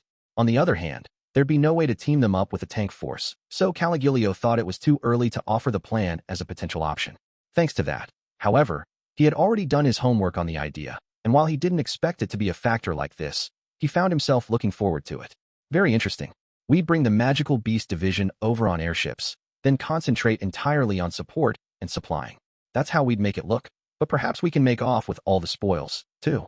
And having such a large force up north is bound to surprise the Western nations' forces. They'll be rudderless, helpless, with no chain of command and no way to reinforce the demon Lord Rimuru. The Western nations, with attention focused solely on the forest of Jura, would find itself pinned down on multiple fronts. That would make Caligulio's strategy work all the more smoothly. That, he thought, would let him focus on the dungeon and the Storm Dragon, letting him put up even bigger results than before. Do we have any problems with this? None, Marshal. I will work with Sir Greatham to prepare a workable strategy. Yes, if we can reach there safely, I promise we'll fight to the best of our abilities. Okay, and in that case, I'll give the Dwarven King the best show of force we can offer, I guess. Once battle breaks out around the central gate, that'll likely bring things around the east gate to a standstill. But the dwarves may lose their minds and attack us, you think? Yeah, I'm aware. Even when addressing the Marshal, Yuki could never let go of his trademark sass. Everybody in the chamber, including his fellow commanders, gave him an odd look. Is he oblivious? Their eyes asked, or merely a fool? Yuki paid it no mind. Very well. In that case, begin preparations at once. Yes, Marshal. The order was placed. Without Emperor Veldora stating a single word, the Empire decided to embark on a simultaneous three-pronged invasion. The Imperial Edict, made in the Emperor's name, came down later that day. Now the whole Empire was feverish with enthusiasm. After a yawning period of obscurity, the time had come to display their mettle in war. After the Imperial Council ended, Yuki breathed a sigh of relief. The Marshal had never spoken at any of their conferences before, but today she took an oddly proactive approach. This would require more than a few changes to Yuki's plans, but, it's no big deal. My army's gonna get to deploy pretty close to the Imperial capital, like I planned for. The Armored Division, the biggest thing in my way, is mostly gonna be invading the forest of Jura. I didn't expect the Magical Beast Division to get sent out. I still have Vega undercover in there. I wonder if the Composite Division is enough to make this coup work? His original plans called for Vega to be the primary force behind the coup, and Yuki's patsy as well, taking all criminal blame should things fall apart. Yuki's force, of course, would be providing clandestine support. Or really, Vega would provide a conspicuous diversion while Yuki did all the heavy lifting. That plan would need to be scrapped, but Yuki reasoned that the general outline could still hold. He figured that fool Caligulio would step up for him, and it looked like he would. Caligulio was more a loyal military man than a born fighter. He was good in a scuffle, but he was too focused on strategy and finding a way to sure victory. He didn't like going on adventures, but he was still greedy. Sometimes, if a prize was worth his time to work for, he wouldn't be afraid to take some losses for it. Basically, all he needed was a reason. Tempest had lots of money, as well as a new technology to be stolen. Just tell him it's all hidden in the dungeon, and he'd do the rest. Of course, being that obvious with him would lead to doubts, so instead, he just needed to make Caligulio think he wanted his hands on it. Fortunately for him, all the items and intel Ghidorah brought him allowed Yuki to make Caligulio do his bidding. Still though, why are you looking so serious? Yuki asked Ghidorah, currently sitting across from him. Well, The marshal, you know, the marshal? Yes. She almost seemed in a panic. I was wondering if there was some reason for it. In a panic? She didn't look that way to me. It appeared rather a trivial reason for Ghidorah's brooding. It wasn't much of anything to worry about, Yuki thought, but something about her must have given Ghidorah concern. But yeah, I was thinking this during the council, too. But she's a real monster, isn't she? I mean, if I run into someone I don't know I can beat until I try fighting him, that says a lot, you know? Yuki could gauge the strength of most opponents without having to battle them. With the ultimate skill he had awoken to, he could even identify any abilities other people were trying to hide. If a target wouldn't let him do that, it went without saying how dangerous that could be. A new marshal is appointed every time a new generation of Emperor Ledora's family takes the throne, Ghidorah explained. In this generation, just like the last one and the one before it, the marshal always sits by the emperor, protecting him. They're named to the role because they, too, have the power needed to stand at the peak of the empire. But despite that, there has never been any record of a marshal speaking out loud on military matters. So why? The clear danger the marshal presented was a miscalculation on Yuki's part. But this, too, fell within his assumptions. After all, the demon lord Guy Crimson, the most powerful of demon lords, seemed to have his own history with the empire. It didn't take someone like Yuki to realize that something was up with them. Why was someone as strong as Guy Crimson leaving the empire alone? What reason would such an arrogant demon lord have for sitting on his hands? The answer, Yuki thought, was that he was wary of someone in the empire. And if that someone was the marshal, he was fully willing to believe that possibility. Besides, if this war gets big enough to really upend things, that's going to lead to some pretty huge events. Then maybe I'll get more insight into the stuff that's still hidden around here. Yuki smiled, trying to stave off his excitement for the future events he pictured. Ghidorah just sighed in response, but he couldn't sit there moping all day. So he decided to turn the page and discuss future plans. Well, Yuki, things are going as planned with me. I now have no reason to take revenge against the West, though, so I was hoping to avoid war, but no chance you're going to get your way in that council, though? Not after how much you fan the flames. Indeed, I certainly can't deny that. Ghidorah was generally a pretty self-centered man, not the kind to care much about advice given to him. If he and his beloved friends were safe, he wasn't concerned about anything else. He might have been a master sorcerer, but he was no god. He never boasted about how omnipotent he was, and he drew a line between what he could and couldn't do. That was why, as his last service to the empire, he advocated against entering into war. Demon lords were said to be the enemy of humankind. They were absolute despots, and it was best to never rile them. Ghidorah didn't, and that was how he made contact with the late demon lord Clayman, and through him, he eventually made friends with Yuki. It all stemmed from how single-minded he was about destroying Luminism, and the West along with it. He wasn't wrong to take this approach. Demon lords were allowed large, bountiful holdings so they wouldn't foster ambitions for other nations' territories. None of it meant much any longer. But that was why Ghidorah wanted to stop the empire from proceeding any further down this mistaken path. Besides, he had met the demon lord Rimuru himself. He had a very gentle personality. Working alongside him seemed like the smartest approach. And Adelman, his friend living over there in Tempest. Well, he looked completely different now in his afterlife, but he seemed to be enjoying himself. The biggest surprise to Ghidorah was this nation's fighting power. Even Adelman, who Ghidorah pinned as close to himself in strength, was just guarding floor 60 of the dungeon. Apparently, he had earned a promotion to floor 70, but it just showed how many more people were above him. And that wasn't even counting the officials and aides who served Rimuru. You'd have to be a fool among fools to fight that nation. Ghidorah was sure of that, and that's why he believed the empire was going to be trounced in this war. He didn't know what Shinji's band thought, but in Rimuru, Ghidorah sensed something he just couldn't get to the bottom of. That's what inspired him to plead against this war so ardently. His efforts didn't pay off, but at least he lived up to his end of the bargain with Rimuru. He successfully turned the Empire's attention toward the dungeon, and now it was time to figure out what he'd personally do. I no longer care much about what happens to those who didn't heed my advice. After I have my final audience with His Majesty, I intend to travel right over to the land of monsters. That's a pretty frank way to announce your betrayal. It's not a betrayal. I simply live the way I want to. And this is not goodbye for us, Yuki. Should you ever run into trouble, you can always rely upon me. Ghidorah was a selfish man, but he was kind to those close to him. He seemed to like Yuki, and he made that clear now. Ha ha ha. Well, I'll be sure to. Yuki nodded, snickering to himself. Yes, but still, I'll be the new man in that nation, so I will have to build my trust among its people. So don't expect to start exploiting me anytime soon, now. Ah, you're so mean. That's kind of better left unsaid, isn't it? Oh, come now. Someone as brash as you needs it spelled out for him. And speaking of brash, I'd like to give my regards to those jesters, too. Are they out scheming somewhere right now? Yeah, pretty much. I can't tell you where, though. 'Cause I think Rimuru would find out if I did. Wahaha. Maybe so, yes. Then I'll refrain from asking. But tell them to count on me if they need anything. Please. Thanks. I'll do that. Yuki grinned back at Ghidorah. He liked him too. The way he lived a life so true to himself dazzled him a bit. So after a few more laughs, they shook hands. Well, Yuki, I'll be on my way. Whether it's a coup or something else, I look forward to whatever great escapade you're planning next. But, yeah, I know. If I commit regicide, you'll never forgive me, right? So long as you understand that. Farewell then. And so Yuki and Ghidorah parted ways. Ghidorah's request for a meeting with the Emperor was accepted. Perhaps I should warn him once more, Ghidorah thought as he nervously waited. He wasn't sure if the advice would be taken, but even now, he wanted to give one final piece of counsel to the man he owed such a debt of gratitude to. His Majesty awaits, his guide said, and a veiled attendant soon led him down a corridor.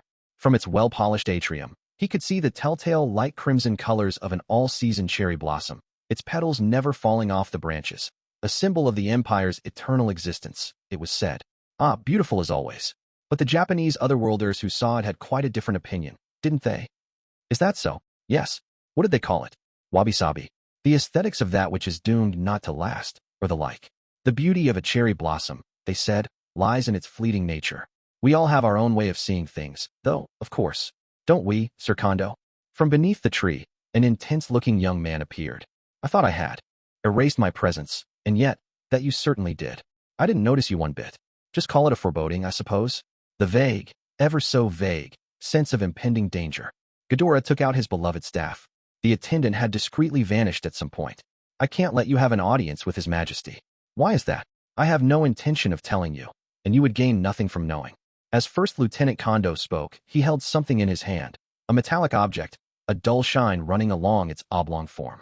It was a classic Nambu pistol, the first semi-automatic weapon produced in what was then the Empire of Japan. You mean to kill me? Ghidorah asked, his eyes sharp and penetrating. Kondo didn't react. Kondo, you. Just as he attempted to raise his voice further, Ghidorah fell, a stinging pain in his chest. He saw it coming. Ghidorah knew what guns were. He was on the lookout for Kondo's trigger finger, and his ears were attuned for a gunshot that never sounded. But most of all, this chest pain came from the back of his body. And as he slowly lost consciousness, he added everything up. This wasn't a bullet wound. It was a knife in his back. Kondo had done nothing. Instead, it was another. Why did you do that? Kondo asked. Because this man is dangerous. If we allow traitors in our midst, it will hinder the next emperor's reign. This other person's voice was familiar to Ghidorah, but he had trouble believing it. Perhaps, he thought, this was just a hallucination before he died. But this man is a close friend of His Majesty's. Ghidorah's consciousness was almost gone. Now he couldn't even hear Kondo's voice. All that awaited Ghidorah was an assured death. Poisoned too? They spared no precaution, I see. This, too, is my punishment for attempting to betray Emperor Ledora? But he was guaranteed to die like this.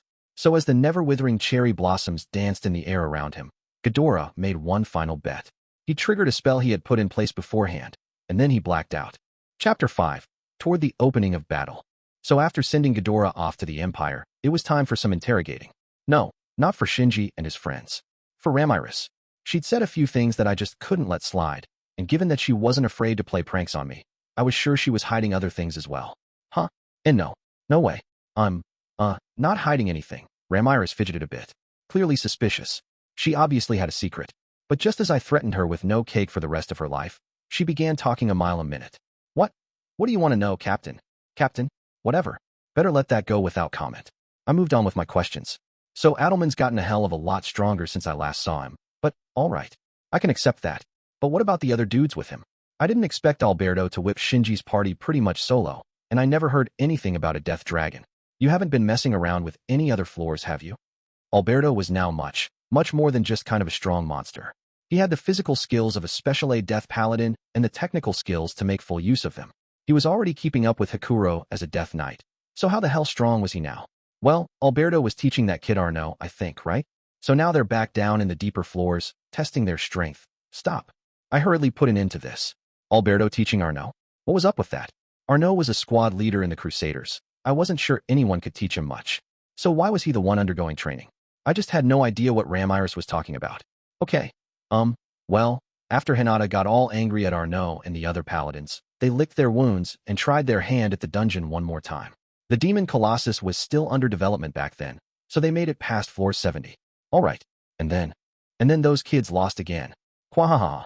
And what a sight it was. Ramiris was clearly enjoying this. Veldora was nodding and laughing with glee.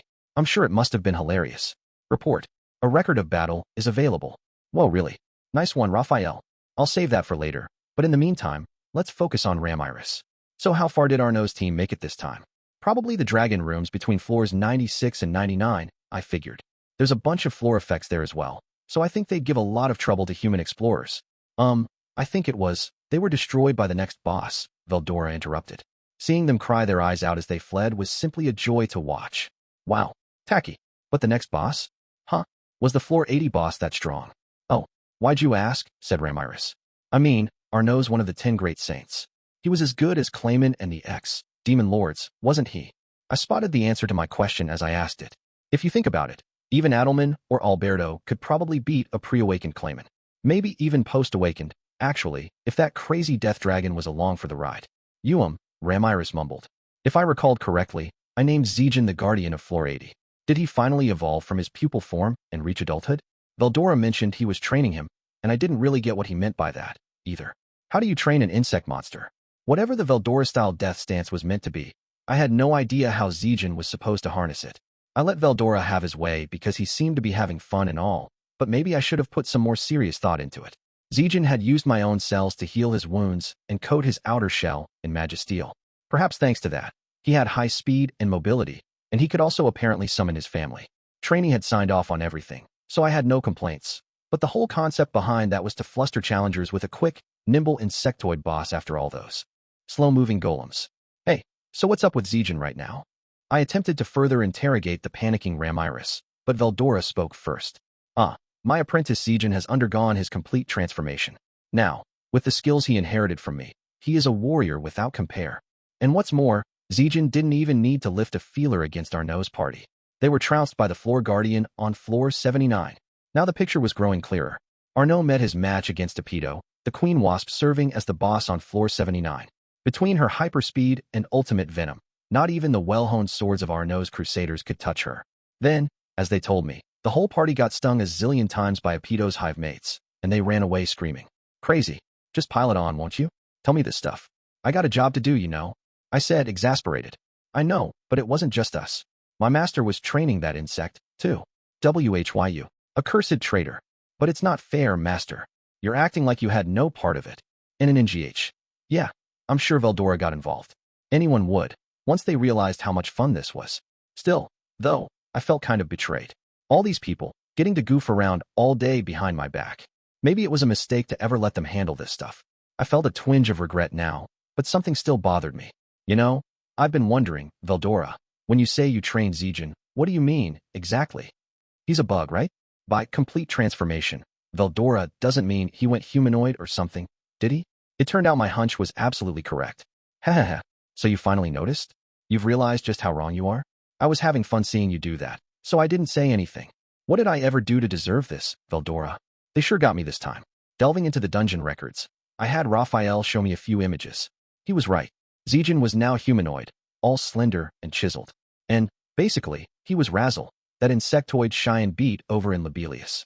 He looked so much like that insanely powerful Razzle, and thanks to that, he just exuded powerhouse vibes. This rather unusual evolution gave him a chance to learn more battle moves, and as it turned out, the same was true of Epido. She had a shapely, feminine form, and looking at her, it dawned on me. I should have realized something was up when Hinata started coaching her. I thought it was just some mock warfare, but she really was training her. And thanks to Hinata's expert battle training, Epido was incredibly refined in her moves. She had been training with Zijin as well, and her technical skills were also just as polished up.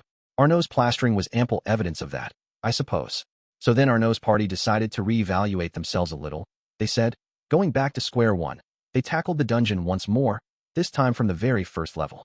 But one of the paladins met his end in floor 60, at the lands of Alberto the Death Paladin, servant of Adelman the Immortal King, and, a few centuries ago, the strongest of all paladin warriors. And ever since then, you know, they've had their asses thoroughly kicked by Alberto. After whipping their asses the first time, Alberto had taunted them, saying paladin, more like Paula, don't. That apparently really set off Arnaud, but even after busting out his ether break finisher, nothing worked on Alberto. The combination of a lifetime of sword skills and his new monster-based stats made it impossible for Arnaud's party to keep up. His undead body never grew tired, and even if whole body parts were sliced off, he could still recover. It was cheating, really. If you didn't hit the right elemental weaknesses, you just couldn't beat him. Even worse, Adelman had that holy evil inversion skill, which only added to his invincibility. Really, I thought, Arnaud couldn't be blamed for this. With all the magicules Adelman's team absorbed in the labyrinth, they had simply evolved into upper-level monsters, and Arnaud happened to challenge them right then. Bad timing, really. But think about it the other way. Getting to cross swords with the strongest knight of a centuries-old era was an incredibly lucky opportunity to have. And now, under Alberto's direction, the Crusaders under Arnaud were rotating in and out of the dungeon to train. So floor 60 had turned into something of a death trap while I wasn't paying attention. But what about the other floors then? I could see where this was going. Adelman and Zijin couldn't have been the only ones transforming like mad down there. And I was right. Now, apparently, there was a new group in the labyrinth, a team consisting of nothing but the ultimate titans. They called themselves the 10 Dungeon Marvels, and really, I think they could give my cabinet a run for their money. Adelman was on the team, of course, as was his assistant Alberto. Apito, with her new moniker of Insect Queen, had joined the Marvel ranks, and apparently Zijin was now the highest ranked among them. And then we had Kamara. Evidently, by taking the magical beasts in her 9 tails and infusing them into her body, she could assume the form of an adult woman. It's time to make the big announcement. Ramiris shouted, and then she went over the dungeon's current situation and latest news. Let's start from the bottom up. Ramiris, keeping her promise to Malim, had carefully raised the 4 element-infused dragons, all of them successfully evolving into dragon lords, the result of being constantly bombarded by Veldora's magicules. Thus we now had a fire dragon lord, a frost dragon lord, a wind dragon lord, and an earth dragon lord deep down. I can't say I was too excited about knowing that, but those were the facts. And that wasn't all.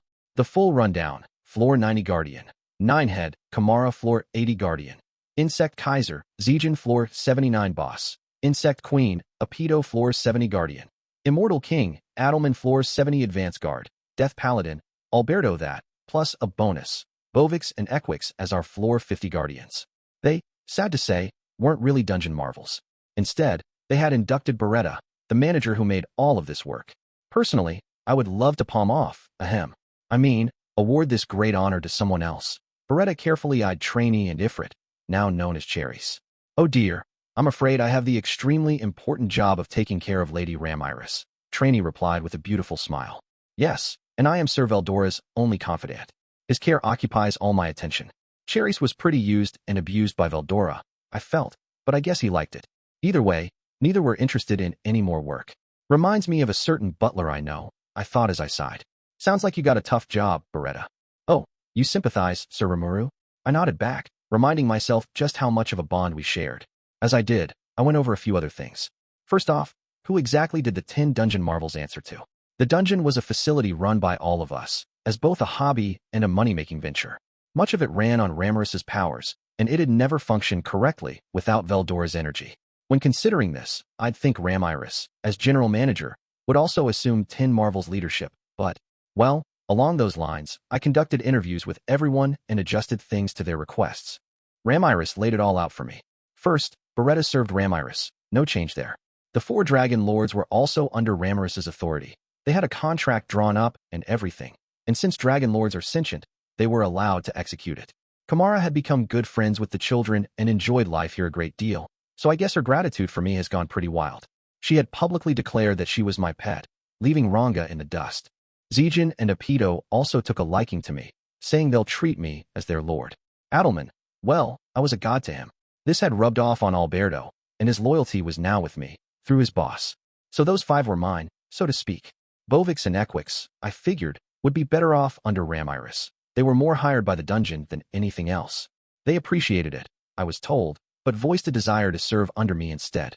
Which, well, they're both species who believe in power over anything else, so I bet with Ramiris, they totally judged that book by its cover. No, they didn't. You named those 2 guys, remember? That's more valuable to M than any salary they get. So they insisted. Oh, that kind of thing, huh? That makes me feel happy, actually. I'll have to drop a few kind words next time I see them. And so as I was watching those 3 Imperial intruders earlier, I actually had a front row seat to some pretty startling changes in the dungeon. Stunned into silence is about the right way to put it, but really, it's great to see our guardians get stronger. Still, All these unanticipated evolutions made me a little anxious. A bad habit for someone as timid as myself. But enough of that. With the 10 dungeon marvels in place, an Imperial attack would be nothing to worry about. I did inform them, however, to try to go a little easy on our challengers from the general public. Otherwise, I thought, it'd be pretty much impossible for your average dude to make it anywhere in there. Why would they want to take on a labyrinth with not one, but several Demon Lord-class enemies inside? I wanted to be sure floor 100 was never breached, at minimum. But Veldora could see to that himself. As for the other floors, I'd like to let people hack their way down to floor 80, at least. We took all this time building it, so I'd kind of like people to look at it. But we could think about that during peacetime. After getting a rundown on the labyrinth's current status, I went around to each floor guardian. I wanted to get a close look at them all, checking how they'd grown and evolved. The results were beyond my imagination.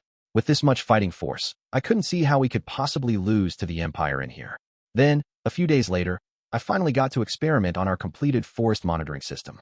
We were seated in our Strategic Military Control Battle Command Center, or the Control Center for short.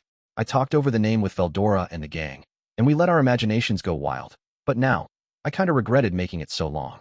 I probably debated over it with the wrong people. Rimuru strictly called it the Control Center, so not too many people actually knew the entire name. This was built next to Veldora's personal chamber on floor 100, and we set up a passageway to our normal strategy room as well. If we quarantined the surface city inside the labyrinth, this would serve as Tempest's headquarters. In case of war, we were all set. But of course, I'd prefer if we never had to use it. The results of our magic monitoring system were quite impressive. We had multiple large screens set up, the same sort we used for the battle tournament, and each one showed a different scene. Whether it was the Forest of Jura, our trade routes with the Dwarven Kingdom, or any other important site, we now had all the visuals we could care to monitor. We could even observe the sea routes in the Kingdom of Farminus, or the peaks of the Connaught Mountains, without any issue. It operated in a really simple way.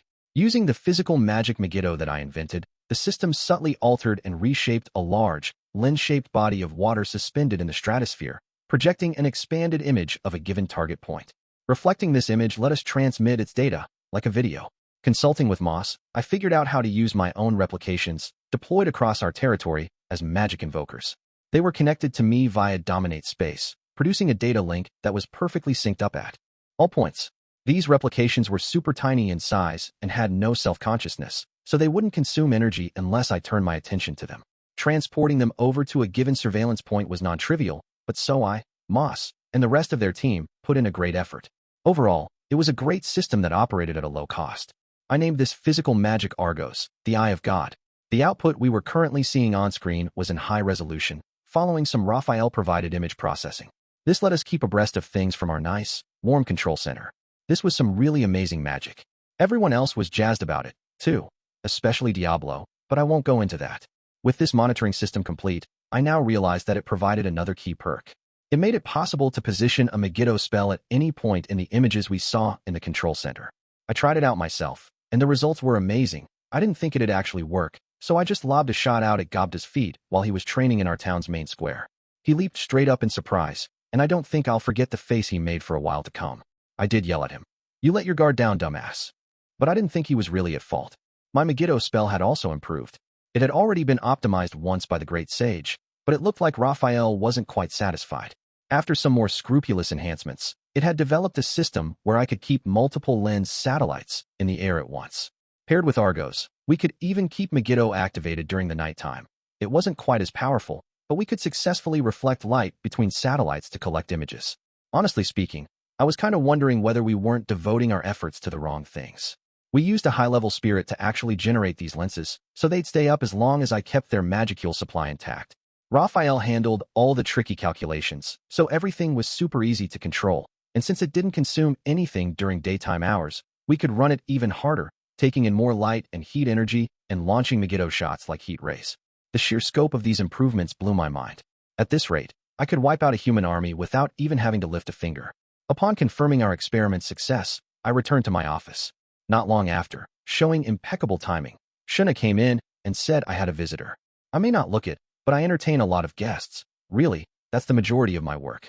Beyond that, there's magic development, brainstorming fun new products, and assigning the right people to the right jobs. That and labyrinth administration, helping Molly out with stuff. A lot. All work needs an aspect of play to it, after all. But anyway, handling visitors is the most important part of my job, and I try to take it seriously. The reception room Shuna guided me to already contained Shinji's trio, waiting nervously for me. They were officially going to accept asylum in Tempest, and over the past few days, I'd been grilling them for all their info. This was entirely on a volunteer basis, of course, not an interrogation. They were just being interviewed in different rooms. I let them use their free time however they wanted, so I was sure they'd have time to work out their future plans, and that was what they were there to tell me about that day. So have you decided what you'll be doing? Shinji's band had trouble deciding whether to find an outfit in Tempest to work for or become freelance adventurers instead. If they kept up adventuring, they could tackle the labyrinth and continue being pretty popular, wealthy figures. But on the other hand, now that they knew the limits of their strength down there wasn't much potential for growth. Our demon Colossus was stationed on floor 60, but it seemed likely Shinji's party would have serious trouble against it. And even if they beat that guy, Adelman's terrible trio was just 10 floors down. It was a dead end no matter how you sliced it. And I could understand if they didn't want to bang their heads against that wall the rest of their lives. Seeing that wall for themselves pretty much tanked their motivation for the job. It was good money, for sure, but wouldn't it turn into a boring rut after a while? And really, Adelman and his friends had grown way stronger than I planned for. It wasn't even funny. I never thought they'd grow, or evolve, I suppose, that much, and there wasn't much I could do about that. But whatever, let's just forget about it. And let's not worry about what the dungeon's other challengers would think, either. So would they find jobs elsewhere in Tempest? I'd be assigning them a spot based on their talents, and it'd still provide a guaranteed, stable life for them. But with war against the Empire coming up, I was sure they were worried about getting swept up in that somehow. I had no interest in forcing them, but I couldn't guarantee they'd never get involved, either. Better keep from saying too much. I'd just wait to see their decision. Right, so after the three of us discussed it, Sir Rimuru, we decided that we want you to let us work here in Tempest. We heard about how Lord Ghidorah would be serving you, and so we're hoping we can live and work here as well. Shinji looked nervous. The other two solemnly nodded. I guess they were all on the same page. All right. In that case, welcome home. Thank you very much. We'll do our best here. I'll work hard for you, sir. And thus Tempest's population increased by 3. Next came jobs. So, I'm gonna have Old Man Ghidorah work as a manager on floor 60, I explained. He'll research the demon Colossus, and at some point in the future, I plan to have him possess it.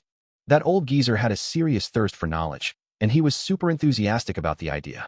The moment he set his eyes upon the demon Colossus, he almost started doing a dance right on the spot. Right then he was in the hands of Adelman, but maybe I could let him be the guardian of floor 60 later on. Now, you guys don't want to join the war, right? I asked the trio. Right, replied Shinji, looking a bit reticent. We know some people on the other side, so if possible. In that case, instead of hiring them on in my government, I felt it was better to assign them research work in the labyrinth. So I decided to introduce them to Ramiris. Bounding our way through the dungeon, we reached Ramiris's laboratory shortly. Hey, Ramiris, you think you can find jobs for these guys in your lab? Ah, Rimuru. You mean the kids from before? Right, yeah. Ramiris had been looking for personal assistants, but it was hard to find anyone qualified. I couldn't let researchers from other nations become Ramiris's playthings, but the less intelligent monsters wouldn't be able to keep up with her pie-in-the-sky ideas. She had Dino. Yeah, but he wasn't enough to put my mind at ease. But now we had Shinji's trio, and I couldn't think of a better fit. Hoo-hoo, my name's Ramiris. You guys interested in becoming my new assistants? Shinji didn't know how to react. I'm not sure he realized who Ramiris was. Oh, fantastic. Look, Shinji, a real fairy. Mark shouted excitedly. Maybe it was his first time seeing one. I don't know how much time he had spent in this world, but if a fairy made him this worked up, he must have been a pretty pure-hearted guy. So you see, I'm looking for some capable assistants. I'll pay you for it, too. What do you think? We got some major personnel shortages around here, and Rimuru said that fully educated otherworlders are totally the time-saving solution. You didn't have to say all that, Ramiris. It's true, though, they've got technical skills, flexible minds, and can jump right into the world. I really hoped they'd be interested in taking this on. Well, I'll do it. Research seems a lot more peaceful. Jun's certainly honest. And I guess he was the tipping point for Shinji. In that case, by all means. Ramiris happily flitted around in the air, sticking out her, non-existent, chest proudly. Looks like you guys got a lot of potential. Well, all right. Passing grades for all of you. But you're gonna have to follow all my orders, okay? The way she can change her attitude on a moment's notice always surprised me. Where was all the awkwardness from before? It was certainly in character for her, at least. Leaving the dumbfounded Shinji and his friends in the dust, Ramiris quickly began laying out her offer. Their salary would be 3 gold coins a month, 36 per year, along with bonuses. Of course, Ramiris tended to pay her staff based on her own whims, kind of like myself, so I wouldn't rely too much on that bonus. It sounded like Ramiris was offering them room and board, though. I was sure she expected them to use my own dining hall, but I didn't mind that. So Shinji and his group had their immigration arrangements settled in short order. A few more days passed. The gang quickly got used to their new workplaces. Now they were serving as Ramirez's right hands in the lab. I saw no problems there, but now Ghidorah was a concern. I hadn't had any contact with him since he left for the Empire. He was a stubborn old man, I knew, so I figured he was all right. But I was starting to get worried. I really wished he'd drop me a line. That thought was lingering as I held a briefing with Rimuru in the control center. Video data from my Argos system was on the large monitor. Every viewpoint was clear. I wanted to collect data from within the Empire as well, but for now, I was satisfied with video from our military borders. From those feeds, we could see large numbers of soldiers gathered, keeping a careful watch over the area. Tensions were always high over there. No moves today, it looks like. Not at all, no? But isn't this magic so useful, Sir Rimuru? This must have been what you were spending so much time researching lately, isn't it? We were all alone today, so Rimuru was less formal than usual. I preferred keeping it casual like this, actually, but Rimuru was back to his usual stodgy, stuffy self whenever other people showed up. Not around Soai or Diablo, though. We all had a partners in crime thing going that I liked, and sometimes we'd all head over to Inglesia to go drinking together. Exactly. And the most wonderful thing about this magic is the innovation behind the idea. It offers tremendous effects at a low energy cost. Its usefulness speaks for itself, and the complexity of the calculations behind it ensures nothing goes to waste, like a fine work of art. And that's why, enough. Once you start bragging, you never stop. So can you do that when I'm not around, maybe? This always happens when I let my guard down a little. Diablo immediately starts extolling my praises. It drives me up the wall. Yes, my magic's really great and all, but it's really Raphael doing all the hard work. I don't see it as my own skill set, so I couldn't help but feel a bit awkward. He's right, Diablo. Restrain yourself a little, or you'll cause trouble for Sir Rimuru. Nonsense. How can you say that, Rimuru? That's hardly the case, is it, Sir Rimuru? No, Rimuru right. It's always Rimuru this, Rimuru that with you. You need to tone it down. I had to make myself clear with Diablo. It made him collapse on the floor, a shocked look on his face, but that was no big deal. When I heard Diablo was a primal demon or some kind of freaky thing like that, I wasn't sure what I was going to do. But if you think about it, he's always been a weirdo from the start. Even Guy had trouble dealing with him. Try to take him seriously, and you'll just make a fool of yourself. Now that I knew that, I was done messing around. Ha ha ha ha. Yes, Sir Rimuru. Well done, dealing such emotional damage to me so easily. I'm telling you to stop that. You see, he never learns. Going a little hard on him is the perfect way to balance it. But our wholesome little moment came to an end after a sudden report from Ramirez. Rimuru, someone just teleported directly into the labyrinth. Based on its signature, I think it's that old man you befriended. Got it. I'll head right over to floor 70. I stood up. That alone made Rimuru and Diablo realize something happened. I appreciated that. So I gave them a quick rundown. Well, Ghidorah's back, but it sounds like something's up with him. I'm gonna go check it out. Absolutely, Rimuru replied. I will stay on alert here then. I'll escort you, Sir Rimuru. Thanks. It was times like these when I could rely on Diablo. If only he always acted like that, but no need to dwell on it. Diablo was a talent, but subject to just the worst swings in behavior. It saddened me a bit as we headed for Ghidorah's personal chamber. We found him in there, in fine shape, as well, despite my concerns. Phew, I thought I was a goner for a moment, he said, not looking like he encountered anything more dangerous than a stubbed toe. Adelman's group was there with us. Ramirez and Veldora showed up later, but left after they saw Ghidorah was okay. So what happened? Well, I tell you, I went to the Imperial Council and argued against the war there, but I couldn't tip the trend away, sadly. I expected as much, so I decided to go to Emperor Ladora one last time and see if I couldn't appeal to him directly. He made the request for a meeting, which was accepted and scheduled for today. But inside the Imperial Palace, he said, he was stabbed by someone. This happened not even 10 minutes ago. That definitely wasn't all right. I felt guilty for asking. Oh, right. I gave you a resurrection bracelet. Haha. Lady Ramirez's powers are truly amazing. They saved my life, in fact. I thought something like this might happen, so I set up a return spell in advance. Judging by how healthy and unstabbed he was, I figured it was something like that. Pretty smart idea. If he could instantly teleport himself back to the labyrinth, the resurrection bracelet would save his life, no matter how badly he was hurt. Seeing a real-life example like this reminded me all over again just how effective Ramirez's abilities were. Still, though, Ghidorah's a pretty nimble guy himself, setting up spells in advance like an alarm. He taught those tricks to Raisin as well, apparently, and I want to practice that later on. I had hastened thought, too, and combining it with this delay thing could produce some even bigger results. Who attacked you then? There weren't too many people in our nation who could kill Ghidorah. He was always on his guard, keeping up a pretty stiff magic defense, and I didn't think he'd fail to spot a sneak attack in time. But, well, the assassin managed to avoid my detection before they struck, so I wasn't able to see exactly who it was. There is a suspect in my mind, but I must admit, it's a rather hard-to-believe one. He showed me his back. There was a straight tear in his robe. His body was completely healed, but his clothing was still in the same condition. The tear was corroded in spots, too, so it clearly wasn't just a physical attack. A single stab to the heart from behind, huh? Your defenses were destroyed by magic, it would seem, Diablo added. Quite an interesting skill to use. It had piqued Diablo's interest, and if so, this was no amateur assassin we were dealing with. I was sure the Empire had someone capable of killing me. Maybe it was Ghidorah's attacker, even, but I ought to have assumed there was more than that. Ghidorah himself didn't seem confident enough about his hunch to name a suspect, but he wanted to do some investigating, so I'd leave that to him. I didn't think he was lying, and he honestly seemed perplexed about the whole thing. I wasn't about to trust him immediately, but I figured I'd wait and see what happened. Well, I'm glad you're all right, at least. It certainly shows us that the Empire shouldn't be trifled with. Let's all try to be a little more careful. You are exactly right, Sir Rimuru, Diablo agreed. No need to risk our necks further with them. I am sure there is little new information to find, regardless. Ghidorah nearly died over the info he got from me, and I had to be satisfied with that. So after a few more kind words, I let him brief me on what he found. As the old man put it, the Empire was making concrete moves toward war. Whenever the Empire opened hostilities against another nation, they never bothered issuing a formal declaration of war. The Emperor was defined to be the sole, unique presence that mattered, and they didn't even recognize the existence of other countries. That, of course, was lip service. They had diplomatic relations with the Dwarven Kingdom, for one, and they didn't meddle in their sovereign territory. If the Empire decided to invade, it only did so after careful, prudent preparation. They didn't declare war. They sent a letter advising the other side to surrender, and only once. If you followed it, fine. If not, as the stories went, the war was on, and they'd no longer show any mercy. You really couldn't get much haughtier as a nation, or more arrogant. If you're going to be such a bother, guys, don't expect to make any friends in international society, okay? Not that they participated in it anyway. They hadn't ratified any of the international law enacted by the Council of the West, so once they started a war, all bets were off.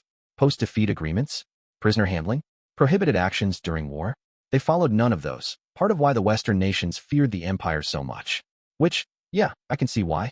At this rate, they might try to justify the mass killing of civilians, and if you lost in war against the Empire, that meant losing everything. I doubted the word reparations was in their vocabulary. Everything belonged to the Empire, so the losing nation would lose all their rights. If you wanted to reason with them, you had to at least fight them to a draw. We definitely couldn't let up right then. We had to go in strong and cut out the root of all this evil. Now that we knew the Empire's direction, we switched gears into our own wartime proceedings. Our control center would now become a strategic headquarters, just a formality, really, but still an important one. Benimaru and Soi would be on standby there at all times, the latter using his replications to fan across the region for spy ops. That way, we wouldn't have to rely solely on our Argos network, and with Moss's assistance, he should be able to get some pretty accurate intel. At this point in time, we had a pretty decent advantage. Basically, in this world, war didn't really begin until one army encountered the other. You could use scouts and long-range magic to try detecting enemy movements in advance, but conventional wisdom called for that only when the two sides were pretty close to bumping into each other anyway. The concept of information warfare was a thing here, but there wasn't another nation on this planet with an enemy monitoring program as thorough as ours. That's what Hinata and Ghidorah told me, too, so I wasn't imagining it. It was the golden truth. Are we seeing this from the air? Ghidorah asked, incredulous. Ha! Diablo chuckled. This is a product of Sir Rimuru's magic. It requires merely a minuscule amount of magicules to trigger magic from beyond the stratosphere. Only a small number of people could ever detect this magic in motion. One would need a danger prediction ability on the level of Ultra Instinct. Why yes, indeed. I'm fairly confident in my own magic detection skills, but this just seems so natural. I never imagined it was the work of any caster at all. Precisely. Even an archdemon well-versed in magic would overlook such a low-level spell. Truly wonderful. Don't you agree? I do. This magic is simply mind-boggling. Diablo, for some reason, was now bragging to Ghidorah with the smuggest of grins. The old sorcerer was getting more and more excited as he concurred with each of Diablo's boasts.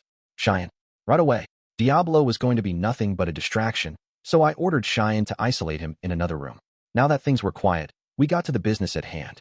This high-altitude monitoring system was just beyond cheating. I mean, think about it. Until this moment, We spent so much time fretting about which route they'd attack from, but now that seemed like a joke. We had a full video feed of not only the most likely routes, but our entire border with the Empire, so we'd see everything from the moment they kicked off. It was like playing chess with a blindfolded opponent. They'd only know where their pieces were, and unless you were a real beginner, you wouldn't even lose to a professional. They weren't just missing a couple pieces, they were at a near total disadvantage. And of course, war has no rules anyway. If you win, you played it right. Having the other side plot an invasion of our territory was scarier than I thought. It meant you'd have war on your own land, with no previous agreements. But I put up one rule in advance. No touching civilians. We, of course, would strictly prohibit ourselves from striking first. If we declared an end to hostilities, we'd refrain from attacking any further. I trusted that nobody would go against this and break the rules. Now I had the cabinet of Tempest here in the control center. Rimuru was our commander, Hakuro our chief advisor. Rigurd was there, along with the heads of the 3 powers of government serving under him, Rugurd, Rigurd, and Rogurd. Shuna and Lalina led the female contingent. They were alongside Rigurd, our top behind-the-scenes man, as well as Kaijin and Kirope. I had Vester and Jalmile in there as consultants. Gobta and Gabble had reported in as army generals, and Geld had taken time off from his work to show up as well. Finally, I had invited Testarossa and her 2 Demonist friends, and I let Diablo in, too, figuring he had learned his lesson. He was standing amicably in his usual spot alongside Cheyenne. I also decided to bring Ghidorah and Shinji's gang in as witnesses, and a bit later Masayuki, that font of morale for all of humanity, came in. Wait a minute. Why am I the font of morale for anything? Can you stop spouting crap about me like that? Ugh, oops. Guess I was airing my thoughts out loud again. Masayuki looked pretty huffy about it, and for some reason, Ghidorah was staring right at both of us. Maybe something caught his eye, but I'd ask about it afterward. That left 2 more people to mention, Veldora and Ramiris, our support staff. Beretta, Trainee, and Cherries were also on standby in one corner. That was about all of them. Giving a few pets to Ranga on the ground next to me, I looked around at my seated audience. I don't need to tell you all why you're here today. We're going to hold a conference to work out our opposition to the Empire. Benimaru and I have come up with an outline of our strategy, but I want to hear your feedback on it as well. Don't be afraid to speak up at any time. Yes, Sir Rimuru. So the conference began. Turning toward the screen, I saw it display crowds of Imperial forces on the move, these metallic vehicles, whirring along as they ran on treads. They were tanks, and from what the image showed, there were around 2,000 of them. Whoa, I thought when I saw that. What are tanks doing there? Flustered, I asked Shinji's group for some explanation. Through them, we learned that the Empire was using the knowledge and science of otherworlders to develop modern weaponry. They had internal combustion engines that ran on magicules instead of oil, charging up their energy through air circulation, allowing for cooling and magicule supply at the same time. A pretty well thought out system, in my opinion. These tanks were also pretty versatile. In terms of functionality, I'd say they easily outclassed the best tanks in our old world. Ghidorah told us that the Empire analyzed a magical control reactor found in some ancient ruins and reworked them for modern times. They were also building up a supply of magic stones for fuel purposes, relying on the natural magicule supply for normal operation and the stones during battle. They could run it up to 65 miles an hour, and bad roads were no problem for them. They could even float in the air, a little above the ground, although it cost energy. Frankly, I felt we had fallen behind. If only we had worked on these. It frustrated me. Tanks, in a world of knights. It never even occurred to me. And I had trains and everything. I was one step away. But would you really develop tanks before cars? I didn't think so. I mean, I need to think things over carefully before I even put cars into the mix. They'd be useful, but it was kind of like playing with fire. I was sure everybody would want one, but I didn't think it'd be possible to dole out one to each person. We couldn't tap our energy supply dry, so there was bound to be the haves and the have-nots. It was a better idea, I thought, to develop our cities so you didn't need cars. With trains, after all, things were a lot more convenient already. But maybe once our rail network was built out, I could develop luxury cars as a kind of hobbyist thing for the rich. Something you'd want to strive to own someday. It'd give people something to dream about, and I figured something high-end enough to be a status symbol would be all right. But that could wait until the war was over. After all, the tanks weren't the only surprise. They even had flying ships. It was hard to keep from shouting out, "Are you kidding me?" Those things would make transportation so much easier. If you used them in war, your supply problems were a thing of the past. If we could have taken air superiority for our own, I would have been a lot more optimistic. We need to develop those, I thought, but it just wasn't too realistic yet. Flying airships weren't something you could wrap up in a day. I think it was doable with enough time, but no development project ever went that smoothly.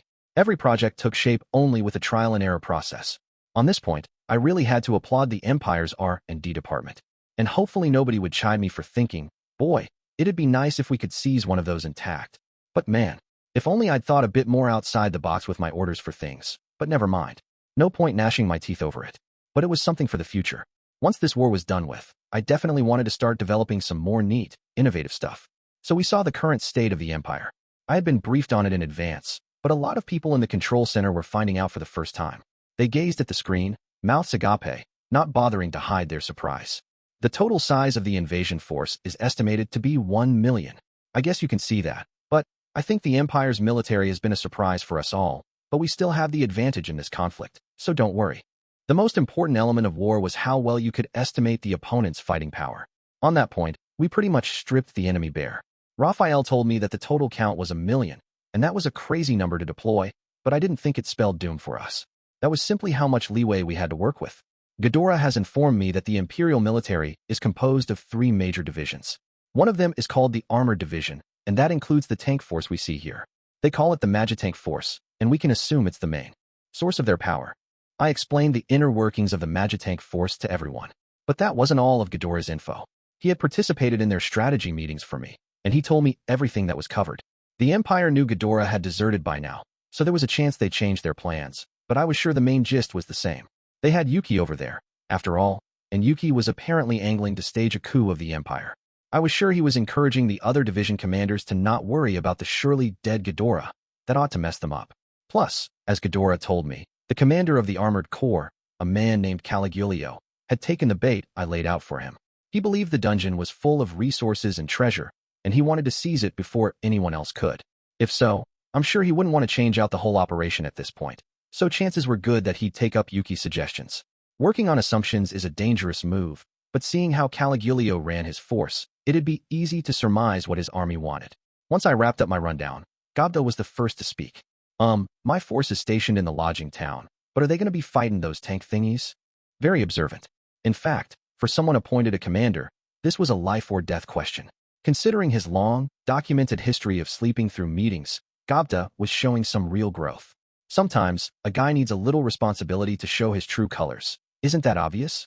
The job of your 1st Army Corps is to smash up this tank force.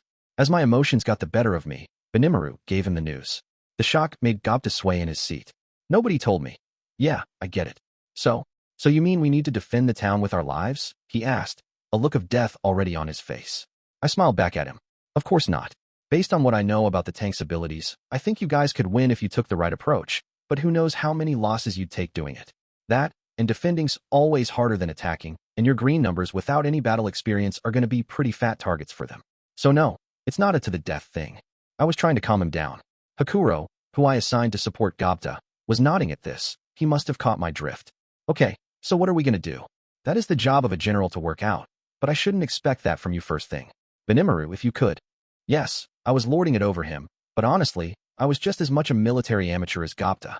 I didn't know much about strategy, so I was leaving the nitty-gritty to Rimuru. But then, I enjoyed making life easier for myself. If Gobda could work hard and mature for me, I'd be able to kick back that much more. So, hoping Gobda would put in a diligent effort, I listened to Rimuru alongside him. All right, Gobda, the lodging town's a vital base for us, but losing it wouldn't be a major concern. If they tear it down, we can rebuild it. If they capture it, we can take it back. The problem is the potential for civilian casualties, but Sir Rimuru has taken care of that. He's already sent out the order for everyone to evacuate to the capital of Rimuru. The moment I knew the Empire was on the move, I had them begin the evacuation. It'll take time, I'm sure, but it ought to wrap up before the Empire arrives. Oh, right, there weren't a lot of folks around there. I'm sure there weren't. Your job's to help anyone left in there evacuate to safety. After that, you'll be heading here. Rimuru pointed out a spot on the large map we had spread out on the conference table. It was the armed nation of Dworgen, in particular, its central city. Look at this image. The Imperial force intends to split up and invade from several routes. Some of their units are already in the forest of Jura, but the tank force hasn't moved yet. Based on the direction of their advance, they're clearly following the foothills of the Connaught Mountains. It's not as thick with trees there, so the force won't get bogged down as much. Okay. You don't get it, do you? Oh well.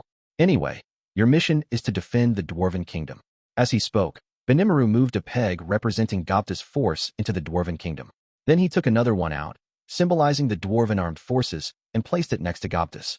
You'll be fighting together. Oh, now Gobta got it. His reaction was a mix of surprise and excitement.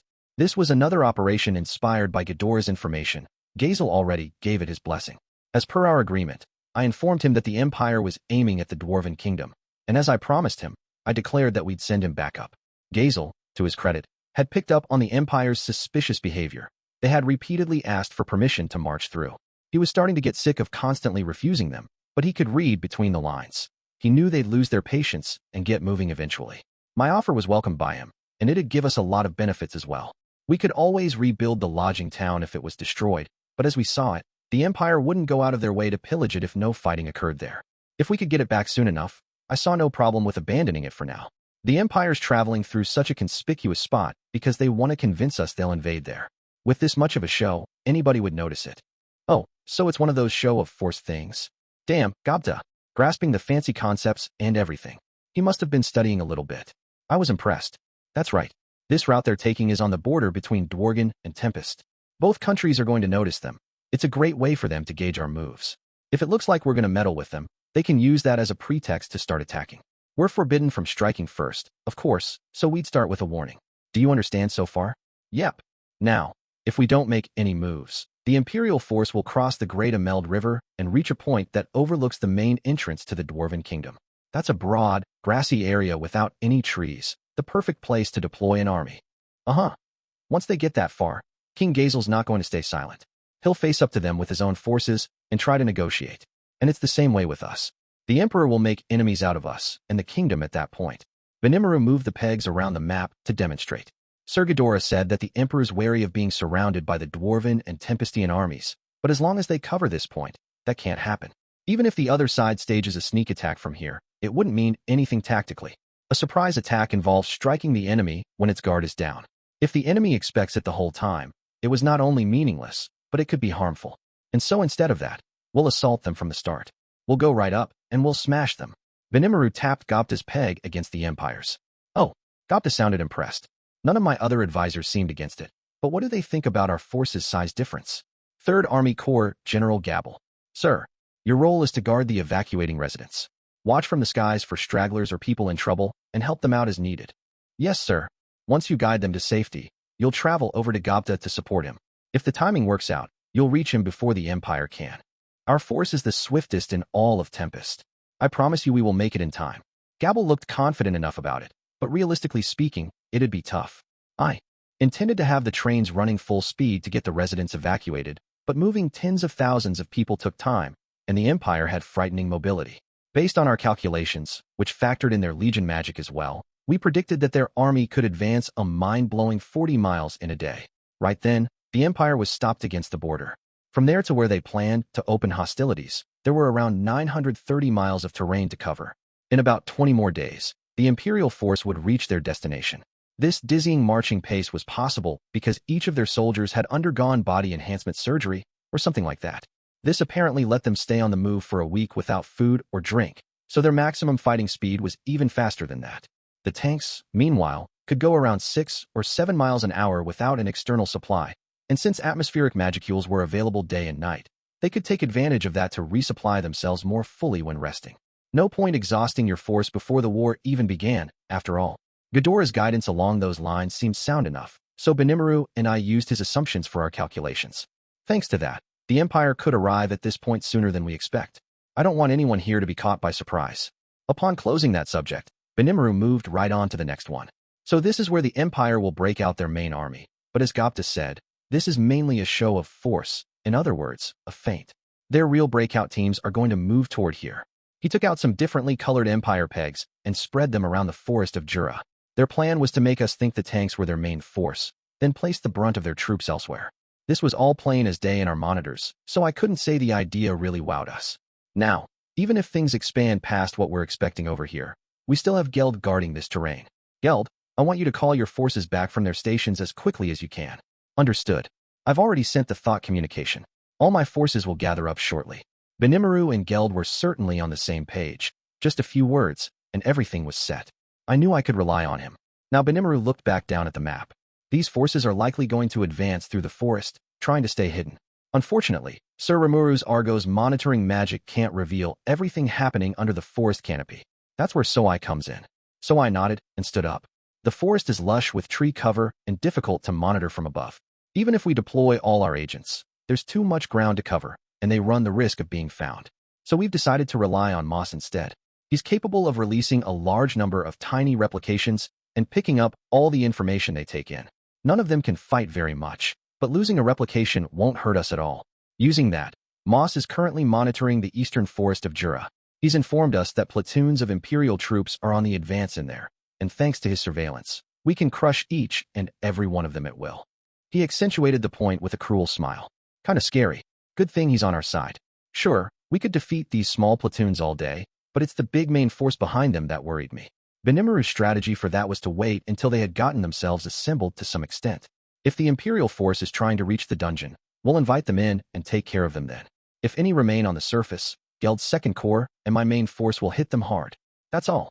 It was a very simple, easy-to-grasp strategy, but really, I was still worried about our size difference. Nobody had commented on that yet, but what did they think about it? Maybe I ought to have brought it up, but as I hesitated, the control center rang out with the cries of war. All right, if Gabble's joining my team, we're all going to be okay. Victory's in the bag for us. I'm delighted to hear that from you, Sir Gobta, and I promise you that we'll fight the way a winning army should. I was worried we wouldn't get to join in, but I knew Sir Benimaru would come through. He left us with the greatest honor of all, protecting the homeland. Trust me when I say we'll make full use of our powers. All three of our generals responded to Benimaru's call to arms. Even the non-military folks were excitedly trading feedback with one another. There wasn't a hint of pessimism. Even the three demonesses were happily joining in. But guys, again, the size difference. I mean, yeah, I thought we could win this, too. I even felt pretty safe assuming we would. But I was far from anxiety-free, and yet nobody seemed the slightest bit worried. It was weird. Even Gobta was brimming with enthusiasm, his initial concerns now put behind him. He might have had Hakuro as his advisor, but I was still anxious about him. All right. So is anyone unclear about any part of Benimaru's rundown? I prompted them all, but no one had any questions. Instead, Benimaru spoke for the group. Do not worry, Sir Rimuru. We are not at all worried about losing. Not because we don't think we'll lose, but because we'll devote every effort to the fight. We have ample enough reason to win, and we have a glorious battlefield waiting. If we lose, it just proves we were incompetent. We weren't the fittest, so we didn't survive. He gave me a refreshing smile. All the monsters in the room were exuding the same vibe, including Shuna and the other women. They weren't afraid of losing. They were afraid of running from the fight. And more than that, I thought, vaguely at least, I was beginning to understand their feelings. I thought I did, and I decided to do what I could for them. Testarossa, Ultima, Carrera. Yes, sir. The three demonesses immediately reacted. I had an order for them. Each of you will accompany an army corps and support their operations. Absolutely, Sir Rimuru, Testarossa replied. I have Cien taking care of the council, so until this war is over, I will gladly participate. Finally, I'm seeing some action. You're in good hands, Sir Rimuru, said Ultima. Carrera snickered. You can expect great things from me, Master. Time to show off every ounce of my powers. The three of them looked up at me, beaming. I nodded back and gave out my assignments. Testarossa, you'll join Gobta. Gladly, she replied. Gobta looked significantly less convinced. You sure about that? This girl's never even fought before. Can she keep up with the First Corps? Sheesh. That was a pretty bold statement to make around her. I mean, I didn't know these girls were primals until just recently, so I'm not one to talk, but Gobta's sheer courage just floored me. She's gonna kill you, I thought, but I kept my mouth shut. After all, wouldn't it be more fun this way? I'm glad to be of such help, Testarossa said with a smile. But I knew I wasn't the only one who couldn't look her in the eye right then. Don't worry, Gobta. I'm pretty sure she'll accept an apology. Can't wait for Gobta to find out who she really is, though. By those standards, Gabble had matured a lot. He bowed his head to Ultima. I look forward to your support. I still have so many improvements to make. According to Diablo and my other sources, Ultima was the most brutal of the three demonesses. Carrera was the most likely to go out of control, but Ultima was still the scariest. I could already picture her following my orders, but still keeping an eye on the side paths for some Imperial soldiers to torture. Gabble dealt with her correctly, at least. She seemed to like him a lot, chirping, okay. I'm looking forward to it, too, in her cute voice. I know Gabble had been working hard on his habit of getting carried away, and now I'd say it just saved his life. A little daily effort can accomplish so many things. Geld, meanwhile, had no problem shaking hands with Carrera. They both had a kind of noble warrior aura to them. I have to say, though, I did a pretty exquisite job with these pairings. If Gobta and Gabble had switched places, I think Gobta would have been in mortal danger. So I patted myself on the back as I gave them all a little pep talk. Nobody really knew who these demonesses were. I put a gag order on everyone who attended the meeting. Guy crashed. No point terrorizing everyone for no good reason. I also told the trio to keep mum about it and take orders from the generals so they wouldn't reveal themselves, but I was so sure they'd mess it up. It really scared me. Wish I didn't have to know the truth about them. But let's trust them. Unless I told them to. I'm sure Testarossa and her friends would lie low. Either way, though, we had these 3 pairs in place, and with the demonesses accompanying our corps, I'm sure they could deal with any emergencies. That, at least, relieved me a bit. That settles that topic. Anything further to add? The rest would depend on the Empire's moves, so they'd just have to play it by ear after that. It'd be important to work alongside King Gazel, so we'd need to hold detailed talks about that. But that was a strategic HQ job. Our generals had their own orders already, so if that was all, I was ready to adjourn. But one person raised his hand up high. Could I say something? What's up, Masayuki? Well, I just had a question. Ignoring the question of why I'm a general for the moment, the volunteer army you gave me. I don't think anyone said what its role would be or anything, but, that? Yeah, I'm sure he has a few questions. Taking a high school age kid and calling him a general would confuse anyone.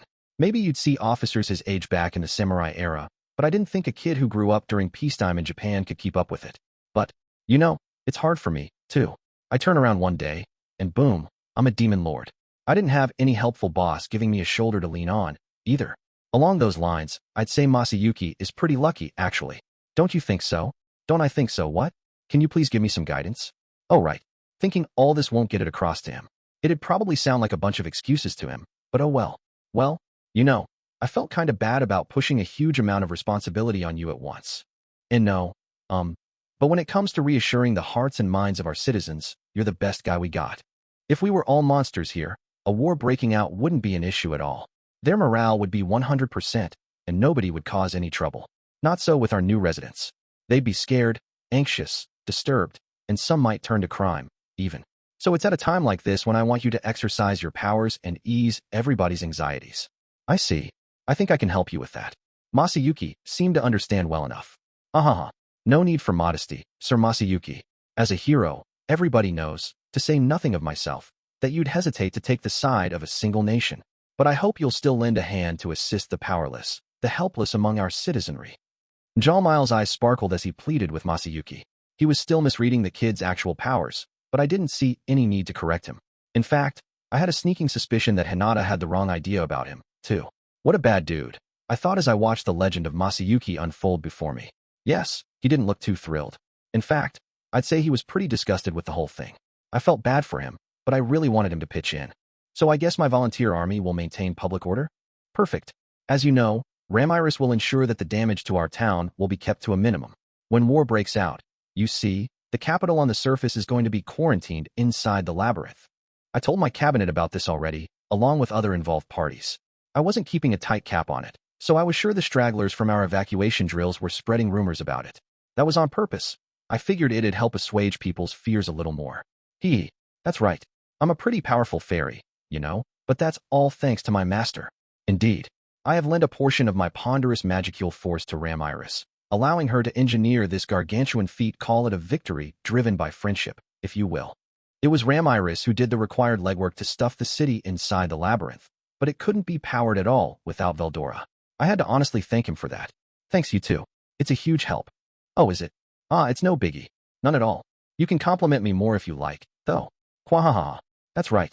Sing our praises to the high heavens. Yeah, thank you very much. A couple compliments, and look at them go. But they really did deserve it. And even when the city's sequestered in the dungeon, you'll still see the sky above. A lot of citizens won't even realize anything is different. The Empire won't bring any of its violence to town, and really, I was still astounded by it. But you need to remember, Rimuru, said Veldora. This isn't too likely to happen, Ramiris began. But if my master was somehow defeated, and the Empire makes it through the 100th floor, that's going to eject the town back up to the surface. Kind of the rebound from expending all that effort, That's another concern, huh? But that's based on the assumption that Veldora's gonna lose, isn't it? If it comes to that, I think the town's gonna be the least of our worries. If it did, all of us would be fully devoted to the fight. We wouldn't have the leeway to worry about what happened to the city, I'm sure. Not that I'd ever lose, of course, Veldora boasted. We got the 10 dungeon marvels on the case, too, so I think we're gonna be just peachy. Ramiris was right, certainly. I didn't think Veldora would be playing much of a role. But if worse comes to worst, there's always Masayuki too. Huh. Wait. Wait a minute, please. Peacekeeping is one thing, but what could I ever do if it came to that? We all nodded at Masayuki as he whined about never even leading an army before. Even Jalmile, as much as he worshipped the guy, could understand. Don't worry, Masayuki, I assured him. I don't expect you to lead an entire military force. I'm still discussing this with Hinata, but I'm asking her to send an aide from the Crusaders. I'm sure she'll say yes, so you're going to have an assistant helping you out pretty soon. Oh, you will? Well, that's a relief. And also, I added, I'll have the kids serve as your bodyguards, so they'll keep you safe. You keep them safe, all right. Wahaha. Imagine being defended by the hero himself. Those children couldn't possibly be safer. Jalmile roared. Of course. Masayuki nodded, even as a bead of sweat ran down his temple. He knew what the kids were capable of, so he understood who was going to be defending whom well enough. Plus, they'd have Chloe around, and I was sure she could keep them all alive if things got really hairy. So that was everything we needed to talk about. We were fully prepared, but until the end came, there was no telling what could happen. Besides, well, it's not like I didn't have any concerns. Chloe, after all, had pretty vivid memories of my grisly death. At least one person in the Empire had the power to kill me. That was an undeniable fact. If they came for me, not even the 10 dungeon marvels could stop them. In fact, the 10 dungeon marvels were put in place precisely for that reason, to reveal the scope of the enemy's powers. That's what I thought. At the end of the day, Raphael always put my own safety first, I guess. I appreciated it, but at the same time, I had to brace myself. I had to protect my friends, no matter what. I didn't want any of them hurt thanks to something as ridiculous as a war. And with that resolve in my heart, I ended the day's meeting. Masayuki did a good job addressing the populace, it looked like. Apparently, it turned into an I browbeat the demon lord into swearing he'd defend the city kind of premise. The hero does it again. What a role model. There he was, looking conflicted with himself as he basked in the adulation of Tempest's adventurers and immigrants. But even his expression got misconstrued. Doesn't the hero look so attractive when he's scowling? After all the promises he extracted from the demon lord, the hero's still not satisfied yet. Indeed. Such a modest, reserved leader. The hero's going to protect this town. Between the demon lord Rimuru and him, I'm not scared one bit of the Empire's attack. Yeah, just leave it to them, and they'll take care of everything. That sort of interpretation. Now Masayuki's reputation was better than ever, his mental suffering going completely unnoticed by anyone else. And so as the populace went on with their normal lives, the moment finally came. The Empire made its debut, and our days of peace reached an end. There, on a hot summer night, war began like a sudden dream. Epilogue, the Emperor's Conquest. You're awake, aren't you, Veldora? A beautiful woman with blue hair spoke to the man seated in his wheelchair and dressed in all his magnificence. She was the marshal herself, the woman who held leadership in the Empire's main chamber. I am, Veldora responded. How did the conference go? We're going on the offensive. Brilliant. Ghidorah was against it, wasn't he? He was. That old man's a realist, after all. Not even otherworlder weapons can resist a true dragon. That much is obvious. There's no way anyone would fail to notice. I'm sure. But we must stage this campaign nonetheless. I must show the world that I am king. He then added in a whisper, that is my agreement with Guy. Veldora smiled warmly, his voice taking on a different tone. Now, Velgrind, from your perspective, how do you think things will unfold this time? Velgrind, the name of a true dragon, one of only 4 in the world. A dragon crimson red in color, she symbolized flames in all their scorching glory. She was older than Veldora the Storm Dragon and just as immortal. Her name, Velgrind the Flame Dragon. She was the only one in this world who would bear that name. We will win, she replied to Veldora. We're guaranteed to win. We'll expel the dwarves from their burrows. We'll smash the pride of the newborn demon lord. We'll open the eyes of my indolent dullard of a brother, and we'll make Guy see that the ruler of the world is you, Veldora. She felt completely at ease being called that, for she was the one, the only Velgrind. Velgrind the Flame Dragon, one of the all-powerful true dragons. And Emperor Veldora was an intimate companion of hers. We will. Splendid news. Do you think your younger brother will show up? Yes, Veldora, she replied without a moment's thought. He will. He always did enjoy a party. But, despite being unsealed, he still doesn't quite seem like himself to me. We haven't detected any magic storms, the kind of violent gales he used to summon in his rage, and the aura we could have detected from anywhere on the earth has vanished without a trace. Perhaps he's not fully revived yet. Then perhaps we can defeat him with my force. That would be quite a sight to see. First that demon lord gets full of himself, taming my idiot brother, and then he deceives my beloved niece. I'd love for him to experience a little hardship for a change. The pair exchanged a smile. To Ledora and Velgrind, the results of this operation hardly mattered. This was just a bet, a game with Guy over who would rule the world. The game had no complex rules. Use your pawns to conquer the opponent's territory, and you win. The world was the game board, and the pawns were monsters and humankind. At the start of the game, Guy held the monster and magic-born pawns, while Ledora had just a part of humanity. But these had changed hands many times, over many years, and now both sides were in a chaotic state. Under what rules there were, it was perfectly legal to seize your opponent's pawns, and to both sides, the most powerful pawns of all were the true dragons, their partners in the game. Only the pawns could be moved around. That was the one strict rule. By the same token, as long as Guy and Ledora didn't directly confront each other, anything else was allowed. If the world was destroyed, of course, that was game over, and neither side wanted that. So they went a little easy on each other, ensuring that never happened. But now there were some wild cards to this game: Veldora, the last true dragon in play, and the primal demons. These wild cards were outside the realm of the game, and Guy and Ledora were free to either recruit or antagonize them. The demon Lord Leon, Guy's cooperative pawn at the moment, was being threatened by John in his territory. Violet was active in the west, and any false moves could lead to untold damage. Blanc, of course, was stationed in the east. These demons boasted incredible powers, wholly exempt from the concept of death. It wasn't impossible to eradicate them at the root, but it would require careful, intricate preparations. But instead of paying all those sacrifices, it was best to negotiate and win them over to your side. That, Ledora and Velgrind believed, was the most advisable move to make against Guy in this game. If Velgrind made it a fight, she could destroy Blanc, but the damage to the region would be unimaginable. It wasn't a realistic option, they concluded. That, and the Western nations were now starting to move on their own logic, another miscalculation. Luminous, a local god born in the West, had somehow grown herself a monotheistic religion. With her firm rule, she had managed to make the people of the West a single political entity.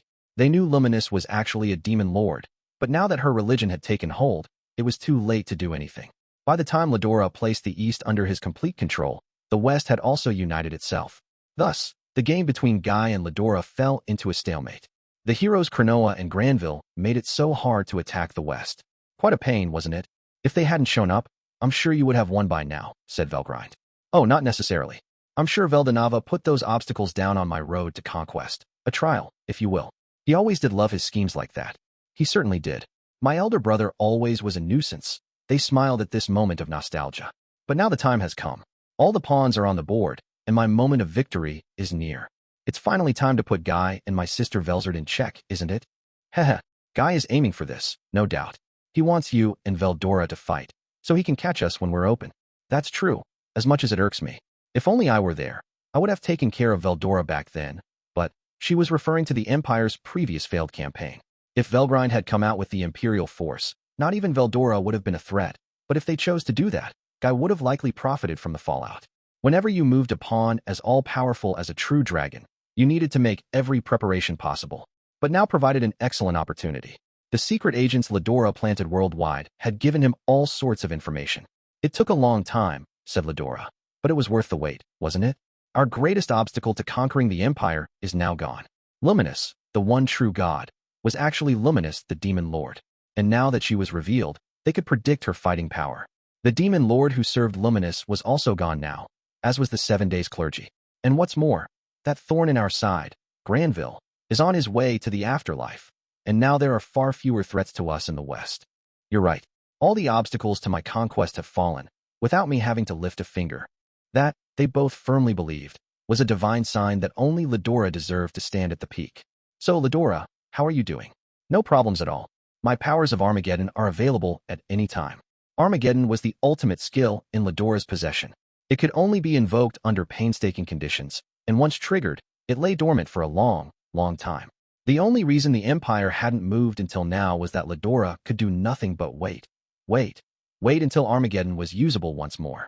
Thanks to their patience, Granville, the greatest obstacle in the way, was gone. It was, in a way, understandable that Ledora was so sure of victory. Guy, for that matter, had not fully taken control of the demon lords. Nobody would claim they were building much teamwork. Each demon lord was pursuing their own path. Their influence ranged far and wide, but to Ledora, they were not a threat. This time, we've got the overwhelming advantage, But we don't have much time, do we? I want to win over my stupid. Brother, even if I have to force the question, that gives us another measure against Guy. And if I can work things out with my sister Velzard, reign and misery cease to become a problem. So let me ask, do you have your ruling power? Nothing to worry about. If we can focus Veldora's mind on the battle, that provides the window for my regalia dominion to seize him. Velgrind gave him a soft smile, framed by her cold beauty. Oh, then victory really is close by. Of course it is. Everything is moving as I outlined it. Perfect, then. But I worry about your, don't say it. This, too, is the natural way of things. One's body can be such an inconvenient thing, Ledora. If I continue reincarnating and inheriting my own consciousness and memories, it wears down my soul over time. If I could enjoy a rest period like Ghidorah, things would be different, but that is a luxury not afforded to me. If I tried that, my powers would no doubt be sealed away again. Then Ledora's powers would be reset. He'd be back at square one, unable to release them at once. And if he let that happen with every reincarnation, he'd never have any hope of beating Guy. This time around, Ledora had waited patiently for his powers to attain complete form. They were all unleashed now, ready for anything. But he had to severely strain himself to keep that up. However, this incarnation of Ledora had no concubines, not even an empress. Those were only for decoration in the Empire, yes, but it was still highly unusual. It meant that Ledora had not fathered a son. He had no spare self to tap into. And not having a son meant his powers would remain intact. Ledora's reincarnations were unique. Any son born from him would obtain all his powers and knowledge. It was a completely unbroken imperial line. A son didn't inherit the crown so much as become the true emperor. But this generation had none. And the timing of his Armageddon skill was the cause. If Ledora passed his powers on to a son, the skill would be restricted until he achieved adulthood. The child wouldn't be able to hold back the recoil this overflow of power generated, something Ledora could do nothing about. Right then, in this generation, all the best conditions were in place. If he ignored this and reincarnated himself into a son, that would cause a delay of a decade or so, and he hated to see that happen. Velgrind had another concern as well. After building up his power to its absolute limits, Ledora's mental fatigue was nearing the breaking point. He was sleeping in shorter and shorter intervals, his physical weariness a constant companion. His current state did nothing but accelerate the wear on his soul. Relief could be found if he gave his power to a son and delayed the launch of Armageddon, but Ledora would never dare. The time was now, and he wanted to settle the score with Guy. She looked on at Ledora, heartbroken. How much time do you have left, Ledora? You don't need to worry about that. I won't falter until after my rule over the world is complete. I promise you that. Yes, I'm sure you would say that. There's no need to look so sad, Velgrind. I will win this time. Win, and end it all. So quit worrying, and just watch as I pursue my conquest. Then Ledora smiled his arrogant smile, the countenance of a ruler. A man walking the path of conquest until he ruled all. That was the way of Ledora, the hero emperor. The sight firmed Velgrind's resolve. Yes, then allow me to bring down my rains of compassion. It has been far too long since I scattered my tranquil blessings of death. I will banish all those blocking your conquest to oblivion. She wrapped Ledora in a gentle, caring embrace, and then they continued chatting to their heart's content. And the next day, a military force like none before in history set off from the Empire to Tempest.